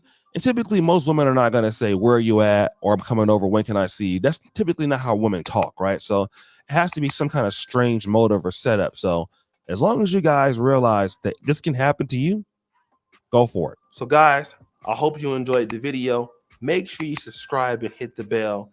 And again, check out the video at the first link pinned to the top. And as you know, the buffoonery remains at an all-time high. I'm out. All those graphics are easy to do, by the way. It's just 2 layers. Damn, for real? Yeah, that's easy. Once you start Fair doing this use. shit, you can Fair kind of use. see what everybody's doing, bro. Like in your eyes, you can see where things are being cut, all of that stuff. Damn, man. This guy was just getting drugged. Shit. Do you think like this women? I mean, they probably just want to rub him, but I mean, it's gonna sound fucked up. But do you think this girls is dildo fucking these niggas, man? Nah, they not Cardi B-ing niggas, bro. I mean, that ain't funny. Not, I don't think they Cardi B-ing niggas. They just in and out. They're not there to play games. They there to get what they need to get, and they out. Yeah. And get the next victim. Yeah, that's some fucked up shit, man. Like, man, you gotta be careful, man. Let's don't get it twisted. That happened over here in the States all the time. Oh yeah, that happens here for sure. So when Jay Ali was saying, "Oh, that's what happens to passport bros," no, niggas get set up here too, though. Man, niggas get set up here for the okie doke all the fucking time, bro. Yo, Chaz, let me tell you something, homie. I actually know a couple girls that be setting niggas up in New York and in Miami for niggas to get licked, bro. Straight up. That's what they do. They in the street, and these bitches look good. You will even see it coming, my nigga. If they see you, the thing is that these women out here, what they do is they know what the real rollie look like. They know what to look for. They know if his body change is real now. That right there, those two eyes, because you know if you got a rollie, you got a big boy change. Yeah, you got these automatically they add it up. Probably $60,000 value. It's 3 worth. You get him 25,000, 20 bands. They're gonna get that. You see what I'm saying? Homegirl with the fat ass, she gonna be like, hey man, I wanna fuck you. Nigga going. You know, with the girl be like, this nigga, whatever you're drinking, homeboy, at some point, you know, when you drink, at some point you're going to the bathroom, that homegirl gonna go ahead, boop, put that roofie on your ass, man. Next thing you know, you wake up at the Ritz-Carlton in Miami, man. Butt naked. Butt naked, your wallet's gone, you're calling the homie to call you out Uber because everything is gone.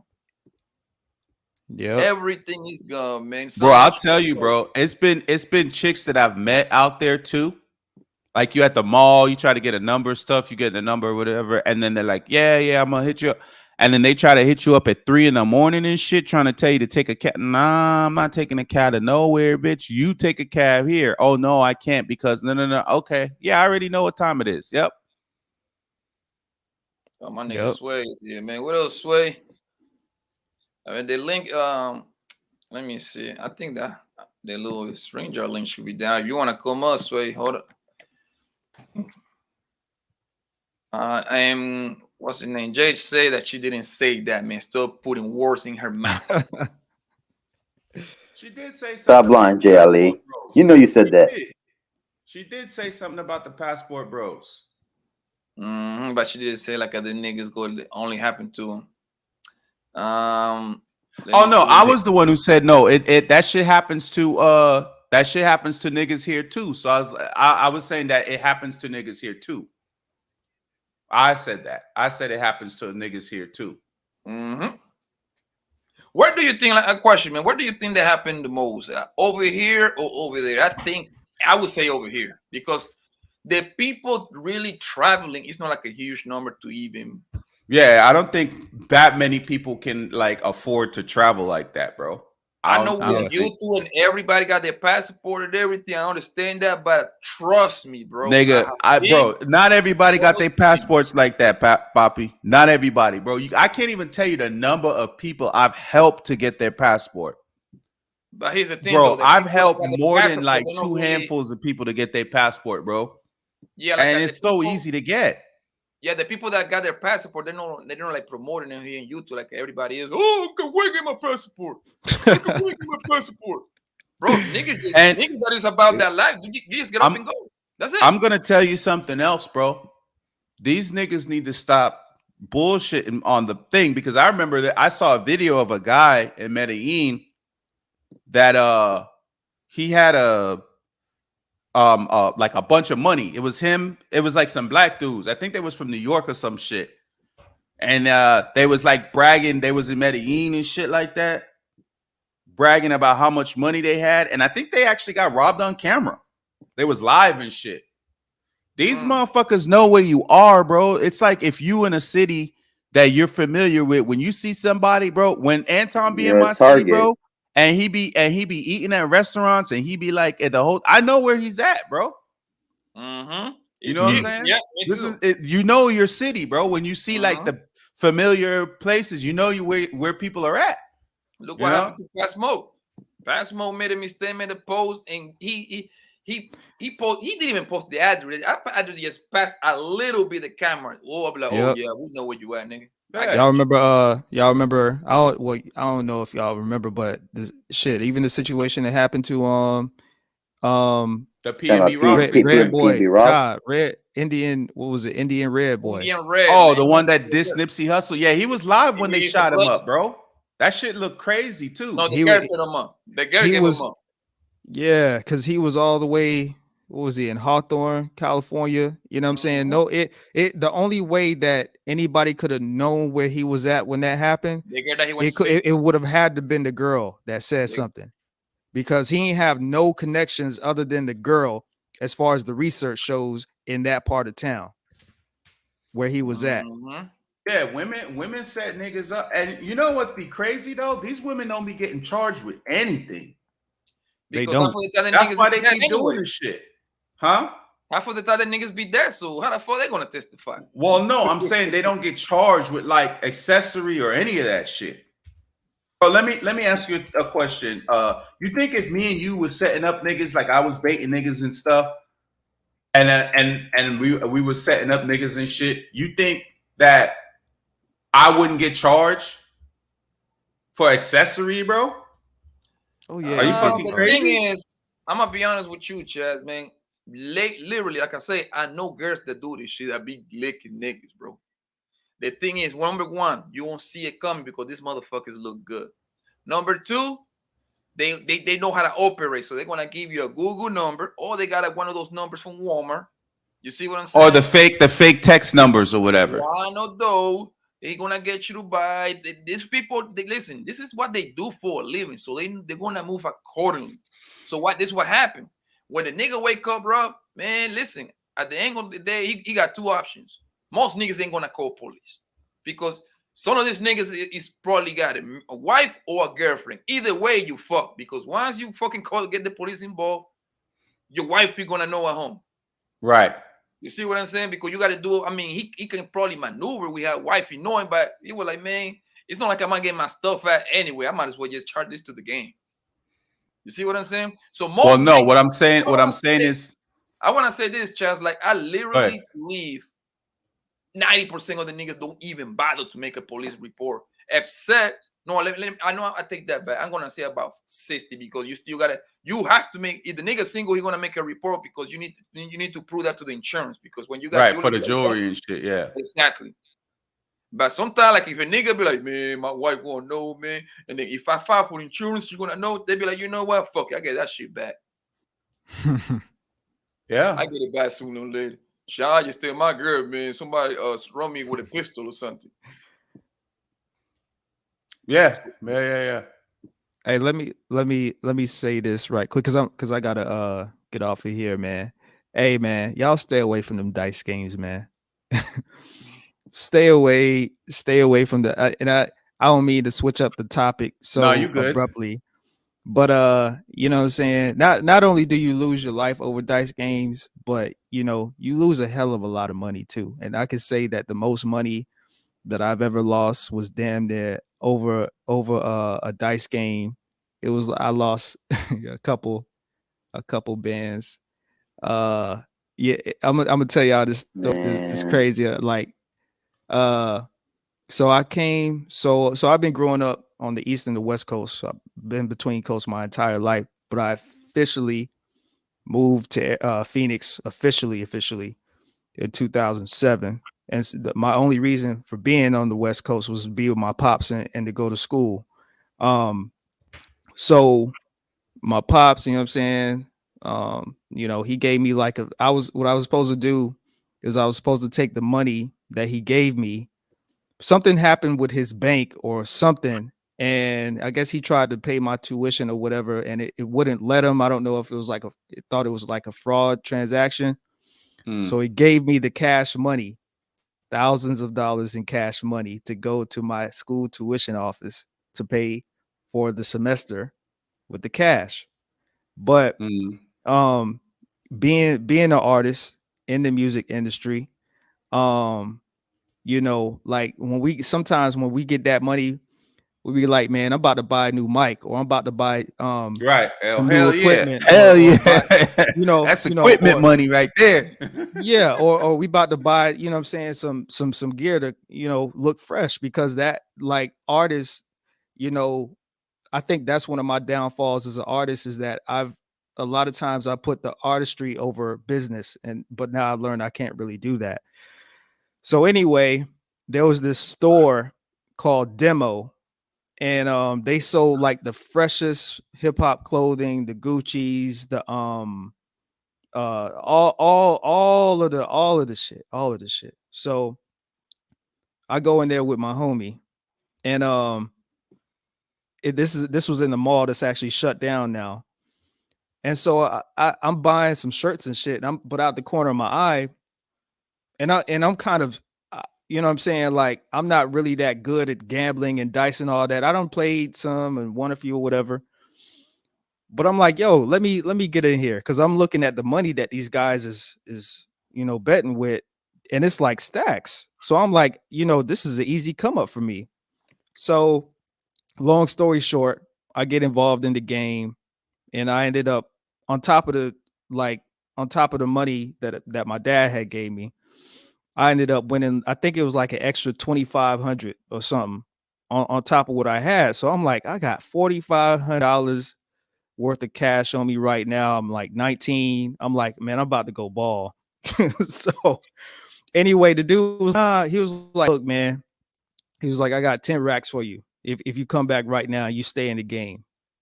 So I'm like, all right, or whatever. So we throwing the dice. I'm winning, I'm losing. But then it's like a streak where I'm consistently losing, and I'm losing, and I'm losing, and I'm getting more mad, and I'm getting more mad, and I'm getting more mad. Next thing you know, man, this nigga done took all my money. You know what I'm saying? Like I don't know how it really happened. I don't know how he was able to finagle that. So I ended up losing my college tuition money. Um, but I was able to still enroll in the classes because I was able to do like some kind of promise to pay thing. Cause I'm like, damn, I can't go home and not have this tuition paid or whatever. So anyway, I got another homie who was in the drug game, and I'm telling him what happened.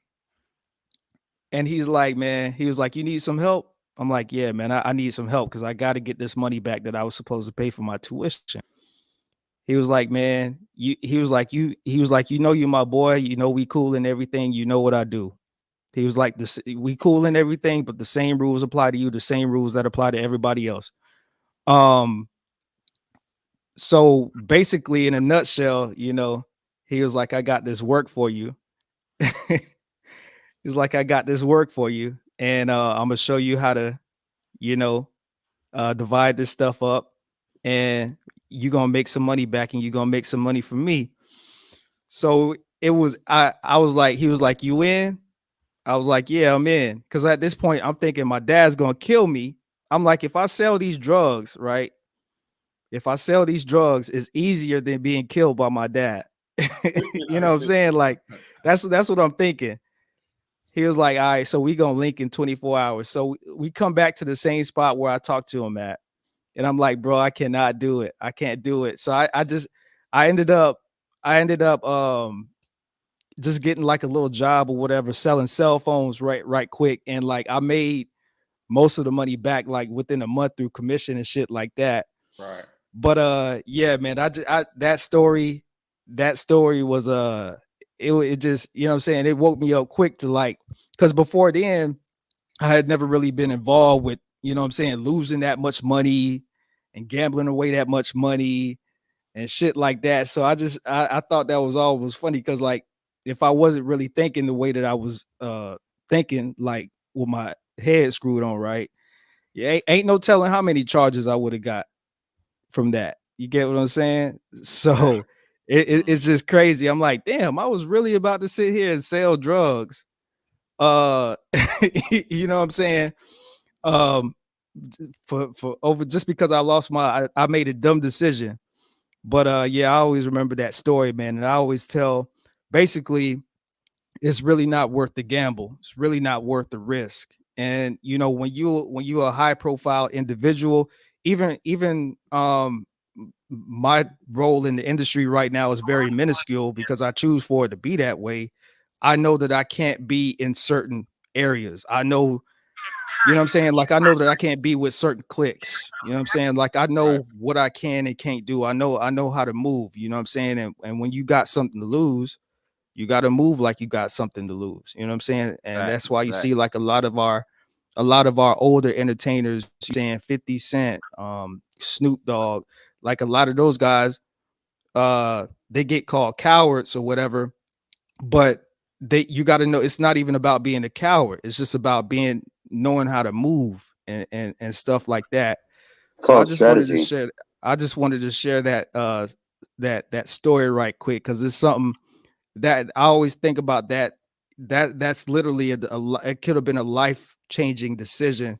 You know, I wouldn't even be able to be a father to my daughter because it was a lot of work that this dude was trying to get me to and that's still my boy to this day, and he changed his life up, so I'm happy for him. You know what I'm saying? Took himself out the game or whatever. But yeah, it's just not worth the gamble. It's not worth the risk, you know. So when you got something to lose, you gotta move like you got something to lose. I'm glad you didn't get caught up in any of that shit, man. I'm glad you didn't. Yeah, man. Cause I mean, you know, like I was already seeing how it went down. You know, he was desperate. He was in a desperate position. So I knew he would have ended up saying something. You know how guys are. Somebody gonna say something. You know, one person get caught up in something, they're gonna say something. You know what I'm saying? Like, so I'm just like, nah. I feel like in hindsight, I feel like that guy set you up, bro. Like the guy with the dice. I feel like the dice, something was going on with the dice, bro. Yeah, that's what I'm saying. Like it didn't when I was telling my homie that was trying to get me to work, he was like, you know, you got right. He was like, why you didn't call me there? He was like, why you didn't call me there? I would have just told you to walk away. He was like, because I told him what happened. And he was like, and again, I'm not like a guy like from the street like that. Right, right, You know what I'm right, saying? So this was just me trying to like network and get involved with some dudes and like, hey, yeah, I make beats or whatever. You know what I'm saying? Just trying to show face and make connections. You get what I'm saying? Like, Mm-hmm. so yeah, man, he definitely got me. But I'll just laugh at it now because I'm just like, damn, you know what I'm saying? Like, that's just crazy. Sometimes, bro. Sometimes the world's best lesson costs you money. Like even like there's been people in the past that's owe me like bread, a few $100s here and there and stuff like that. And I never even like, I just said, you know what? This was the cost of doing business with that person. Sometimes it just costs you a little bit to understand, to get out that situation, because no telling, you know what I'm saying? Sometimes. So it's just the Yeah. cost of doing business, but you learn. It costs you a few thousand, but hey, set you on the right track, and you. I bet you that never happened again. Yeah, man, for sure. Cause I mean, I've been the type all my life. I've been having money like all my life. And you know what I'm saying? I used to give money out frivolously, even way back in elementary school, middle school. Like I always had money. I just always had money. You know what I'm saying? And I think that was just a lesson of, just not taking your money and taking a way of life for granted. Cause a lot of Right. people don't, you know what I'm saying, have it like one person have it. Right. Yes, sir. Yo, fighter, man, what you got to say? Fighter gone. He's asleep. Marcus. What's up, fam? What you got to say, man? When the last time a girl robbed you, man? Drug you and robbed you. Oh, you a nut. Yeah, I, I'm glad. Oh, my bad. I got a funny story for you about that. But go ahead, Marcus. Marcus, I'm gonna tell you a funny story. I can't wait. Wait, hold up. Let me say something right quick. Finance man. No, sir. That was my money. That was me. That was cutting grass. That was me. That was selling stuff at the pawn shop. That was me. That was buying hats and selling it for double. That was me. That was buying shoes and selling video games and selling Xboxes and PlayStations and Nintendos. No, sir. That was me. That was not my parents. Continue. Yeah, man. Poppy, just to let you know, fuck you. I never been fucking robbed. I never been fucking got. They ain't gonna fucking get me. They never. Well, I ain't gonna say never, but it could happen to me. But yeah, knock on wood. Yeah, knock on wood, right? I mean, I had my experience traveling and stuff. I'm not even adding military. Just when I was younger, because I would go to the clubs when I was like a teenager and shit, like 15, 16, sometimes 14. I was in Mexico and stuff. So I would see things like this that y'all are talking about, especially like when you see the tourists, right, the turistas. So when you see all the gringos come over, that's what they call them, Americans, because of the dollar, and they're like, hey, fucking, you have a pretty chick standing at the bar looking at you. You don't know if it could be a game. You don't know if it could just be an invitation. So you got to understand when you're a guy that even if you make average money in America, average earnings, to them you're still a mark. You could be a mark, Yes, because all they see is opportunity, man. And you got to understand, in certain countries, a bribe isn't just a bribe because everybody wants to bite. It's because everybody's got to eat. Everybody's got to eat food, medicine, a roof over your head. That right there is what people try to just have and to survive. I'm not saying what they do is right. I'm not saying what they do is like, hey, this is what you got to do. But for them, it's like they got to feel like they got to do it because that's what makes it, the finesse game real. So, I got a story of a homie who he thought he was dealing with some chick. He met her online, right? Military dude. Met her online. You know, did the same shit that y'all were saying, where it's like, ooh, you know, like, Papi, come over here, you know, do this kind of stuff like that. You know, want to meet up with you. He goes and takes a flight over there on vacation. He ends up getting set up when he goes and meets at a dangerous like a hot zone, red zone, and it's where all the cops say you can't go, you shouldn't go because even the cops don't go over there. He gets a motel. He ends up getting robbed. He ends up getting shot up, and he ends up in the hospital. He survived. He survived, but he came back. He's like not the same anymore. So, um, you know, shit like that does happen, bro. So, but I'll let fire conflicts go. Right. All right, man. What's going on, man? All right, so I remember I was like young. I was in my Hey, early before you start, 20s. when was the last time you got robbed by a bitch? That's what I'm about to tell you. That's what I'm about to Oh shit! say. Let's go. Let's go. Hey, before you start, I just want to say shout out to Coach K, man. Shout out to Coach K. Hey. For some reason, Coach K is my favorite person to watch in this space. You know what I'm saying? That's all I'm gonna say about that. But shout out to you. And then Jay Ali, shout out to you too. I wasn't saying nothing bad. I was just telling you, like, you don't have to be a passport bro to get set up. Basically, that's all I was saying. It was like you could get niggas get set up here way more than they do overseas. That was all I was saying. My bad, fighter. Go ahead. All right, so I'm gonna keep it 100, man.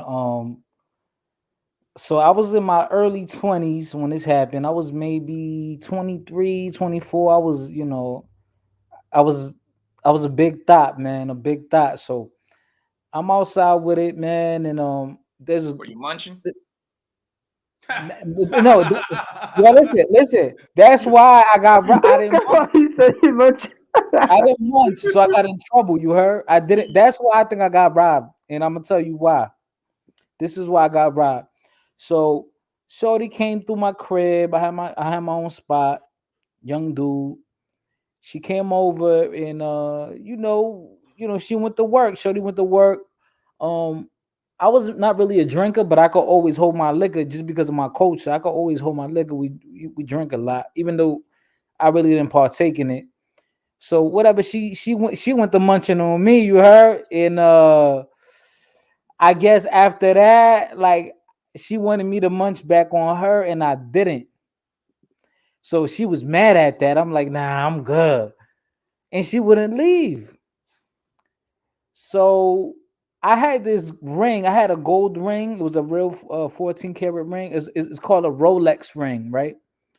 And before this situation even happened, the reason I knew the ring was real was because when I went to a pawn shop just to check if it was real, how authentic it was, he told me, "Oh yeah, I could easily give you $2,000 for this ring."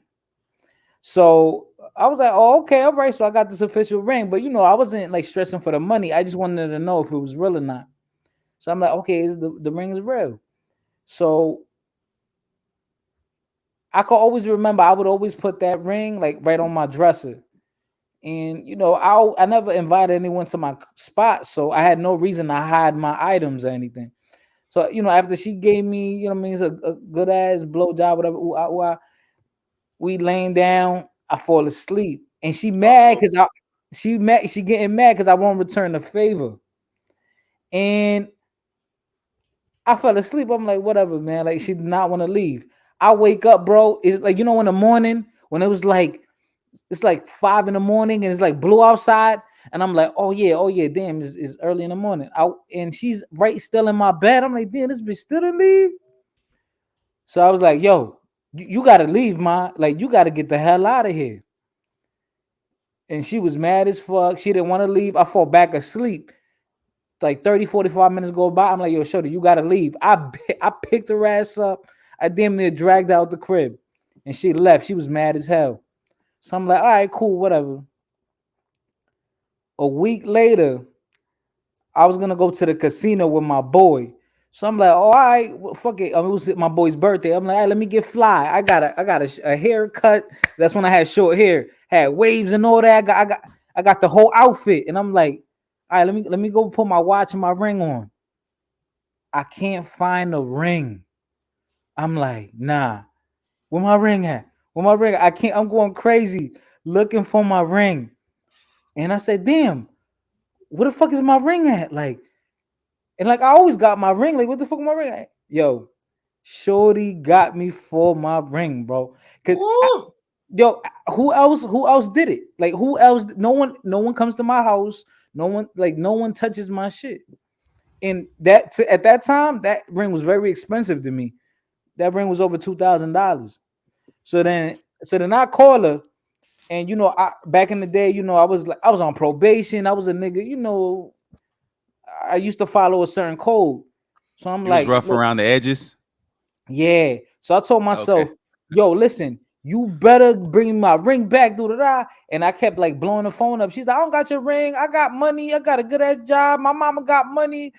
She was she's Cape Verdean, black girl, but Cape Verdean. So I'm They're like, real light skin. Wait. Where are you from? Where did you stay at the time? At that time, New York City. I was in New York girls are okay. wolf, bro. Yeah, but you gotta remember, like we They half got niggas, bro. there's not a lot of Cape Verdeans in New York, but a Because lot. I know a few. That's Name why of I six. asked. I was like, No. But most Cape Verdeans are in Massachusetts, Rhode Island, and Connecticut. Right. That's why I know them from in Massachusetts. Yeah. So, but some of them, New York is not that far, So It's literally Connecticut, 45 minutes away. But continue. Right. So whatever. So she, she's like, oh, my mama get money. I get money. What the fuck I'ma steal for? And then right there, that's when I knew she was lying, because, bitch, even if you got money, niggas was still shit. That got nothing to do with that. I'm like, I know this bitch took my ring. But Some people are kleptos, man. Right. They can't help themselves. Right. Like some people steal just cause the thrill, just cause, right? So then I told myself, damn, what the fuck I'm gonna do? I kept blowing her up, and she said, if you call me again, I'm gonna call the police, and I'm a nigga on probation. I'm a nigga with a record. Oh, so she tried to get you. So then I'm thinking in my head, damn, like I don't play the police. Like I don't want to go back to jail. I'm young. I'm doing good. Like I don't want to go back. So whatever, I leave it alone. And in retrospect, man, I'm like, damn, I should have called the police on her ass and reported it. And then I know people are gonna say, oh, fighter, that's snitching. Like, man, that is not snitching. Some bitch in your crib stole your shit, bro. And then she's gonna try to use. How are you able to use the insurance? You got to report it if you want to get the insurance claim. And bro, I should have. Damn, bro, I got. But I was dumb and young. I was dumb. Yeah, man. You were young, dumb, and full of cum. It's no snitching if you are. Yes. If you're a civilian, bro, like.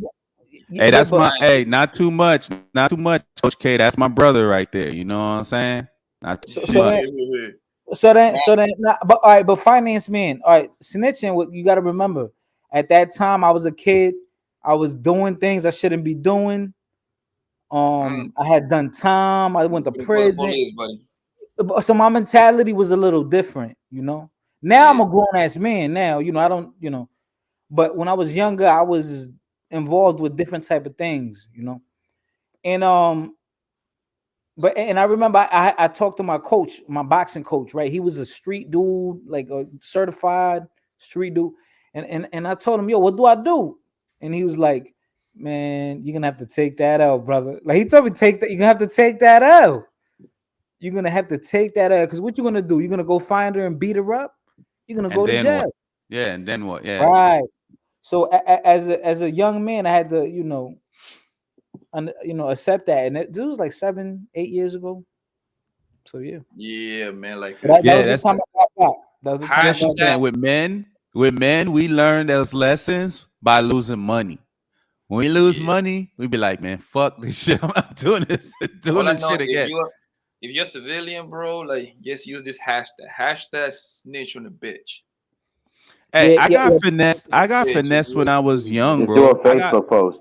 I got finessed for like $50. That's the only really finesse story I got. I mean, I've let people like my boys and shit borrow money I never got back, but I mean, like real finesse, I got finessed for $50, bro, and it was a female too. And I was like 19 or some shit like that. Never again, bro. Never again. And Hey, what I'm finesse? about, yo, Get you. Was she older than you, at least? Blanco. She was, yeah, she was older than me.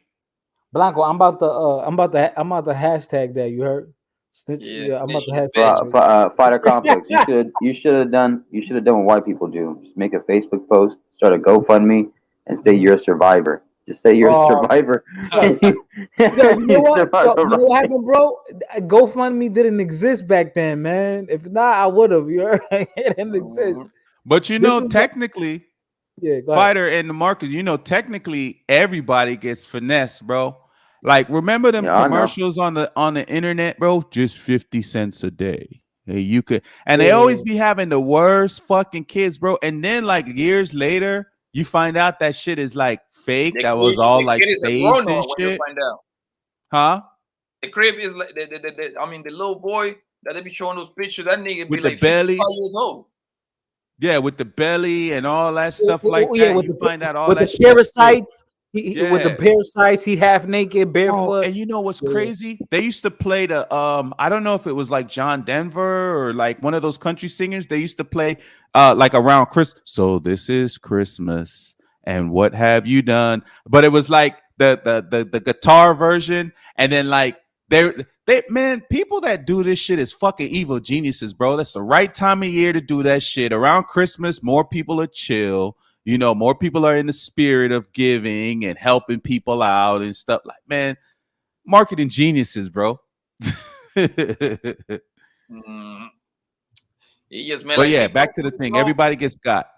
Me personally, I haven't a female haven't get me yet. Let me knock on wood.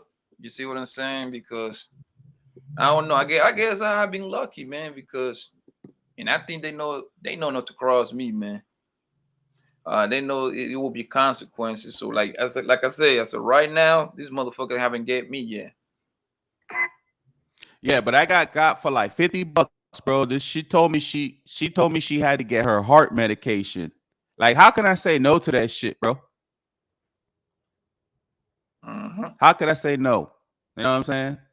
Now, do I spend some money on females and I didn't get nothing? Yeah, that happens. I mean, I don't know if that qualify. Like a girl took a girl out and shit like that, and nothing happened. But besides that, like a girl set me up to rob because I believe that first when they come to my house, they're gonna see a bunch of guns. So like I think they'll be like, I don't think I wanna. Bro, I don't pull none of that shit out. I don't talk about none of that shit. I plead the fifth for everything.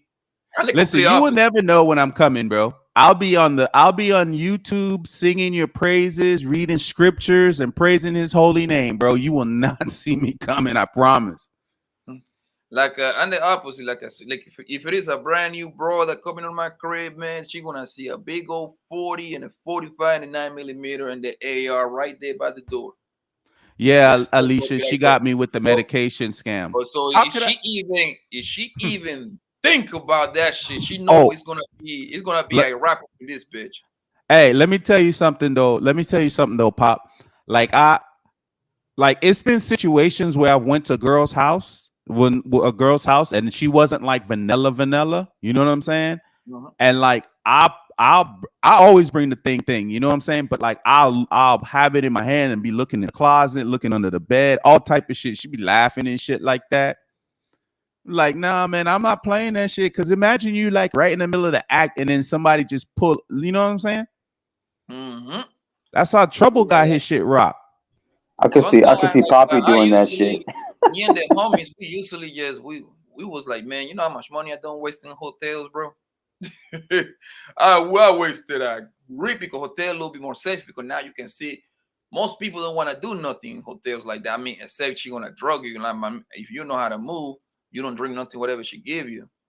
Yeah. I haven't been put on those situations yet, bro. Even in the club, Pop, like I'll like when you know, like when you get like a Heineken or a Corona, some shit like that. I always put like my pointer finger. I always put my pointer finger in the bottle. I always walk around like that with my pointer finger in the bottle, bro. Cause I done seen some, finance man. Yeah, this was me like I got some stories, bro. It's some shit I won't even talk about on here, but I got some crazy stories of shit that's happened, shit that I've had to do, and like all type of shit. Good life finance, man. Good But like, life, yeah, man. you right, bro. Like in hindsight, you right. Man, You know, like me, it's usually just me, about 4 homies. Man, we'd be having because like going 20 to a pictures girl's in that house, day. you never fucking know, bro. Like she could have just broke up with her boyfriend, and technically, when you asked her if she had a man, she told you no, and she was right. But That happened to technically, the nigga could still come over to the crib. I think you told That a story happened to about me. that shit. Yeah, you was telling us a story about that That shit. happened to me, bro. Like I nigga was in the middle. Nigga was dipping in guts. Homeboy came over there like, FBI. oh, bitch, I know you were there with a nigga. I'm like, oh my god, are you fucking serious, son? So I'm trying to hit Rio, trying to get it off. This motherfucker was. So I'm like, the thing is, everywhere I go, I'm ready for the bullshit, fam. I'm ready for the bullshit. I was tough, but like, listen, you always prepare for the worst, hope for the best. You see what I'm saying? So I put on my clothes and everything. I got that thing, clap, clap. I tell homegirl, yo, listen, don't tell you better hopefully this nigga's gonna come over here because I'll be down. My mama ain't gonna bury me, man. That's my thinking. My mama ain't gonna bury me. So she went, oh my god, that's my ex-boyfriend, man. She go put in her little pajama, whatever, little rope. And then so I'm like, yo, okay, just don't say nothing. Maybe he fucking live. You know what this motherfucking bastard did? He turned around and jumped the balcony, bro. He jumped the balcony because it's the first floor. Of course, you have to live in the motherfucking first floor. And start knocking on the door, on the little slide door, balcony door, like, I know you there, man. Open the door, bitch. You hoe ass hoe. So I'm like, okay. You automatically know if this nigga, he already on the rage. You see what I'm saying? Like, right. He go with hunger. So usually, if you fight the niggas hand like straight up, they gonna whoop your ass, bro. Because now they got a motive. I don't. You see what I'm saying? Mm-hmm. Because I don't got nothing to psych me up yet to fuck his ass up. You know what I mean? So you have to assume this nigga come there because I asked Hunger, hey, homeboy be holding. I'm like, yeah, he got a little pistol. I'm like, oh shit. Well, if he come over here, I'm listening. I'm gonna have to give it to him. And so this nigga on the balcony literally for 10, 15 minutes, bro. So Hunger was like, yo, I'm gonna just go outside and talk to him, man. Tell him he's sorry. I'm like, all right, you open that door. Guess what? That nigga come in here, I'ma drop him, and then fuck around, I will drop you too. So let's stop playing this and that. Woo. Like, Hunger put a little rope. Hey, some mods block. He walk outside. Any mods in the chat? They need to block that. I got it. So, bro. So yeah. What the hell did I do? Oh yeah. Thank you, Tom. Yeah. So Hunger put on a little stupid road. This bitch is bad as fuck, bro. A little Puerto Rican joint. Family. She walk outside, talk to homeboy for like 5 minutes, man. And then she walk inside. Hey, where homeboy at? He go. He just taking the breakup all wrong. I'm like, shit. Then she trying to explain to me like, which it was true because Hunger break up with Buddy. Hunger, what the first thing what a female do when break up with you, they change the key, the little key or whatever. So homeboy didn't have no access to the crib, but if you would have access, bro, that's why like when that happened with that, he would have came in there. He would have came in there unannounced, bro. Exactly. He would have cashed me butt naked. Yeah. Butt naked, with my ass out, man. Bro, that's why. I couldn't. That's why you keep one in the chamber, bro. Son, yeah, but I don't care how much. He would have had the one under the pillow, bro. One in the chamber under the pillow, bro. I never was comfortable, bro. I wait till she fell asleep and I would like tippy toe out of there, bro. No, once I'm done smashing me, I'm out. I'm gone. Yeah, I'm not sitting there. I'm not sitting there trying to chill. I'm not doing all that shit. No. Because most girls do, like, oh, let's cuddle and everything. Just lay down. Because I don't want to feel like a hoe. I'm like, fuck. Because that's when they get you. When you laying down, you rest your eyes. Nigga, you gone. That's why I'm like, man, I put on my clothes, man. Let's go in the living room, watch TV. So I just need my little 10, 15 minutes, 20 minutes to be with her, talk, chop it up with her. Hey, man, I gotta go, man. I got to move to May tomorrow. Like, okay. Yeah. Boom, and gone. I don't spend no nights at no goddamn girl house, bro. I don't. Yeah, bro. Cause like that's happened to me too before, bro. Like girls come to the crib and like you finish your thing, whatever, and you at the crib, so you relax and you fall asleep. You wake up and she's just like looking around and all like, what the fuck are you doing? Like, get the fuck out of here. Like, you gotta go. You know what it is? You like looking around and doing all that weird shit. You know what it is, bro? Chaz? Is females' houses, they are so goddamn uncomfortable. The clean joints, the clean girl houses, that should be uncomfortable. I mean, comfortable like a motherfucker. It's plush, it's nice, it's clean. Yeah. You see what I'm saying? So it's easy for you to put your feet up and relax. And just relax and fall asleep. It be smelling good in there. Exactly, man. You know what I'm saying? You know, most females do those candles and shit like that. Yeah. I get you, man. Yeah. You know what I'm saying? But He just like it's oh, finance and said cuddle. Is that your wife? Yeah, like once I finish blowing the bitch back out, man, I'm sweaty, man. I'm time to dark, go. so Yeah, it's time to go. I'm gonna be sweating by default. Yeah, it's time to go. Yeah, I'm gonna look like a runaway slave. So I need like at least 10, 15 minutes. Yo, leave me alone, man. Don't touch me. Don't even touch me. I'm sensitive over here. Don't touch me, man. Yeah. Let me see what finance man. She's a female. She don't want feel like yeah. She don't want to feel like that. But hey, man. I mean, you don't really make them feel like a old man. You just like I ain't gonna. So I'll let you gotta let them know, like, hey, man, listen, because most of the time it's not even the female, bro. Most of the time, some of these niggas be lingering around and stalking these bros. That, like I always say this, though, like the prettier the female is, the more niggas you're gonna have around, bro. That's just what it is. That's just what it is, because most niggas gonna try to holler at them anyway. But see, I think another thing of why niggas be getting robbed and this all this crazy stuff, because anybody could get got. Hell, I was robbed before. After that, I always was strapped up, bro. But I'm saying like robbed for like trying to take, like being set up, that type of robbery, like being set up by a female. It's because niggas always leave with their wallets and shit, bro. I be trying to tell these cats, bro, your personality, huh? Yes, go ahead. I talk to look what homegirl Alicia wrote. I never understood that. Why would you stay the night with a chick that has to do a lot can go wrong? Yeah, but we talk about no. That females tell us that they don't have a boyfriend. Right, Alicia. It's not knowing that the woman has a man. It's when they say that they don't.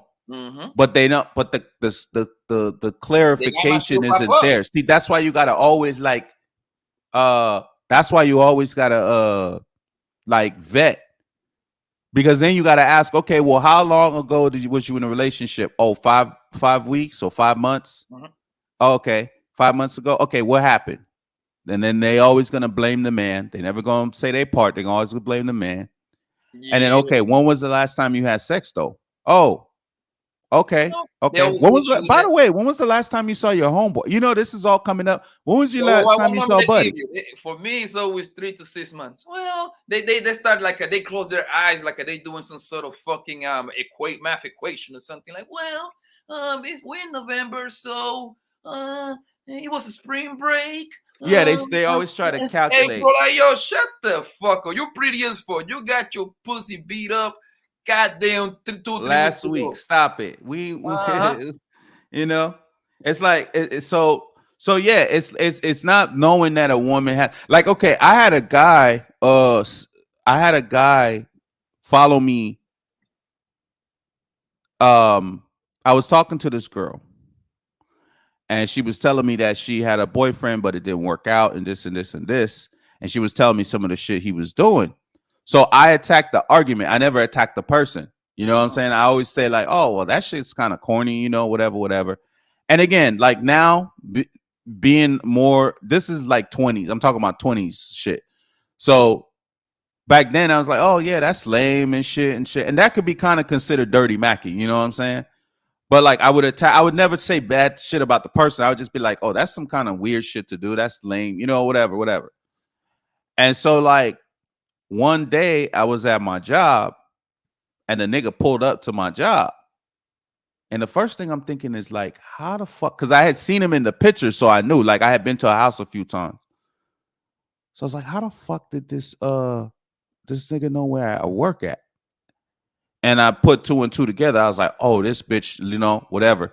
But then him and two guys came, like they were gonna try to do something to me, whatever. Obviously, the blickies in the car. Didn't really think too much of it. Okay, boom. Get off of work. And I always ride in my mirror, bro. Like I've done that since I was Where were young, you bro. I working at always that ride in my time? mirror. Huh? Where were you working at the time? That's neither here nor there. That's neither here nor there. Gotcha. But yeah. So to get to my house is really weird. How to get to my house at the time was a really weird, complicated way of getting to my house. You know what I mean? You had to do too many weird turns. So like, if somebody's behind me, I'm always looking. Okay, they're gonna turn. Okay, they're gonna turn. Okay, they're gonna turn. So once I was like, all right, let me just bust this right, because the car was just following me for a while. Okay, boom, bust the right. The car bust the right. I was like, all right, let me bust this left. Okay, bust the left. The car bust the left. Okay, let me bust another right. Bust the right. Okay, the car's okay. This nigga is following me. Okay, cool. So we get to I lose him though. I ended up losing him around my neighborhood. I ended up losing him, and I stood up and I came up behind a tree and I was just waiting. Because if he would have pulled up, I would have just started shooting at him or whatever. But again, neither you know that. But yeah, huh? So you in Florida, right? Yeah. So okay, she tried to set, and then you know what? He couldn't find me. So you know what happened? He must have called her, because she called me. She's like, "Where you at?" I'm like, "I'm at the crib." Why? What's up? And I already knew what time it was. You know what I'm saying? And she was like, "Oh, where do you live again?" I was like, "Why do you want to know?" And then she was like, "Oh, because I was thinking about like getting my friend to drop me off or something." I'm like, "Oh, you mean you mean your ex that you're not with that followed me and shit?" And then the nigga started speaking. I was like, yeah. He was like, yeah. I was like, yeah. Talk all that shit you want to. Come to my crib. I got something waiting for you. And then that was the end of that. I hung up and that was the end of that. But yeah, man, you got to be careful out here, bro. Man, these bitches will set you up, bro. And this was like in my 20s, bro. So we're talking what? This was like maybe 10 years ago. Man, this street's wicked, bro. This streets is wicked, man. I'm telling you, bro. If I start no, he couldn't find me because I he didn't know my neighborhood, obviously. So I was able to lose him. I was able to turn here, turn there, turn here, turn there, and whatever, and I lost him. So that's why he couldn't find me. To Alicia. Yeah, she was trying to set me up. Now you know, Alicia, some of these girls are filthy whores and fucking snakes. You gotta be careful. Oh, Lexi said she was backstage and you ignored her. Okay, yeah, I didn't. I swear, I'm like you doing like so many different things that I kind of like forget. Yeah, that's what I'm saying. Go back to the stream yard. Come up, girl. My bad. I'm sorry. Yeah, because you got to go to StreamYard. You got to go to the regular thing. I'm in the YouTube page because it's right. People. It doesn't let me you on the goddamn StreamYard thing. That's what make you get out of there. Yeah, but you gotta be multitask, motherfucker. Yo, hit the like button, please, man. I need everybody to share this shit. If you haven't subscribed, fucking subscribe. Hey, donate to the goddamn channel so we can go have a better quality for this shit, man. Oh, trust me. Lablasian Italian, I have way crazier stuff I can't even talk about on here. Stuff that I wouldn't talk about on here. It's some crazy stuff. Crazy stories. I live in Florida. Florida, it's wild out here. Nigga, if I start telling stories, it's some shit I can even say. Nigga, I know niggas go to jail, so that's why I'd be like, yeah. Certain things, certain things that statute never runs out. It's better not even mention it. Stuff is 7 to 10. Yeah, so better not even because even if I have those conversations, like it's in code. Like even with my boys, it's never like directly. You know what I'm saying? Because if they ever would have been like, oh, you know what I'm saying? Like they put you in a room and be like I don't know, because I really don't know. Finger, yo. You know what I'm saying? So you always got to be careful. You always got to be careful with those type of conversations, even with your people. Because fucking motherfuckers be coming over Oh here. yeah, I already know they done it to my channel before. They did it to you? They got they got was it Aaron? I think they got Aaron. They got Jay Prince. They got They got Jay Prince. Like You said they got Cheeky also? Yeah, they got Cheeky like twice, 3 times. Yeah, I know that. Like 2 or 3 times. Yeah, they got this dude Sway. They got Sway the other day too. God damn, like yo, what is the purpose of that shit? Like, You know what? Even on like the Instagram type of platforms and stuff, like the streaming and the streaming ones where you go and like people are streaming and doing content and like stuff like that, like Tagged and like all those type of platforms, Meet Me, all this stuff. Mm-hmm. Like there'll be like people on their streams talking, and then somebody will come in their thing. They can let them up, like how they let them up on here, and people be whacking off, doing all type of crazy shit. Mm-hmm. God, I don't know why they do that, bro, but it usually be the people like overseas and shit. Oh, they're not even here? Huh? They're not even like in America? Yeah, no, they do it here too, but usually it'd be like the people overseas. Yeah, though. it'd be foreigners, man. It'd be like yeah. You be looking at and they be getting on camera. It'd be like, say like roommates. It'd be like 4 Indian dudes all laid up in the same bed and shit, all laid up on each other, like, you know, weird shit, bro. Yo, let's give me a finger. Weird shit. All right, watch. you good? All right, girlfriend. Go ahead. Let's. How you doing? I'm good, fellas. Can you hear me? Yeah, I can Hola, hola, ¿cómo estás? Pero más bien, Marco, ¿cómo estás tú? Oh, Lex, lo voy a decir una historia ahí where you set a few dudes up. You set a few dudes up. What happened?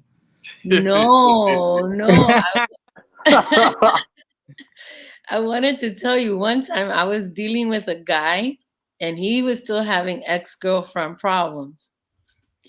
And we were just hanging out in the house. We weren't doing anything like sexual yet. But she knocked on the door. She knocked on the door really hard. And he's like, oh my God, that's my girl. And I was like, what do you mean? Oh my God. So listen, I had to hide in New York. You know how they have the they got the closet, the closet. No, yo, listen to this. You know how they have in the bathrooms, they have that little window, and then you put that plastic shower curtain to block the window, like that little window in the showers, because you know the tub goes all the way around. You know, it's one of those old tubs that go all the way around. Yeah, the old school. Yeah. Right. So the whole tub has the whole plastic thing around it, but on one side is a window that doesn't even open, really. It's like an old school sealed window. Yo, and that little thing, that little square, I had to hide in there. Let me find out you was being a sneaky link. Yo, I had to do like a Cirque du Soleil move into that little square. And because he goes, go into the shower. And I went into the shower. He goes, no, go into the window. I was like, what the hell? How am I supposed to fit in there? Bro, let me tell you something. I've never hid or like snuck in. Like, I think I snuck in a house once just to sneak in a house, like a girl's house, just to say I snuck in the house. Yo, wait, we climbed through the window just to say we did. But hold on. He made you go all the way in the window, scrunch. Yeah. That's a little ass space, though. That's a little space, yes. She's a smuggler. I mean, madre, yo. So listen, then she comes in and she's loud. She's like talking, and I could tell that he's trying to get her out of there. So he's like, come on, babe. Talking, trying to get her out of there. So she's like going off. Then his uncle comes home, right?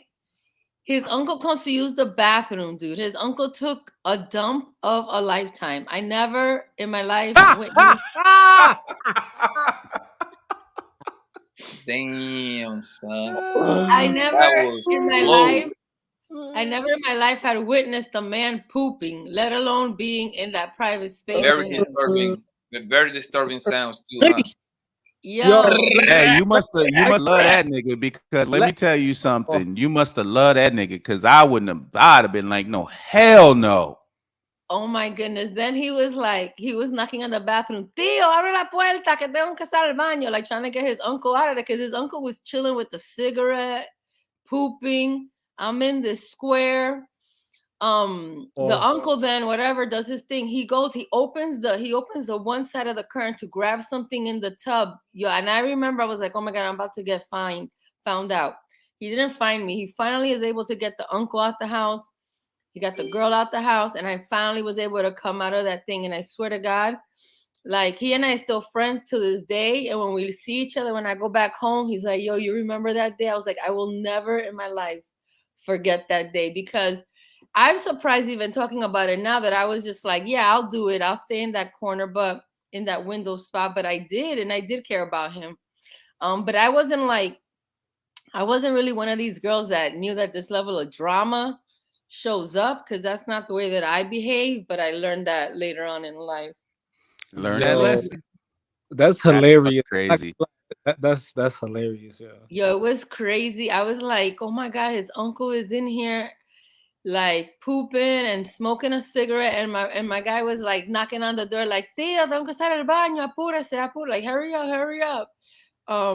Yeah, but that was my story of like being in a situation, kind of like, I guess the opposite of what you gentlemen were sharing, of like you're hanging out with somebody and they still have their exes, are still, sometimes the people end it, but the exes, they're relentless, so it's not really on them. But it's see, just, I've had situations with girls that were crazy that had fist fights with their exes and stuff, but bro, like none of that has ever happened to me. Like those type of situations, I don't know if it's just my demeanor or I don't tolerate that type of shit, or what you know what I'm saying, like my aura or whatever. But like I've dealt with girls that have been in situations like that, and I never had any issues with them.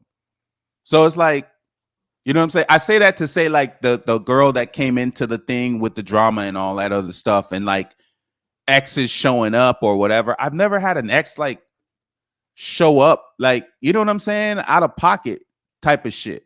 You know what I mean? yeah, you So just Lexi don't was know too how. busy surviving Theo shit.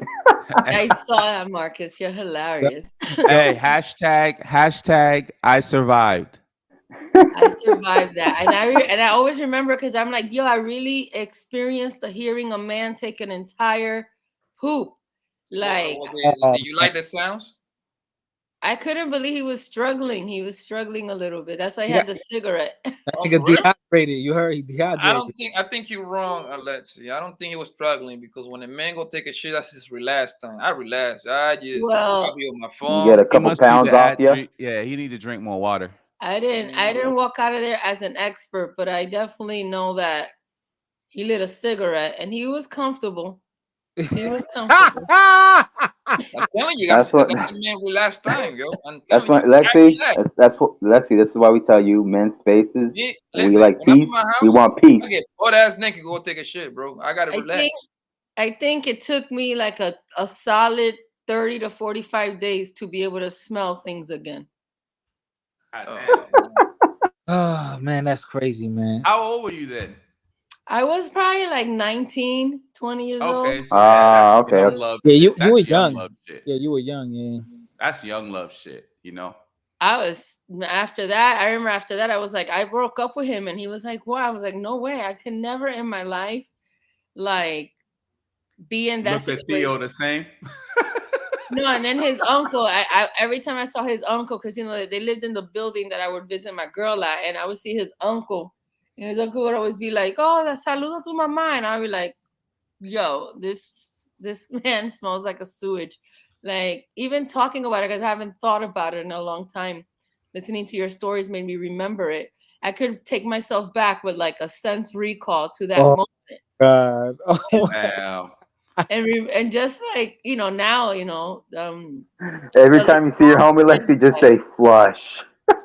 I was like, I'm gonna ask more questions. I was like, the next time I date anybody, I need to ask more questions, because she was she was one of those loud girls in the building. I don't know if you guys ever live in New York or know what New York buildings are like. It's it's like a big building. It's not the projects. It's just, real old prehistoric kind of, Right. buildings, and everybody knows each other in the whole building. You hang out on the fire escape, things like that. So Smoking weed in the staircase and all that. yeah, I grew up on 108 on Broadway, so it's just right Okay. there. It's like one of those type of buildings. So in the building, she was known to be loud. You know what I mean? Like her mom was loud, she was loud. So when I found out that that really was his ex, I didn't really know that. I was like, I don't want no problems with that girl, because that girl will get into a fight. Her mom will fight you too. You know what I mean? They were just those type of people. And I just remember saying, I better ask more questions. And I remember looking at him like, damn, I never thought he would be with like a ghetto chick like that, But that's who he was claiming before he met me. But I didn't realize it. Because like I said, I was young and I wasn't like, that's not the type of vibe that I dealt with, at that age. But I dodged the bullet for sure, because he definitely, I'm way out of his league. I didn't realize that. Why? Because you sneak in his house? No, I'm out of his league, like in life. Like I realized, like, some men, and when you're young like that as a woman, like you don't realize your worth. So you just think that what you're getting is what you deserve. So you do sit in that window quietly to be a good girl because this guy is the one you like. When in reality, if I would have checked in deeper into myself, I would have just walked out of that thing and been like, what the hell am I doing with this guy anyways? And let him deal with his drama and go downstairs to my aunt's apartment and not have to be sitting in a cubby hole of a window smelling somebody's shit. Obviously, like, that says something about me to me. It says something about me, and it's important to reflect sometimes because that's who I used to be. And I've grown from that, obviously, but it's also, like I said, I haven't thought about this, but thinking about it now, it's like, damn, that was interesting that's the way I really used to be. That's fucking crazy, man. Nah, man. I mean, because I feel like the finance man said you found that out in your 30s that I was at his league. No, I found out very quick in life, thank God, 23, 24 years old. What kind of stock value I have and around with it. Lexi, so you're saying for the right guy, you will be hiding in those cupboards and you will be listening Hell to the yeah, PO for the shit? right guy, I would do anything. Okay, all right, I got you. For the right guy, I would do anything in the whole world. I'll be there playing the maid in his house, and his wife won't even know it. No one's gonna tell me what to do. That sounds steamy right there. But I'll do it, because I'm consenting, Marcus. You know what I mean? I'm aware of what I'm doing, not because I'm like scared and just going along with somebody, and I'm not thinking about myself. You know what I mean? So, I mean, I'm not trying to be the maid and go after anybody's man, but if I'm feeling you, I'll do anything for you. Yeah, that's love right there. That's sacrifice. That's what's up. That's what's up. Yeah, he didn't deserve that. He didn't deserve for me to do that, But I learned, and then now I only deal with men who I'm really willing to put myself on the line of fire for. Otherwise, it's not worth it's not worth it, huh? No, because it's no fun. You know what I mean? It's no fun when you're with a guy who you don't feel that way for. Because it's nice to walk every day and be thinking about your man that way, and you just like can't wait to have him. And and you're really feeling him, like really, really feeling him. That's an awesome experience. Then when you're like trying to work through something, or you're in a weird spot, so you're not making the best decisions. When a girl, when a woman really finds that guy that she's feeling, that's why it's not, to me, it's not like all about money, all about this, all about that. It's like, it's just a whole experience when somebody hits a note with you and you're a woman and he's a good guy, he has his shit together. He may not be famous or all this stuff, but he's your person. That stuff comes out of you. Like, he just makes you think of things different. You see the world different. Like, you're like, oh, that's what people talk about when they meet somebody, that they're just feeling them. And it's like, yeah, when you're feeling someone, you'll be surprised, like the things you're willing to do for them and accept them from exactly where they are, and grow. Like, anybody who's going to be with me is going to grow. That's just inevitable. That's just how it's gonna work. How would you make them grow? Like if he, I have a lot of skills, Papi. So if he has a business that he's trying to grow or he needs like information, I can help him get information, my family, my friends, my network, just be like, plug him in and vice versa. If he could, if he's like, oh, I see this is what you're into, then he could plug me in. But if he comes, if he wants to be with me and he really has all the right attributes, he's also not going to be a complacent man. He's going to be ambitious. He's going to want, he's never going to be happy. It's never going to be enough. So I'm a great woman for a guy like that. Because because I'm like, yeah, like the fun is not in just like getting the gifts, and it's the winning. I like the winning. I like the work. So to be with somebody who has a good head on his shoulders and he's willing to do the work and follow his lead is a lot more fun, right? When you're playing in a team than when you're operating like by yourself. And you're still winning, but you're just winning by yourself. So yeah, so I would just be like, whatever he's into, then we would just talk about how can we make it grow. This girl is she's saying go on Kendra's show. Who's that? The Blazing Italian. La morena esa that be putting people in. Don't go on her show. La morena esa that be putting people embarrassed on her thing. Get out of here. No, I'm gonna go to no fucking morena like that show. Get out of here. Yeah, I'm a different type. I think she go easy on girls. Like I don't think she never. Nah, I don't like his style. Yeah. Hey, look, the best play in the world that I've seen is going on her show for the dating shit. I mean, if you don't got no weirds, the only way the show gets weird is when you start like divulging too much information. Shutthefuckup.com, .org, .net. Don't give more than you ask. If she asks you a question, answer.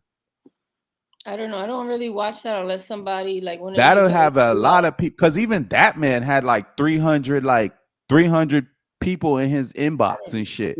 Yo, thinking about that now, you're thinking about that now. Yeah. You know what it is about a lot of those people, bro, that they go on those spaces where they're like getting interviewed. They don't understand how the internet works. Like, do you understand that you're speaking freely, but this is recorded forever? It's like their awareness is not on point.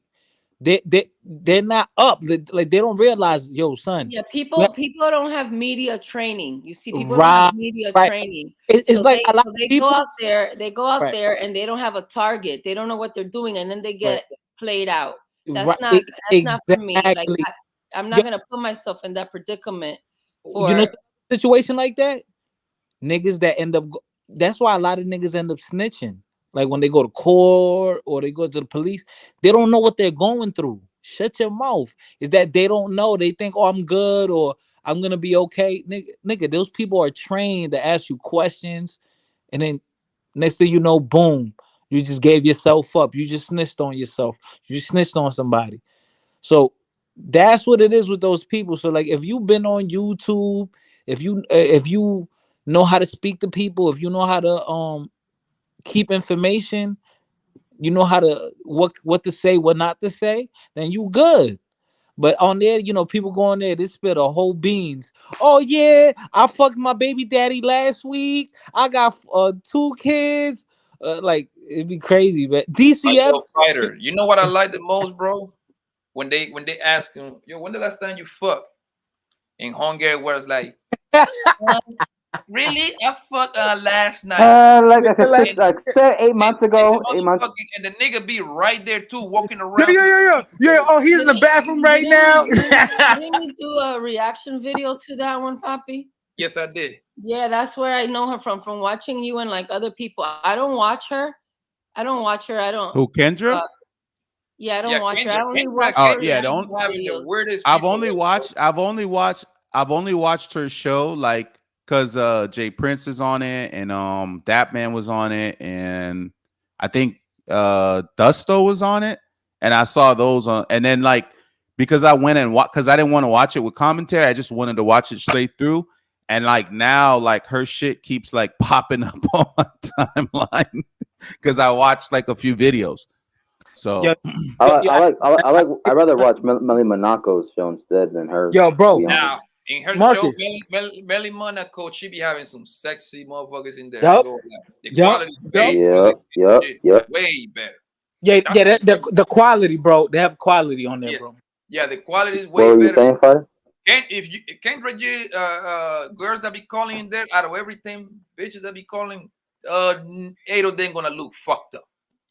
Yeah, so I don't 8 of have them gonna look ugly fucked up, friends, and, so I'm not and gonna. 8 of them gonna have at least 3 kids and at least 2 Right. baby daddies. Do you want that in Yeah, your life? I don't interact with women like that. I don't have ugly friends, so I'm not gonna come to the internet to find that. So when you guys pick the needle in the haystack and you do a reaction video, just the reaction video that I saw Poppy do is enough for me to know that I've seen the whole show in his 30-minute reaction video. That's not quality to me. So I think it's sad, but that's not my culture. So I just let them be sad then, because just tragic. I like when women are sexy. You're gonna do a show with women trying to help them find men, then make it sexy, make it sensual, make it feminine. Don't make it a joke, because not every woman's perfect, but you don't have to exploit them or be okay with them exploiting themselves. But some people, I agree, finance man. I agree. What I'm talking about was they look good, but like their brain be all weird too. So I agree with you. But see, that's kind of the duality of it, right? Because it's like, okay, you can't really, like, even if somebody comes up there, like the core audience is whoever is watching, right? So like when they come up there, I mean, you can't really control necessarily how they respond to the questions. Like what I noticed about her too is she's very structured. Like she'll stick to the thing. She'll try not to get derailed or whatever. So she kind of sticks to it. But I mean, you can't help who comes up there. It's like us coming here now and somebody coming up. How many times have we seen on Fight Club some random lunatic just comes up there and just starts ranting about whatever they want to talk about? And it's like, what the fuck are you talking about, bro? You know what I'm saying? You can't help who comes up there. Chaz, it sounds like Simon. I don't know if you have a man. he can fill out an application. How many people? How many Fill people? out the application and Fill out the application. That she's single. That means she's single. You heard? Oh God. Where can he find? Where can he fill out the application? Where I don't know. Let him go figure it out himself. I don't have to give. Ooh. I don't have to give people all the answers to the test. Go figure it out. If you're that interested, then you'll get an appointment. Ooh, she's spicy. That sounds freaky. Don't tell me that, girl. I'll find the answers. You're so funny, Buffy. You're like 20 minutes from me. that's what I say. Don't tell me that, man. I'll find those answers. It's called Google Maps. Oh man, yo, yeah. So how many people on the panel speak Spanish? How many people on the panel speak Spanish? 4 out of the 4 5? out of 5. Yes, Five out of 5 because Chad speaks Spanish too. Hey, don't be telling people that, dog. Shh. Oh, you speak Spanish, Chaz? Mm-hmm. Where are you Little from? bit, little something, little bit. Oh, a little bit. Okay. Hey, I just like letting them talk, bro. Just let them talk, bro, and just give a bro. You know how many times Spanish people be having conversations, right? And they just be talking. The ladies be talking and talking. And I turn around and smell like, That happens to you me. speaking Spanish? You speaking you know what Spanish? happened to me a lot? Chaz, that happened to me when I was living in Florida. The Cuban lady, you know, the Cuban ladies be like, yeah, they be gossiping and shit. They be having blonde hair, blue eyes, pretty ass women. Yeah. They used to see me. They used to be like, yo, watch out. They used to be like, yo, ahí viene negro, cuidado. Which means, yo, watch out, whatever. Watch out. Be careful. Be careful. I used to laugh. I used to, hey, yo entiendo lo que tú dices. She was like, oh, okay.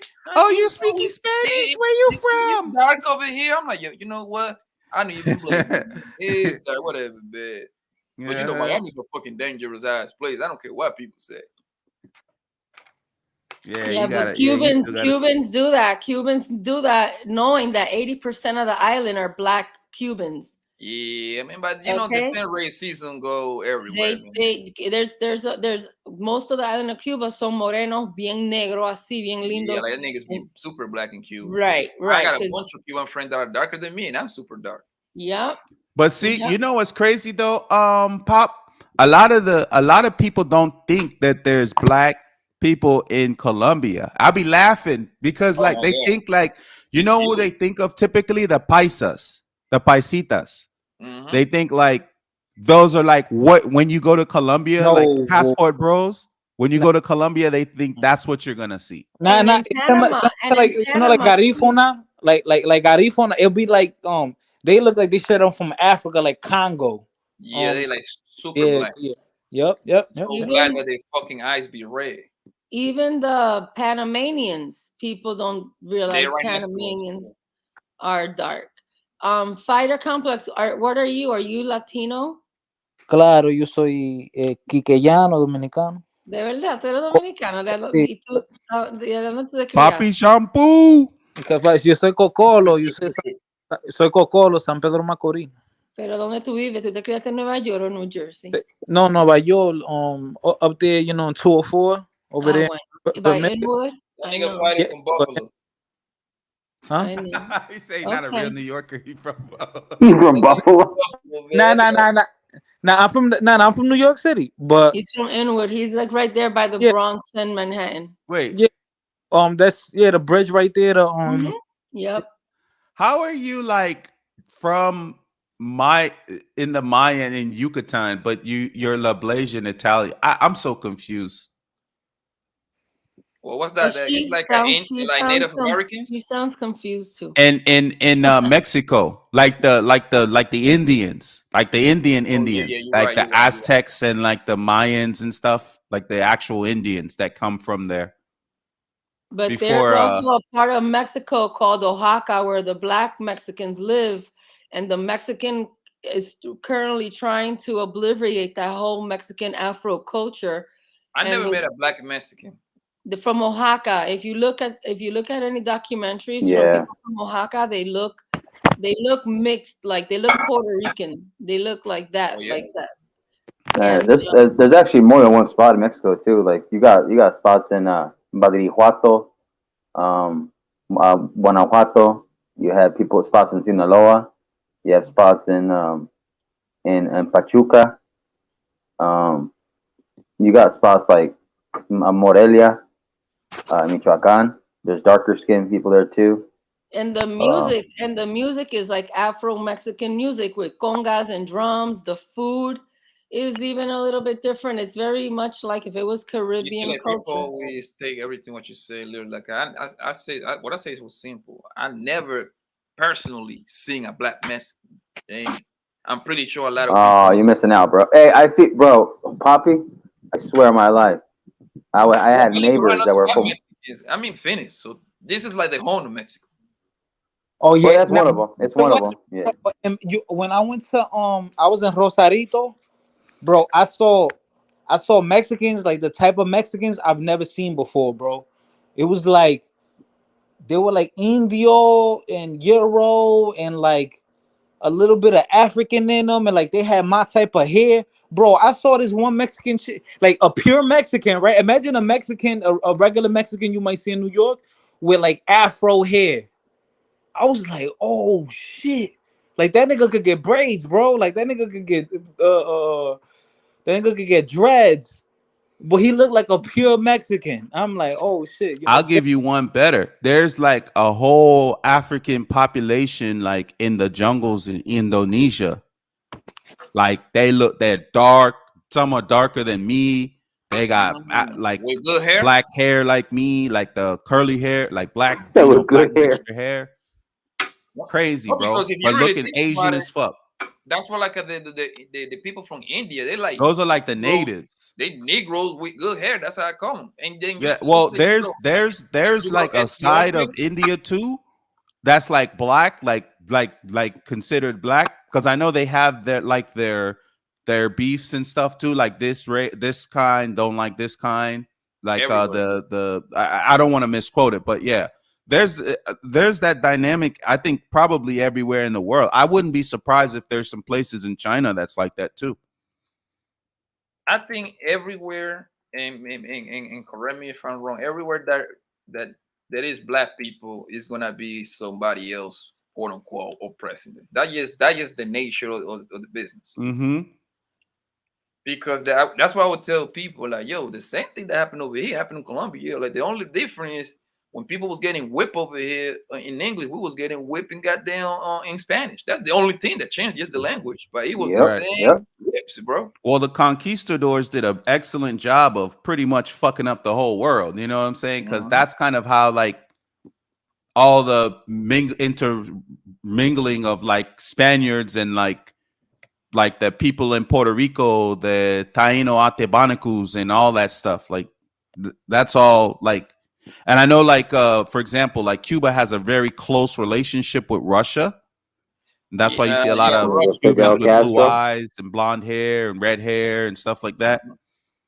So it's just interesting dynamics when you study history. If you in Florida, you gonna you get everything here, bro. Beautiful Cuban girls you will see in your life, boy.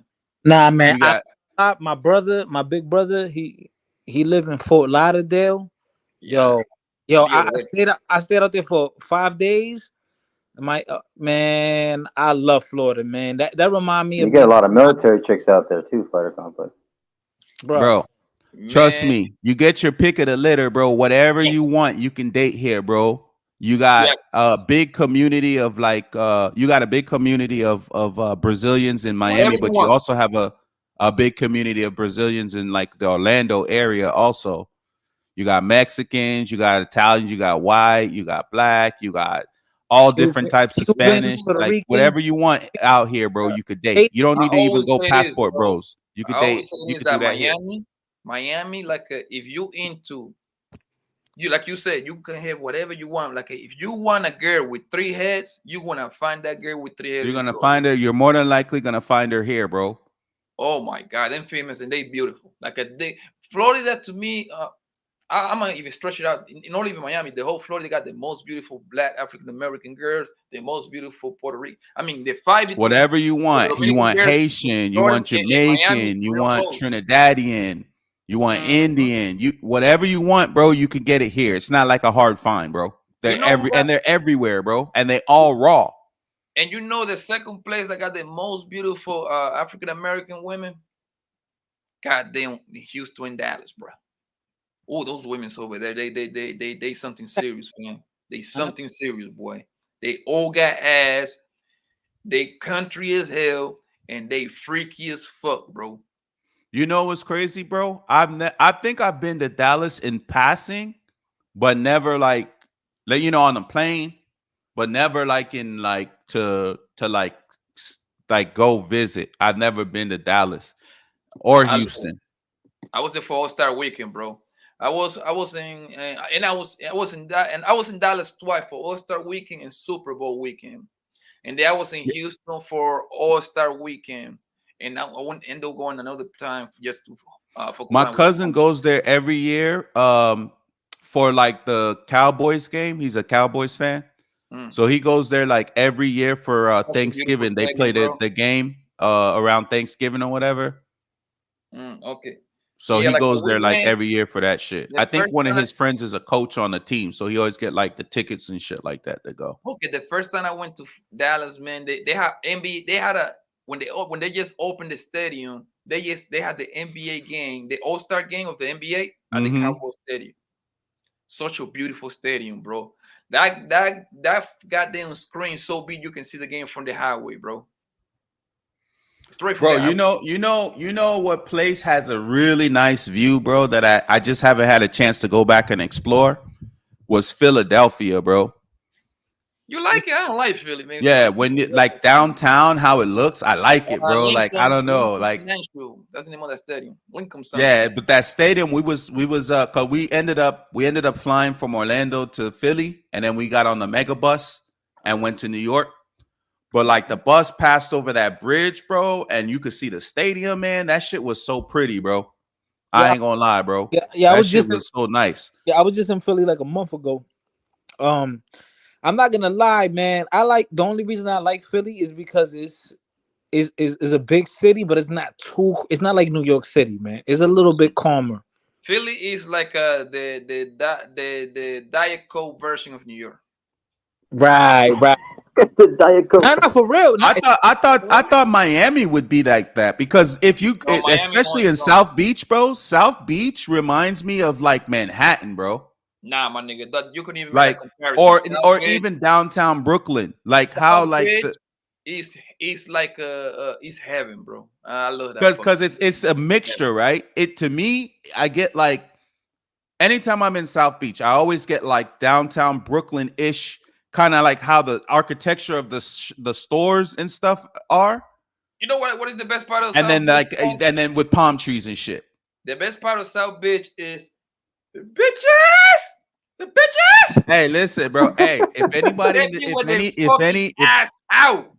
any of the chat cats are trying to figure that out, the best time to go to Miami, bro. Best time to go to Miami is Memorial Day weekend, bro. Spring break, I think it's better. It's less congested, but it's gonna be more color. The reason why I say Memorial Day weekend, bro, because even if you are lame, you're gonna get some pussy that weekend, bro. Go to Miami. The best time to go to Miami is Winter Music Conference, not during the ghetto trash, Memorial Day weekend, Labor Day weekend. No. Listen, like I said, Memorial Day weekend and probably spring break. Spring break, oh my God. Hey, Poppy, what's the best part? What's the best part, Poppy? What you say? Yeah, remember that movie Belly? Hey, it's what you make it. It's what you make it though, Lexi. It's what you make it. I lived on South Beach for 8 years, and I worked at Mango's for 5 years. What movie was that, Poppy? I'm gonna tell you what though. When I go to Miami, hold on. I was a bartender at Mango's for 5 years. I danced on the bar. Are and you the whole serious? thing. Yeah. I love Mango's, man. Like, I know. Yo, I go over there just to buy a drink and watch this motherfucking beautiful ass bro dance like bachata and merengue and all that. Right, on the bar. Shit, I used to do that. I did that for 5 years.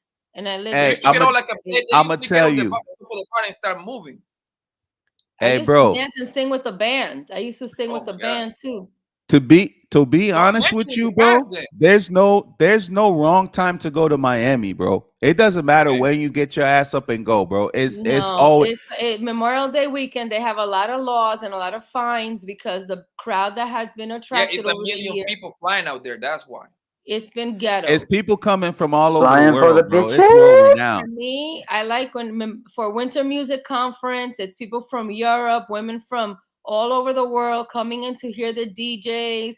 All the girls are friendly. And I was also gonna say like the EDM fest and stuff, but like I know probably a lot of people are not into that type of stuff. But if you can get like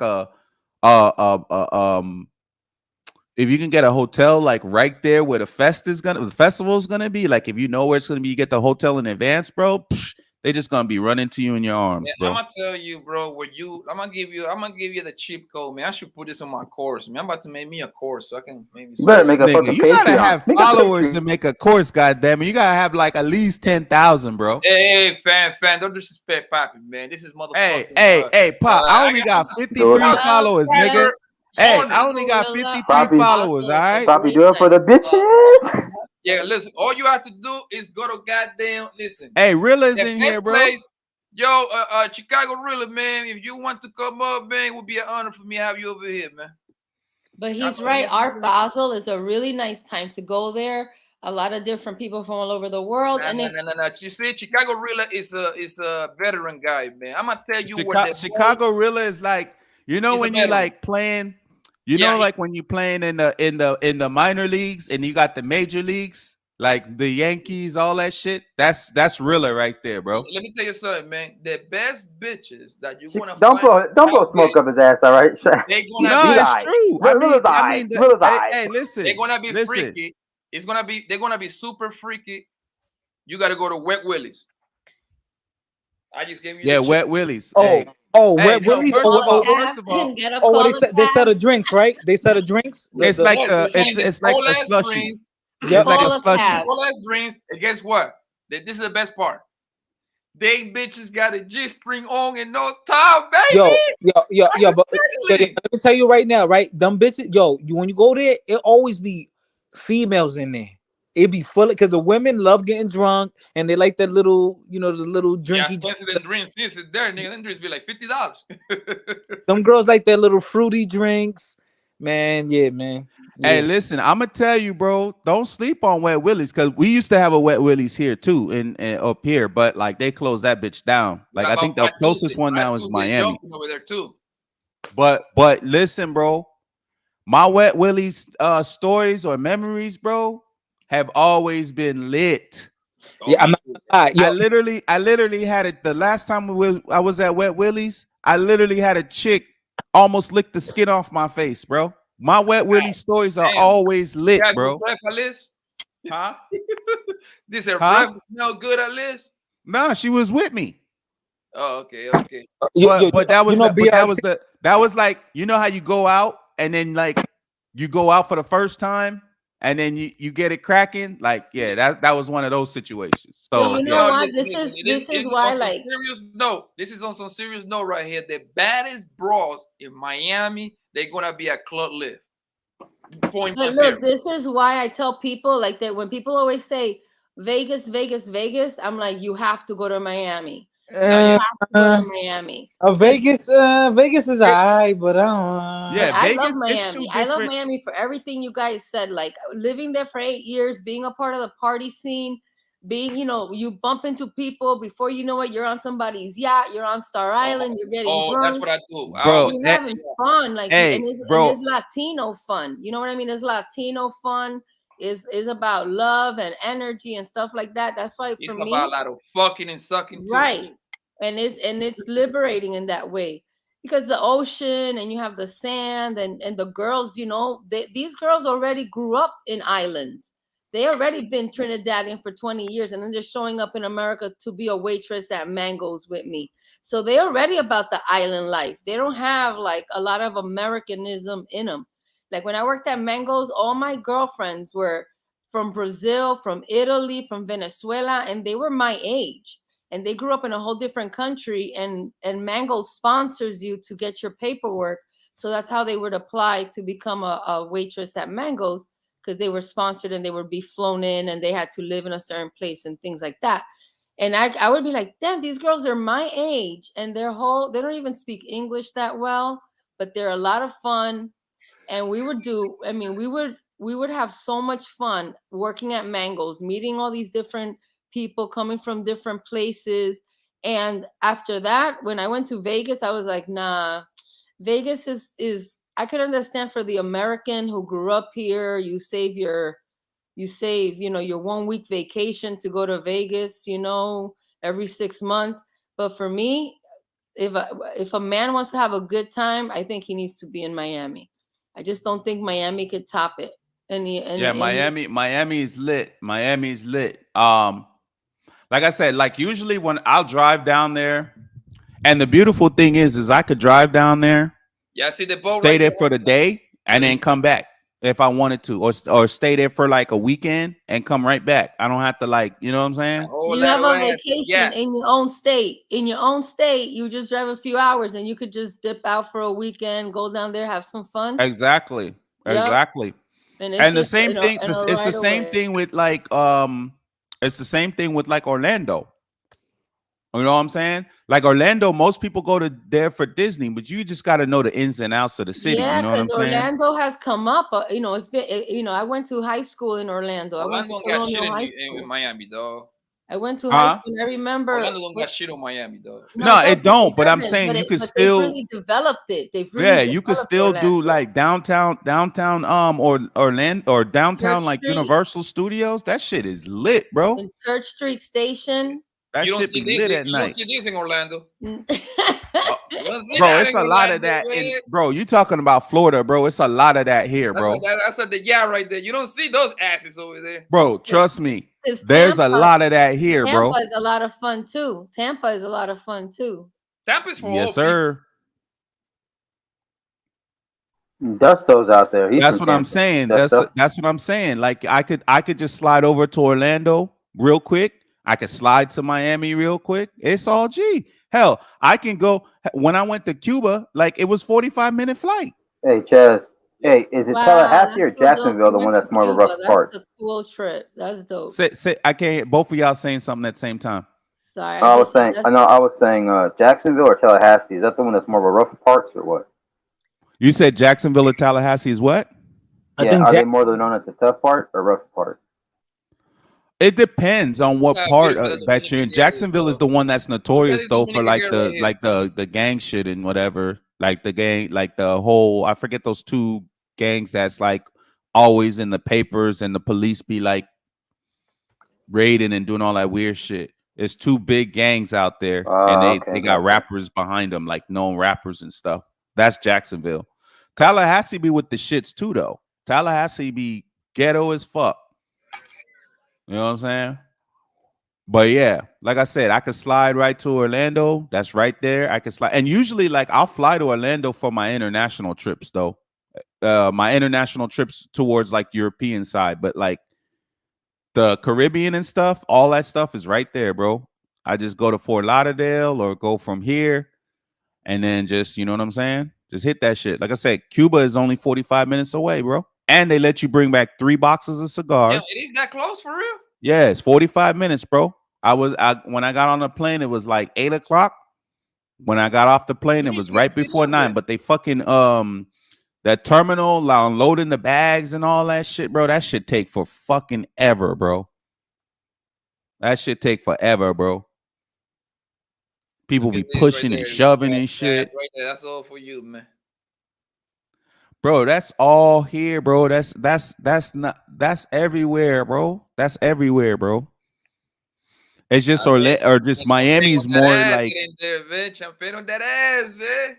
That's what we do. We put champagne on these bitches' asses, man. Champagne on that booty. It looks nicer. It looks nicer when they're in herds, though. I like it when I see the women like that in herds. That pussy.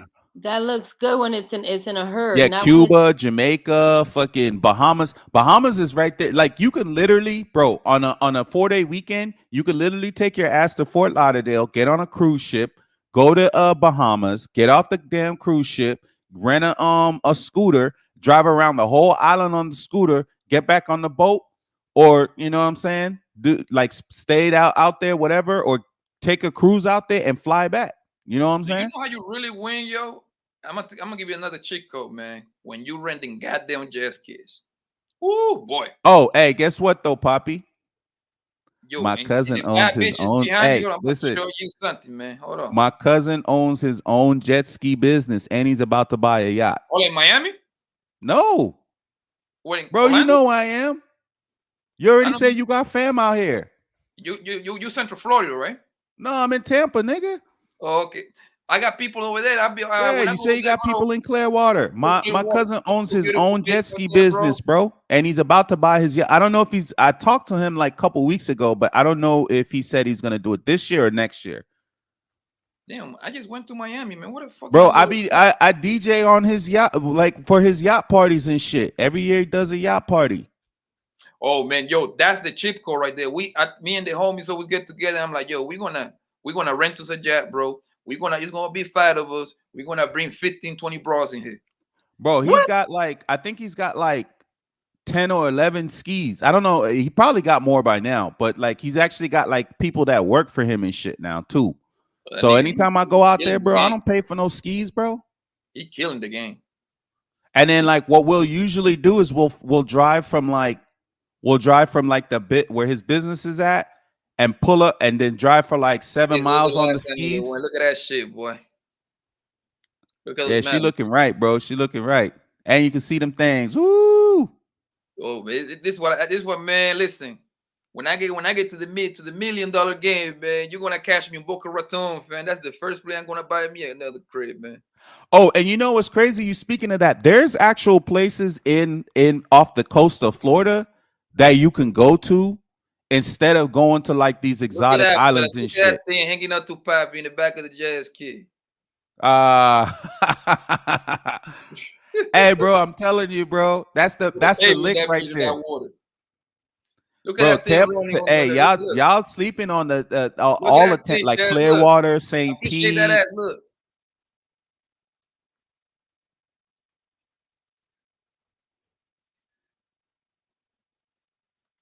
Oh, nice. Hey, yeah, y'all sleeping on all of that, bro. It's a lot of bitches here, bro. Look A at lot. that. Look at that. Look at that. Ooh, A look lot. at that dysfunction right there. No, but what I was saying is Real is playing in the NBA league, like Lapeef Network, bro. That's the NBA. That wasn't no brown noses shit. I'm calling what it is. That's the NBA of this shit right here, bro. What you mean on the NBA? How? Like I don't get. Like it's like, you know how you have the major leagues and the minor leagues, that type of shit. Yeah. Like right now, we in the minor leagues. We trying to make our way to the major leagues, bro. How many subscribers Lapeef got? Like 100,000? I don't know, but like I just look at more Let me so look of it up. like when people are tuning in, bro. Because you know what I'm saying? Like every week to be faithful like that, to tune in every Thursday, and them thousands of viewers at one time, bro. The thing, like, I mean, I'm Lapeef sure there's got- like other YouTube content creators that got like, I know KS used to have fucking like ridiculous numbers, bro. 30,000 sometimes watching in one on a night, live, bro. yes, bro, and he got a membership, so I think just imagine, Bro, yeah, that nigga was making, that nigga was banking. I wouldn't be surprised if he was making at least 10 bands a week. Yo, Ten bands a week, nigga. You that's crazy nothing, as bro. hell, man. Bro, hold This nigga on. was making that a night. Yeah, in one night, bro. And you know, YouTube takes like 30% or something like that, right? Yo, listen. I remember I was on Kevin Samuel's stream for like 20 minutes. Niggas sent like 4 or 5 racks in super chats. Yep. Damn. Like niggas sending $100, $200, $500 on Plus super the membership, plus the membership, Yo, bro. And that's where you really plus eat, the bro, plus the because- Patreon. Because the way Kevin Samuel did it was like you cannot participate on his chat unless you was a membership. He used to buy at the very minimum every day 20,000, between 20 and 30. So multiply that by the cheapest membership, which is And then $5. I don't know if he was getting paid off the Instagram because he was splitting them up. He would have the Instagram shit, and then he would have the YouTube shit. So he wasn't streaming every day on YouTube. And we're not counting The cash Patreon, Cash App and Pay. and the Cash App, right? We don't know what Homeboy, people. listen. Homeboy Yeah, died. he was making bands, and he had like, see, the thing was the people he was getting in his shit was like the success, and then he started moving to the celebrity niggas, bro. He had just made it into like the celebrity niggas, bro. Crazy, bro. But hey, he was, but again, he worked on that shit for years, bro. Yeah, it didn't happen overnight. Mm-hmm. But all it takes is just one, bro. All it takes is one. That's it. And then, the game changes right there. Bro. Huh? I just love you so Miami. So like, Yeah, Miami's the shit. I'm not gonna There's lie. 2 places in America, bro, that I can go there every week and I will never get tired. Oh, he said he did get Miami paid from in Las Instagram. Vegas. Yeah, that's the 2 cities I will never get tired. Yeah, that's true. Vegas is the shit, man. Like, yeah, not even his consulting. That's right. He had his. I think he had his own website too, and he did like the one-on-one consulting shit. Yeah, that dude would charge a lot though. He would charge a lot, Chaz. $1,000. Yo, you know who I met in Hollandale? You know Hollandale? Yeah, Hollandale Beach. Yeah, Hollandale Beach. I had a fine little Haitian Dominican shorty out there, but you know, I met Nori on the beach out there. I took a flick. Noriega live in Miami. That's probably where he live. He live over there. That's what. Yeah, a lot of them niggas be moving to Miami and shit. Wait, a fighter? Who'd you meet? Yeah, I mean Nori, the rapper. Oh, the one that had Drink Champs. He got Drink Champs. Oh, yeah.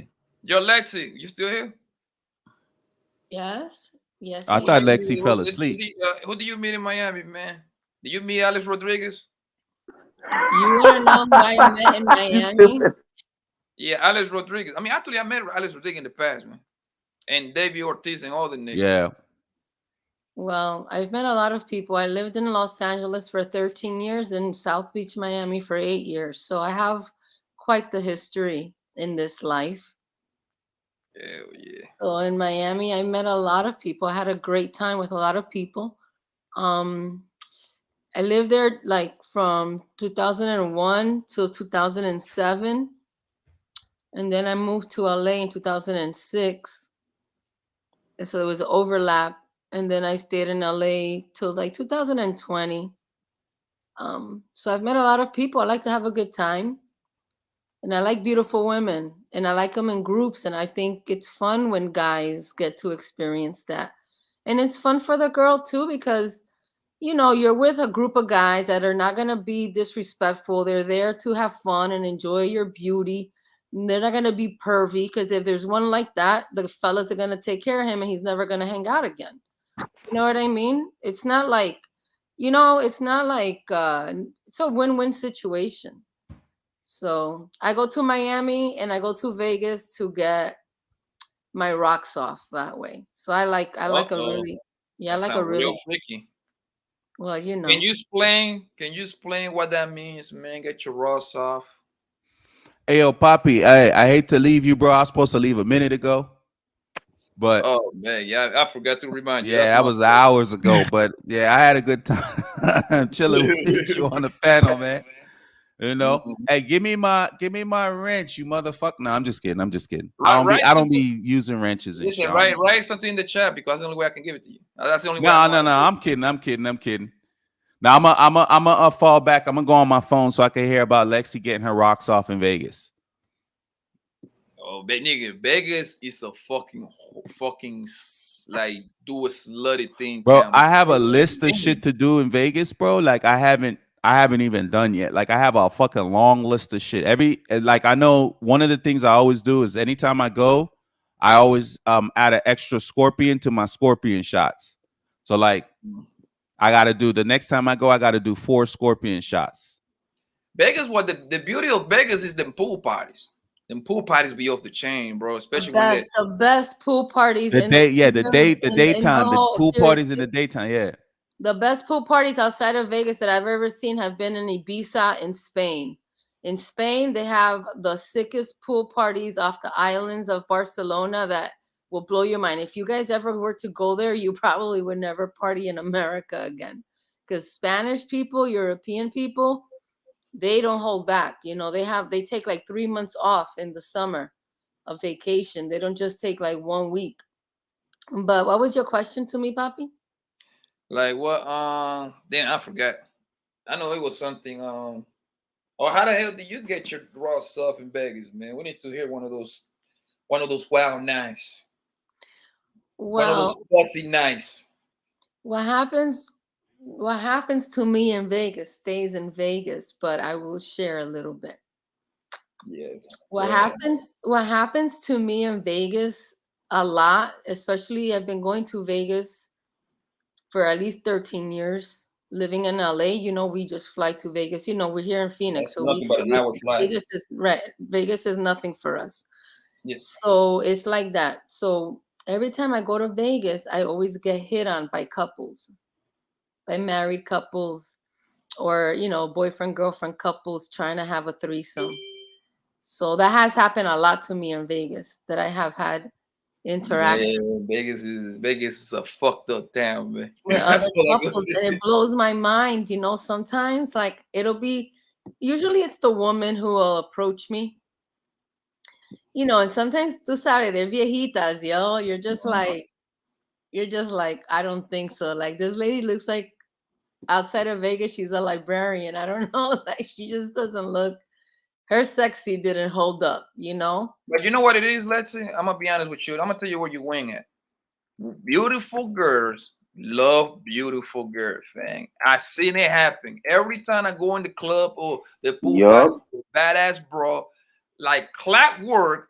All the pretty females want to attach themselves into the group, because all the pretty guys have to just stand up over there. They're gonna come give her compliments. Oh my God, she's so beautiful. Oh my God, this and that. And that's how you guys get yourself a threesome. She do the work for you. Yeah, because what happens is that when you are a beautiful woman, or you're labeled as a beautiful woman, and then you are desired by other women, you don't have to be rude. You don't have to be nasty. You don't have anything necessarily to be insecure about. So you are a lot of fun. Like for me, I love my girls. They're beautiful. They're fun.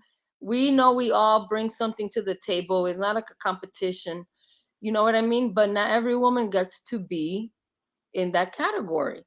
So yeah, so when you do have that energy, especially in a place like Vegas where there's drugs, there's alcohol, there's music, there's beautiful food, there's these pool parties, you find your little groups and you gravitate and you'll be like, oh babe, look, I met this group of girls and they're just doing fun things in front of you. You don't even have to ask. It's just happening. And if you are the type of man like Papi who has that energy, in my opinion, he just has to sit back and watch the whole thing happen before his eyes. And before he knows it, the fantasy is even bigger than he thought because the girls are the ones creating it.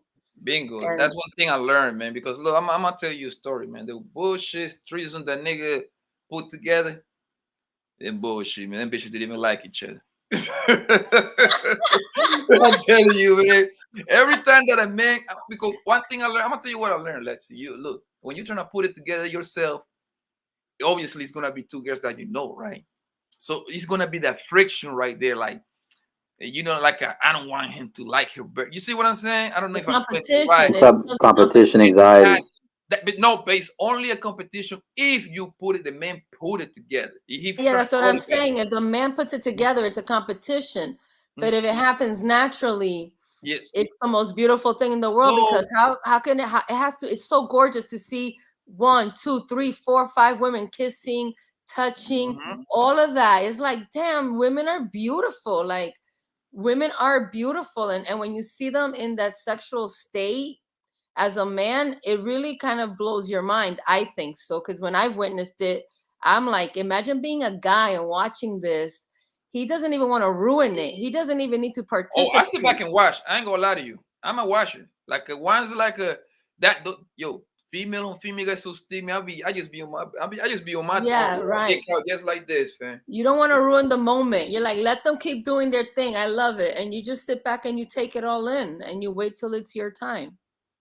Man, those female and it's something. Listen, I don't know. Leslie probably gonna call me a liar. Remember, it's something about Vegas that bring the horror out of these females, man. Bruh. It's the. All I know is if you have a girlfriend and she tell you she go on a girl's trip to Vegas, break her with that girlfriend. She's gonna be a whore. She's gonna be a whore for that weekend. You wanna get facials and cream pies in the face. Might as well let go. Is that Vegas is the gateway to Los Angeles, because in Los Angeles, and I say LOST Angeles, that's where the devil really lies. And Vegas is the doorway. Especially Hollywood. Yes, exactly. So Vegas brings it out in people who aren't able to live that way most of their days. You know what I mean? They only get 1 week out of the year to go on vacation and they go crazy. And I've seen those people who vacation in Vegas. For me, living in LA and living in Arizona, Vegas is, it's like nothing. It's right. It's just right there. So I don't go to Vegas and have to let it all out. 40 minutes flying. Yeah, and I don't have to let it all out in one time. I could break it off into every weekend if I want to, and do it in a way that is a lifestyle, not just an experience. But go ahead. In Vegas, Vegas is the space that people go to really lose their mind, and it has all the right components and all the party favors you can desire. So, you should go there and have a good time. I do. Yeah, man. It's just like, let me tell you something, man. I have never met so many cheating ass wife and so many cheating ass girlfriend until you go to Vegas in Miami, bro. Because listen, it's something about those places that gonna bring that shit out of them female. Because even though like the girl that is wifed up, whatever, is married, guess what? She's gonna be in Vegas with her whole single friends. She's happy to be the only one. And guess what? The single friend is gonna tell her, girl, that nigga Papi in here. Oh my God, Papi, let me tell you this story. When I used to work at Mango's, right? We had a lot, a lot of the guys that work at Mango's, the bartenders, they're also buff and they know how to dance. You know what I mean? They're good looking guys. So when we would start our shift, the guys would get together and make a bet who would get the most room keys that night. And the ladies, because it's a tourist attraction, the tourists would come and the guys would say, oh, I want to see you later, blah, blah, blah. And the girls would say, and then they would say, let me have your room key. And the women would give the guys the room key. And at the end of our shift, papi, they would have at least 20 room keys, taking a bet who got the most room keys. Yup. So, there are places like Vegas and Miami that wives who have been married for a long time, or these bridal parties, that they go away to lose their mind, they do exercise that privilege in that moment. So Lexi, can I ask you a question? yes, of course. So, all right. So let's say when a woman wants to take, a girl's trip with her, with the ladies, with her friends, it's gonna be, let's say, 4 or 5 of them. They're gonna go to Miami or Jamaica, right? So, should a man be cautious of that, or there's nothing wrong with it? If you have a good relationship, you trust your woman, In my lifestyle, if I have a man, he better not let me go on any girls trip. Mm. I already bring that to the table. I don't go on girls trip when I'm in a relationship. And I what? only go on trips with my man. And that's why, because what? Because when women see you in a relationship, they will put you in a compromising position and then have that information and weaponize it later if they want to. They're not all there for your happiness. When you're about to get married and you got the ring and you got the wedding and you got 5, 6, 7, 8, 9, 10 girls in your wedding party, you better be a little bit more real with life and understand that some of those girls are low key hating on you, and they would most likely want to destroy what you have, because that's just what they have inside. So I don't trust women, and I definitely don't trust women with my happiness. So if I go out with my girls, it's because I'm single and I'm not attached to anybody. But once that changes for me, you don't even see me on the block. I change my phone number. I'm all the way out. I'm with him. That's smart, because if you a woman with a boyfriend or a married woman, I don't think you should be hanging out with single bros, because single bros gonna do whatever it takes to get you do whole things with her. And you know what, Fighter? Like I say this on other panels, the men that I'm attracted to, other women are attracted to also. Of course. You know what I mean? So I don't put it past any female that maybe that day she wakes up con el moco seco and she wants to go after what I got. And then that's the day that she decides to do her stuff, because the men that I like, a lot of other women like. So if I have that, then that's what I prioritize. Everybody else it doesn't even, like, I don't even think about them. So might want some plátano. She might want your plátano. Right, she's trying to come for that plátano, and I got a pedazo de yuca for her. Hey, Papi. Wait, hold on, Papi. Did you hear about Takeoff getting shot to death? Did you hear about that? Huh? Takeoff. You ain't see the title of the stream, bro? Yeah, this motherfucker retired. I didn't notice, bro. My bad. I came in late. We talk about that shit literally for the first 5 hours, maybe. I missed it, bro. I came in late. My bad, bro. I came in late. I don't know, because CJ's cut. That's the title of the stream. Yeah, because they body him. Takeoff from the Migos. Yeah, he gone. Over a dice game. It's probably more than that, but he say it started with the dice game. TMZ.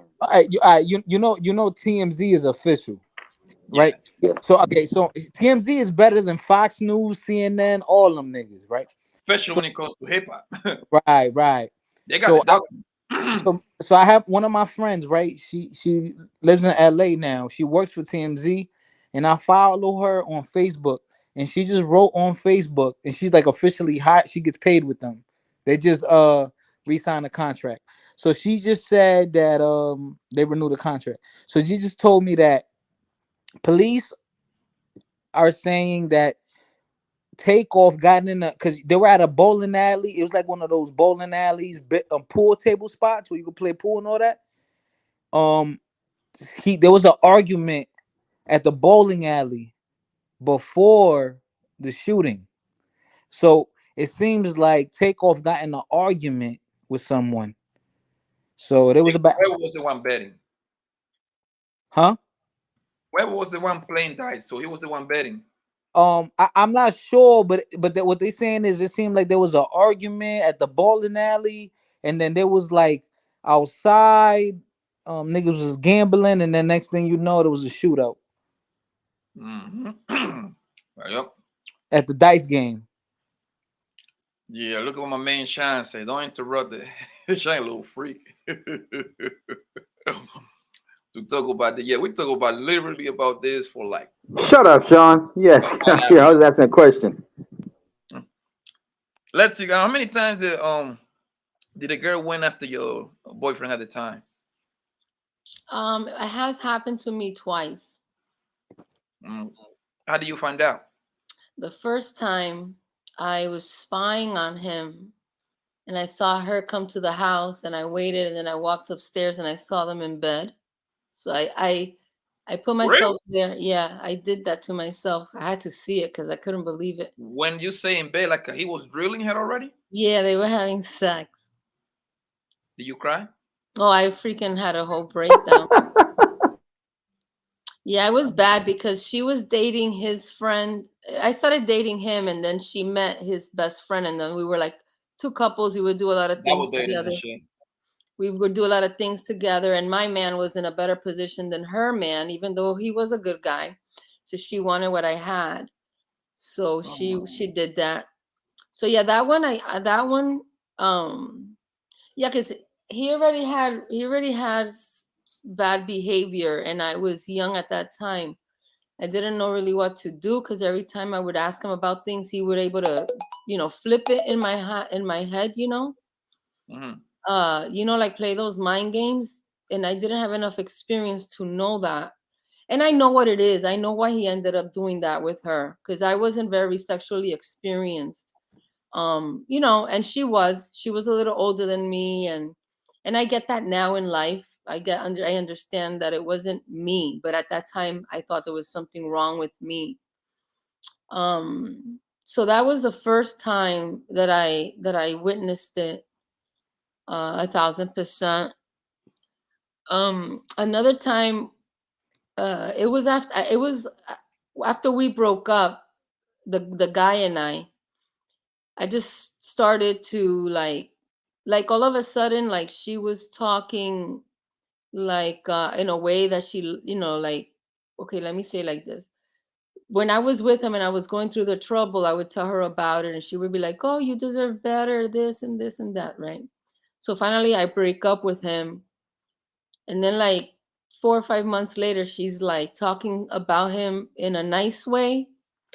He was so educated, he was this, and I would be like, why are you talking that way about him after what he did to me? Maybe he wasn't the one for you, all this crap. And I don't know, I just have a way of picking up on things. And this was crazy, actually. This one was crazy. So I reached out to him and he was like, oh, come over to the house, right? And I went over to the house, man. I will never I can't believe we're talking about this. And he had the laptop open in the dining room, right? He's in the kitchen doing something. And I don't know. So I got the idea to look at the freaking email, Papi, and I started scrolling. And I remember it so fast, scrolling through the emails. And I saw her name on an email that he opened. And I clicked on it and it was a picture of her naked. Whoa, and was I she good looking, closed it. Huh? Was she good looking, Alice? She was Costa Rican, man. She had nothing on me. But he liked that body type, that SpongeBob body type, Yo, let's read it. I think this is like for you. Go ahead, read this. Okay. A man once told me to never tell a woman about how good your man is to you.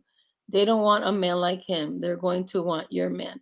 I don't tell anybody the good, the bad, or the ugly. Whatever goes on in my house is nobody's business. Our wins, our deficiencies, no, it's nobody's business. I don't trust women in that place of life. You know what I mean? It's too much of a competition, like, and not everybody has access to what I have access to. So I'm in another league as well. So I only hang out with women who I meet in that stratosphere. I don't bring any woman up to that level because not many can handle it. You know, not many can handle it. That some women will say, "Oh, babe, I can handle if we go to Vegas and we have a threesome," and then the vibe is there and she kills it. You know? No. Oh my God. And it's like, damn, I really? don't I want thought to you suck were. no dick. And it's like, Wait, That one ain't no pussy. wait, finance man doesn't know what a SpongeBob body type is? Come on, brother. You know, it's a square. You know, you know what a explain, square. bro. He knows. Oh, he know, he know, he know. But yeah, those are my two. And after that, I had to learn a lot. I had to do a lot of like self-reflecting type of stuff, you know, that women talk about. I had to do that, and I had to, you know, I learned a lot, which is great. And now Hit the like button. things like that don't happen to me anymore. You know? People, hit the like, man. 7 more likes to 100. Come on, yo. 7 more likes. Need a couple more cash to finish the goddamn show, man. Come on. Then so how it happens before, like how that happened to you, like a girl just killed the vibe when the threesome is about to happen? Oh yeah, like I see that. Oh my God, sometimes like I like when I go to LA, my favorite strip club is Sam's Hofstra's in downtown. I love I that. like that makes sense. I love that's my favorite strip club in LA. I mean, you know, like I don't go to a lot of strip clubs, but the ones that are the girls are the friendliest and they're fine and I can have fun and be cool is Sam's. So that's why I like to go there because you know, because the girls are cool and it's not dramatic like other strip clubs. The What about girls, crazy girls? You like crazy girls in Hollywood? no, I don't like that. All right. No, I don't like that. I like it when I like Sam's. I like girls that are sweet and fun and that the guys go there to spend money and it's not dramatic. It's not like the super ghetto girls that are like they're just on another level. Like they're just ready to fight. They're ready to all this extra shit. I don't like that. So I like certain type of strip clubs. The one, like I say, so Sam's is my favorite. So there, I would go there with my guy, and we would always bring home like 5 or 6 girls. Like we would go there. I mean, we would be there like 3 times. We would be there 3 times a week. Like we would have girls and take them out to dinner. You know, bring them over to the house to hang out. You know, or fly them to Vegas with us. So one time there was this young girl. She was she was from Fresno, and she was a dancer. And you know, she needed like a little bit. She needed a little bit of cleaning up. She needed a little bit of a better hair situation. But she was sexy as hell. But she was too much in her head. You know what I mean, Papi? Like if you're gonna be a stripper, just be a stripper. Just have fun and be that. It's okay. But she kind of lived in her head too much, so she always felt like she wasn't pretty enough, or like why would we want to flirt with her? Why would we want to invite her to dinner? So she was always negative that way. And so a lot of times she would bring that vibe. She'd be like, how do you feel? How could you be comfortable if he's in the other room with 2 other girls? And I'd be like, don't talk to me about that at my own party. You know what I mean? Like you are Fucking the boo, yo. right. Like, Like what do you you didn't know. right? Like I'm like, this is like the 10th party you come to, and every time things start happening, you always try to bring that type of like someone here is like judging it, and we had to cut her off. And I remember my friend. I told One of him, my closest friend, him and his wife, they went to Miami. They mess with girls every now and then, shit like that, right? My boy and his wife, and they always bring like a second woman into their little relationship. This nigga, he was in Miami this year, matter of fact, about a few months ago, and I didn't go this time. He FaceTimed me, yo. This motherfucker had two. Well, he had two Venezuelan girls in the room with him. So I'm like, these motherfuckers is gorgeous. Like, yo, and he all excited and everything. Like, yo, bro, yo, listen, they didn't even speak English, bro. So I need you to translate for me. They already brought it back to the room. So I get on my phone. I'm like, yo, what the hell? This motherfucker look good as fuck. So I start talking to the girl. Man, my man doing both of them girls, yo. Upload his wife. So he just crazy how did this motherfucker traveling shit always into like you're gonna go into some weird activity. That's all I know, yo. If you out there, you're gonna do some wild shit. Oh no, did Michael live? Yeah, somebody jumped. Michael live. Who has a certain type of appetite. You have to, as a woman, make the adaptation to be able to please him. And it doesn't have to be negative, and it doesn't have to be at the mercy of your relationship. Fun and sweet and feminine, and just be open to a vibe. I don't know, if you want to be with a square, be with a square, then that's it. But if you know that you're not with a square, you can't. I would never put upon a guy that he can't do anything. Yeah, man. Do you think that you can get tired of that lifestyle, yo? I think for me, because it's not something it's like for example, I've never been married, and I have no kids. So I'm not always I don't have to think about whenever I want it, I can find somebody if I want it, right? My girlfriends who are married, when they go on vacation or they have a moment of freedom, for me, because it's something that's active in my lifestyle. It's not like something I'm missing. Something that's there that I can have whenever I want. If I get it, if I wake up and I'm in the mood that I feel like I need to, get my rocks off and wild, and I do my thing for 3 days, 4 days, and come back home, and then that's it. I don't have to call anybody. You call it in now, let's see. I think To get a group together. You know what I mean? I call my peoples. I say, hey, you guys want to do this? And I know enough people that somebody will meet me there. And then it's life. That's what it is to me. But I think people can grow tired of it. Like anything else. But I think maybe it's like anything else. Maybe you go through a phase where you don't want it, and then you go through a phase where you want it. You're like, oh, I had too much, I don't know, pizza. Now I don't want pizza. Then a month later, you want pizza again. Just so, yeah. He says you love. People are undecisive, they don't know what they want, so the guy kind of got it decided for them. What, women? Yeah. You mean like the women want it, but they act like they don't, so the guy has to set it up? No, like a women, they're undecisive pretty much to a lot of stuff in life. You can go leave the house, go have some. We think about go get some Lolo's chicken and waffle, and then once we get there, your ass want to eat seafood. Kind of undecisive. You see what I'm talking about?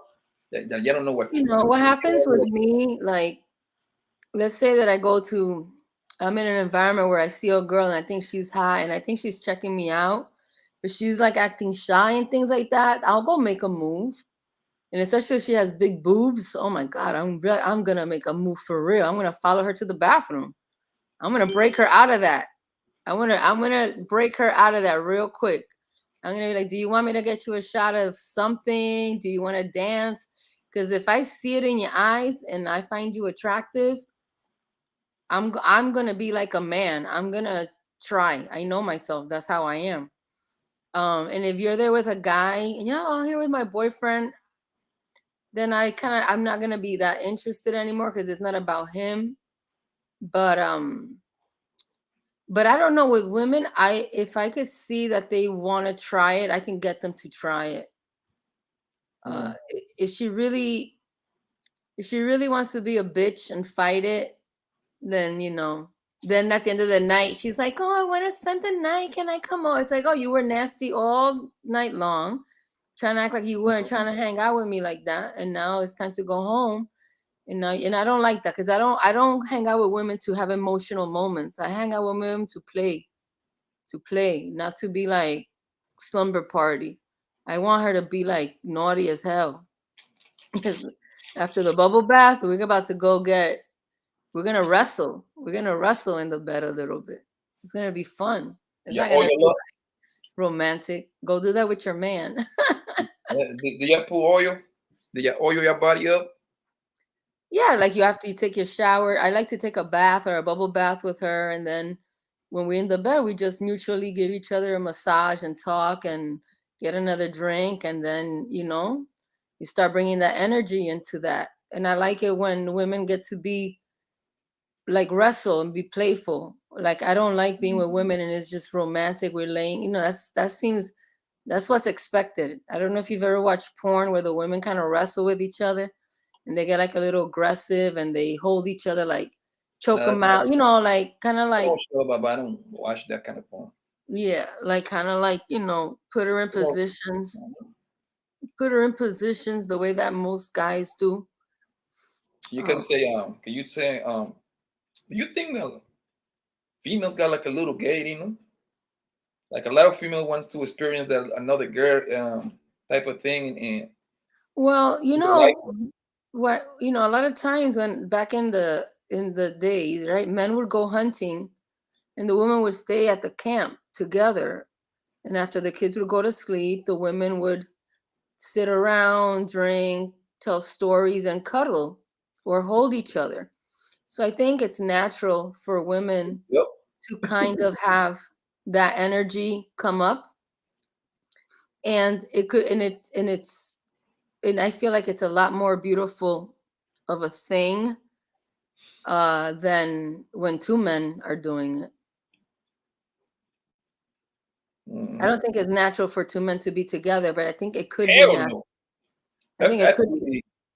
I think it could be. It could be natural for two girls to be a little playful with each other, But two women cannot have sex. They can they can help each other have orgasms, but they can't have. They know exactly where to go to find your little G spot. You're right, like for real. Exactly. For real. They just woman's body, man, is so goddamn beautiful. I agree. When I I go out and I see a woman with boobs, and I have, like, before when I was younger, I was worse.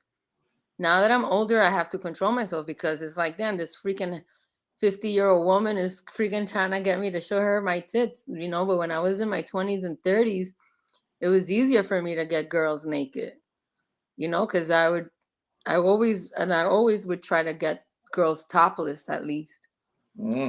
Living in South Beach, my girls would go topless. So. Well, that's real easy in South Beach. Yeah, it just got terrible after like all this, people videoing and taking pictures. But when I first lived there, it wasn't like that. When I first lived there, it was so not like that. Oh my God! Like now you have guys walking on the beach with Timberland boots. When I lived there in the beginning, there was no trash like that. It was so sophisticated. It was like in 2001 when like they were starting to make South Beach, popular. Hold on, what year? 2001. Yeah. Like when Jay-Z was doing videos and Diddy was doing videos down there and Fat Joe was going down there. I was a child pretty much. Barely teenager probably, but I remember from what I heard, I remember I went to the clothes. I was 15 years old, but I remember the popping club at that time was a club named Cristal in South Beach. Cristal. That shit was at the beginning of the beach. It's 2 o'clock. Man, the finest of the finest used to go over there, yo. South Beach, man. South Beach is just the shit, yo. Give it up for South Beach. I mean, I had a lot of fun. So, like I said, I definitely went after everything, like the stories that I shared with you about the 2 girls who did that to me. That's when I moved to South Beach because I had to like get away from New Jersey and New York. And then when I was in South Beach, that I was meeting like super hot girls who were like from other countries, and they were like, que se jodan, you know what I mean? Like let those people go to hell. And I was like, wow, this is a whole different life. And I loved it. So then I was able to start seeing the world very differently.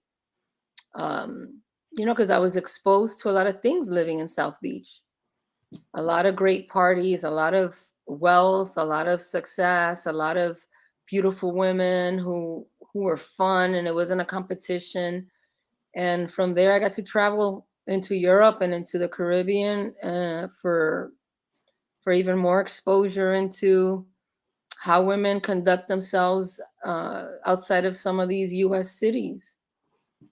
You know, and that it's more fun to be that way. I don't know. I like to be around guys that I don't have to worry about anything when I'm with them, and I could just have a good time and be myself. You know, and that's why, like, when I see the videos that you share, I know guys like you that are fun guys. It's not gonna be anything disrespectful going on that boat or in those parties. If you and your fellas are there, those kind of girls, Yeah, they like. no You know what I girl. mean? Nobody's gonna try to disrespect these ladies. These ladies are there, they're having a good time, and you guys are gonna make sure that they're okay and everybody gets home safe. And that's it. Hell yeah. Everybody's on their own will. We just having fun. I know some people might get a little extra drunk as well. Let them sleep on you and Yeah, talk shit. you expect That's what I that. say. That's the way I expect that. Like when I go out, I drink, but I'm not the one who drinks a lot. So when my girls start getting like that, I'm like, oh, toma agua. I go get them water. I take her away. I talk to her for a little bit. And if she needs to go to sleep, I put her to sleep. Because I don't want to get the party. I don't want the party to stop. And I don't want anybody afterwards to feel any shame, like nobody looked out for them. Because when you have friends that drink, and you drink with your friends, and you have to be there to look out for your friends in case something happens. Yeah, Vegas. You know I'm what going I to get to mean? the club, baby. Yeah, Papa, you have a good time. I have to, if I go out with you, I have to get my driver to be with me. Yeah, Because you like to have a good time, I know, and I like to have a good time too. So I know it would be dangerous. you got a question right here. Look, do you have an addiction? What kind of addiction? Do you have an addiction, Lex? What, like a cess? Addiction to what exactly, late bloomer?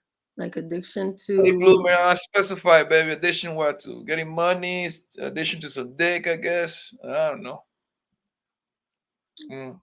I don't think I have an addiction. I just like honesty. I like people to be honest, and I like people to be when they're around me to know that they can be themselves. And then that's it. Like with me,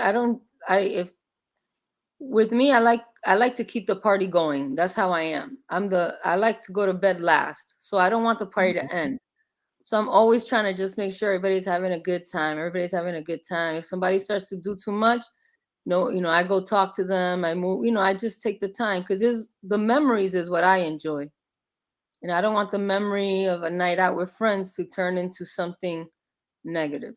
So I guess if there's an addiction, I'm addicted to everybody having a good time. I cannot mention your name, but thank you for the cash out, man. I That's appreciate you. awesome. People supporting your show. People are happy that you're finally streaming. It's a Yeah, nice. man. It took me like I ain't gonna lie, it took like how long it was, like at least a month and a half. I didn't feel like doing shit. Man, I would just be doing a lot of shit, yo. Now I got a little time. The thing is, the kid is back in went back to school, so now I got a little time when I flipping my little cars and shit like that. She I know. say, I oh, love. she say to the lifestyle in general. Yo, late bloomer, you hit the lane, baby. You wanna come over here? You don't have to come on. You just I need you to just give me the I finger. don't. I don't see it like in a. I think that I'm comfortable with myself, and I'm comfortable with people being themselves, and I don't like it when people feel that they have to hold back on who they are, especially if they're in a relationship. You should be exactly who you are, and like without having to hold back. So I don't know if I'm addicted to the lifestyle. I don't need to have like sex with multiple partners or have orgies. I just have those experiences. I've witnessed it. I've seen it. They've been a lot of fun, and the men who put those things together, or the men who are a part of that way of life, they're super gentlemen. I've never been around anybody who made me uncomfortable. So that's the observation that I'm making on the videos that you show, that those girls are having a good time because you and your fellas make it cool for them. You got the food, you got the vibe, the music, There's the no whole thing. pressure.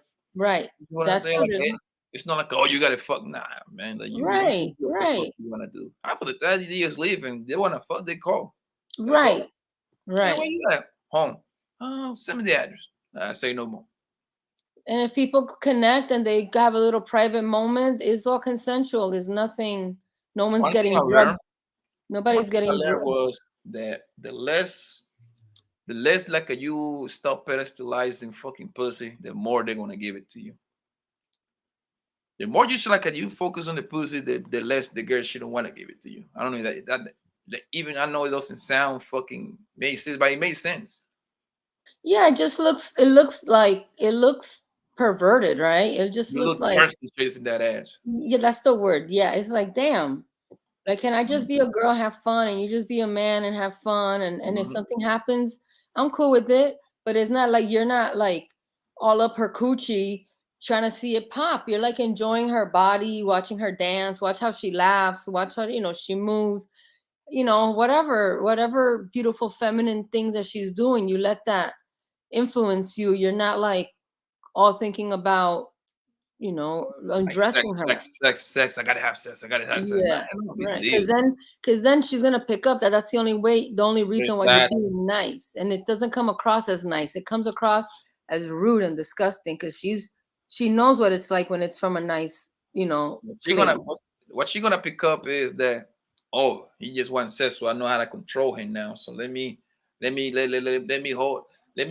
wave this pussy all in his face, so until I decide to fucking I want to give it to him. Yeah, that's a good point too. It does change the playing field. Hmm. It does. But most of the time she'll do that because she's like she can, like you said, and she doesn't plan on giving it to him at all. She's just gonna embarrass the hell out of him.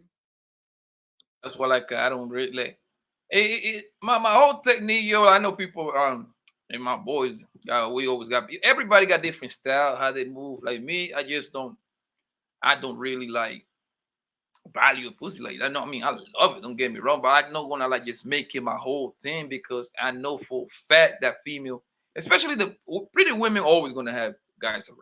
That's just what it Yeah, is. but you're good looking, Papi. Like girls, when No, they when a call me girl ugly. sees, Look, huh? they call me ugly. Oh, They call me ugly all the time. They're like, oh, um, this fucking immigrant, he ugly. I'm like, all right, fuck it. nah, you're crazy. I know. I know when girls see you and they see that, they're like, he's a different type of black. I know, and you don't have to do anything. I know, because I like my dark skinned Latinos, and I don't mind sharing you guys. And I know what women who don't know what you are, I know how you hit them because I have a brother too, and I know what he can pull and what he picked up before he was married. So you Your just brother, have to. he married to what? To another Dominican girl? Yeah, she's Dominican and Puerto Rican. Her dad is What I'm Dominican. Her telling you, mom is. look, this man called me. He called me, oh, he ugly. What the Yeah, fuck? whatever, man. People don't know. People do not know what you are on the pedestal, Papi. You are the Yeah, Vegas said, you see, Vegas said, Papi is ugly. Papi, not ugly. God damn, babe. I thought you was my white chocolate, baby. She said not ugly. She says que eres lindo. Yeah, I know. I Papi, just fucking with it. okay. I just fucking with it. Yeah, You know Papi what is I'm saying? Hey, handsome. Bloomer said, Papi, you are ugly as fuck. God damn, I'm getting cute. The girls, when the girls see you, they're like, "Oh, he's the one I want." And then her friend is thinking the same thing.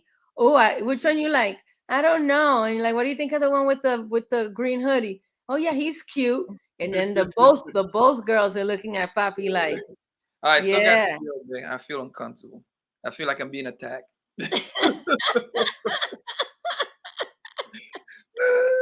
You know what? It just like it's kind of like it don't matter how good looking the man might be, whatever. Men just don't listen to too many compliments like that. You see what I'm saying? So like you lucky if you go to like a month, you got like 3-4 compliments. That's like a good month. You see what? But a female, she didn't even have to be fine. All she has to be like around 5 or 6.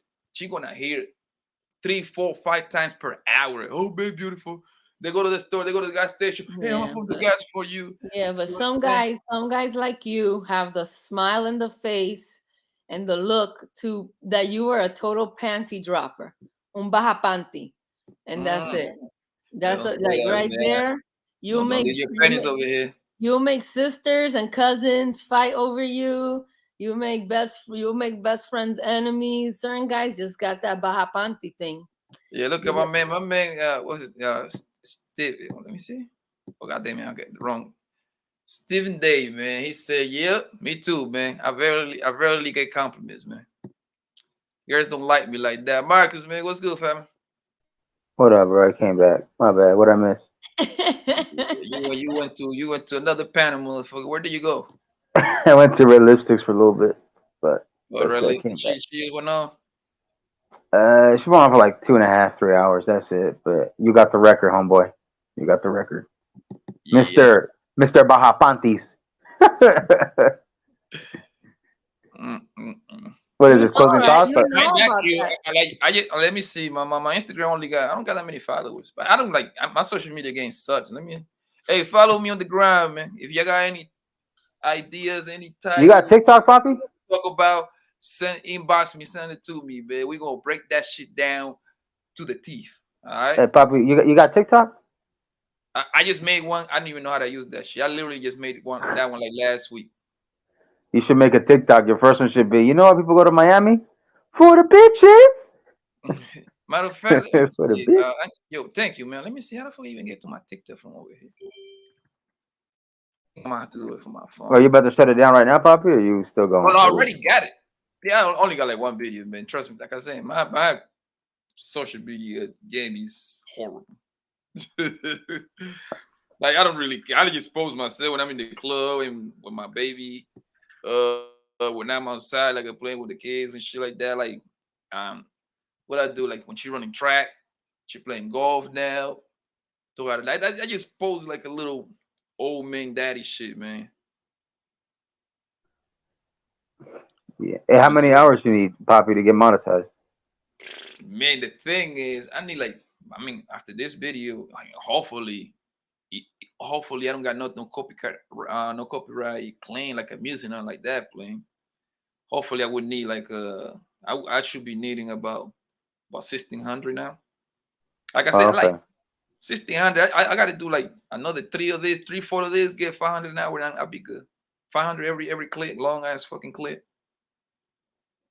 Let me see. God damn it. Give me what is the goddamn? I was on last night. I was on Obsidians because Pearly Things was there. So Yo, that lady, man, god damn. bro, she's at 630K subs already. God damn. 600 and That's 30K. I can only imagine what kind of check that lady's getting. Hey, you know what's crazy, Poppy? I used to be on her channel back when she had like 5,000 subscribers. I remember that we reacted to her goddamn fucking video at 5,000. And that happened literally in March. I thought it was like February. Yeah, like February, March, right? Mm-hmm. Oh, goddamn. And she said her goal was 100K. I'm pretty sure she surpassed her fucking goal, but goddamn. How many? I heard like her catalog is huge. Like she got like like 1,000 videos and shit like that. I mean, she was putting 3, 4, 5 videos a day, bro. You gotta understand though, like she got her other channels too that help her push more of her algorithm to her network. So you got a clips channel, and you got like another channel. I think it's like 4 of them in total. Then you got each of those channels have at least 100,000 subscribers, 50K, and then on top of her main channel. So she's building a network, bro. Then she got other people she's put on into different channels. So she's building a network, bro. So she eating, bro. She eating a lot. Hell yeah, son. Just imagine on the Patreon part alone, bro. You see what I'm saying? Yes, She got a Patreon? Bro, what's good, family? What up, Yes, Drew? on the What's membership. up, Pat? Fighter, what's going on? What's I up? think Fighter Fight asleep. Shooter. Yes, What's going on, imagine. Mark? Yes, sir. Just imagine, bro. Like out of 600,000 subscriber, hunger. Like you said, she do a turnover of 5% and turn it into members, bro. Bro. 5% membership would be 12,000. 12,000 people would be what? Yeah. Paying $20 a month. That's a lot of money, bro. Memberships be like start like at $5 and $9 and stuff like that. Like just everybody get their $5. 12,000 motherfucking, not 1,200, 12,000 motherfucking paying $5. That right there is about 12 times 5. That's That's 60 G's. 60 bands. Yep. $60,000. Boy, she is eating, bro. What's up, Truth? Yo, Truth, you here? Nothing too much, bro. Ain't too much. Ain't too much. It's the evening right now. I'm about to probably go out here trying to figure out what I'm about to eat. No, I'm gonna go grab me some snickerdoodles or whatever. Do you even know how to cook, man? Yeah, shorty. Yeah, but I'm eating out I tonight. ain't talking about noodles, man. Huh? I ain't talking about like I ain't talking about you cooking noodles and shit. Man, I was taught by the greatest cook in the world, Mama Grandma? Truth, shorty. Mama Truth. I ain't got it like her, but I got a couple dishes under my belt that I can cook. Now, as far as the whole playbook, no, I ain't there yet. I ain't there You ain't yet. John Madden? You ain't John Madden, Truth? John Madden, shorty. I ain't John Madden. I'm on pro. I'm on I got pro. you, bro. I got you. Yeah. She on that Jerry Rice. Oh, damn. Oh, damn. I mean, me personally, I actually enjoy cooking though. I do too, bro. I do. Like, that's one thing. Like, I mean, look, I don't got no girl, so I don't got like a quote unquote official girlfriend. So, even if I get one, I'm not gonna be on some like, yo, she got like. Now, if I get a girlfriend, I ain't gonna lie, she gotta cook. She gotta cook. I'm sorry, I don't. One thing I hate doing is the dishes, bro. I can do them goddamn dishes, but I got like an OCD. So before I go to sleep, that kitchen need to be clean, son. But I hate doing dishes. So what I do is I just buy plates, them fucking plastic plates, man. So I don't have to fucking be washing the motherfuckers. Yo, what's your best plate, Marcos?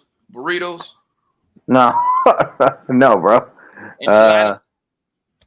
Yeah, ooh, that is good, but my mom makes it better than I do. But I don't know, bro. I like cooking like Italian. I like cooking Mexican, but I think if I had like a favorite Mexican dish, it'd probably be maybe carne asada, maybe a little bistec, little steak, but some peppers, onions. I like to use the grill, not the oven. Make some chicken, some little fajita. I don't know, bro. Like me, like some chile verde, beef, you know, with some arroz con pollo. Good beans there, you know, on the side. A little salsa, a little homemade salsa, some guacamole, homemade guacamole, you know, that kind of stuff. But I see you cooking, bro. You alright, bro. You alright. You ain't Chef Ramsay, bro. Don't hate You a high value chef? You a high value chef? Yes. And I'm gonna give you some. I'm gonna give you a little a little secret, man. Boy, you talk about, like Lexi said, penny droppers. That's the real penny dropper right there, bro. Mm-hmm. Because there is nothing that these bros love more is to taste a man cooking. Because a lot of them can't even cook themselves anyway. So they see a Oh nigga yeah. with that kitchen, man, that pussy get wet, bro. He gets wet, my nigga. See what it said? Oh my god! And that's when I killed 2 birds in one shot. Have them coming to the crib. Little, most females like wine. I like Hennessy. So it would be a love. Look at my man, world class. Where you at, man? World class. Bang, bang. But did you learn to cook, Papi and Marcus? I don't know if Fighter is there, but like, did your mom have you in the kitchen sometimes, or your grandma, to teach you how to cook some things? Hola, world class. Hi, Noble. Because my brother knows how to cook too, but like growing up, my mom would be like telling him, "Ven pa que aprenda." Like, so when you out there single, you don't need a woman to cook for you. You know how to cook for yourself. And my brother Yeah. cooks good, man. Like, I think, Papi, you probably cook real good too, because I see those beans and I'm like, damn, I bet you his beans just taste, because I love Colombian food. Yeah, look, I learned because I was watching. I used to watch like when I was little. I used to watch grandma, and my mom, of course, and my auntie. My auntie, she at one point she had a restaurant, a Colombian restaurant in Jersey. I mean, in New York, and then she moved that thing to Jersey, and then she moved that thing to Orlando. Like Colombian restaurant, like it's very cheap food, but it tastes good as hell. Man, I love Colombian food. And That's they what I give you a miss lot in of food. Jersey. I miss Like that in Jersey. if My you go to Colombian Colombian food restaurant, man, and let's just say a plate gonna cost you about, let's just say $12. You can literally feed 2 people out of that one plate. It's a lot of food. Literally, they give you like 2 pounds of rice along, and like 2 pounds of goddamn beans, and like 2 plátano fritos and shit.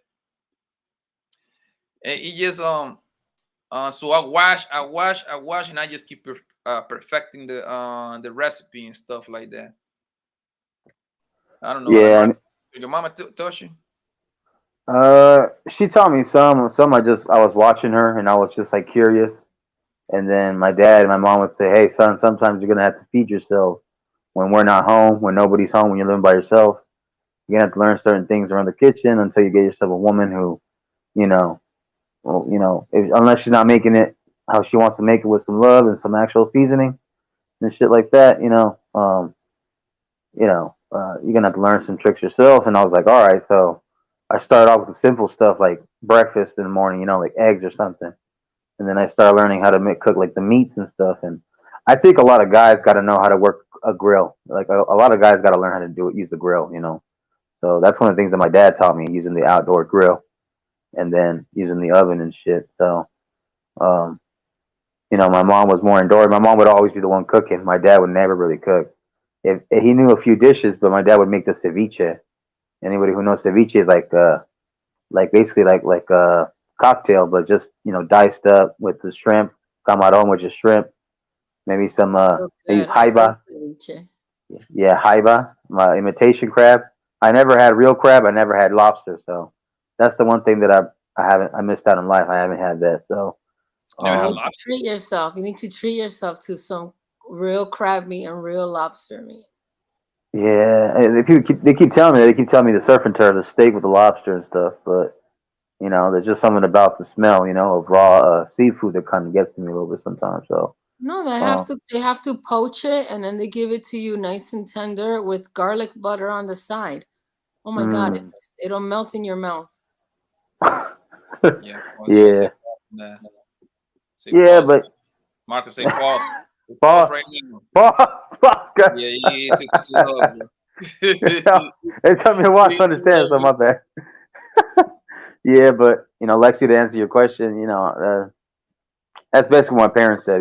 My mom, she kind of like said, I asked, "Hey, Mom, how do you make this?" Because when my dad didn't have me outside doing chores and stuff, or when I wasn't in sports, I kind of want to, was curious to learn. And my mom was like, "Hey, come through," and boom, boom, boom. She taught me that this is how you do this and this is how you do that. Prepare it. But You know, I you know. because That's it. I encounter that a lot more men know how to cook than women. But that's because. But you know why though? It's because I think this is my opinion. I think a Best lot men, of dads. those are men though. It's not Yeah. even, That what? the I best think. cook in the world are men. All like the majority of them. Right. But I, like in this thing of like, but people playing, having roles and things like that. I don't notice that many women are like know how. Like I meet women. I go to their houses or some young girls, and they are. The house looks nice. Everything is perfect. Everything is in its place, but the kitchen doesn't look like they ever touched it. Yeah, the kitchen is there for looks. For real. I know what And you're then talking about. they I've only been have friends like with they people, don't bro. even have like salt and pepper. And then you go to a guy's house and he has like every condiment. He has the refrigerator full. He has pots and pans. Seasonings. Yeah, he knows. He's like literally like in the morning. A girl will be like, "Oh, you want to get breakfast?" Versus like in a guy's house, he's like, "Oh, I'm gonna make us breakfast." And you're like, "Oh, you have the stuff to make it." Like sometimes I feel like girls, they don't even care about that part of it, having the refrigerator full, having their kitchen functional. And so I find that a lot of more men or young men know how to cook than young ladies do. I would have to in today's day, like I would have to say yes, man. Like because I think guys they just like those are the skills anyway that you need to kind of survive on your own at that point. So it's not like you don't have no choice. But you just develop those skills because whether you have a girl or no, you still need them just to get you to lie until you meet a girl. And see, like I said, I don't mind, man. I'm a fat, slim nigga, so I just I just be eating, man. I just be eating. Yo, give me my chicken, give me my steak, give me my little salmon. Leg And bloomers, Jamaican. I love Jamaican food. Oh my God, I love yeah, my Jamaican. kids are half Jamaican, so I know what you're talking about. But brown stew chicken, Oh my God, eso sabe tan rico, right? Oh my yeah, God. jerk chicken. Oh, they do the way that they do their fish is. I love when they do a red snap. Yeah, they do it different. Like they do like this escabeche thing on the top of it. Yeah, they put a little special sauce that they made. I Yeah. forgot the name of that sauce. Yeah. Oh, So good. So good. I just like to eat food from different other food from every other country. You're always going to taste good because you never had it. I like rice and beans. So a culture that has and plátanos. So if like Jamaican people have plátanos, rice and bean, I want to experience their food because being Dominican, that's right at the base of all my meals. I need to have plátano, rice and beans.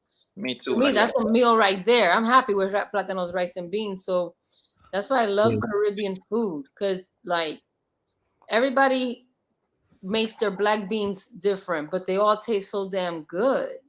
You know? do you put cheese in? Do you put cheese on your plátano? Cheese? Dominicans, we put like if your Yes. mom makes it Oh, dulce, this nigga, like did that nigga fight or just wake up? that's so No, funny. no, I was muted up. No, you didn't. He went to go beat his shit. Oh man. Nah. My mom, if she makes plátano maduro like as a dessert for us, she'll take it and then she puts like cinnamon and butter, and then she puts it in the oven, and at the end she'll put a little cheese on top, and it melts on the plátano maduro, and that is like we use or we use the fried cheese that Dominican make, and she'll give you fried cheese with plátano maduro frito. And so that's how you have the cheese and the plátano, but Right. Yeah. We'll have it like separate. Like we'll eat it in the same plate, but separate. right. The way we do it was we grab the whole plátano, like Yeah. yellow almost turning black because that's when it's like the sweetest. Yep. So we cut a little bit in the middle, and then we put the cheese in the middle, and then we put it in the oven. Yeah. Bam. Okay. And that thing melt. Put it in the oven, man, about low temperature. You want that thing to melt. The cheese to melt. 7-8 minutes. 8 minutes, 10 minutes it stops. You pull out the platinum and it's gonna be golden color, and that shit you break it, and that shit is just melting there. Right, because my mom does that, but inside, like when she puts the plátano like that, she puts cinnamon, cloves, she puts butter, and she puts like brown sugar, and then she puts the cheese on top. And so that whole little plátano maduro almost tastes like a dessert. Like almost like pastelón. Almost. Yeah, I know pastelón. pastelón. Right. It's Like this Dominican right. restaurant. It's I this love Dominican pastelón. restaurant that is by my house. I was just there because I really, since the pandemic started, bro, I literally stopped eating out. Like I don't eat out at all. Like if I eat out once every 3 months, it's a lot. Because it makes no sense to even eat out no more, bro. I went to the Dominican restaurant like last week, Thursday or Friday. What, to Mambo's? Yes, in Chandler, right there on Warner. You know what it's like it? Warner Arizona Avenue. I've been out there too. I've been over there. You like it? Did you like it, Papi? Oh yes, because I always get. I'm kind of person. I always get the same thing, man. I got me a bistec and rice and beans. They put like a bistec and cebolla with the onions on top. And what else we got? Fire. Order of what we got. Damn it, what's the name of that thing that the Dominicans eat? Mofongo, mango. Mofongo, yeah. Damn, you had a good meal. And, You had and a juice, and I love mango juice with milk. Damn, yo, I'm about to go take a ride down there right now, just because I've been feeling for the damn Dominican food, man. I had a question. So is plantains or plátanos? Is that basically a Dominican Colombian thing, like a Puerto Rican thing? Yeah, that's Go ahead. Sorry, fighter. Now, I was gonna say, yeah, that's like a Caribbean like a lot Caribbean, you know, and then even people that live like mainland South America, like the coastal, you know, Venezuela, Colombia, they eat that too. You know, it's like a plantain, man. Yes. Yeah, but Marcus, Dominicans, it's also used as a term kind of to be endearing and derogatory at the same time. Yeah. So if you say, like for me, when I say, oh, yo soy dominicana, and somebody says, oh, tú eres un plátano, I say con cuerpo y culo. Yo soy un plátano con cuerpo y culo. You know what's funny? That's what I call my Dominican friends in New York, though. They never get mad. You don't get mad, but it's supposed to be like a little bit endearing and a little bit to Dominican culture. Yeah, because it's like if you know, you know. If you call someone plátano, then you really know Dominicans. If you say yes. that. I call my Dominican homie plátano, man. Right. Yeah. They're not gonna get offended because they know you know Dominicans and all that. Right. Right. Especially when I'm in New York, man. Like, oh yeah, plátano. Dominican people is the loudest motherfucker in the earth. You only see this shit in New York. Two Dominican motherfuckers can have a full-blown conversation from corner to corner. I've seen that happen in New York, yo. It's true, from one fire escape to the other. Hey, man, ¿qué pasó? Vamos a ver juego, vamos a jugar pelota. Yeah, no, my uncle will pop his head out and be like, ustedes no tienen teléfono. Llámense uno al otro, coño, que están aquí levantando a todo el mundo. You know the thing I love about Dominicans though, like you don't know the motherfucker, but if he know you Dominican, he gonna treat you like he know you. Like he gonna joke on you, he gonna talk shit. Mira, oye, ven acá, hijo. ¿Cómo que qué chingado está ahí? Yeah, the way he gonna joke on you.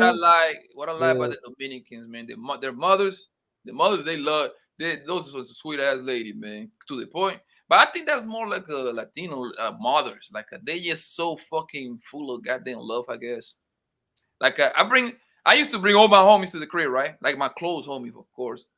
And then in order, like, when we start roasting each other, so they used to be like, "Hey man, watch out, man! Your cousin, your auntie wants me." I'm like, "Nigga, they do that to every nigga. Stop it, bro!" Like that's what they do. Right. That's what they do. Yeah, because they're nice to everybody. Is the thing is like, especially like if you come to the house and you speak Spanish, my mom already, oh my God, tú hablas español también, mira qué lindo. Es un negro fino de Colombia y habla español, para que sepan. Wow, Alexandra, mira qué premio de amigo te ganaste tú. And then forget about it. From there, she's like, busca a la mamá Juana, mira si quiere una cervecita. Nah. The I don't worst, have not that. not the worst be when you bring your friend, right? Like over the crib or a girlfriend, whatever. Your mom is man nice, yo, right? And then you're like, oh, your mom is so nice. I'm like, man, you don't know my mom Hell for no, real, bro. for You real. gotta show that Yeah, motherfucker. definitely. You don't know my mom for real. They just know how to cover it. They just know how to cover it. Yeah, That's all. yeah, yeah. They're But like, Nah. nice. She be telling me, she be calling me Maldito Negro every now and then. Yo, right. Like when she gets mad at you, right? Ese maldito negro me vuelve loca. Oh But yeah, just like your father. I'm like, oh shit, yeah, that's no good. you Yes, know what? yes, your father, that's no good. I like Colombian food. There was a Colombian spot I used to hit up all the time. I like the way y'all make your empanadas. Where did you go, yes, Frank? yes, yes, Who empanada. you went to Nah, Queens? not in Queens, bro. In Connecticut, bro. I live in Connecticut now. You got a lot of Colombians in Connecticut? And they got like little spots. Yeah, matter of fact, I live now in Bridgeport, right? Bridgeport, Oh Connecticut. shit. Yeah, there's a lot of Colombians out here. Yo, every year in the summertime, they have a big Colombian festival, and everybody wears That's in July. the Colombian jersey to wear the Columbia soccer Parade. jerseys. Yeah, I'm like, oh shit, like, and that should be lit, you know. And then I found out about this restaurant, and yeah, you know, I go there every year, man. That should be lit, man. Shit, that And shit. I mean, it be good. I ain't gonna lie, but they don't got the Colombian Parade. Don't got shit on the motherfucking Puerto Rican Parade, Dominican Parade, bro. yeah, but I rock with the Colombian food though. I like Yeah, I love Colombian Colombian food. empanadas too. Those are my Yeah, favorite. they're I like love. really crispy. They're small and crispy. Like I Yo, like. man, they got the potato What I inside with love that little about those sauce. empanadas is they put a lot of meat in them. Yo, so good. I think I'm gonna have to go drive down to Pause. that. Pause, Nah, that's no, it's full, man. It's not a pause moment. Ah. It's not a pause Yeah. moment, man. It's an object. Here we go. Yeah, nah, but let's see. Why don't you, can you do Uber Eats? I think that I don't know. I don't think so because it's too far out. You in Scottsdale, right? Yeah, I have to drive down. I have to drive. I've been wanting to Because go I to think they like, only do Uber Eats to like within the city of Chandler, I believe. Or yeah, but Tempe. you know, I like to see the face of the Dominican making my food. You know what I mean? I like to see the Oh face. man, look here. It's a pretty ass woman in there. She about 35. She's short. Woo! That bitch got the fat ass, bro. She got the little green eyes and the little golden skin. Oh yeah. I was stuck there, but this little old bastard fucking was cat blocking, yo. So I'm like, yo, I was so hungry I just grabbed my shit and bounced. You My have to go hunger was back. nice, yo. I went out there one time to Phoenix and all. I went to Sedona, Devil's Oh yeah, Trap and all it was that. vacation on vacation. Yeah. I went out there, and I went out there in Phoenix. I went to this strip club, loco. That shit was like, You saying Phoenix? yeah, it was like in the Phoenix area, bro. Yo, Okay, I'm gonna give you the name. Jaguars. I think so. That when you went inside, right? Like let's say it's like the private area in the strip club, right? It's like the private area, and then they You're got right. it got a big glass, and you can Okay, that's see Jaguars. people.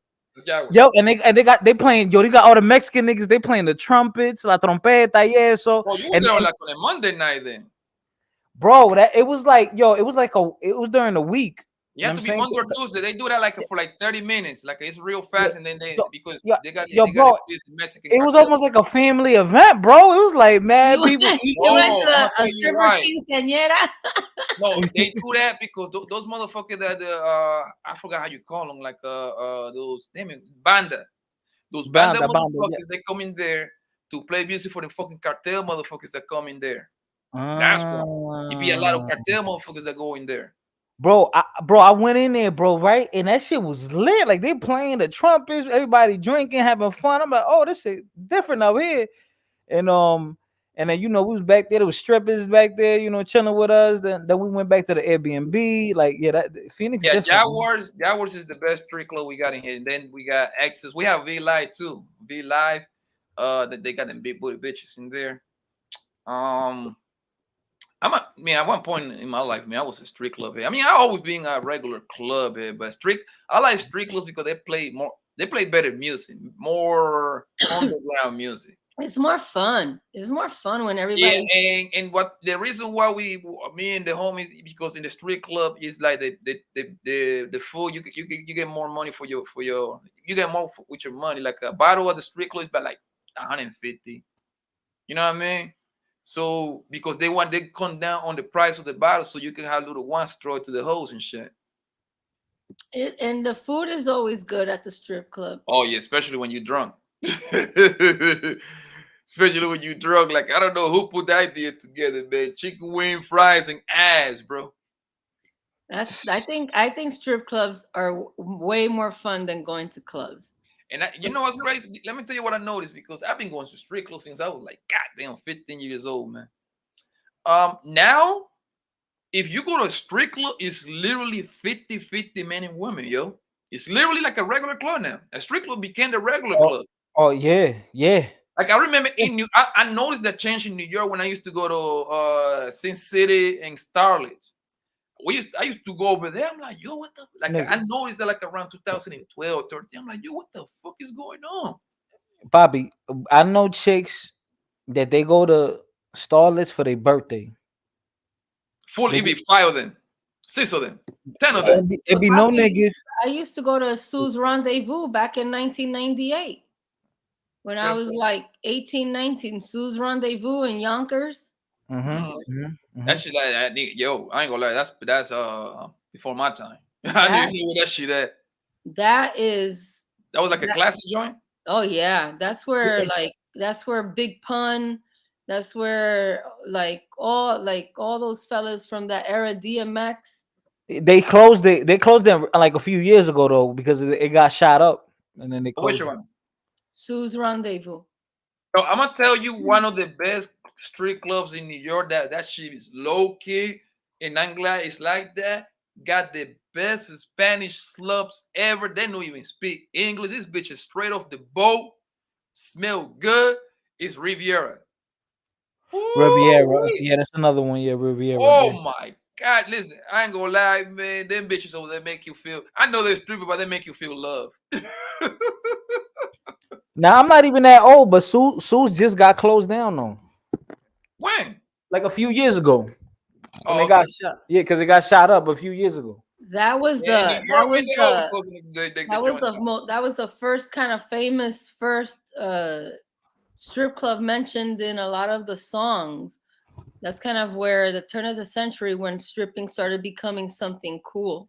Yeah, stripping became cool like around 2006, 7, 8, around that area. That's when it became cool. When the South took over, that's when it's because a lot of South music is a lot of booty music, a lot of black. Oh yeah, Late Bloomer. It was the best. I don't know. I'm grateful that I got to go to clubs when clubs were still clubs. I mean, you haven't. Let me tell you something, Leslie. You haven't go to a real street club there until you go to Kino Diamonds, man. No, Kino but no, Diamonds. I know, but I'm saying like ever since like COVID and all these laws and all this stuff, like back when I Yeah, started, that right there. it changed just everything, ruined. yo. It changes everything. Like I used to go to clubs, and people didn't get like killed. You know what I mean? And there was stuff going on there. I used to bartend at Copacabanas. I used to bartend at Jimmy's Bronx Oh, you Cafe. were there too, Copacabana. That club was a big time club. Yeah, I used to bartend there. Yeah, I'm old. So Damn, that's a lot of history in Copacabana. yeah, I was in New York from from 96 all the way till 2001. I was bartending in the hottest spots in New York City. And I used to go to Sue's Rendezvous because I used to go to strip clubs after I bartended because that's the only place that was open. And I would tip the girls, and then the girls would come to my club whenever they were in the city. Bartenders and strippers usually get along. And when I started going to strip clubs, there was barely women in there. Yeah, I like, remember. back in the day, it was like that. I remember like I used to be off in a corner at the end of the bar, and they would be like, yo, there's a woman in here. There's a woman in here. Oh, you're not a dancer? And I would be like, no, I just know the girls. And but let me tell you something, that little from that little corner at the end of the bar, man, I used to watch the guys have so much freaking fun. And I used to wish that I had that switch to be like those girls sometimes, because damn, yo, they look sexy as hell. And the things they could do with their body and everything is just like, just blows your mind. And so yeah, I love going to, and you know, Papi, when I get myself together here and I go out, I'm gonna have to have you be the one to take me let out. me know, man. I'm Let just me gonna know. have to have a driver. I'm gonna have to have my driver because I can't. I watch your stories on Instagram. Yeah, mama I'm have gonna you have to drinking. have. Mama have you drinking Don't Hold off the bottle, man. Yeah, I'm gonna nah, have to. I'll be watching the stories too, man. This should be lit.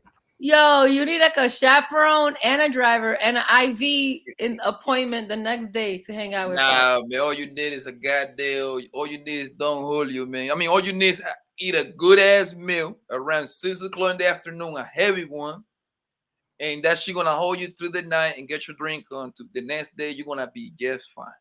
And you know what I told him, fighter? One time I asked him, "Tú no usas vaso? You don't use cups?" Yeah, man. Oh, okay. We take it straight off the battle, yo. Matter of fact, I'm gonna tell you when you really get fucked up, like going to the Spanish club. When I go to New York, I do actually I go to the Colombian club in Jersey. In Jersey got the best Colombian club. It's in Elizabeth in New Jersey. Oh, okay, Elizabeth. Yeah, I used to live in Elizabeth. Oh yeah, what part? No, well, no, sorry, not Elizabeth. Edison. Oh, Edison. Edison. I mean, you wasn't that far. You still right Yeah, there. yeah. I was young. I was young though when I used to live out So you there. was like kind of close to Woodbridge Mall then. It wasn't that far from you. Woodbridge Mall.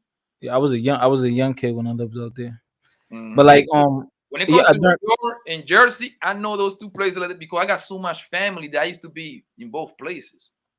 yeah, Like I know Linden, was that Russell, was that Plainfield. Passaic? Was that Passaic? Passaic? What? Passaic. Passaic. Yeah, my sister was living there, and Passaic. Mhm. Mad Dominicans out there too, man. Like So Elizabeth is full of Colombia. That's a city because a lot of Colombian Haitians in there. Like nothing but Colombian Haitians in there. yeah, man. Yep. Yeah, but I used to go out there, and I used to go a lot of times. I used to go over there in Brick City in Newark. I used to go to North New Jersey, yep. yeah, Elite Heat. There's a boxing gym over there, and we used to go over there and train over there sometimes, like to go sparring. But yeah, man, I remember, like I do. I miss like the culture in New York. I just can't live there no more, bro. Bro. Once you go West Coast, bro, and you get these big nice houses with a little pool and a jacuzzi in the back, I don't want nothing to do with New York, fam. I'm not gonna lie. That's right. That's right, Poppy. During COVID though, I'm not gonna lie. During quarantine and all that, Jersey they had the shit lit like late. Yeah, Jersey half of New York. I was out there. Half of New York used to party in New York because New York was closed and Jersey was open. Yeah, so everybody was going to New Jersey, man. I remember one day I was going to party in Elizabeth. There's a little club in what's the name of that street? Elizabeth Avenue. I don't know exactly what club you're talking about. I went to this big strip club, bro. Yo, all my people went inside except me, bro, because I had some like the A Solo boots. Yeah. But they were like they kind of looked like shoes, but they were boots, and they were like, "Oh, you can't go in." I'm like, "Come on, man." Yeah, bro. Yo, it was like mad of us, bro. It was like seven of us, and it was like 4 or 5 girls, only one dude. It's only 2 of us, 2 dudes, and the rest were girls, and everybody was good. I'm like, all right, whatever. And I waited in the whip, bro. I had to wait we had a big truck, a big ass truck, so I just waited, because I didn't want to ruin everybody. It was in Elizabeth or Jersey City. It was somewhere in Jersey. Now it was way past Jersey City, bro. It had to be Elizabeth. We were deep. We were deep, bro. I might ask her. I might ask this girl right now, cause I remember we went up there. But hey, the only thing about Poppy, the only thing about living in the West Coast, bro, is the heat. When it comes to the desert heat, that's the thing that I don't really like the desert heat, bro. But I try to make up for it. Go ahead. I'm sorry. No, I was gonna say that's why when you said you had that pool, you're lucky because you need that pool when it comes to the summer, bro. You need that pool. Oh hell yeah, bro! Like, bro, it just. Listen, I love New York, man.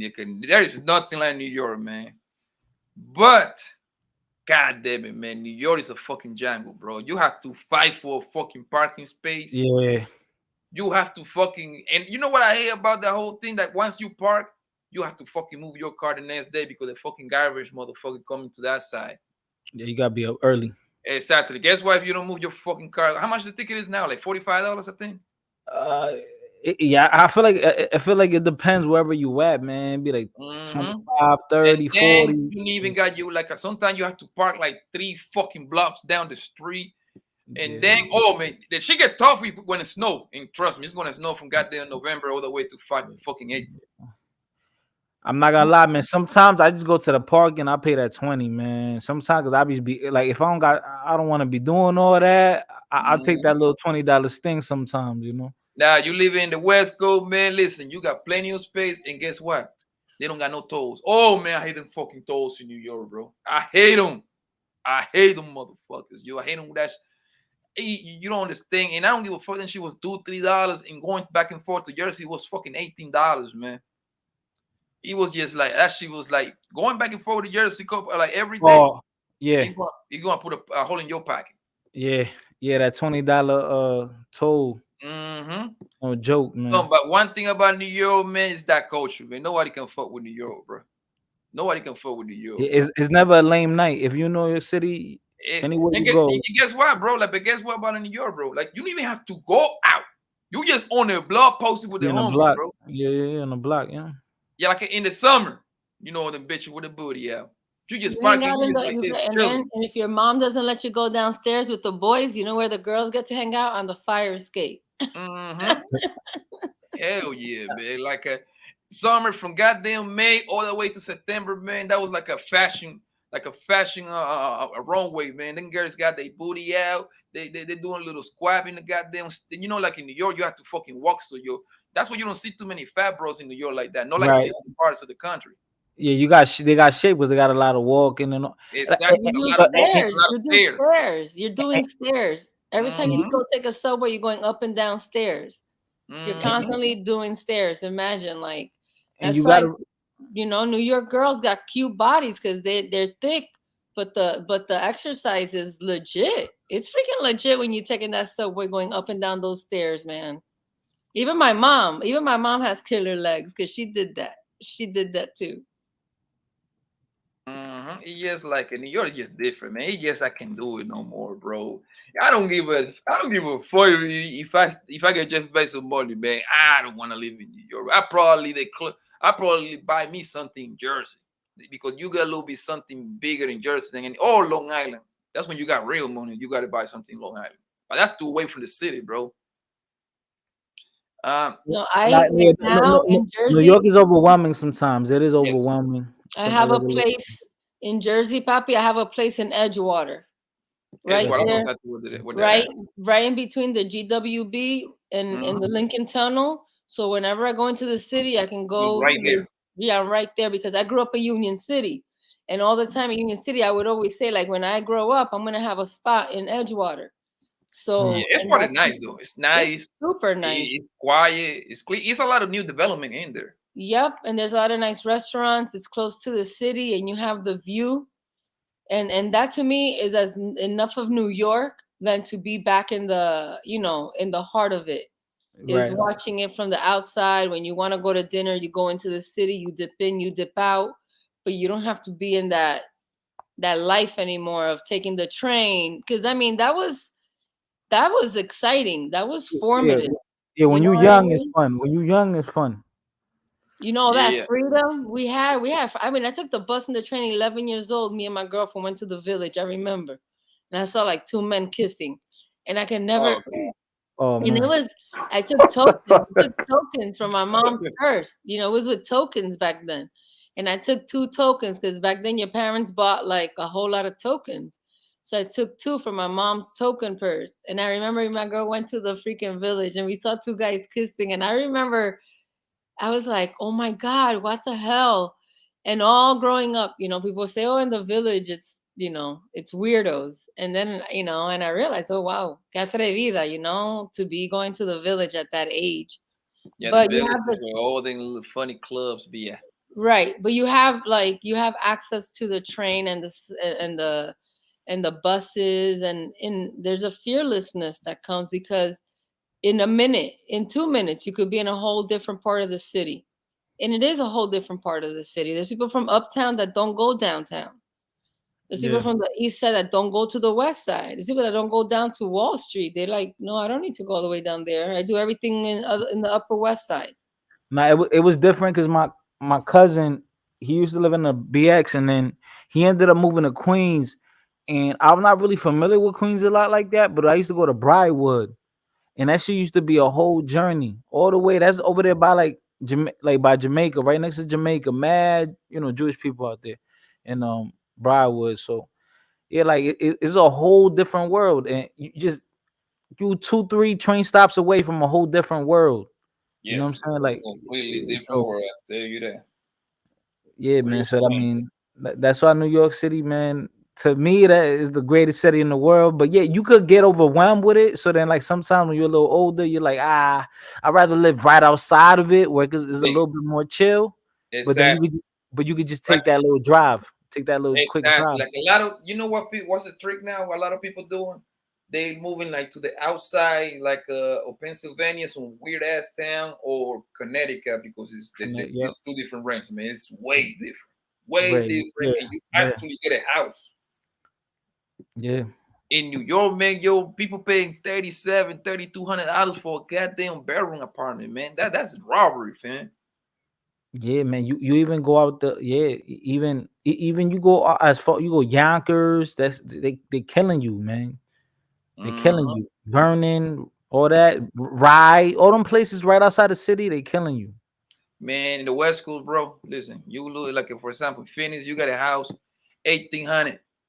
You got a 2-car garage, 4 bedroom, 3 bathroom, 2 floors, bro, and a pool and the jacuzzi in the back.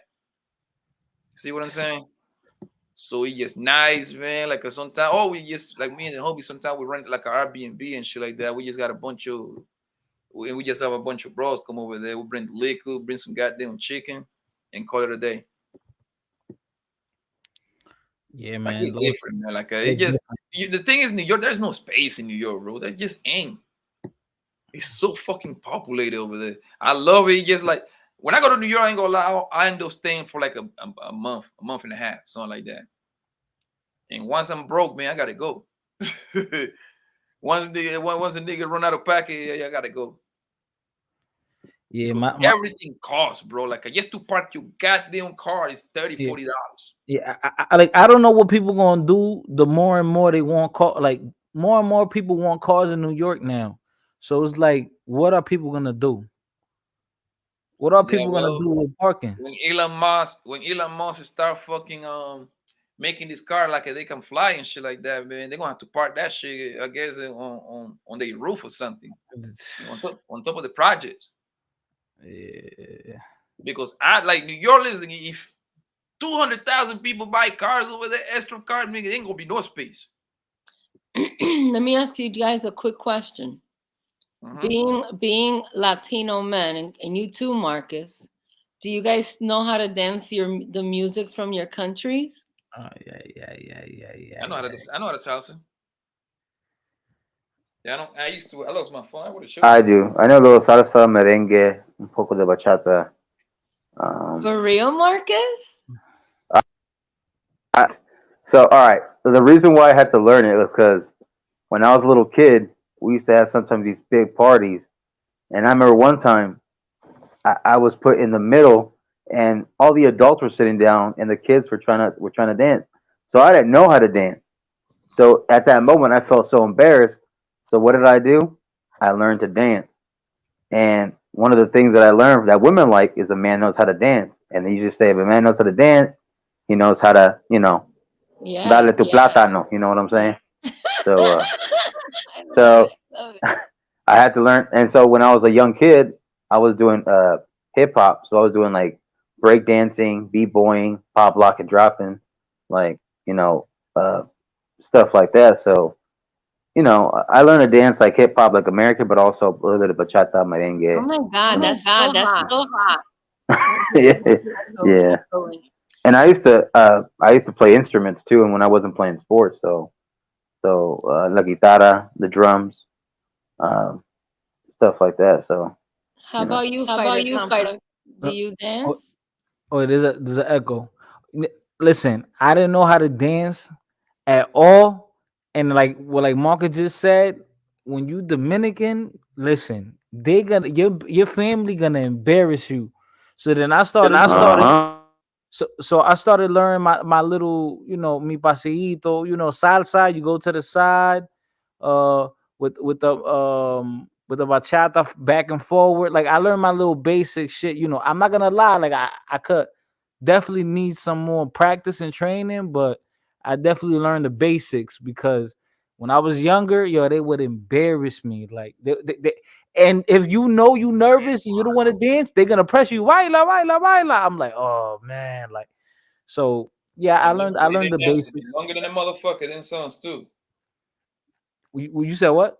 Then songs be longer than the motherfucker. Them Yeah, shit be yeah. So 7 minutes. you gotta take that. You gotta get that practice. So yeah, I learned a lot. The basics. How I can about you, hang in Papi? there. You dance cumbia? You dance cumbia, Papi? A little bit, but our dance is What you know about cumbia, Lexi? I our know dance one. is salsa. Your dance is what? Salsa. Like Colombian people, we love Salsa, right? Salsero, of course. El grupo Yeah, Nietzsche, of course. that's the real shit that we fuck with, like salsa. Yeah. Salsa, a man who could dance salsa takes it to another level. Oh yeah. Uh-huh. Hold on, Ah, I'm yo trying soy salsera. I go out here to the clubs to go dance salsa. I love it.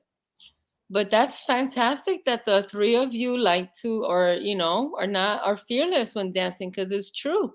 We will embarrass you. Yeah, We and will you'll embarrass conquer. You go to the Spanish club. You will conquer a woman with a And dance. with confidence.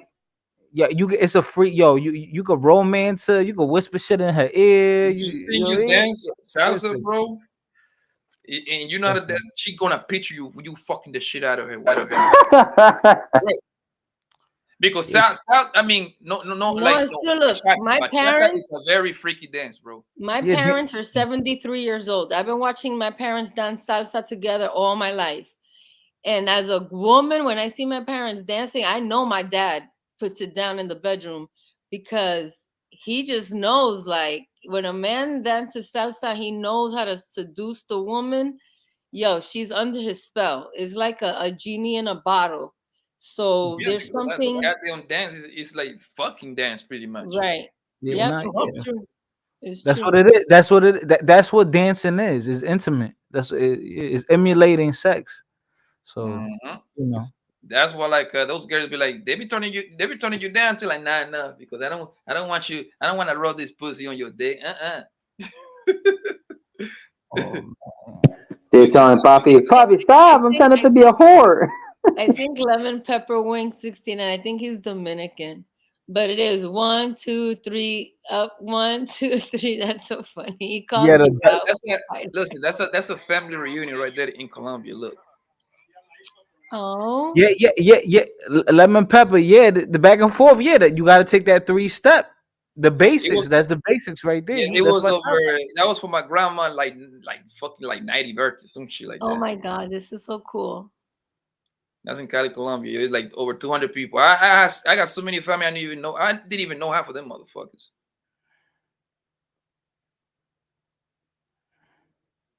And you know the funny thing, Bobby, when you say you don't even know half the members you know in your family are related to you. I didn't know I had family, bro, in Kansas. I didn't know I had more family in Vegas like I thought I did. I didn't know I had family all up and down, not just Mexico, but in America, because they immigrated to different spots, Arizona, The thing stuff is, like that. with my people was like my grandparents. For my dad's side, they did a serious fucking, bro. Like my grandpa, he put 13 kids in my grandma, yo. Right? And guess what? Which is my father. That's the kid. My father, and he got 9 brothers and 4. I got 9 brothers and 4 sisters. Yeah. I mean, he got 9 brothers and 4 sisters, and they have kids like a motherfucker. See what I'm saying? So that's what I'm saying. I got so many people. I mean, so many family members, yo, in different countries too. I got family in Panama. I got family in Canada. I got family in Costa Rica. Because this motherfucker spread out. Where were you raised, Lemon Pepper? If you were raised around Dominicans, Cubans, and Black, because he says he's Mexican.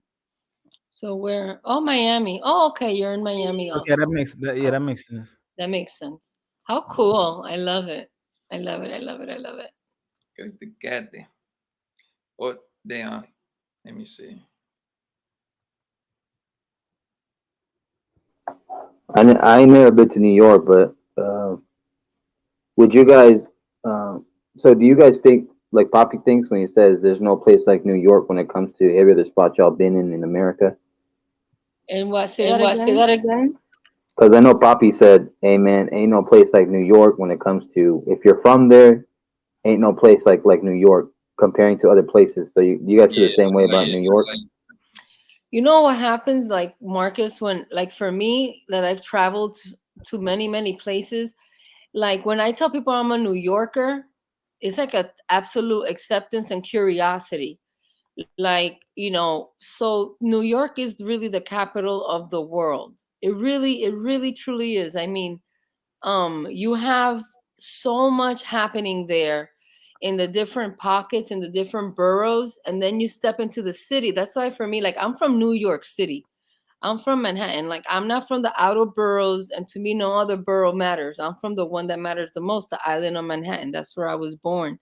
So there is something beautiful about that whole island that I don't know if a person could get once you're older, but to grow up and that be like your little playing field. Because like I remember I used to have a crush on a boy from Brooklyn, and that's the first time I went to a different borough was Brooklyn, and Brooklyn has its own vibe. It has a whole You have you jumping on the JC lanes, huh? but like, but Queens, guys from Queens, they were whack to me. I would like if a guy was from Queens, I would just be like, I'm not interested. They were just different. People like the Mets and people like the Yankees. I grew up loving the Yankees. So I think there's something about growing up there, especially during the times that our parents were there, because it was the music. We had different Hector Lavoe, Gran Combo. Our parents were living it up. Our parents were living it up themselves, going out, dancing.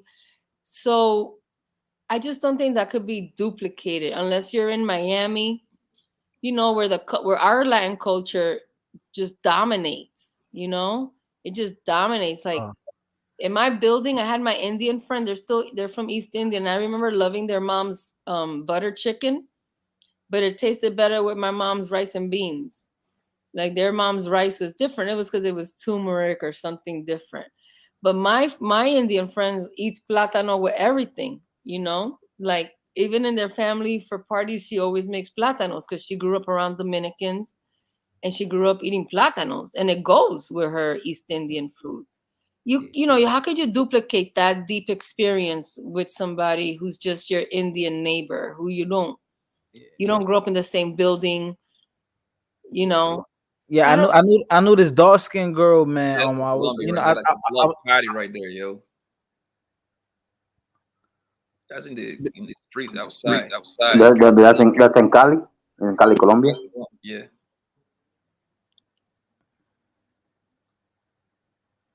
It's a whole different vibe.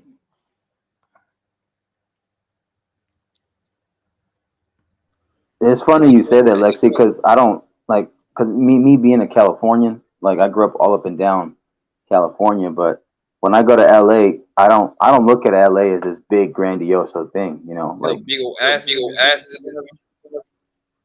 yeah. You got that bitch in the white pants. I know you keep. God damn, Pop.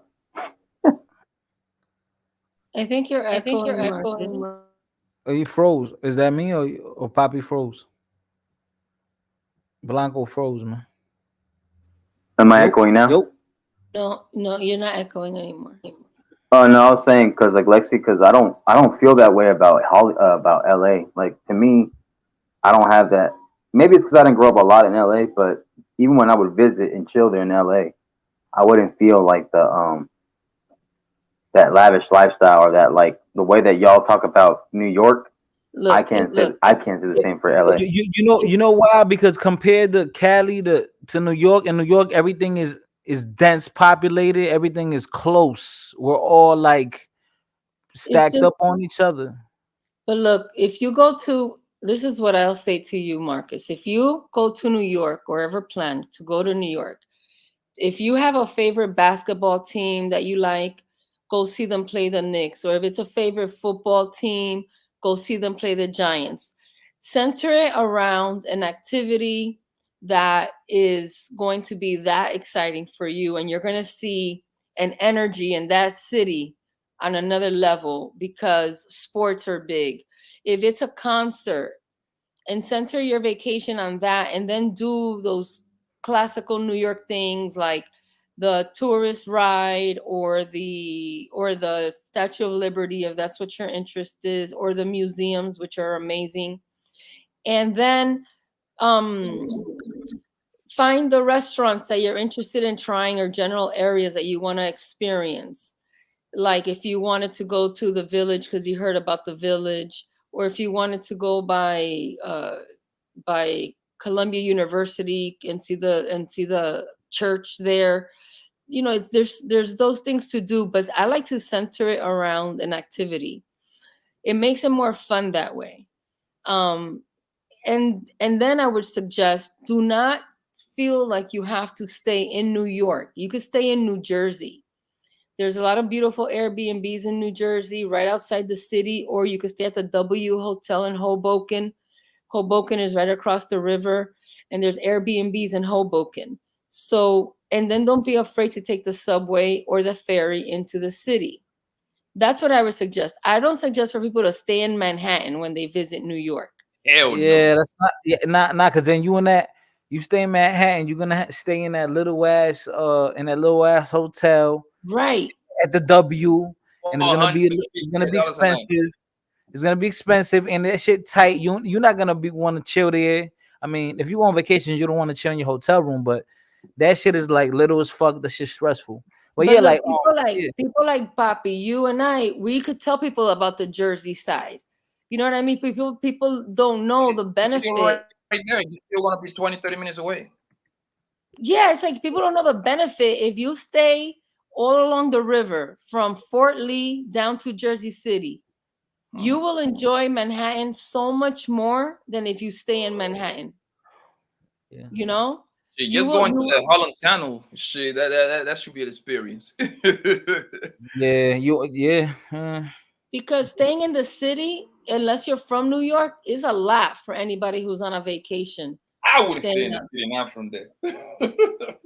Right. We don't even want to stay in the city. I'm here like, these days, I'm happy I have a little bit of money in my pocket that I could go to New York and enjoy it the way that, you know, it's meant to be enjoyed, because I definitely know what it's like to have ran around that city in a different way. You know, my mom with groceries, you want to, you know, bringing groceries on the train, carrying all those groceries to your apartment. Yo, even freaking bedding.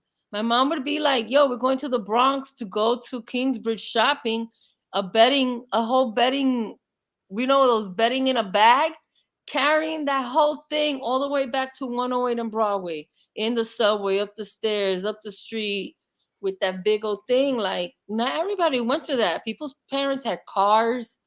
You know, people had other resources that a lot of us kids in New York City, we still had to make it happen. Rain, sleet, or snow, car, no car, you had to freaking wake up every single morning, and everybody in your building had to do the same thing. And on the 1st and the 15th, most moms were by the post box waiting for the mailman. And my mom was one of those moms, and we made sure he had a gift every Christmas. Every mom in the building would make sure that the postman who bought the welfare checks or the WIC checks or whatever got a little Christmas gift and a little plate for Thanksgiving. Not everybody grows up with that level of transparency, that nobody really has it, but we know our fathers, you know what I mean? Our dads are in the picture, dodging the system, but everybody's in the same boat. Everybody's in the same boat, and we all know it. So I don't know. That's something different that's hard to duplicate and explain to people, because I think that level of acceptance makes it easy for somebody who grew up there to travel the world and get along with people. You know, really want to like experience your culture, like, and we could be fun about it. Because it's the way that we grew up. No one was special unless you got honor roll or something like that. Unless you got into a dope college. But most of us were gonna go to Hudson Community College or Rutgers, 13th grade. You know what I mean? Not everybody got into NYU. So I don't know, Marcus. I think it's hard to give you that because you grew up in a space where everything's spread out. LA is hard to experience things because everything's spread out. You don't really interact or come together with different people unless you really seek that environment out. In New York, you have no choice. In New York, you're on the train with a billionaire and the lady who cleans his house. Those two people are on the same train with you. Yeah. You're not separated so quickly from those that have and those that are have nots. It's all in your face. And we know it when we walk down Fifth Avenue, you know what I mean? Christmas time. And you're like, damn, this is like where the rich people live. And you don't even know that part of New York exists, and then you're exposed to it. And it makes you think like, hold up a second, there's a lot of things my city has to offer me. If you are an actor, you can go to LaGuardia, and that's a fantastic school. A lot of talent has come from. Juilliard School of Music is there. Fordham University is there. There's a lot of opportunities that inspire you, every day to want to do something, for yourself. It's in your face. And I think with gentrification, it makes it more special because it's like you go to all these different spots. You go to Harlem. If you go to Fordham right now, you intermingle with a lot of different type of people. There's celebrities. You go meet a celebrity any given day. You can have a conversation with your one of your favorite music artists, whatever. So yeah, it's different. I know in LA you could kind of do that too, because out there they do more of the house party thing. But I remember I made a mistake when I went to LA. I've been in there like 3-4 times, right? And compared to New York, it's different. I made the huge mistake of taking the subway, taking the train in LA. And it's complete. Talking about the transit, right? The transit train. Yeah, bruh. I took it to like the Carson area from bruh. Listen, That's where you messed up. You fucked no. up. Listen, I took it from LA. I took it from downtown LA to Carson, brother. Like where the airport is at, and then they got the metro, and it connects, and it that right. It kind of reminded me a little bit like Grand Central Station in New York, around a little bit. But then you keep going down LA, and by the time you get to Carson, bro, you go by Skid Row, then you got the homeless on there. I'm like, yo, this is not like That's the worst, bro. That's the worst, bro. Yeah, this is not like New York City, man. I was like, damn, I wish I had a shank on me or something, man. It was crazy on there, bro.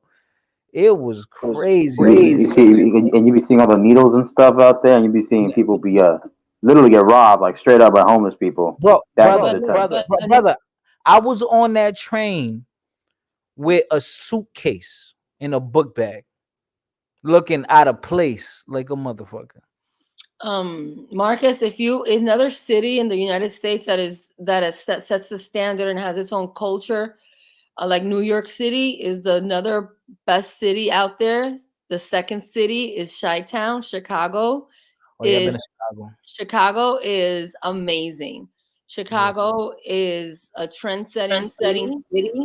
And it does. And once you see New York and you see Chicago, then LA looks even smaller to you. I've been there once, Lexi, but it was when I was like a kid, like small, like little boy. But I barely remember it, to be honest. I barely remember. Like it's another place that if you want to go following one of your favorite sports teams, that's how I like to travel. I love basketball, so I like to travel to basketball games. That's the way that just makes it more fun for me. So that's why I always reference that.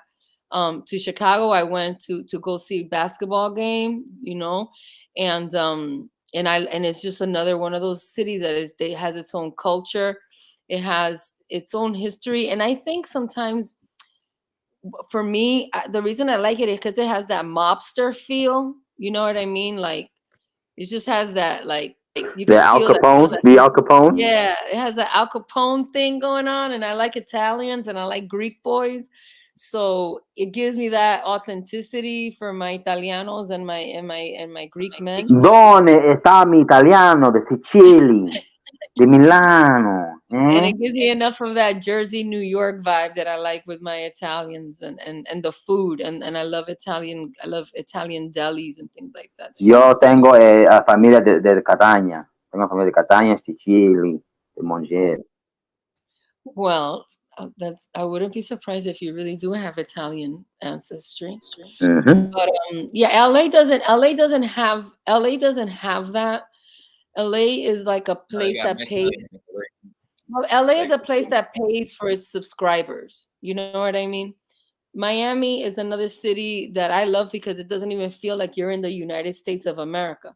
It almost feels like you need a passport to be in Miami.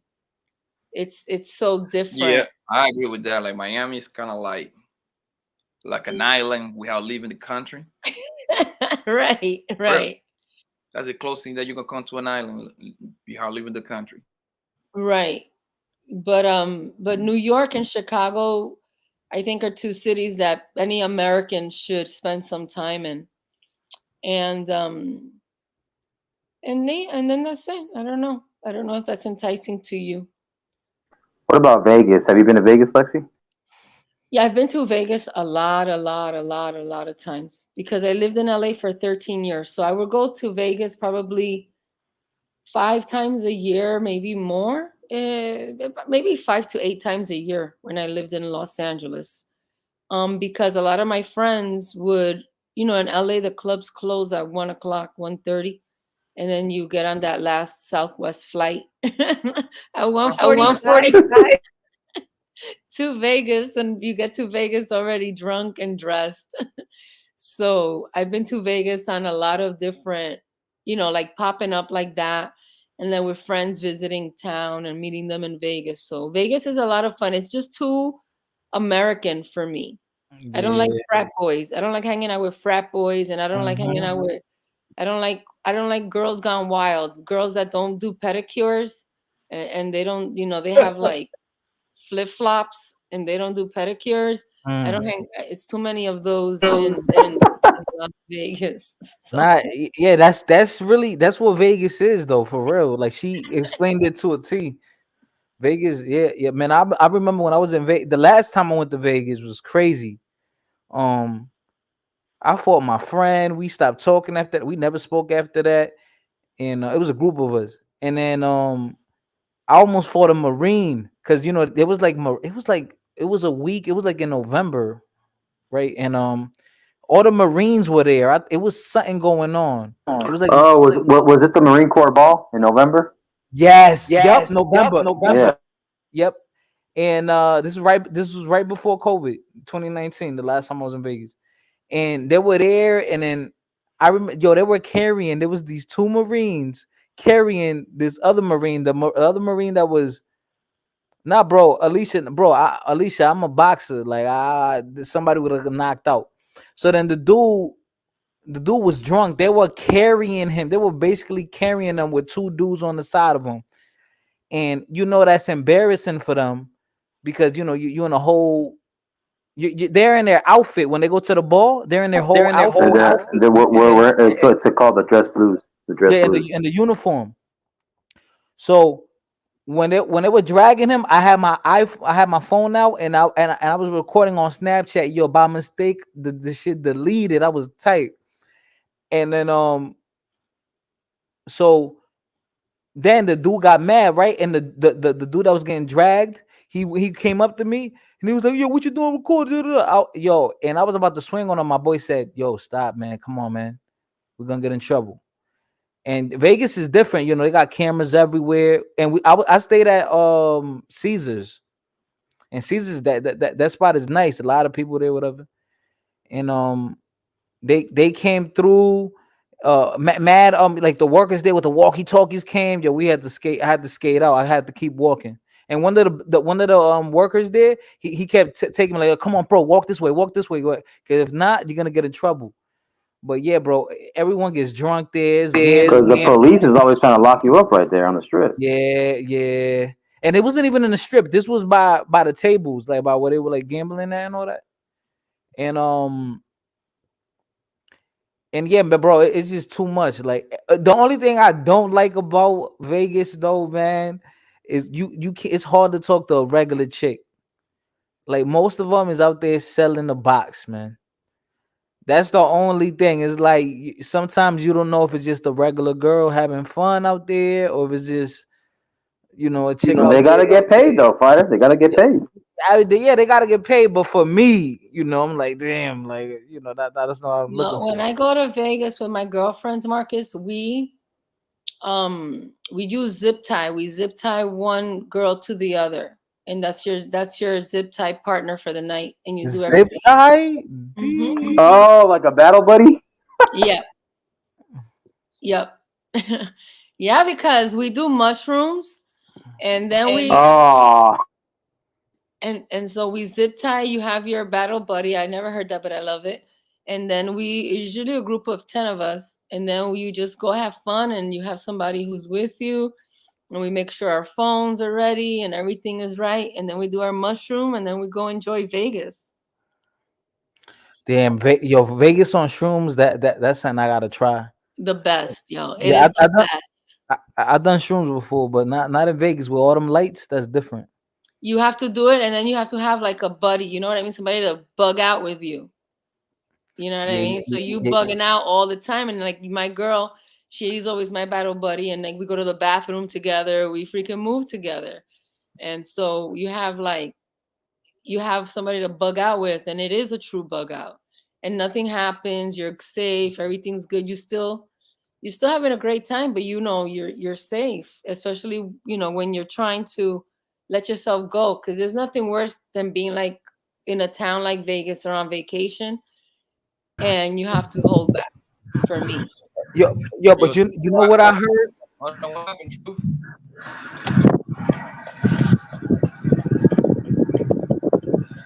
Hey, what's up, Jay?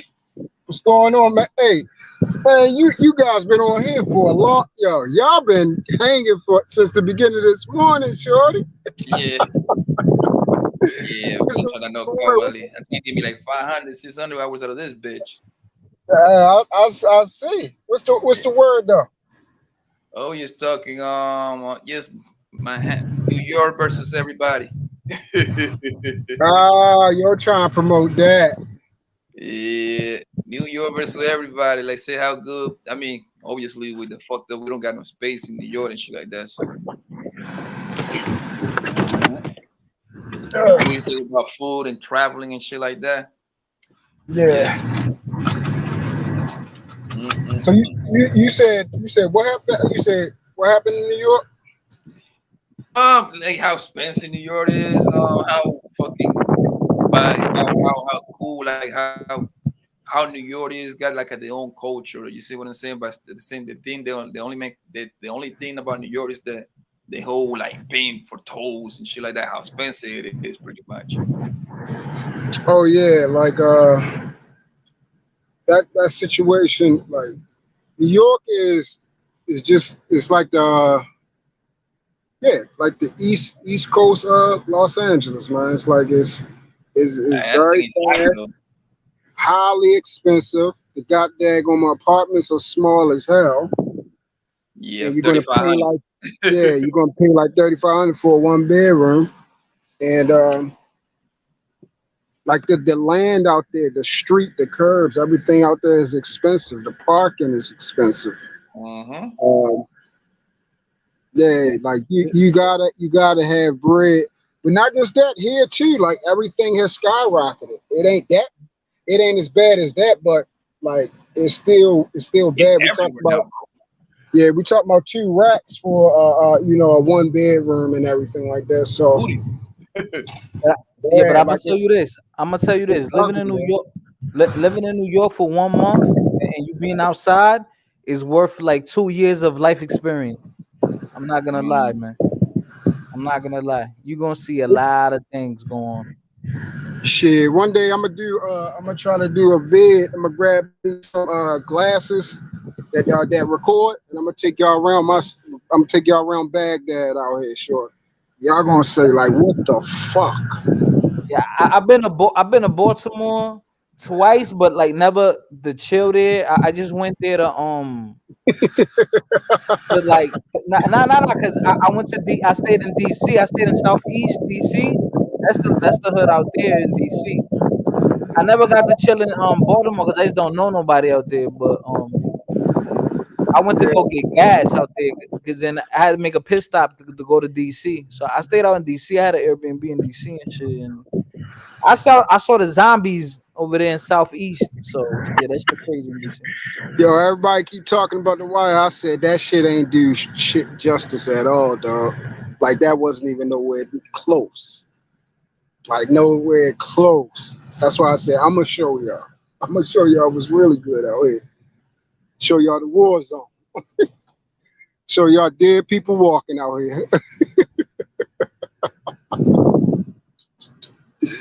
It's ugly as hell out this joint, shorty. I'm trying to tell you, I'm doing the best I can to get up out of here. Real talk. Showing up. Yeah, they got the what you got? They got those houses in Philly. What's them house? The row houses. Yeah. Everyone live next to each other. Yeah, I already know. I'll be knowing already. Yeah. It's looking like Kensington. Yeah, ugly as fuck out here. The person talking that with the T, what's his name? Truth. Huh? Truth, you're from Baltimore? Yes, ma'am.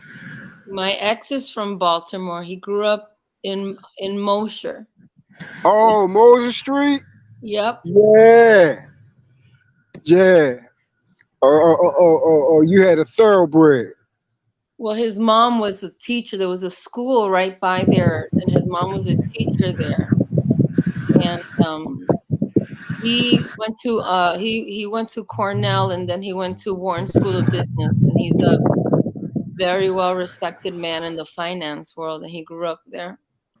So I got to see a lot of things when I went to Baltimore, and what you're saying is right. It blew my mind. Like I thought only Haitian people live like that. Yeah, it's ugly. Like it's really slumlord. Yeah, so I appreciate Baltimore. Outside of the the John Hopkins, university being there, it really has been neglected. So I just wanted to share with you that I have a connection, and I love the imperial crabs from Baltimore. It's my favorite place to get seafood. Yeah, that everybody. That's all people love is seafood. That's our forte. We our mascot is the crab and the raven, and that's actually saying a lot. Crab is the dirty motherfucking scavengers of the sea, eating up dead body parts, poop, everything like that. And the raven only comes around when it's dead bodies everywhere. So that lets you know what time it is here. Oh, that's fascinating. Thank you for that bit of information. I like it. Hell yeah, baby. Well, you still in Baltimore, Truth? Yeah, sad to say, bro.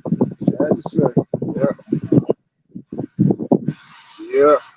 I was trying to make moves a little bit early, but a certain situation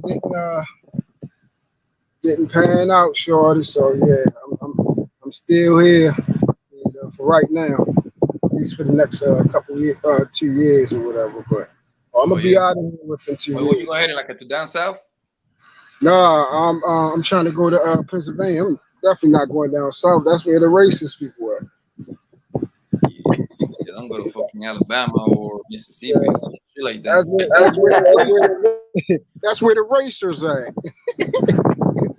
But no, I don't want to deal with the weather. I don't want to deal with the floods. The goddamn hurricane. I think the hurricane got him. Yeah, the hurricane got you right there. You guys are funny. Yeah, I remember talking the truth about Baltimore, and I remember the Ravens players, NFL players that live there when they play for the city. There's literally like only like 2 blocks and like private country clubs where you can live at. Everything else is dangerous. Yes. Baltimore is rough though. Baltimore is goddamn rough. It's I super, heard, super. bro. I heard people that go to Baltimore don't ever want to come back. As far as like a place to just travel through, just go through. Like they say it's so rough, bro. That they're so ugly. That's what they told me. That's what people told me. Yeah, like I had a Baltimore, I had a uncle that stay in Baltimore, man. And then it's gully out there. It's super gully. And then he moved to DC and shit like that, which is right next door. So, Poppy, if you didn't live in Arizona, would you be living in Miami? That's probably where I'm gonna end up when I get to this Mills, man. Catch You me, about to open up a? Are you gonna open up a yacht in business? Miami, but I probably would be. I want to get a spot on Boca Raton, man. You need to have some money for that. Boca Raton, man. But the houses is beautiful, palm trees everywhere. The grass is fucking green as fuck. Beautiful lake, and it's about an hour or 50 minutes away from Miami, so you ain't gonna be close to Miami, but still close enough for me to, if I want to drive, I drive. Yo, people don't know. Okay, it's the real deal. What about you, Lexi? If you weren't where you were at in Arizona, would you be living in Miami, or are you good where you're at right now? Well, I keep a place in New Jersey and in Miami that I've had for a very long time because, like, Miami is where I live out my fantasies. So I get my fix as often as I can. I don't have enough liver left to live in Miami full time. I have to be in a place like Arizona, a little sedentary for me, so that I can recover and then get back to Miami for what I like to do. But I love Miami. I love it. I love everything. When I go there, I spend like, now I'm getting ready for my winter vacation. And that means like from Thanksgiving till February, March, I stay in Miami. And I'm there through the winter of Arizona and then through the winter of New Jersey. I'm in Miami and I have fun.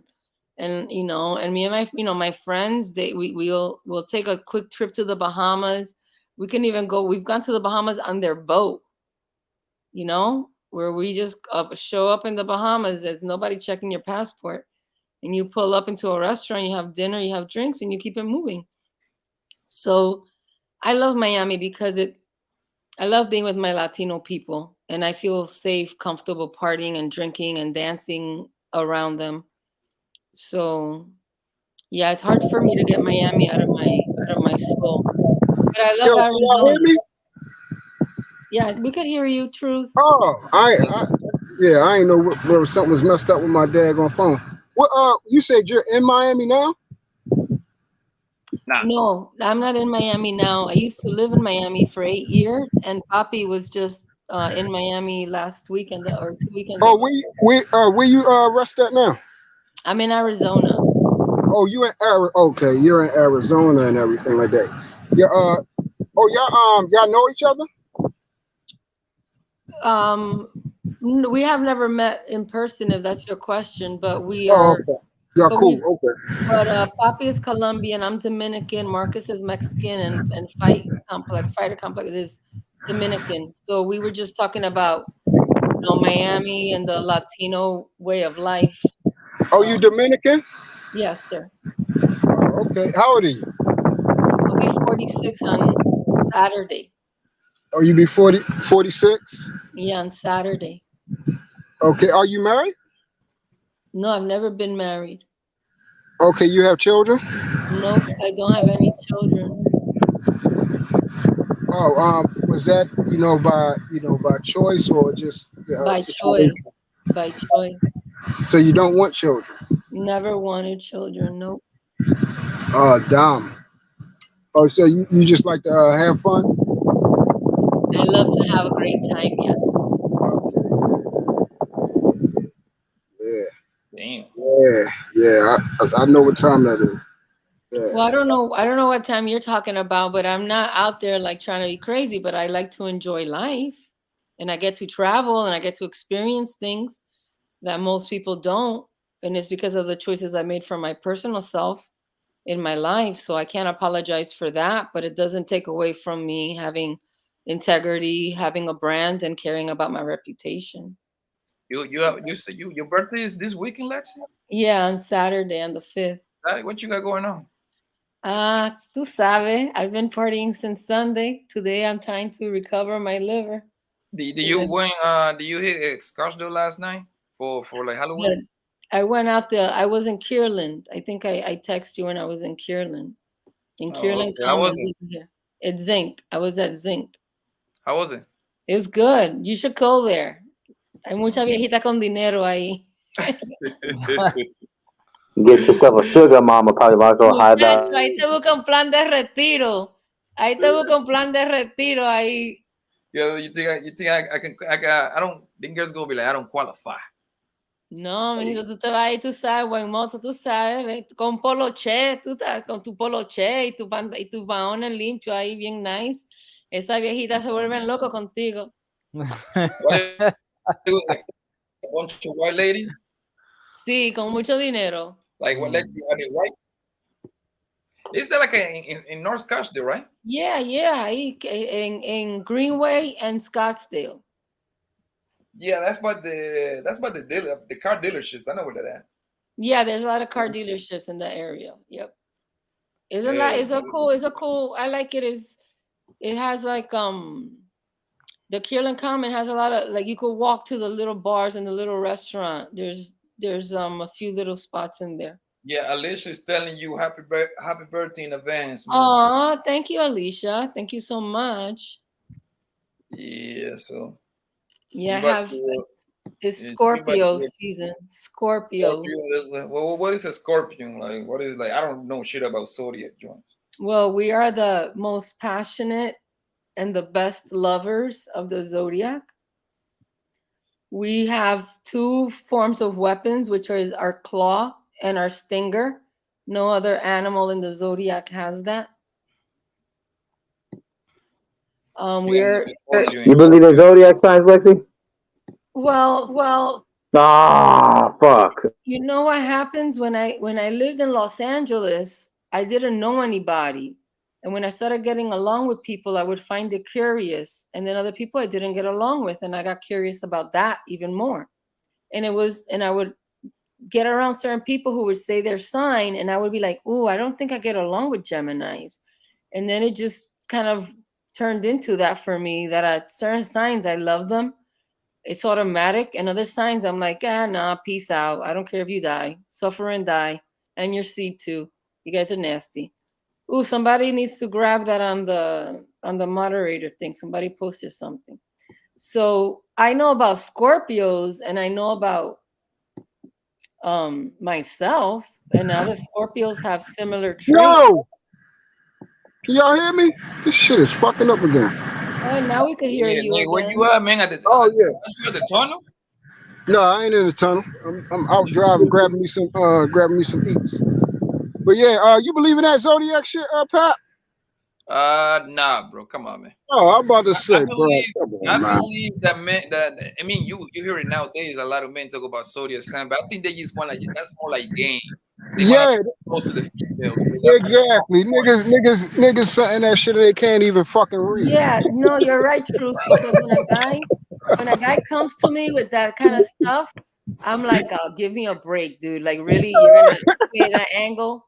You're gonna play that angle with me now? Because we grew up with White del Mercado. Remember? Hold on. Now we talk about Zodiac. This girl right here. She can talk about Zodiac. Oh, pull up real quick, man. I want you to read everybody here. We grew up with a person named White del Mercado, and our grandmothers watched them, and our great grandmothers watched them, and you had to be quiet when your sign was coming up so you could hear it. So in Latino culture, we had a a person identified for that, and I think that's why it might resonate with us. But How you doing? think it's John kind of Nick. weird when a guy is all the way into it. I think he's just using it as an angle. What about we can hear what Yo, the background. Let me check out phone over here for you. Yo, background. Oh, my fault. I thought y'all couldn't hear me. Yeah, now the background.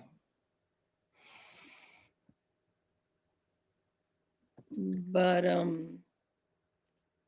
yeah, so yeah, I've been partying since Sunday. So today I'm gonna be getting ready to step out in a couple hours again.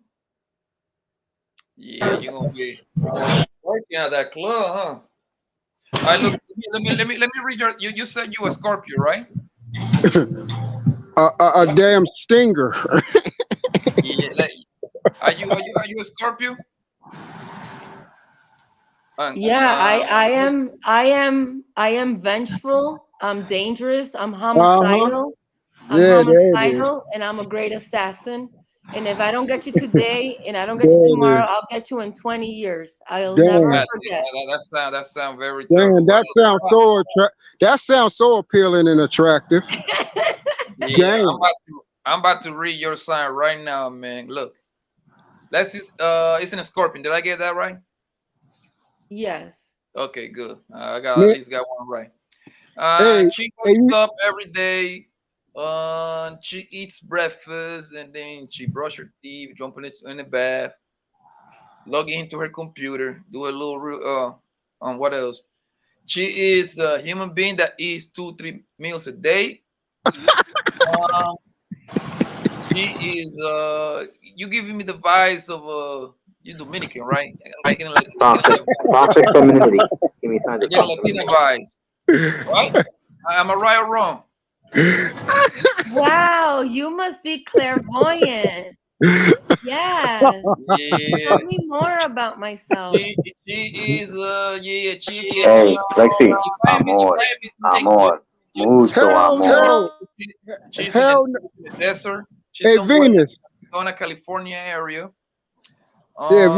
Venus said manifestation. Yes, manifestation is a real thing. All that other bullshit is bullshit.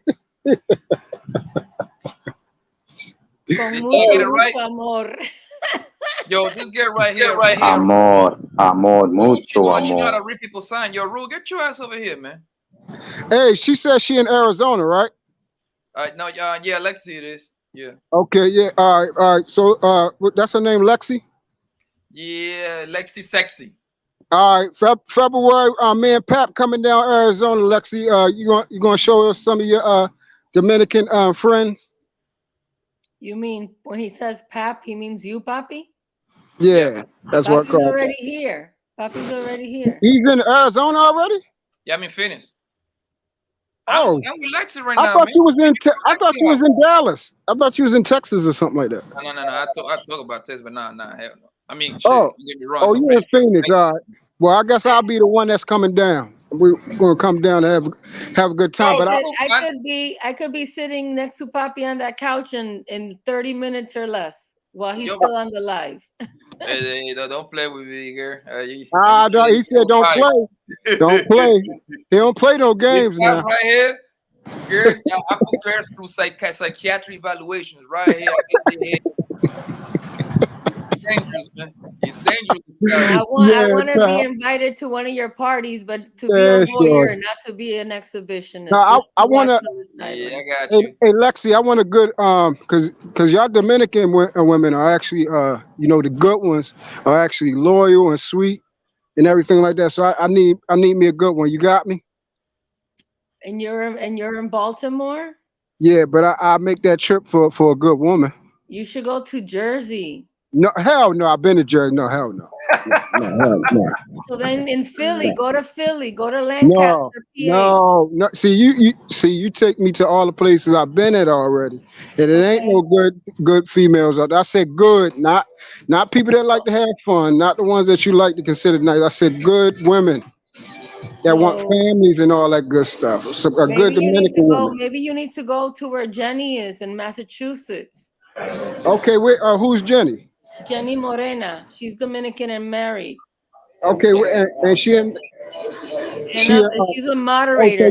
so you're saying you don't know no? Oh yeah, I do know Jenny. So you saying you don't know no good wholesome women then? No, the ones that I was directing you to, you're already saying it's too much energy. You're familiar, so.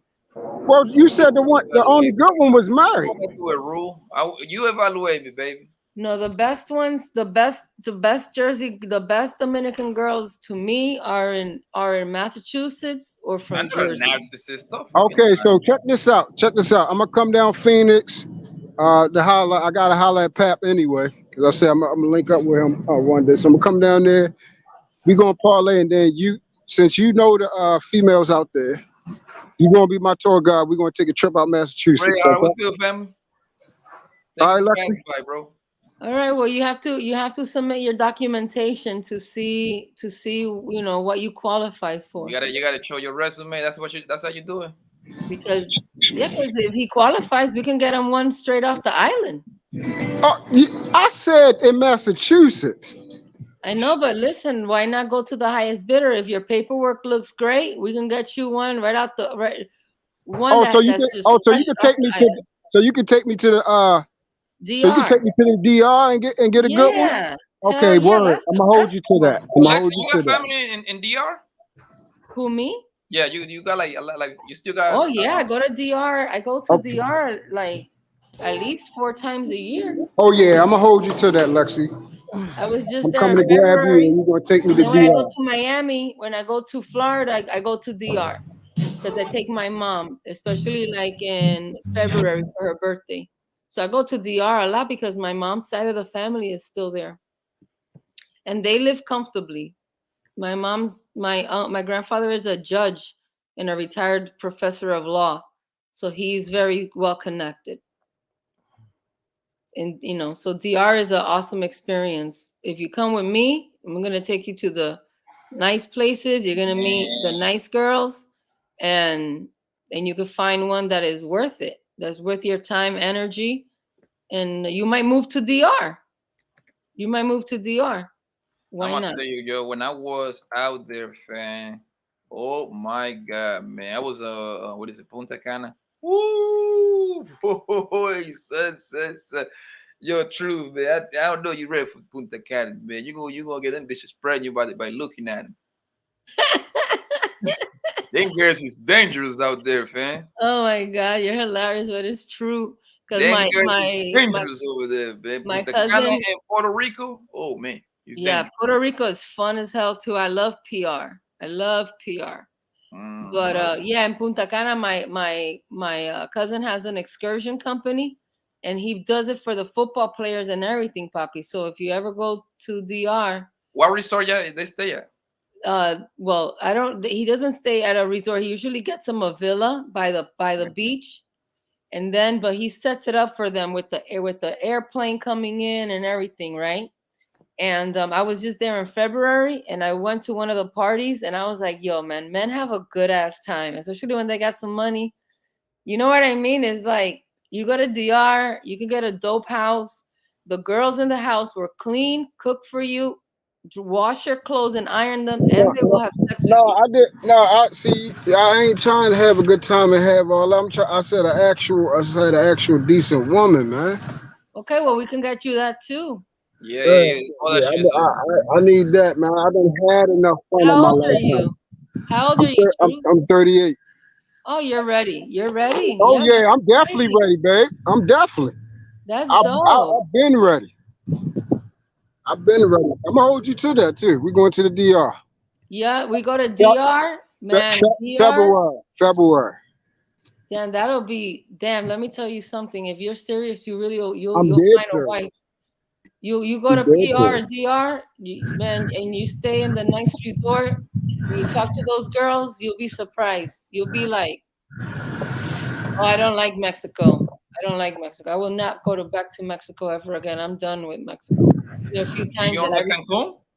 No, I don't like it. I like Miami. I like Barcelona. I don't like. It's too much stuff in Mexico. It's not. What about? Do you went to Puerto Peñasco in Mexico? I went to Tulum. You know, because somebody was trying to show me that EMDMA. I mean, not EME. They show me that EMC type of lifestyle. I don't know. It's just that Mexicans is a different Latino for me, so I'm not into that. You don't like the Mexican? What is like the Mexican man? No way, hell no. Why not? Damn, that sounds like a very. You like Lexi, don't disrespect Mexico. Sorry, Don't disrespect sorry. Mexico like that. No way. I cannot ever in my life be with a Mexican guy. That would I would deteriorate. I would disappear off the earth. Hey Lexi, you like black men, don't you? No way. I can't even be with a guy who has an accent from a British accent. Yo, that thing right there, me da un asco. When I hear that British accent, I'm like, I can't even have a friend. You love black men, don't you, Lexi? I like my Caribbean raised Latino men who dance salsa merengue, who know how to be I can learn all that shit too.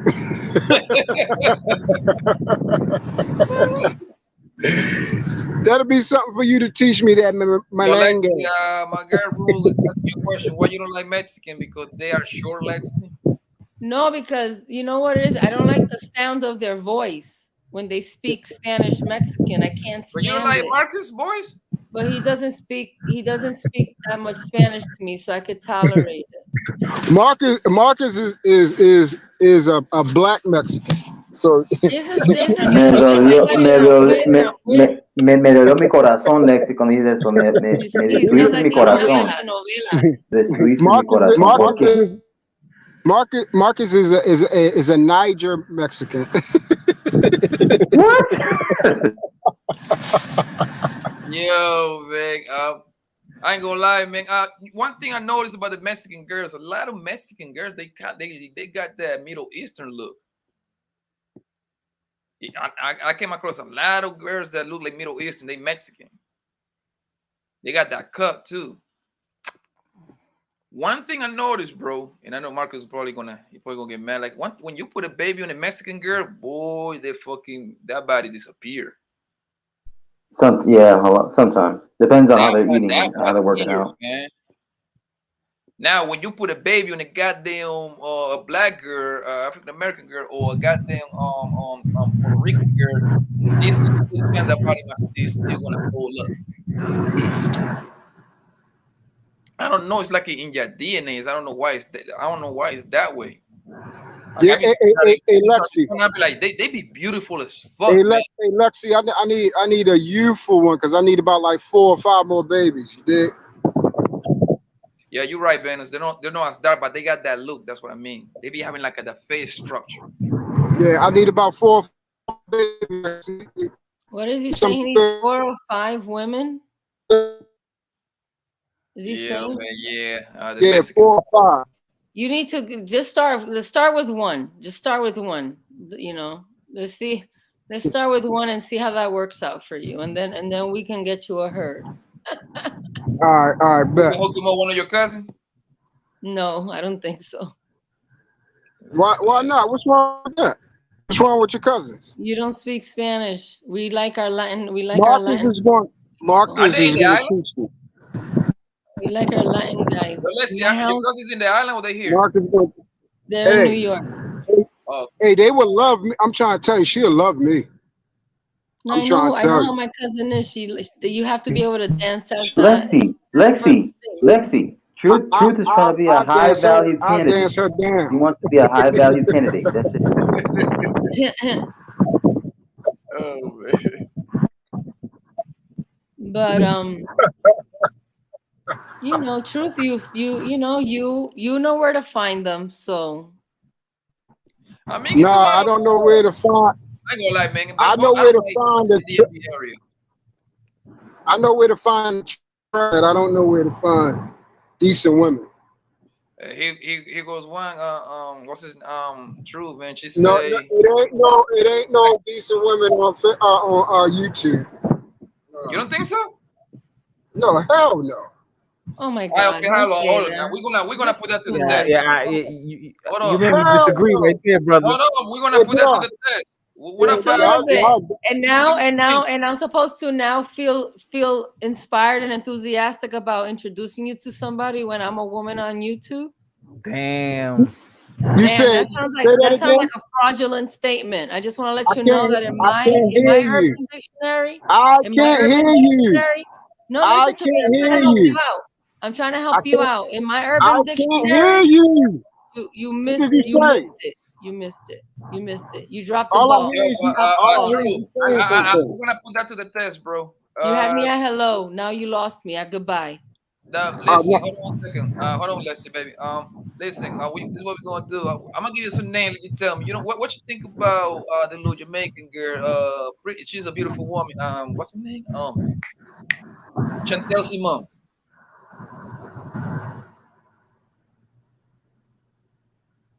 Truth, you there? Oh, you talking to me? Say that one more time. Yeah. What do you think about Chantel Simon? Who is that? Okay, let me pull her up for you, man. Beautiful little. See, She's this is the Jamaican. problem. You know what your problem is? Y'all keep saying beautiful. That every time y'all start saying beautiful. It's a lot of beautiful women out here. It don't mean they ain't crazy as fuck. They don't mean they don't listen. Now, And the yo, only what's thing that? they good for She is actually vouch for men. Truth. What's that? What's that Puerto Rican girl, Carmen? What about Carmen? Who's Carmen? She been on the Lapeef show. She was on the Lapeef show the day that Taylor was going against the white girl. Left. Okay. oh yeah. No, okay, so Oh, you let me talking say it about like Chloe this. Things Spider Complex? Hold What are you on. talking about? Yeah, hold on. Let me say it like this. All the good women, and I'm not speaking absolutely, I'm pretty sure some decent ones out here somewhere, but they're hard to find. Majority of the good women, I'm say 80% of them, 85, they're already married. Ain't no nigga dumb enough to leave them on the market, dog. No, but she was. I mean, all right, she's not She's single though. married. Carmen is married. Yeah, Carmen is married, but I'm saying, Yeah. yeah. I'm talking about single decent women. Oh, okay, single decent woman. Okay. This girl right here, I'm about to show you right now. She's single, and to me, she's a beautiful woman, See, fam. you start out saying beautiful. See, here we go. Keep saying that. Hold on. You There's tell me. a lot of beautiful women. You tell me this. About black women. Do you guys think that being a baby mama is your only option? Oh, you talking about Chantel? Your Yes, daughters nigga. to be, because you're clearly not raising your Oh, daughters. Chantel Simone. So you're raising your daughters to be a Honestly, baby mama. Like no, people like this, honestly, we need to start talking about and shaming their behavior. yeah. They are doing Hey, Pat. Honestly, I think, and I'm gonna keep it a buck. I appreciate the fact that she's probably the only authentic female content creator out there, because she even discounted herself. She said, "This I'm doing this for all the women out there that's coming up, so they can't make the same mistake." She said, "It's too late for me." So I give her credit for saying, like, grouping her in the same boat. Like, unlike the other female content creators, they don't group themselves in the same boat. They separate themselves and say they aren't disqualified and that the men should be going after them as well. So I respect her. I believe she's probably, I'm gonna say 50-50. Okay, well, welcome, Rule by Business, baby. How you doing? Hey, I told you I was running the street, so if it's loud, it ain't my fault. Okay? Yeah. You Trying to get home. what high value guy you was with? You know, his name is, Brad. Okay. Brad. Yeah. Oh, she got the Brads and Chads. I'm playing. I had to go for a walk. I knew you was a traitor. Stressed out. I had to go for a walk. I was stressed out. You said I was straight. You think I'm a lesbian? No, I said I knew you was a traitor, man. What you mean, Brad? Brad, listen. What I've been hearing on these apps is the black men don't like black women. So you gotta follow the trends, baby. Here we go. We're gonna get into some toxicity right now. Let's do it. All I hear is the black women are trash. We got a Brad in the chat, man. That's the official Brad right there. Hey, no, look, hey, listen, I don't have a problem with her messing with Brad. I don't blame her. Listen, all you hear the black men say is the black women are trash. Don't marry them. They're trash. So if you're a smart person, If you're a Okay, smart Venus, do you person, then you gotta understand that? realize where you're not wanted and you gotta go somewhere else. That's it. I support her 100% on that. Yo, like, Venus, you know damn well people. I mean, it's only a few guys that say that stuff, but let's be I've honest. seen a lot of pages, a lot of comments. They don't like the Oh, black God. people. Okay, Okay. so YouTube is the real word, and like everybody in YouTube speak for everybody, according to you. I mean, I don't want to go down this road. You know, it is what it is. I'm okay. Now you know what it is. People come on YouTube and all they hear is the toxicity. Oh, what Yeah. what you say about me? What you say about? They I'm jump pretty to sure. that. Yeah. You know what it is, fighter? Like I'm pretty sure. Let's just use Venus as an example, right? Let's just say she here. Listen, I ain't the one to use it as an example. She posts a picture and it's like 20 comments. Oh baby, oh you look good, you look nice. Oh, that means you did that, But pal. it's That the means one you've been doing comment that. that say, oh man, you dark, I don't like you. She will focus on that one comment instead of focusing on the 20 comments. Hey, Pap, how many comments have you sent to her like that? That's a lie. That's true. Well, Yo, Poppy bro. don't show me no love. How Poppy many? don't show me no love on Instagram. How many comments you sent to her? How beautiful she was, and oh my I'm goodness, not gonna baby. lie, yo. Listen, I'm terrible at social media, yo. Like I'm like And now you're terrible at it. no for real. I only post. Listen, I Exactly. only See, post they my don't. You see, y'all see, they don't like the black women. I told y'all. Look at that. But yo, listen, truth. Yo, truth. I When don't- Venus, she doesn't I'm value I'm compliments, friends bro. with Venus on Instagram. I have What you never say? even What you go say, to her fighter? page. I don't go to nobody's page. What you say, And I fighter? had whole conversations with you in the DM. I said Venus doesn't value compliments. Like if you go being thirsty, like oh beautiful, like she's gonna look at you like a lame, bro. If you And give she her Are you shouldn't. crazy? She That's shouldn't. crazy. No. That's not true though. Women like compliments. Like stop. No, no, I'm saying she ain't supposed to be like dumb and gullible about every damn compliment. Like that'd be foolish. That's the problem. There's a lot of birds out here that want attention. Oh, somebody commented, somebody liked me. Like looking goofy as shit. Like what the fuck? What? Let me ask you this. Is you the only girl in here, man? Like, do you like when guys put that pressure on you in DMs, or you like? I mean, obviously, I'm gonna assume you like face-to-face interaction. Yeah, I want to meet them because also I don't like any misunderstanding. I want you to know me, know how I look. I want to see you and see how you look. And so you know right away if you like me or you don't. I don't like to play games. Okay, so I like to meet people in person in real life. I agree. Now, what do you prefer? Seeing seeing dick pictures or actually seeing the real dick? What the fuck? Who is Hell still sending no. dick pictures? Who the fuck is still doing that lame That's shit? the quickest And way I to get you never- blocked. That's weird. Hey, true. Yo, I never did trust that. me, my nigga. These females, let me tell you something. A lot of I girls, never did a that lot lame of girls shit. be I on got like, used hey, to- man, don't even talk to me if you got a little dick. Let me see that thing. Hey, No, I'm not- hey, listen. truth. He's not lying because I've had females tell me like, "Oh, I need to see it before I go any further because I ain't gonna wait till I get in the room and be disappointed." Moses, man, Oh, start calling me listen, Moses, look, man. I know they not lying, but I'm not sending my meat to no fucking female. That's what I'm saying. I'm Yeah, not don't do desperate that. enough. Yeah, don't do that. I'm not fucking desperate. in California, Y'all you gotta you understand. get sued for that. You heard? That's a charge. Y'all gotta understand. I'm not desperate. Even if they man. ask you for it. So if a bitch, I'm not desperate. So if a bitch asks me for a D pic, I'm gonna be like, nah, bitch, block. That's it. I ain't gonna lie, true. She's sexy and sending that thing. Nah, bitch. Nah, I Listen, nah, I'm I black, tell but you straight up, listen, nah, hey, bitch. God bless me, so I'm good. I don't even want her sending me no fucking nudes, yo. Like real shit. Nah, I ain't gonna lie. I dated this guy and he used to send. I didn't like that. He randomly would send video of him pleasuring himself. I'm like, I thought that shit was weird. What Like, why are you the sending fuck this? be to me? wrong with y'all niggas, man? That's life, man. That's life. Now let's be honest, Root. You never seen like a little kitty cat pic. Hell no, absolutely not. Hey, you like it took you a little while to answer. Like you have to think about that. Because you on mute because I'm about to drink. You hear it? No, I ain't hear it, man. I think never happened. Never. I don't believe that. I don't believe Yeah, that. that was like a little delayed answer right there. You got a delay, baby? No, I have to keep unmuting you. I'm outside. But no, the reason I never sent that is because I've seen too many that I should have never seen. So that let me know that y'all don't keep shit to yourself. Y'all don't. Shit, You know what? I give you shit, that. I give you shit. that. I keep my shit to myself. My shit is Yeah, no, valuable. she's right. I mean, me I and that girl. had men show me their sex tape they had with an ex-girlfriend. They Yeah, don't protect you. My shit I ain't know. for everybody. I know, bro. Yo, listen. It You're ain't right for everybody. because I remember niggas. I mean, niggas before. I always say this: niggas be fucking up the game because now the next girl she ain't willing to like. Listen, I like if I'm talking to you, shit, goddamn, send me something, like, excite me for the day or something, man. If I'm down, I'm be like, yo, I had a rough day, man.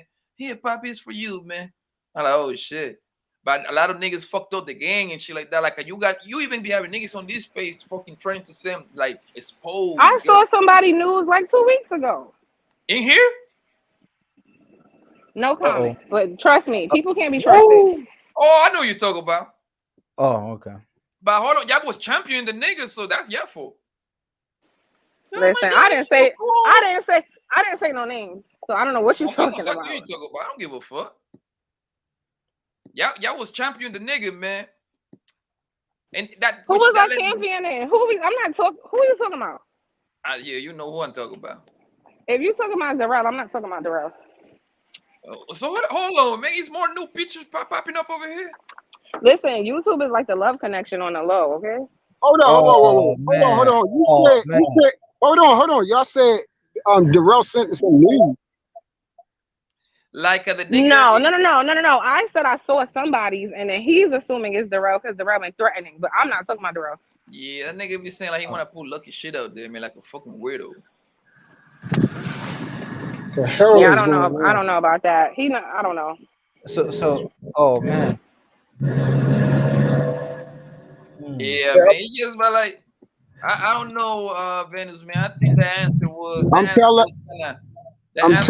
a little delayed, baby. I think you spent a little something. I don't know how it's everybody working a out creep for the like you. females. I'm telling all the dudes, Ain't nothing wrong with that, girl. Like if this is your boyfriend, it ain't no good wholesome women on YouTube. I'm trying to tell you. No, I think it's a few, bro. I It think ain't no good wholesome men on here either. It's a fact. I agree. Okay? I Everybody agree, trash. Venus.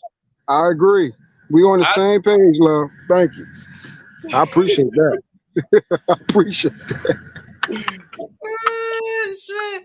Bro, man, listen, no, I think it's a few good ones out here, man. Why do you believe that? Look, What is a good woman to you? Watch this. Watch this. What's a good woman to you?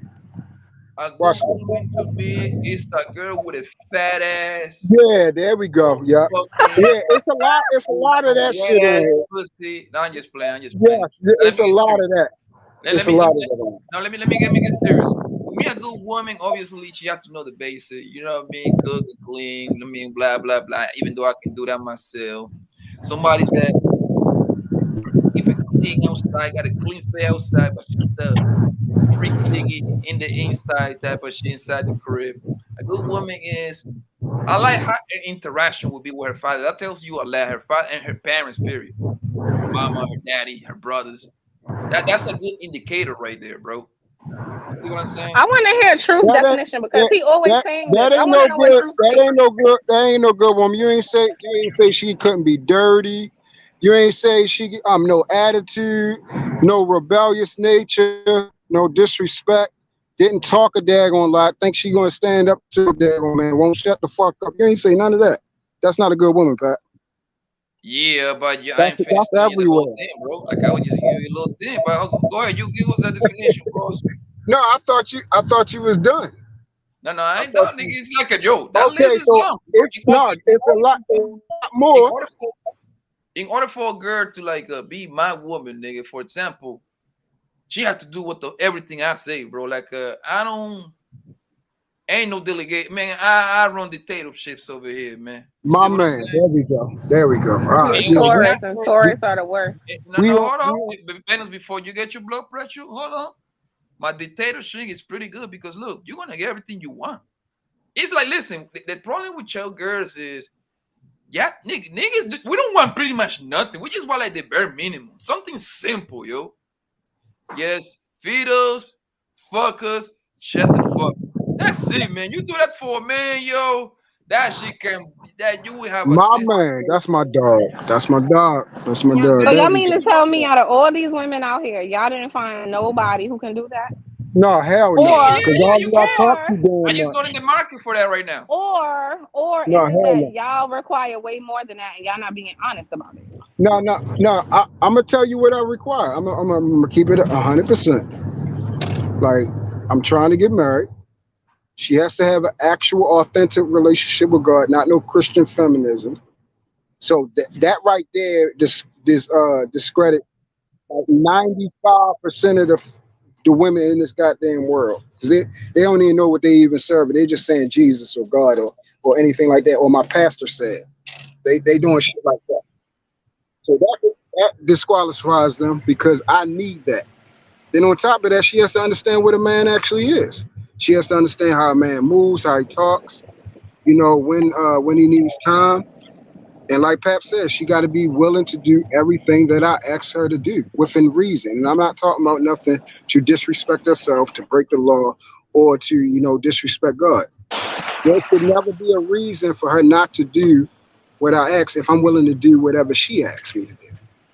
There Okay, should let me never ask be you a reason. something Yes. about the Christian part. So what if Mhm. she was all of that, but you said you don't like the Christianity piece? Couldn't you lead her, No. right? Like What do you mean? help her get her relationship with God if you felt like it was like misguided, I guess? No. Okay. So there Because is you a said that chance. part eliminate 95%. So I'm like, that's a big part. You probably could work on that part Yeah. with somebody. Yeah. So let me explain. Once. Oh, you His breaking mic up? went out again. The feminists got you? The feminist group? The feminist Can, y- can Christians, y'all they can say they y'all didn't hear like me? that. Can y'all hear me? You back now. Go ahead. You got to start All right. over. All right.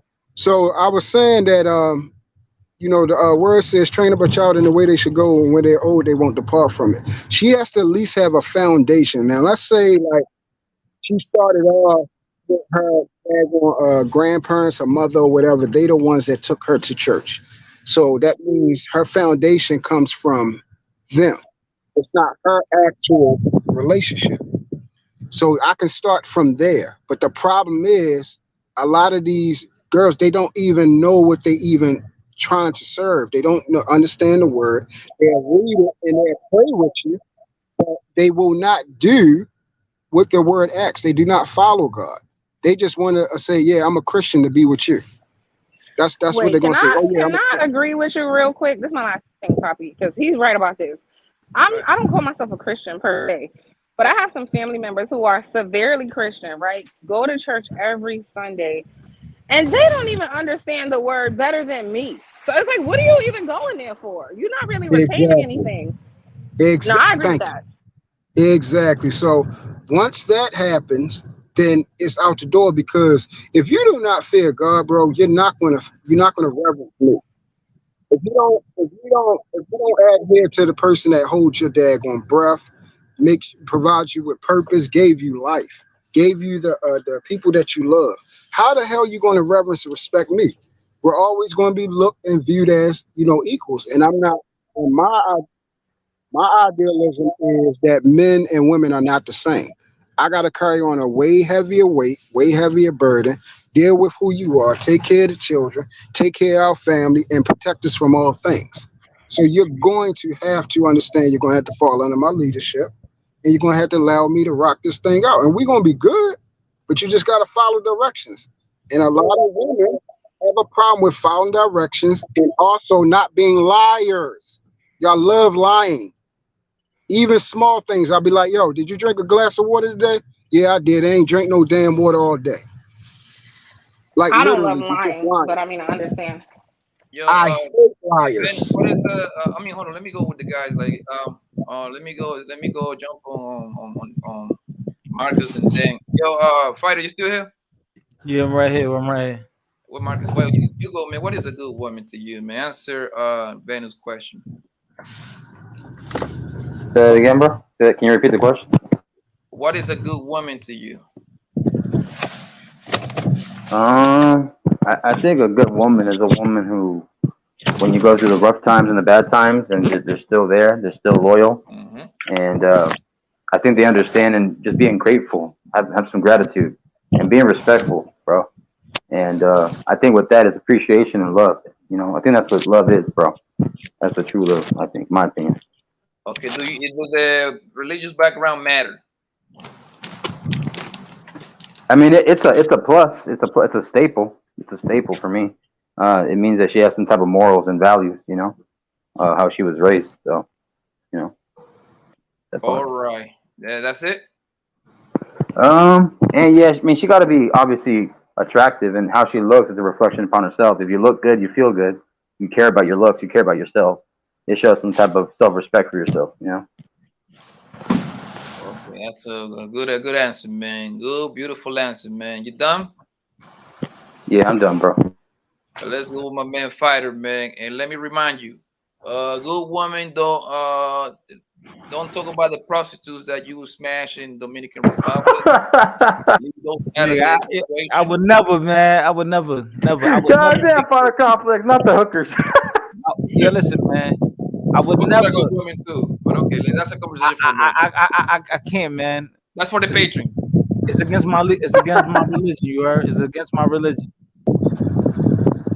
A good woman, and as long as she listen to me and look good, that's all I want. Look good, listen to me, and know how to cook, and don't have no Hey, Truth, kids. you gotta mute up a little bit, bro. Truth, mute up a little.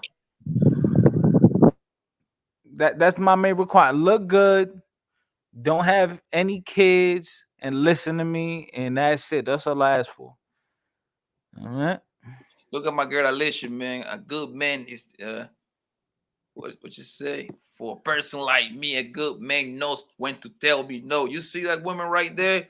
Because Alicia, she's a New Yorker, man. You gotta, and she's a little lioness, so you gotta like kind of like be a little rough on her, because she talks shit like New York girl that talk shit to you. Rude, she talk shit to you. You gotta know how to take it. You gotta know how to chilling. Be quiet. Be quiet. Wait, let me tell y'all what a good man is. Okay, I have some thoughts. Okay. Oh, go ahead, baby. Number one, I think he needs to be confident, right? Because a lot of times when I hear men say, a woman don't follow you, usually it's because she doesn't have confidence in your decision making, because women observe, right? So I think a man should be confident, because if you're not confident in yourself, the woman's going to pick that up, and then she won't be confident in you either. I think a good man, especially I'm 36, so anybody around my age should have some type of career going on for themselves. They should have their own roof over their head. I think a good man is like not a pushover. Like, he's assertive and dominant, but he's not mean or like a bully, you know? I think a good man also is patient, you know, like he's not quick to anger. And just somebody who can hold like a good conversation besides sex. Like, he can actually like teach you something, stimulate you mentally, because that's important. And oh yes, he needs to have some type of spirituality. He doesn't have to be a Christian, he could be Muslim, but just like, I do think you should have some level of spirituality about yourself. And yeah, those are my things. That's a hell You of a 36, Venus? I don't know you're 36. I thought you were like 29. No, I wish I was 29. Okay. Yeah, I ain't gonna lie, you nailed it. You nailed it, baby. I've been thinking about this. Okay, I'm manifesting, y'all. Trying to manifest. Yeah, you know what I think? I'm gonna give you. Just don't start that zodiac bullshit, all right? Assessment. So you want me to give you my assessment? Yes, give me your assessment, Dr. Blanco. Yeah, no, call me Moses. Moses. Look, I think you good. I think deep inside that poison heart that you be having over here, that front that you be putting on. That toxic femininity, Poppy. Yeah, I really think that you sweet, but you be putting on the front on this fucking. I think you be consuming this shit so much that you let this shit get to your head, that you start thinking that, oh, the niggas are the same. That's what I believe, because that's like ever since I've been talking to you, that's the first thing. Like, yeah, but men do it like you want to be like a perfect. You know damn well that is some good guys out there. Not necessarily, you don't doesn't have to be here, but and I can tell Venus is a freak. And I really believe that I think you you have to put up this on this this, that's your defense mechanism, whatever. And so in order to kind of like guard yourself, because be like, man, this guy, I feel like this guy is talking about women, so I gotta go back at them. Am I right or wrong? Yeah, that's pretty accurate. Everything you said is true, except for like that I consume this stuff so much. I don't really think I'll be here as much as you think, but I mean, I get it. No, not necessarily like a smash, but like in the chest that I be seeing you, be like, oh my god, I can take it no more. I'm like, yo, you can exit clip. Oh my God, that guy. Remember Venus? What you call that one guy last week? The P word, the criminal P word. Yeah. Yeah. She's she'd be like that. Let me tell you, that was messed up. But I said it because no, he's right. I match energy. He's just so disrespectful. It makes you be like, okay, I gotta top you. You're not just gonna be disrespecting me. Yeah, so I think you gotta listen, man. And I'm telling you something that I do myself. Look, like on Saturdays and Sunday, you don't catch me doing this shit right here. I'm chilling. I know you take weekends off. So That's what I'm saying. Y'all don't be noticing, but usually I go missing during the week, like Tuesday, Wednesdays. That's when I get really busy. Because sometimes I can tell you be in the chat, you be like going back and forth with this guy, you just I mean, it's cool to disagree. Like, look, Man, Venus is all like, smoke energy. yeah, like for me, bro, the way I look at it, bro, I look at this shit like 80% entertainment, 20% truth, bro. You see what I'm saying? If you really start believing this, what is mean, a lot of these people don't even believe in what they saying. So what even kind of like, and if you don't agree, like for example, like let's just say me and Truth go back and forth right now. We agree to disagree. That's it. Tomorrow, well, let me tell you. Let me tell you why. I mean, I think for the most part, most of the people I have arguments with, we cool. Most of us. I don't think I carry too much of it with me. But then I'm gonna tell you why I do get a little upset. I think that Black people are. Well, I'm just gonna say Black because that's mostly the channels I watch. Some of the ideas that they push and the narratives that they push, I have the discernment to understand that it's not a good thing.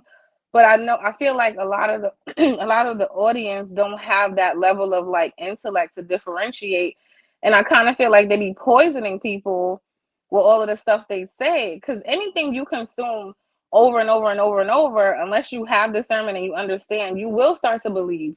Yeah. And so when I see that these things are translating over to real life, right? The femicide rates, meaning like female homicide, has risen over the past few years. The violence against women has risen over the past few years. And I don't have any proof, but I feel like it's related to like this rhetoric that goes on online that basically is like this I hate women mentality. All right, I'll go after you. Are you doing, darling?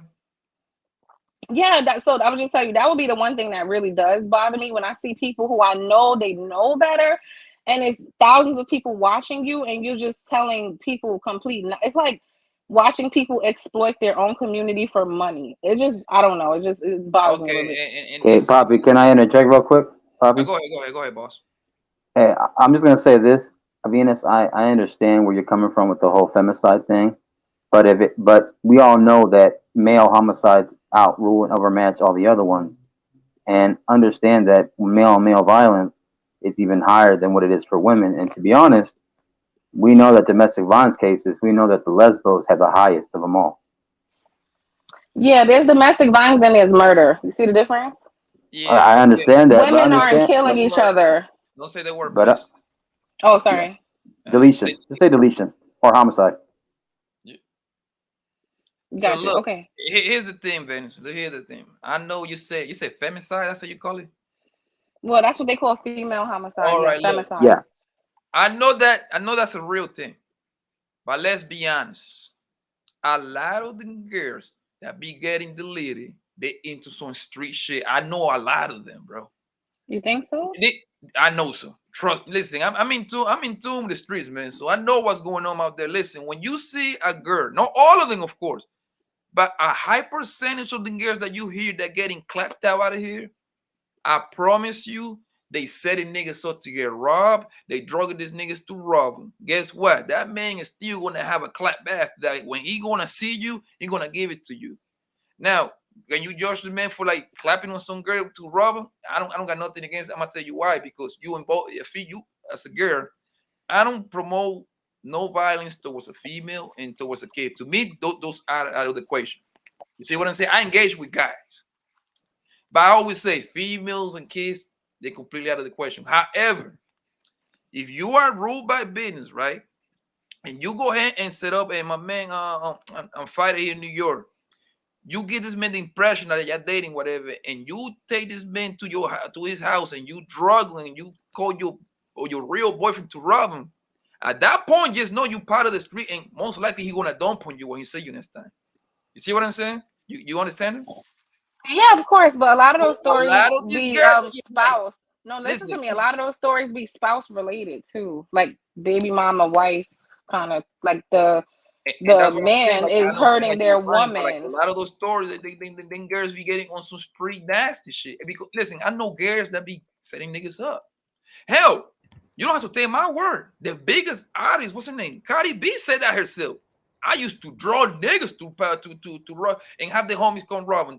And just imagine about all the niggas that got lined up that we don't know that there was a shorty behind there who lined it up. And Robot Venus, I'm not gonna lie. I know you do your homework on certain things, but I've been doing my homework as well, and I've been seeing a lot more mothers and wives be committing some acts of deletion on their kids, and even sometimes the boyfriend or the husband. A lot more.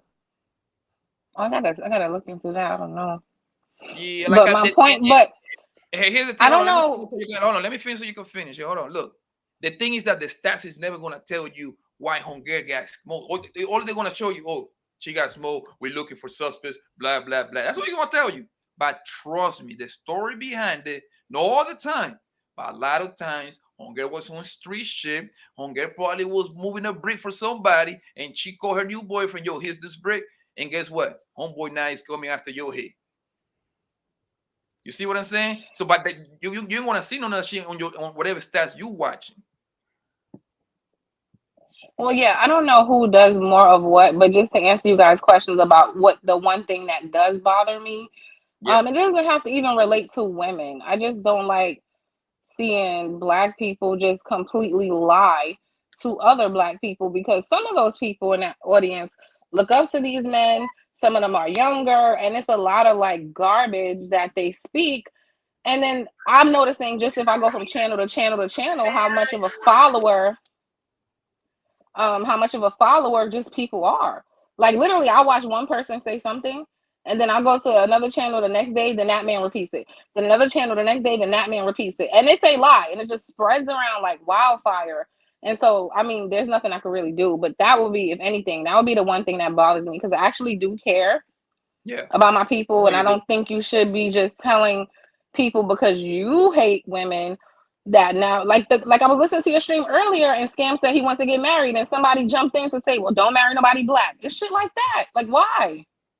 But that's the problem with you, Ben. It's like stuff like that shouldn't get you mad. Like, who cares? You see? I didn't say nothing. I heard it, and I was like, okay, but that now was weird. this like, is another thing, Ben. It's like this space is right here. I don't, like you say, this is like a quote unquote, like kind of like trickling to the street. Trust me, this is a very small. Most of the people I know don't even know about this shit right here. They don't. They no average human being. Most people, they're not into YouTube like we are. You see what I'm saying? They're not. They don't. Trust me, my friend. Listen, and I got plenty of friends. Right?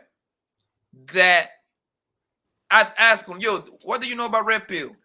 What do you know about blue pill? What do you know about black pill? You know what these niggas tell me? Like 80% of them that's the new Molly or some shit like that. Like, yo, are you getting high or something, nigga? Like, or is it the Matrix movie? Like, for real, because they don't. A lot of people don't. Okay, and let me tell you how I prove my point. Who was the biggest guy in the space? Kevin Samuels. Exactly, Kevin. Right? How many subscribers this man have? I think 1 million.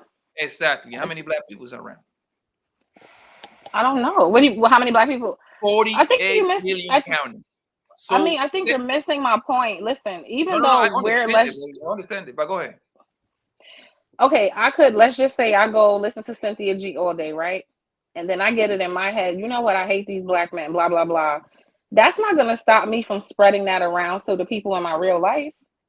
It doesn't stop at YouTube, is what I'm trying to say. Like, even if a stream only had 3,000 followers, some of those people are going to repeat that on their platform. Some of those people are going to go in real life and spread it around.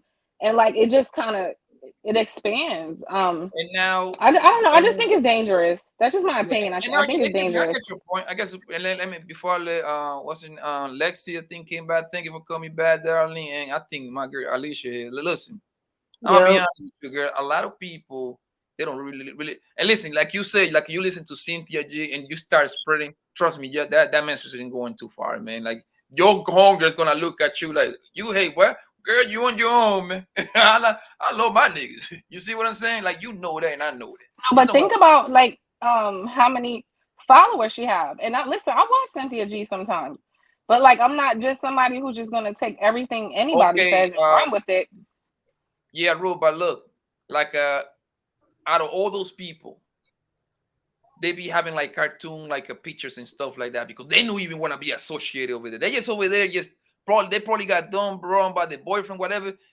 I'm pretty sure they waking up with black dick down their throat. I promise you that. A lot of them. Okay.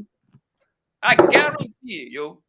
Like, willing to get everything, like 80% of them talk about, like, yeah. You know what I wanted to tell you, Poppy?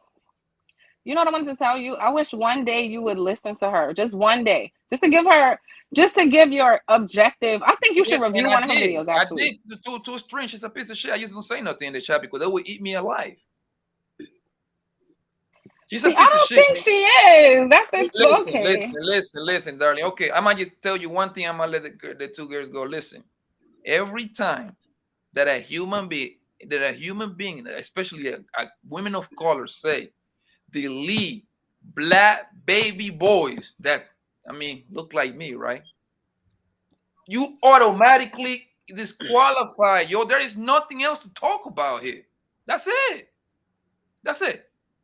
Why would you want to listen to somebody like that, yo? Because I can extract the things that make sense from that. Okay, so you're trying to tell me yes because disqualify just the part that just delete all the men. Which, by the way, like imagine if your fucking if your grandpa would have listened to you to his mom or something, your grandpa would have been here. Your brothers would have been here, right? How many brothers you got?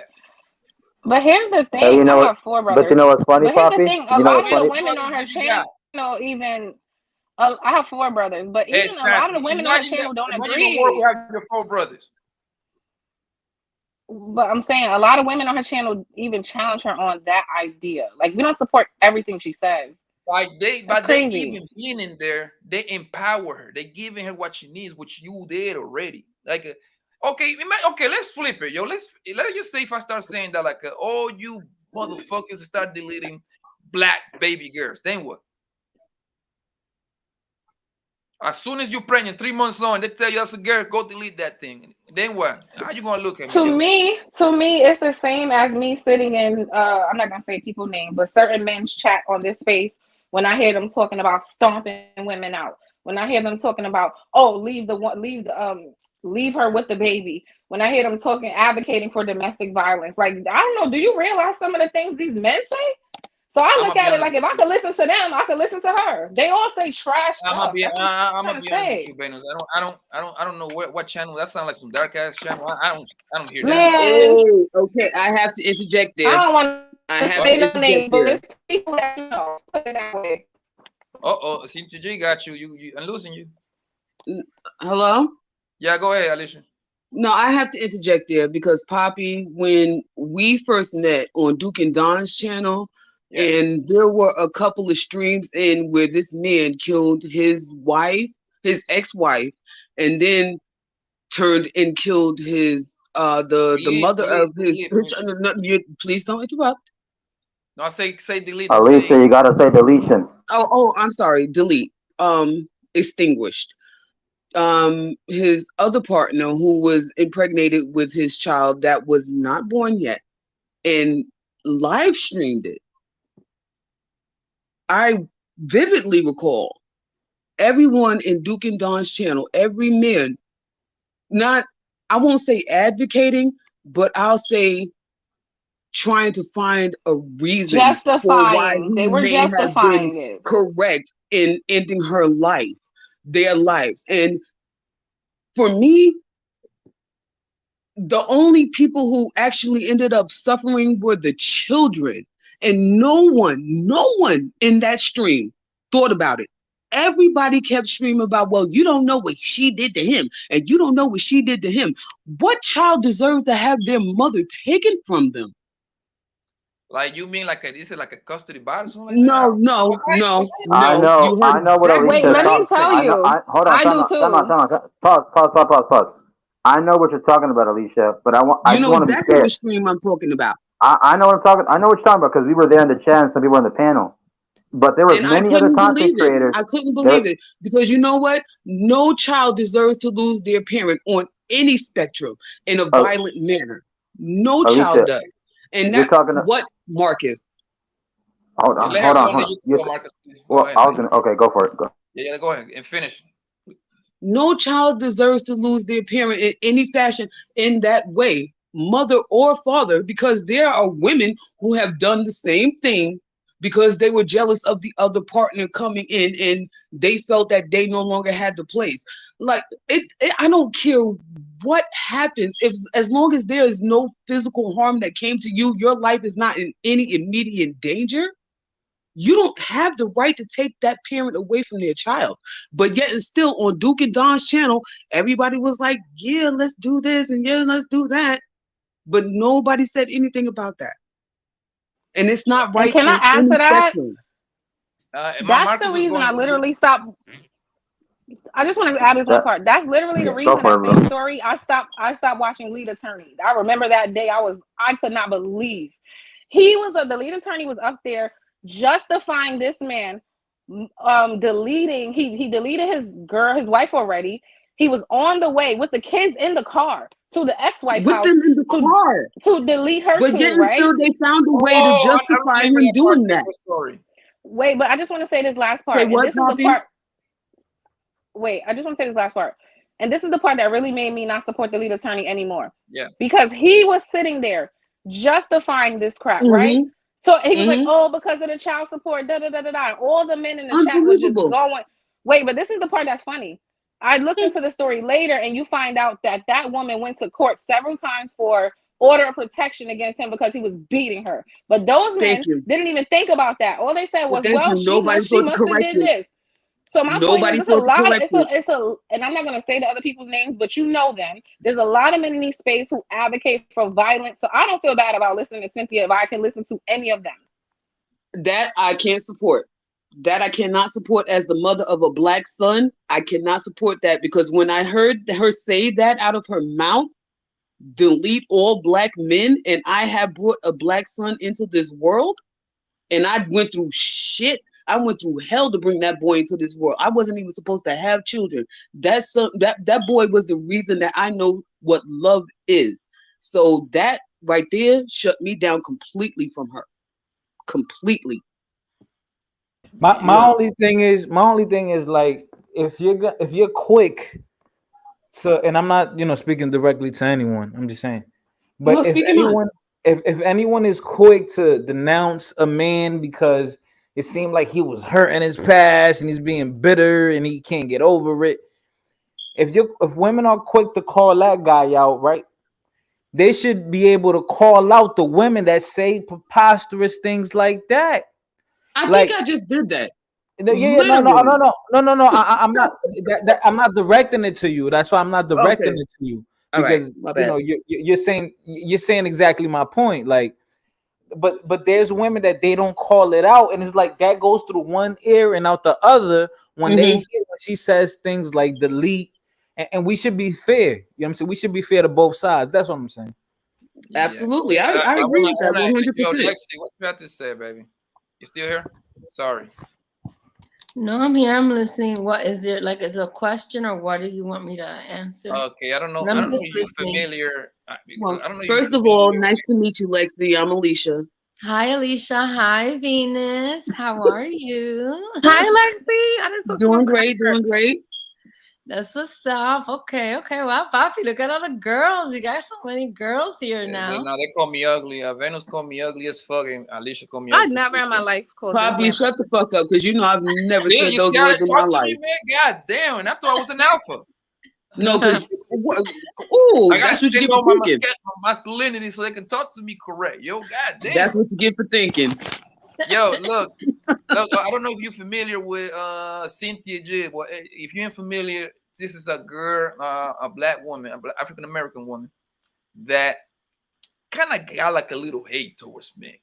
I don't know what these niggas did to her, but she really don't like them to the point that she say, if you find out that you pregnant and you having a black baby boy, you go to the doctor, you know, you find out you're pregnant after, like, I think you can find out the gender of your baby after 3 months, I believe. I'm about to say, here's the question. Like, you know, you only find out the gender of the baby when it's fully fucking formed. No, you know, you can pay, you got to pay extra, but at 3 months you can find out. Trust me, that's how I know. That's what I'm saying, Poppy. But look, she said if you're having a black baby boy, you should delete this baby boy. Okay, well, first of all, the reason she's angry is because her pH balance is off. So that's why she's I don't know who this is. I think I know who she is because I think maybe you've done a response video or not a response, one of those I videos. did a video about her and them bitches flame me, man. I think I saw something on your site. They flamed you, them bitches flame me. They flame the shit out of me. Oh, yo, I gotta see that shit. Oh, you black ass bitch. I gotta see that. Oh my god. I ain't gonna lie to you. I was rolling when they were saying that. Oh, you fucking bookie. Nobody wants you, you bookie. Yeah, what? What? Oh, one thing about those Cynthia supporters, man, boy, they are as annoying. You gotta link me some shit. Supporters? The bars. They're like the bars, yo. Worse. Nah, they don't play. Yeah, they both do, bro. You know about our goddess? Fuck you, you black bitch. See, and there's the thing. There's the thing, then. There's the thing. How we disrespect our men. There's the fucking thing that pisses me off. I don't care if you choose to date outside of your race, your nationality, your religion, whatever the fuck. Don't disrespect home. Don't hate on home. While never mind. Oh no, I'm sorry. Go ahead. I think women who support those women or women who talk that way have pH balance problems. Yeah, I'm not gonna do that. No, but they how could you, first of all, how could you want to disparage the men who are of your own kind? Of your own, right? Of your own, right? Because that's where it starts. Hold on, Lexi. Before I'm with anybody, before I'm gonna give the man or a man give me the privilege of being his wife, I hope he's Dominican. I hope. That's the only thing I could at least hope for. I don't have to have him be Dominican, but damn, if I fell in love with a Dominican man and made a life with him, that's where it starts, right? With my own people. So I would never put down a Dominican man. Exactly. I don't think I'm mad at that. And no, Dominican, I'm not mad at that at all. Yeah, Dominican men have a reputation, Alicia. You know what I mean? They're not. Oh no, I fucking know. Right. Wait, Lexi, let me ask you a question because I agree with you, right? But then how come you don't hold the black men to that same standard? Because they speak horribly about black women.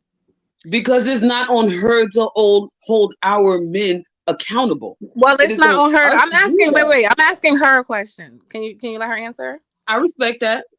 Go ahead. Okay, Venus, your question is why don't I hold the black men accountable to behave a certain way? Not hold them accountable, but the way you're saying, like, any woman who supports that type of woman, it's a problem. So I'm saying you don't see it's a problem for the black men that talk bad about their women? I just think, you know what breaks my heart, Venus? It does break my heart. It does break my heart. It breaks my heart because Dominican people, we have stereotypes too. We have really funny ass stereotypes too that really are similar to black culture. Okay, we have stereotypes too because in the Latin American community of all the Spanish speaking people in the world and countries, Panamanians and Dominicans are for the most part the blacks of Because that. I'm about to say because you're dark. Right. Yep. Right. So there's a lot of comedic things. Like we have our own Medea, we have our own grannies, and those type of characters. And what happens with me is that, at least what I think is, it breaks my heart, is that I hate that the only demonstration that is used in the media is the disparaging versions of an entire population of people. Like when you watch Spanish TV, you'll see like little jokes about it, but it's not the only representation people have of a culture. And I think that the women have given into the stereotype, and the men have too. And then the people who are able to get away, they've kind of gotten away and not really ever looked back. Because they have adopted the culture of the Europeanized. And yeah, and that happens. Okay. That happens So- with Dominican people too, like Alex Mhm. Rodriguez. Alex Rodriguez is not Dominican to Dominican people. He doesn't like to even speak Spanish. He doesn't like to be. He doesn't. There you go. There He you go. doesn't- You don't. If you don't take care of your own, you don't. You it is what it is. Yeah, Wait, you Lexi, get I feel like you banished. really answer my question. I'm just asking, like, because I don't disagree with you, right? I'm trying to understand it. I'm sorry if I didn't get it the first time. It's I asked okay. it. It's I okay. got it. So because you made the statement, like, it you don't understand women who would speak so disparate, Oh so yeah, horrible. yeah. You don't put Right. down your own culture. You don't put down your own culture. So Okay. I'm saying, like, what do you think about the black men who you see doing that to black women all over the internet? Over the internet. Wow, man, girl. Well, just anything you've seen, because I I've just- even seen you on certain panels, and I've heard black men say not so nice things, and you were on the panel. So I'm just wondering, what's your opinion about when you see black I men? just think it's disrespectful. I think it's disrespectful on both parts. Like, Yeah. if I was right now, look, Fighter Complex is Dominican. We speak the same type of Spanish, the same type of Dominican. If I'm here right now and he starts to talk about Dominican women in a certain type of way, I'm gonna respectfully tell him, yo, like, relax, because these people don't know our culture. You know what I mean? And like, kind of getting back to what you were saying before I joined the panel, these people don't know our culture, and you're only representing the ugliness of the culture, and that's not fair to it. So I would stop him, and if he kept going, I would actually just leave. I would like, no, I'm not gonna sit there and let another Dominican man talk about Dominican women like that. That's not cool. We're not perfect, and we have stereotypes, so you don't get to do that. You don't do that to your own people, because like, damn, like, you're gonna do that to your own people, then what could you expect from people outside of that group? Thank you. Oh, I'm so happy you said that, because I think Thank sometimes you. black men do that in front of other races because they think they make the other race feel better. But I know that The women do too. They judge Nah. them. They in their head like, damn, this is how you talk about your own. Right. But they Well, don't think that. Venus, here's what I disagree with you, man. Like, is that the majority or that's the minority? No one said it was the majority, Poppy. No, but hold on. It is a always wanna small erase margin things, of but it's people. not the majority. I'm gonna drive a point. Is every Negro talking like that? Are the majority of men talking like that, or is the very minimum minority? Dude, you're talking about a social media space. So of course it's all right. While we're in our own isolated spaces, the word is being reached worldwide. And it's not Alicia, just with, the question was for Venus. Alicia, let Poppy ask Venus the question. my bad. It's okay. Of course it's not the majority, but it's enough to be a So problem. why, once again, and this is when me and you go our separate ways. Why are you focused on the 2-3 idiots that you? Okay, so let me ask you a question. Hold on. Who the fuck focus on the? Think about like a company running. Do you think they're gonna focus on the 3 idiots that doesn't do their job, or they're gonna focus on the 97 other motherfuckers that working and make sure that the company runs smooth? Which one do you think is smarter? First of all, when you say 2 or 3, you are being dishonest. Let's be clear. That's number one. Number two. Okay, I'm gonna make it double digits. 10 out of 100. So it will be 90. No, listen. Okay, let me ask you this. Are majority of white people on opioids? No. But the U.S. considers it an epidemic, right? Yeah, because you have to hit 7%. Okay, so that it doesn't have to be a majority for something to be a problem. That's my point. That's Doesn't have to be a majority. Okay. Yeah. Okay. Did I answer your question, Venus? I just want to make sure that I. Yes, yes, you did. You did. Yo, go ahead. You don't Venus? Are you anything into No, that was it. That was my all right, only baby. Go ahead, Marcus.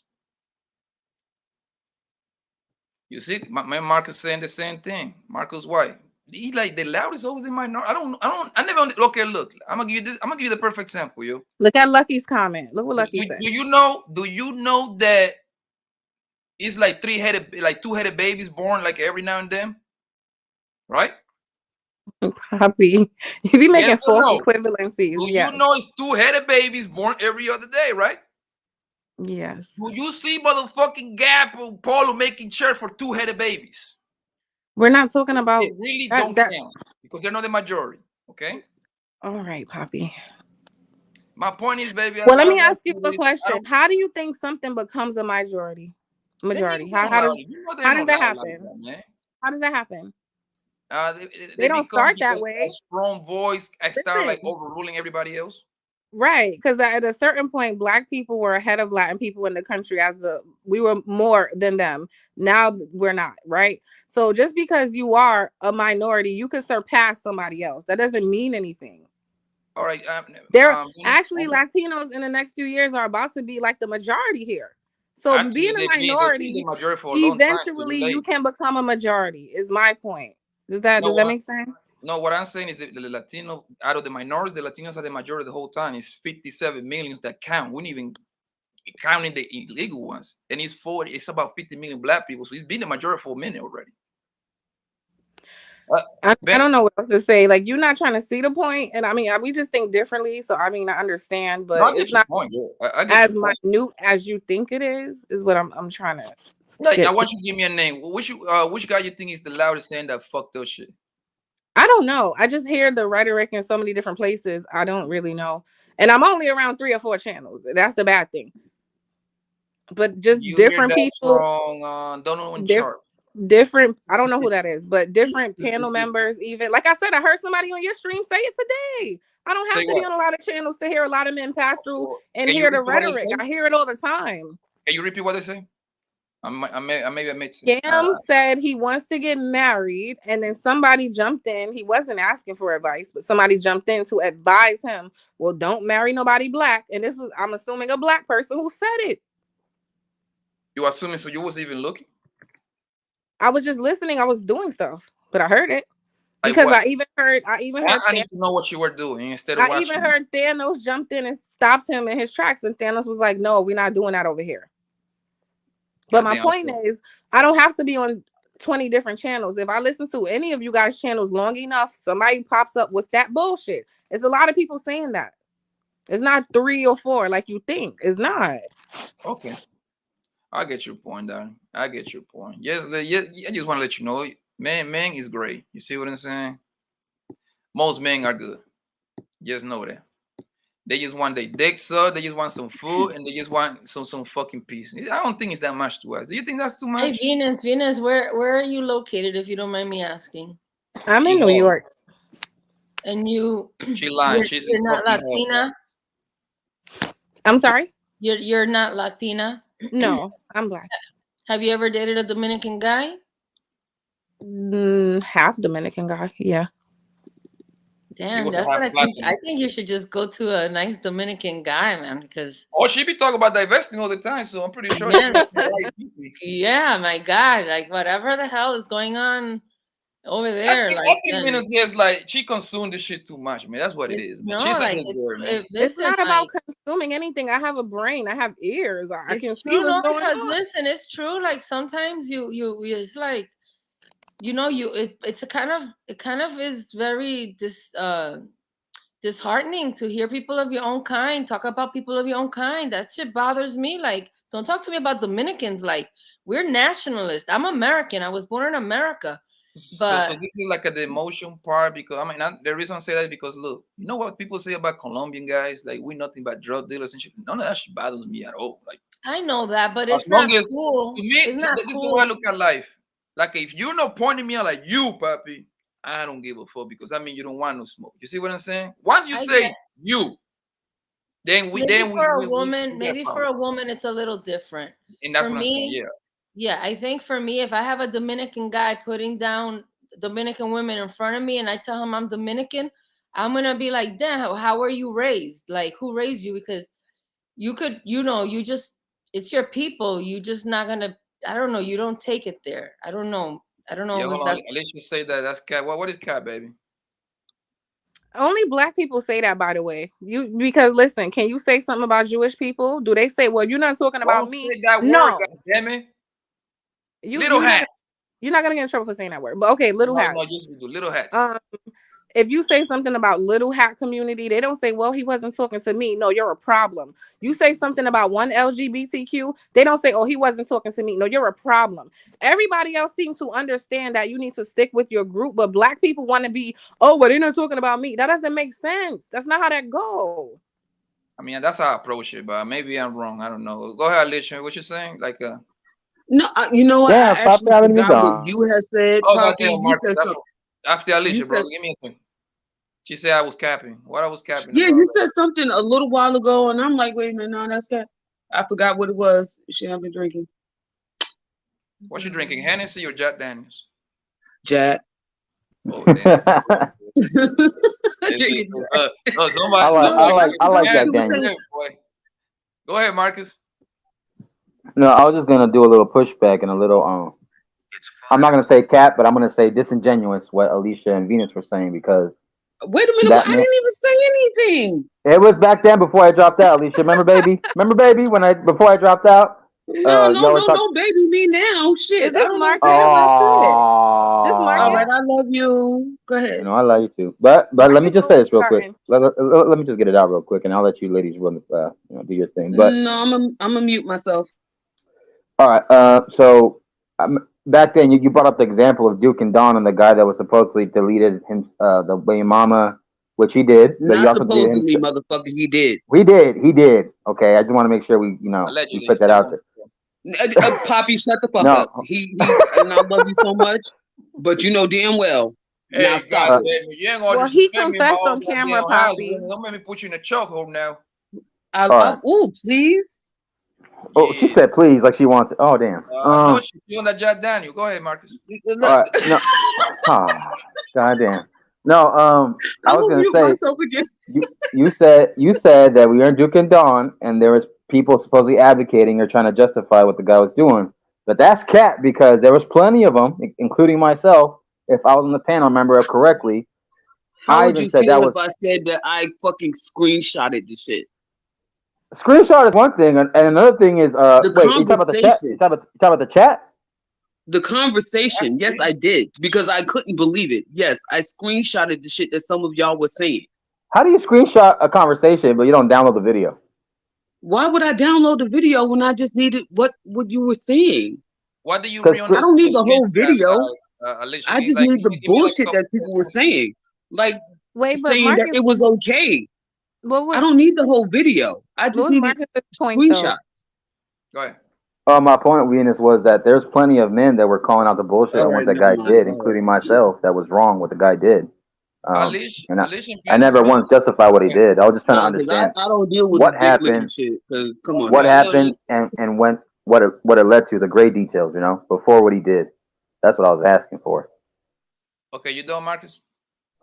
Mm-hmm. All right, this is the thing, man. 98% of mankind would not be okay with that man say. Let's be honest. Facts. Idiots. Nah, we saw something different. Are It y'all wouldn't be fucking 98. kidding me?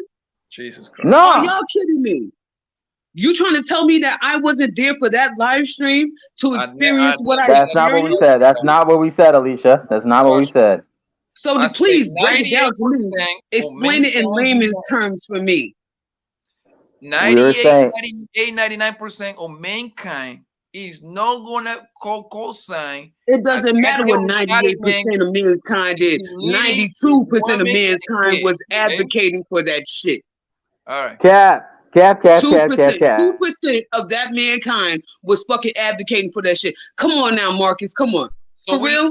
And I'm telling you, and I'm being for real with you. To him. Are you seriously saying that to me? What is 2% she? of y'all in that chat were not saying that. Oh, you don't know what she did to him. You don't know what she did to drive him to that point. You don't know. Oh, the paper's in his hand. That's not what I was saying. I understand that was what some people were saying that. Okay, Some so people were that's my asking for only that. endpoint. That is my only endpoint. You're trying to fucking advocate for everything else, not me. The only thing that I am worried about is the children that lost their parents because they don't have a father. They don't have a mom. Yeah, you're right. And another child didn't even make it into this world. So there was no excuse for that. You're right. Ever. That's literally the point I made on different channels that wasn't Duke and Don, but plenty other channels were Okay, also but making sure other they're holding channels, that but back to not the then. fire. And everybody was riding that dick. Everybody was riding that dick at that time. And then Who's Cynthia dick? G, she's Who another was dick fucking riding? headache. Whose She's dick was people another riding? headache. Marcus, Whose dick was people riding? Alicia? everybody in that chat was going in on those two women that were deleted that day. Everybody was going in. The You attorney, don't know what she lead did. attorney page Everybody. was the And now same you know way. what? I'm not going to sway from what I am saying because I know what I saw. I know what I saw. And it was messed up. And nobody should ever have to go through that. That's all I'm saying. I'm not trying to beef with anybody. I'm not trying to say. It's just that no terrible. child I should agree with ever have to go through that. No Listen. child should ever. We agree. Listen, And I agree. that's literally what most people were saying. Yeah, like listen, they might. Marcus, it wasn't. It was not most. We gotta be honest. I'm not gonna say no one pushed back, but I was in the lead attorney's comments that day. That's one my YouTube channel, mind was Venus. That's one blown. YouTube channel or And two. she saw you on another, right? So that's two different channels right there with thousands of subscribers. That's a lot of people. Oh, I'm subscribed. Oh, I'm saying, but Yeah. that's a lot of people. Damn. And Damn. No, I understand what you're saying, baby. that's the day I don't think I ever really had to unfollow somebody because of their content before. That was the day I was so disgusted with him, and I couldn't Yes. believe those men were saying that. I You just follow me unsubscribed. too. So you Absolutely. subscribe from my shit. And you're talking about the lead attorney, right? Yeah, I couldn't believe that. I couldn't believe Yeah, I had to unfollow him too. I was done. Now, I was now done. this is $1 million question. Miss Rule by Venom, because that's your name right there. Venom. He said Venom. He always call me Did that. you unsubscribe from fucking Cynthia G when she said delete Black Baby Boy? Yes or no? Did you unsubscribe from her? I wasn't subscribed, but I stopped listening to her. Okay, thank you. God bless you, Alicia. God bless you. I wasn't subscribed, but I stopped listening You to her. just mysteriously get the live streams pushed up with your algorithm? No, that shit pissed me off. Listen, I listen to Cynthia G. My whole point was this: if you guys can support these men who say some of the most effed up stuff in the world, you cannot come talk to me about Cynthia G. I'm sorry, they're equally as bad. Though. I want you to look at me in my face. I wish you can come up, man. Do you honestly She think has a that? point too. Listen. She has a Do point you too. honestly believe the kind of man that I am? And you see, I don't know if you see my Instagram and shit like that. And the kind of how I'm with my kids and shit. I will support and shit like that. You honestly believe that? Well, just by you being on panels with them, we're all guilty in a way. Just by you being on panels with them, it is kind of supporting. You want to give me a name because I honestly don't know who the hell you're talking about. I'll tell you on Instagram. I don't watch everything. You know, I hope you know that, right? Don't do that, Neither Poppy. do Don't put I. us I gotta in a position I don't to believe it or have not. to I don't put watch people everything. on blast. Don't do that to That her. means I might miss some shit like this. Listen, at the end, listen. Yeah, but that might fuck shit up for her. Don't do that. Like if you want that information, then tell her to put it in your DMs. Don't tell her to put that Put shit it in the online. private chat. Put it in the private chat. Right? Yeah, don't do that. Because I have no idea. Because listen, ain't no man with a straight brain going to support some guy saying it's okay for Facts. Poppy delete the babies. Come on, Poppy. man. How many times do we have to have this conversation where you obviously I are never did. not the arbitrator of of all men's speech and thought? You have your own personal experiences, and I love you. I respect you for that. But you cannot speak for all men, and no woman can speak for all women. Understand? Don't do that. Don't get yourself tied up in that knot like that. Listen, like I said, I don't really. For me, once I close this app and I There go you go. outside and deal with the real world, because listen, you're gonna call me a liar. Most of the shit we talk about, it doesn't apply outside, bro. Exactly. There we go. There we fucking go. See what I'm saying? Most of the shit Here we we talking about fucking here, go. I It's can like call, a box. I can call my That's friend why I right call it now. the rectangle. Call my I friend call it right the now box. and let him listen to the shit we talk about. And this motherfucker gonna call me They're like, retarded. what? He will call me retarded. Yes, Poppy. Thank you. Now, Thank some you. of the shit is valid, and that's what I be trying to tell my girl Venus, like, yo, man, you got it. You cannot just, you gotta pick and choose, because like sometimes being in panic, this niggas be saying some dumb Exactly. shit. I just don't You like. do. I don't be having the energy to be going back and forth with people. Maybe you. No, That's you do have to cherry pick with the information that you intake, though. And this is where a lot of people of today's society haven't arrived yet. You have to cherry pick. You know what I'm saying? Just because one channel says one thing and another channel says something else, there's two sides, and then there's always the truth. So you have to cherry pick, and you have to fucking not arrive at your own truth, but you have to Yeah, it's fucking. always me. Oh, okay. yeah, Hi. my man, True, man. Go ahead. Hi, True. Go ahead, son. Hello. You been listening? Go through. True, have you been listening? No, I just got back in the house. I went to grab some meat. I'm back in. All I saw y'all was lit for a minute. That's why I came back on. What been going on since I've been out? Okay, my girl Venus, of course, her man hating self came over here and to let He's a misandrous, misandrous. Let me let talk me to know. Truth, because y'all are liars. Let me talk to him. Okay, so Truth, All right, this is I'm what gonna happened. mute. Let me tell Truth what happened, because y'all are dishonest. Okay, you can hear me, Truth? When I put a baby in Yes. you want to start saying all that bullshit. Watch. Okay, so Everybody mute. okay, so I don't know how we got on the topic of Cynthia G, right? So Poppy was like chastising me because he's like, how can you listen to somebody who will talk You brought about, her up. deleting children or something like that, right? And so I was making the point that I support other things she says, but that's the thing I don't agree with. So it's like I can still listen to her, but I don't advocate for deleting any kids. And so he was saying, well, then if you over there, you're supporting her, right? So I said, how come you guys can support men who come here and brag about beating women? They brag about abandoning children, and they advocate for violence against women, and you guys will support their channel. And then we brought up this whole story that happened when this black guy in December had deleted his ex-wife and his current living wife, and one of them was pregnant with the baby, and he took her out too, and then he took himself out, I think. And then we were talking about when we saw the reaction videos, all of the men, and I remember I was in the lead attorney's comments that day. I remember this. That's the day I had to stop watching. All of the men were justifying him deleting his ex-wife and his current wife because maybe a child support or this and this and this. But then later we found out they had went to court several times to put like restraining orders against him, domestic violence suits, all these different things. But we were making the argument like all of the men in those comments were like justifying his behavior and almost like happy that he deleted 2 women. So I was trying to make the argument like, if you're gonna come at me for supporting or listening to Cynthia G, how come you guys sit on panels with people who advocate for violence against women and justify deleting women? So that's where we kind of were. What do you think about that? All right. So the first part, yeah, I 100% agree. It's a lot of people, because I can go along the lines of your favorite YouTubers and say, hey, no disrespect. After you truth, I'm gonna go, but I'm gonna keep it. I'm gonna keep it 100. I'm not gonna. I didn't say anything yet, bro. No. I'm gonna say after you go. Say nothing yet.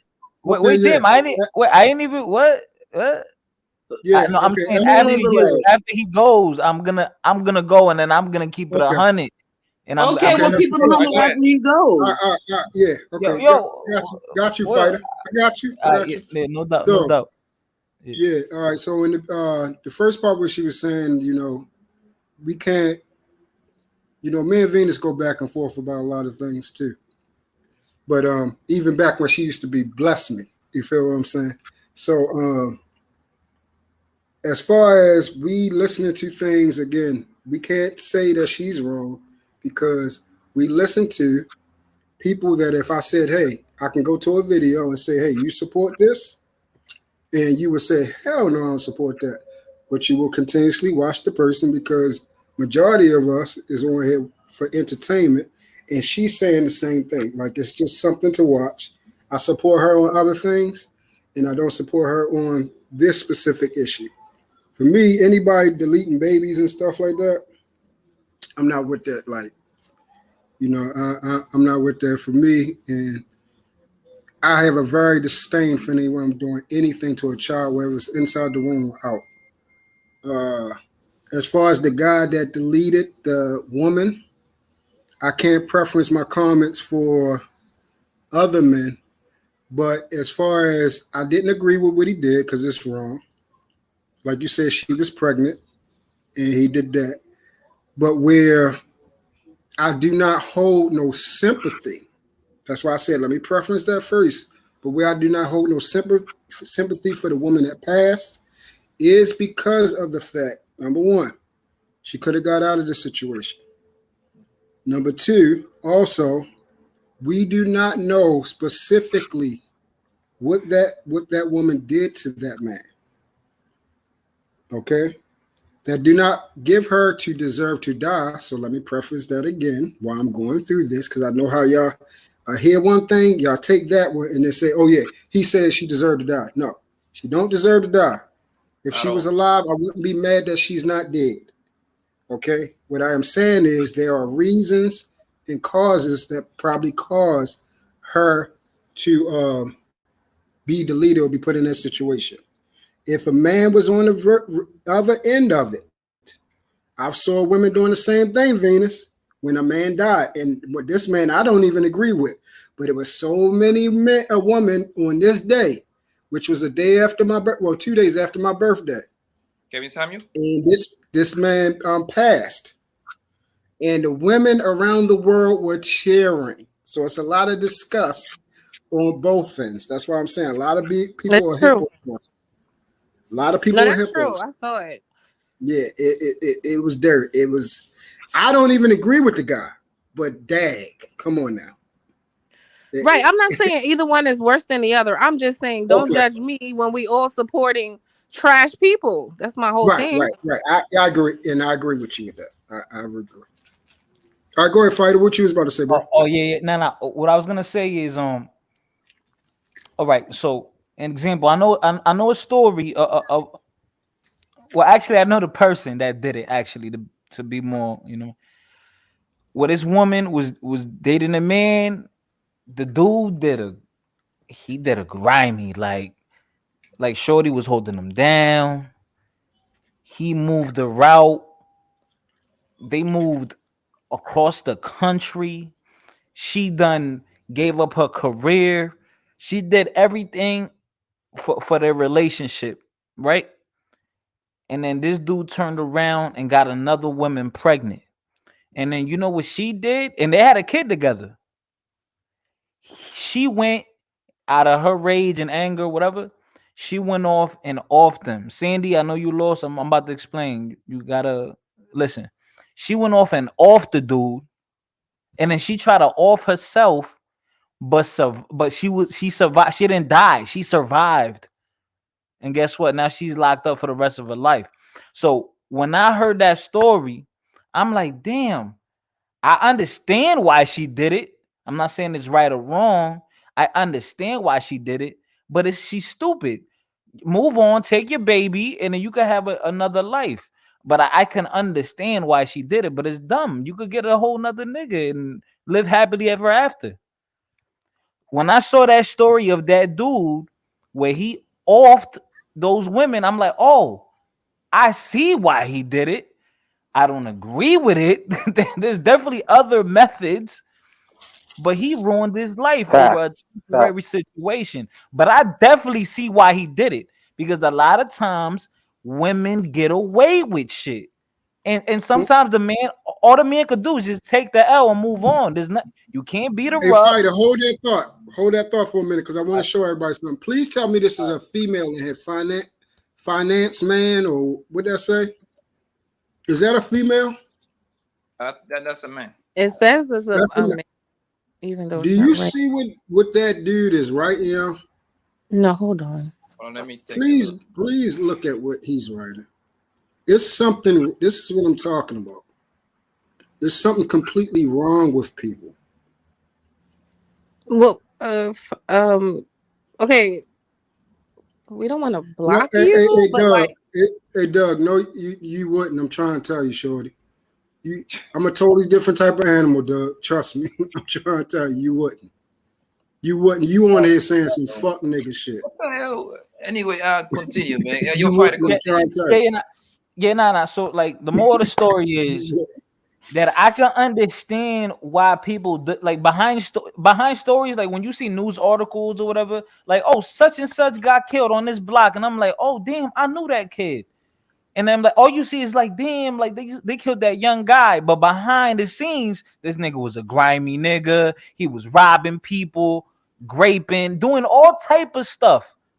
But you see it from the outside. You don't really know the behind the scene, right? And he said he was trolling. Okay, so my bad. Yeah, it's cool. You only see situations from behind the scene. Now, I'm not saying when I saw that, I'm like, bro, you just threw your whole life away, and now your children are gonna suffer. But on another hand, I do understand why he did it. Like that was a moment of weakness. so why did he do it? What is your understanding? He did it because he was in a losing situation, and he felt like there was nothing he could do, and he was in a losing situation. Wait, and what he was the just tired of it. situation? Because I thought it was about child support. That's what I was hearing. That What he was felt the like he was getting taken But advantage of. it wasn't just that though, Venus. Because remember when they did the whole like when they broke down everything that was happening, she was trying to keep him away from the kids too. And on top of that, he was a high earner, so he said he had gone through the mud. He was dragged through the mud before, and then on top of that, supposedly that she wanted to take away, and she was going to move and run away with the kids and stuff too. That's what was told to me and other people in certain channels and stuff. My whole thing is, bro. Yo, this is my whole thing. Let me just say this, bro. Please, bro. This is only 5 seconds. No, I gotta say this real quick. This is only 5 seconds, fighter. I promise it's only 5 seconds. Oh, all right, go ahead. Yo, if any niggas out here being wrong and shit to children, man, Pat coming to see you immediately. So I'm just gonna say that off top. That's it. That's all I had to say. Yeah, like nobody gonna tolerate anything, any harm towards no kid, man. Like nobody gonna be cool with that. Nobody gonna co-sign that. Nobody. Everybody kid is my baby. Okay. Like maybe like a men and women situation that can be delayed, but nobody gonna co-sign a kid being deleted or touched. We clear on that, right? Nobody. Okay, no, I really, not to drag it on, but I wanted to know because when you say things like I understand why he did it, right? I start thinking about that chat again, and I'm wanting to know, what were you guys basing that perspective off of? Like, what is justifying that action in your mind that you understand? I say because in a moment of rage, and like he felt helpless, and he knew he was gonna have to take that L, and he couldn't take it. Me, I'll take that L. Know what I'm saying? I have to do child support. Then she's gonna take a big chunk of my money. Hey, Father Complex, let me just say this. I can understand why. I mean, I don't have no kids, so I've never been. Listen, I have no kids, so I have no kids, so I've never been in that position where, oh, this woman put me through hell. Yo, can you like? Hey, let me just Marcus, let me say this one thing, right? But I know firsthand of dudes that the woman that they're dealing with, whether if it was their fault or not, that woman had something to do with their life falling apart. Right? Literally their life falling apart. So then like they're helpless in the situation. And I would say, nigga, you better find a way to figure it out, because then what you gonna do? If you do something stupid, you're gonna go to jail, right, for the rest of your life, or your kid's gonna suffer or whatever. So I can understand why dudes be in frustration in certain situations. So that's why I can understand why son did what he did, but I wouldn't do it myself. I just think that's dangerous thing to It's say the two. because Hold on, bless you me. guys. Hold on, bless me. I'm keeping it. Hold on, bless me. I'm keeping it real. Hold on, fighter. Hold on, fighter. Bless me said justify, not understand. Those are two different words, bro. She's saying, is there any clear justice type reasoning for that man to do that? The answer is no. You can understand the reasoning. I can understand. Yeah, I can that's what understand she the more. said. She said There's justify, not definitely understand. there was definitely all right in the criminal law, right? Like when you go to, when they lock you up on the investigation, all that, they you know what they look for? Oh, what's the motive? Well, Motive is a thing. to me, Thank you, fighter. Motive. to me, you sound justifying and understanding. To me, honestly, it's sounding the same right now because, All like right, I well, But that's your problem, Venus. That's your problem, let me put it Venus. like this. All right, let me put it like this. Right, let me show you. Because I keep it real, y'all wait, I can just want to chop say it. this to you. Y'all I can get chop what it you're up, y'all saying, can clip Venus. it. I get what you're saying. No, I understand what she's saying, but let me put it like this. Let me show you how much leniency I give women, right? I had a woman one time. Y'all can record this, clip it up. My name is Father Complex 7. Probably, I got a YouTube, so then you could clip it. I mean, I show my face, so I have no reason to hide this. I've had a woman spit in my face, and I didn't do nothing until I walked away. At least you're funny. Yo, I had a woman spit in my face, and I didn't do nothing, bro. Because if I would have blacked out, it would have been ugly. I walked away. And imagine if a man did that to me. So that goes to show you right there, I give women leniency, heavy leniency. Well, But now what I'm telling you is, so like I said, listen, like I said, son did what he did. I understand why he did it. And there's definitely motive. That's my problem because There's definitely what you mean? Like what you mean? So What you mean? when Listen, but this is what you have to Venus, what you have to understand. Everyone doesn't have the same they can't take the same things in life. There's certain level of disrespect that I can't take, and certain people could. Some people you could call some people you could call listen. Real quick, bro. But I don't think she understands that because she's like I'm about to explain. Right, go ahead. I want to say something. You're not going to agree on this type of. You're not going to agree on this type of situation. Real quick. I have homicidal tendencies. I am capable of killing somebody. I know that about Deleting. So I will make sure that the people in my circle, especially the people that are male, are not the type that provoke that side of me, because I know what I think of, and I know that given the right situation and circumstances, I will make an agreement with my soul that we're going to spend it in jail, but I will get it done. So I am very careful. No, it's the truth. I think all Scorpios are I get that. So some Venus, people are trigger happy. so Venus, I cannot have a gun. I would not have Fighter, a gun. we know what you and Fighter is never going to agree about that. No, well, actually, I was speaking, Lexi. I was speaking. Okay, all right. I gave you a little bit to get that part out. You ain't no joke. You're a murderer. We get that. Let her finish real quick, boss. It's okay. Please. It's okay. Oh, you want to hear her being a murderer? Huh? She said, "Let her finish because she's about to go. In the right, she's running the back shot and she's about to go get some food. Like, yo, Leslie, can you finish? She's still here? Oh, I guess not. Okay, go ahead, True. I'm sorry. I want to order some alcohol. Alicia got me one Jack. Oh, Jack and Ginger. Oh, all right. So yeah, y'all two is not going to agree on this. I'm gonna just bring some cordiality between this. Venus is saying there is no justification for killing somebody in that manner, for killing them. There isn't. It's nothing you can rationalize that to make it right. Facts. We can understand because there are reasons why someone does the things that they do, but it doesn't make it right.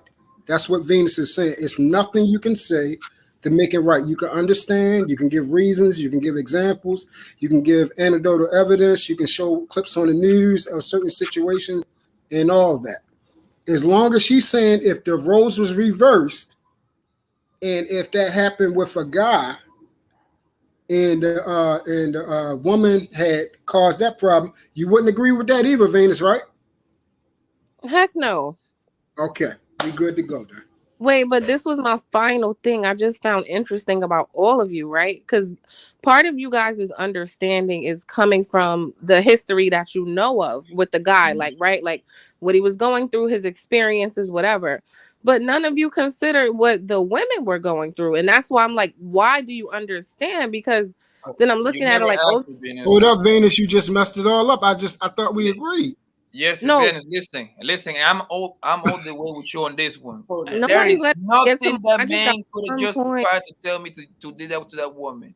That pussy nigga, I hope he alive, and I hope he getting all kind of fucked up shit at the pain done to him.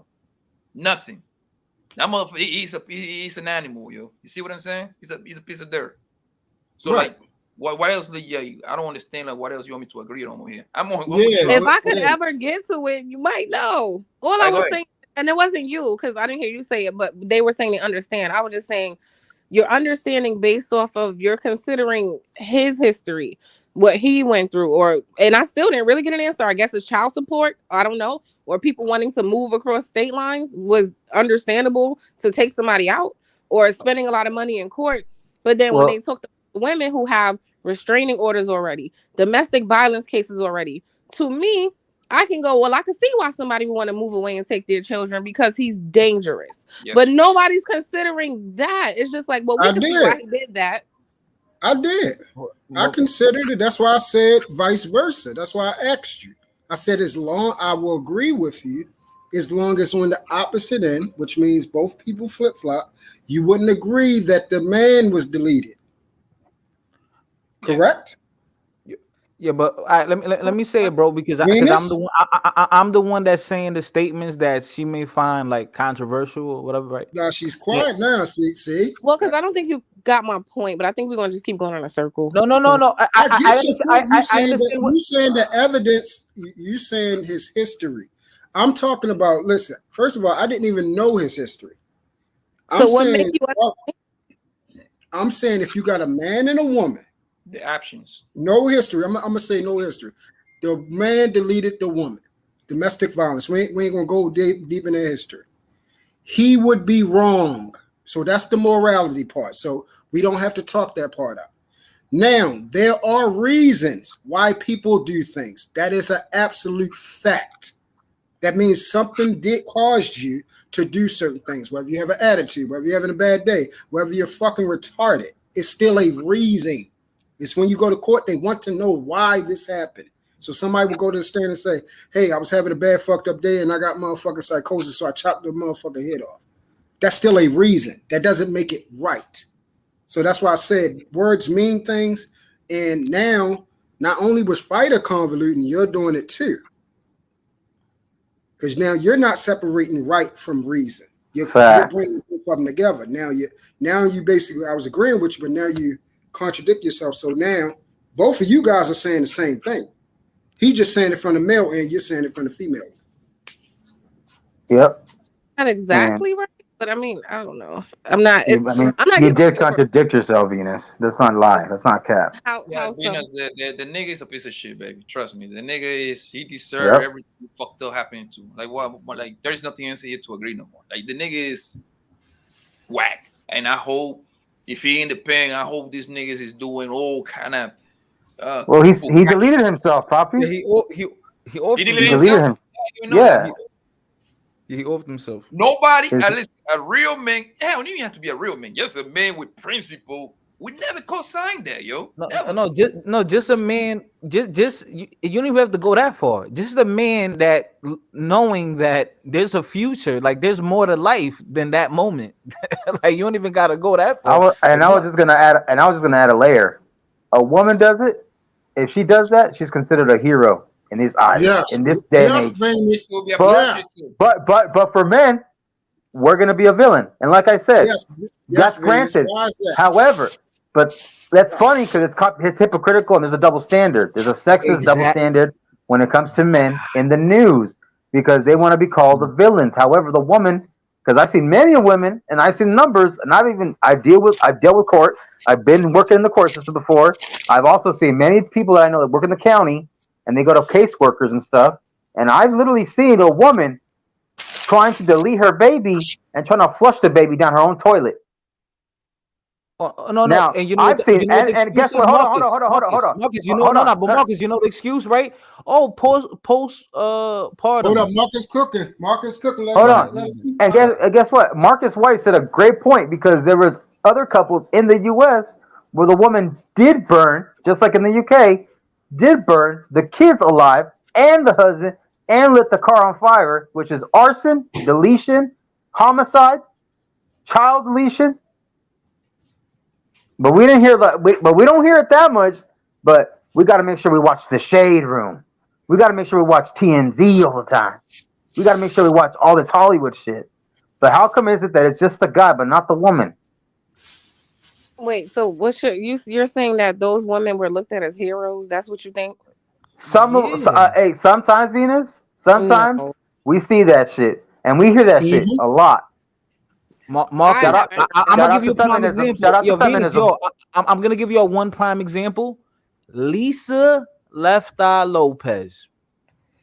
When she did that, for setting sneakers on fire? No, it was a house. It was a fucking house. And she was called a hero? Really? Yes. The woman. That's when that Wade in the XL shit came out.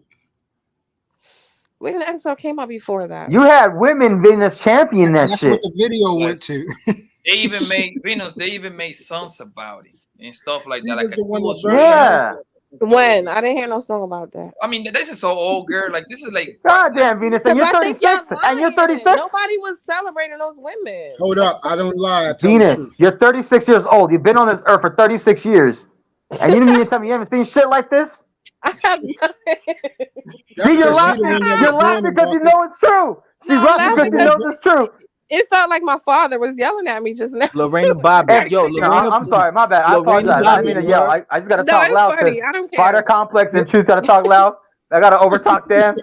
Man, it's toxic masculinity, toxic femininity right here, man. I can't take this shit right now. No, Lorena that was funny. Venus, Lorena Bobbitt chopped off man, and she said, "Oh, he was abusing me." Come on, yo. And she got off. She wanted some male cannibal tacos. That's what she wanted. Luckily, he got his thing back. Luckily, they were able to sew it back on. For real? Yeah. They were able to. I mean, like, why would you do that? Do you know that's our special part? Do you know we need that? Why would you do that? Why would you take that? Truth? He was cheating, Truth. So she had to do what she had to do. Yo, listen, I understand. Yeah, I understand that look like, but that's the worst thing. What if somebody sold your thing up and they couldn't open it? And they do that shit in the Middle East, Truth. They do that shit in the Middle East. What if somebody burnt it off? That's the worst thing you can do. You're taking away our ability to be a man. Hey, Truth. Hold on, time out. You know how hold on, Truth. You know how we just use an example of chicks doing that? I didn't hear Venus say not one thing. All she did was laugh and mute up. And she dropped off. Mm-hmm. You saw her face in the picture? She about to bump some toxic Keisha Cole. I should have cheated, and Hey, you know what's crazy? I met Keisha Cole like twice. She fire. She's bad. He's a you don't like her? She's not bad. I like her. She pretty. Yeah, hey, I was there, man, and it was a lot. It was a lot. And she's Truth. And when I was at a concert when I was young, oh, he fucking dropped out. God damn. So what happened? What happened? You met her like in person? So the first time I met her, I was like in 8th grade, and we were at a concert where I live. And I remember when I was in the front, bro, and she pointed me out. She got me, she pulled me, she gave me a kiss on the cheek, and she blew it on. I was like, oh man. And the second time. Give me 1 second, fella. Thank you, Miss Nurse Fancy, for the cash app. Thank you, Miss Sandy, for the cash app, and the other person don't want me to say their name. Thank you for the cash app, people. I appreciate the love. I'm glad that y'all recognize the work. Yeah, you gotta get a soundboard, Poppy. Yeah, fuck the soundboard, man. Everything is natural. Everything is raw. Those are a bunch of games, man. We're gonna do everything raw. Oh man, gosh. Listen. You like that? FBI.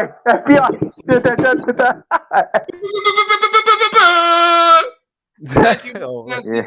Sandy. Thank you, Miss Sandy. How that Yeah. sound? That sound better. Yeah. Hey, but yeah, Fighter Complex. The second time I met her though, it was like a few years after that. We were like backstage. What's up? What happened with Rule? That she left? They fell off. They fell off. I think they lost service, maybe. Oh, damn. Okay, well, and anyways, it is good because we're about to close this thing down like another. I cannot let it go past 12 hours. So 11:50, we got like 7 more minutes. Don't let me forget. You, damn son, you went hard today. Yeah, hopefully Pause. I got 500 hours of this shit. So I need to do like 3-4 more of this. Yeah, and I need somebody. Hey, matter of fact, I need everybody to create a playlist and let that shit play out through the night. It don't matter you watch. I just need to watch hours. No mute, because if you play a mute, it's not gonna count. You have to put like a low volume. Yeah. But I met people like Mike Tyson. I worked with Mike Tyson. I met like Larry Fitzgerald, Hilary Swank. I met like the like David Arquette. I met Kurt Russell and Goldie Hawn. Especially you living in Cali, you get to meet a lot of artists. I mean, artists and celebs. And celebrity. Yeah, and I remember Sylvester Stallone too. And then what's the other the Rolling Stones? I don't know, you heard of them? The Rolling Stones. Yeah, the rock band. Yeah, and then like the Pink Floyd. And like I remember meeting Kourtney and Kendall, Kourtney Kardashian and Kendall Jenner. Yeah. Okay. Then I don't like other people, bro. Just I was fortunate enough to meet certain people like that, you know, working in certain areas I was working at. I was doing like private security and stuff. So yeah, and out here like too, like same thing out here, you know, in New York, you get to meet all type of people, you know, celebs. Just walking down the street like nothing, you know. Oh, that's facts. I know that for sure in New York. You got a lot of the actors go over there, bro. They go live over there. Yeah. Yep. A lot of them. They move and if they don't live in New York City, they end up moving to Jersey or CT. That's true. Yeah. That's what Tom Brady was living there too in CT for a bit. Yeah. But they just finalized their divorce too, Tom Brady and Giselle. So you know, it is what it is. When you doing your next live, Fighter Complex? I was thinking about the night, but I'm kind of tired, so maybe tomorrow. Maybe tomorrow. What about you, Poppy? When's your next live, Poppy? This Tuesday, I'm coming. Maybe tomorrow, man. Maybe tomorrow. I need to get this goddamn wash hours out the bit. I want to get these bitches out the way, like in the next 2 weeks.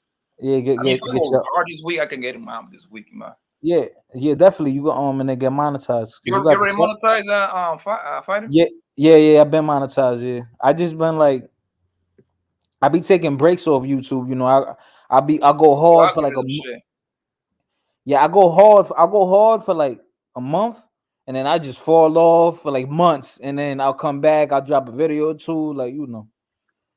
So I'm spontaneous with it. Yeah, okay. We still got to do that little what we talk about that interview. Oh yeah. Matter of fact, I'm gonna hit you up. I'm gonna write you as soon as you end this. I'm gonna write you. Mm-hmm. I'm gonna write you. Yeah, man. What time it is, man? We still got what time it is? I have to cut 3 more minutes, man. Any thoughts, man? Any recommendation? What do y'all want to see next? Y'all want to see some horse nest twerking? You want to see what you want to see? I don't know, like I'm gonna do a live stream with nothing but prostitutes twerking. I want to see the chat is cool with that. Yo, you got videos of you when you was in Colombia? I got plenty of those. Yeah, like I'm saying, like if it's PG-13, you know, they like family thing. The thing is like showing your family here. One thing I noticed is okay, got you, bro. How these motherfuckers talk about kids and shit like that, bro. I catch you fly, fam. I catch you fly, my nigga. Talk about my goddamn kids, mama, damn mama. Nigga,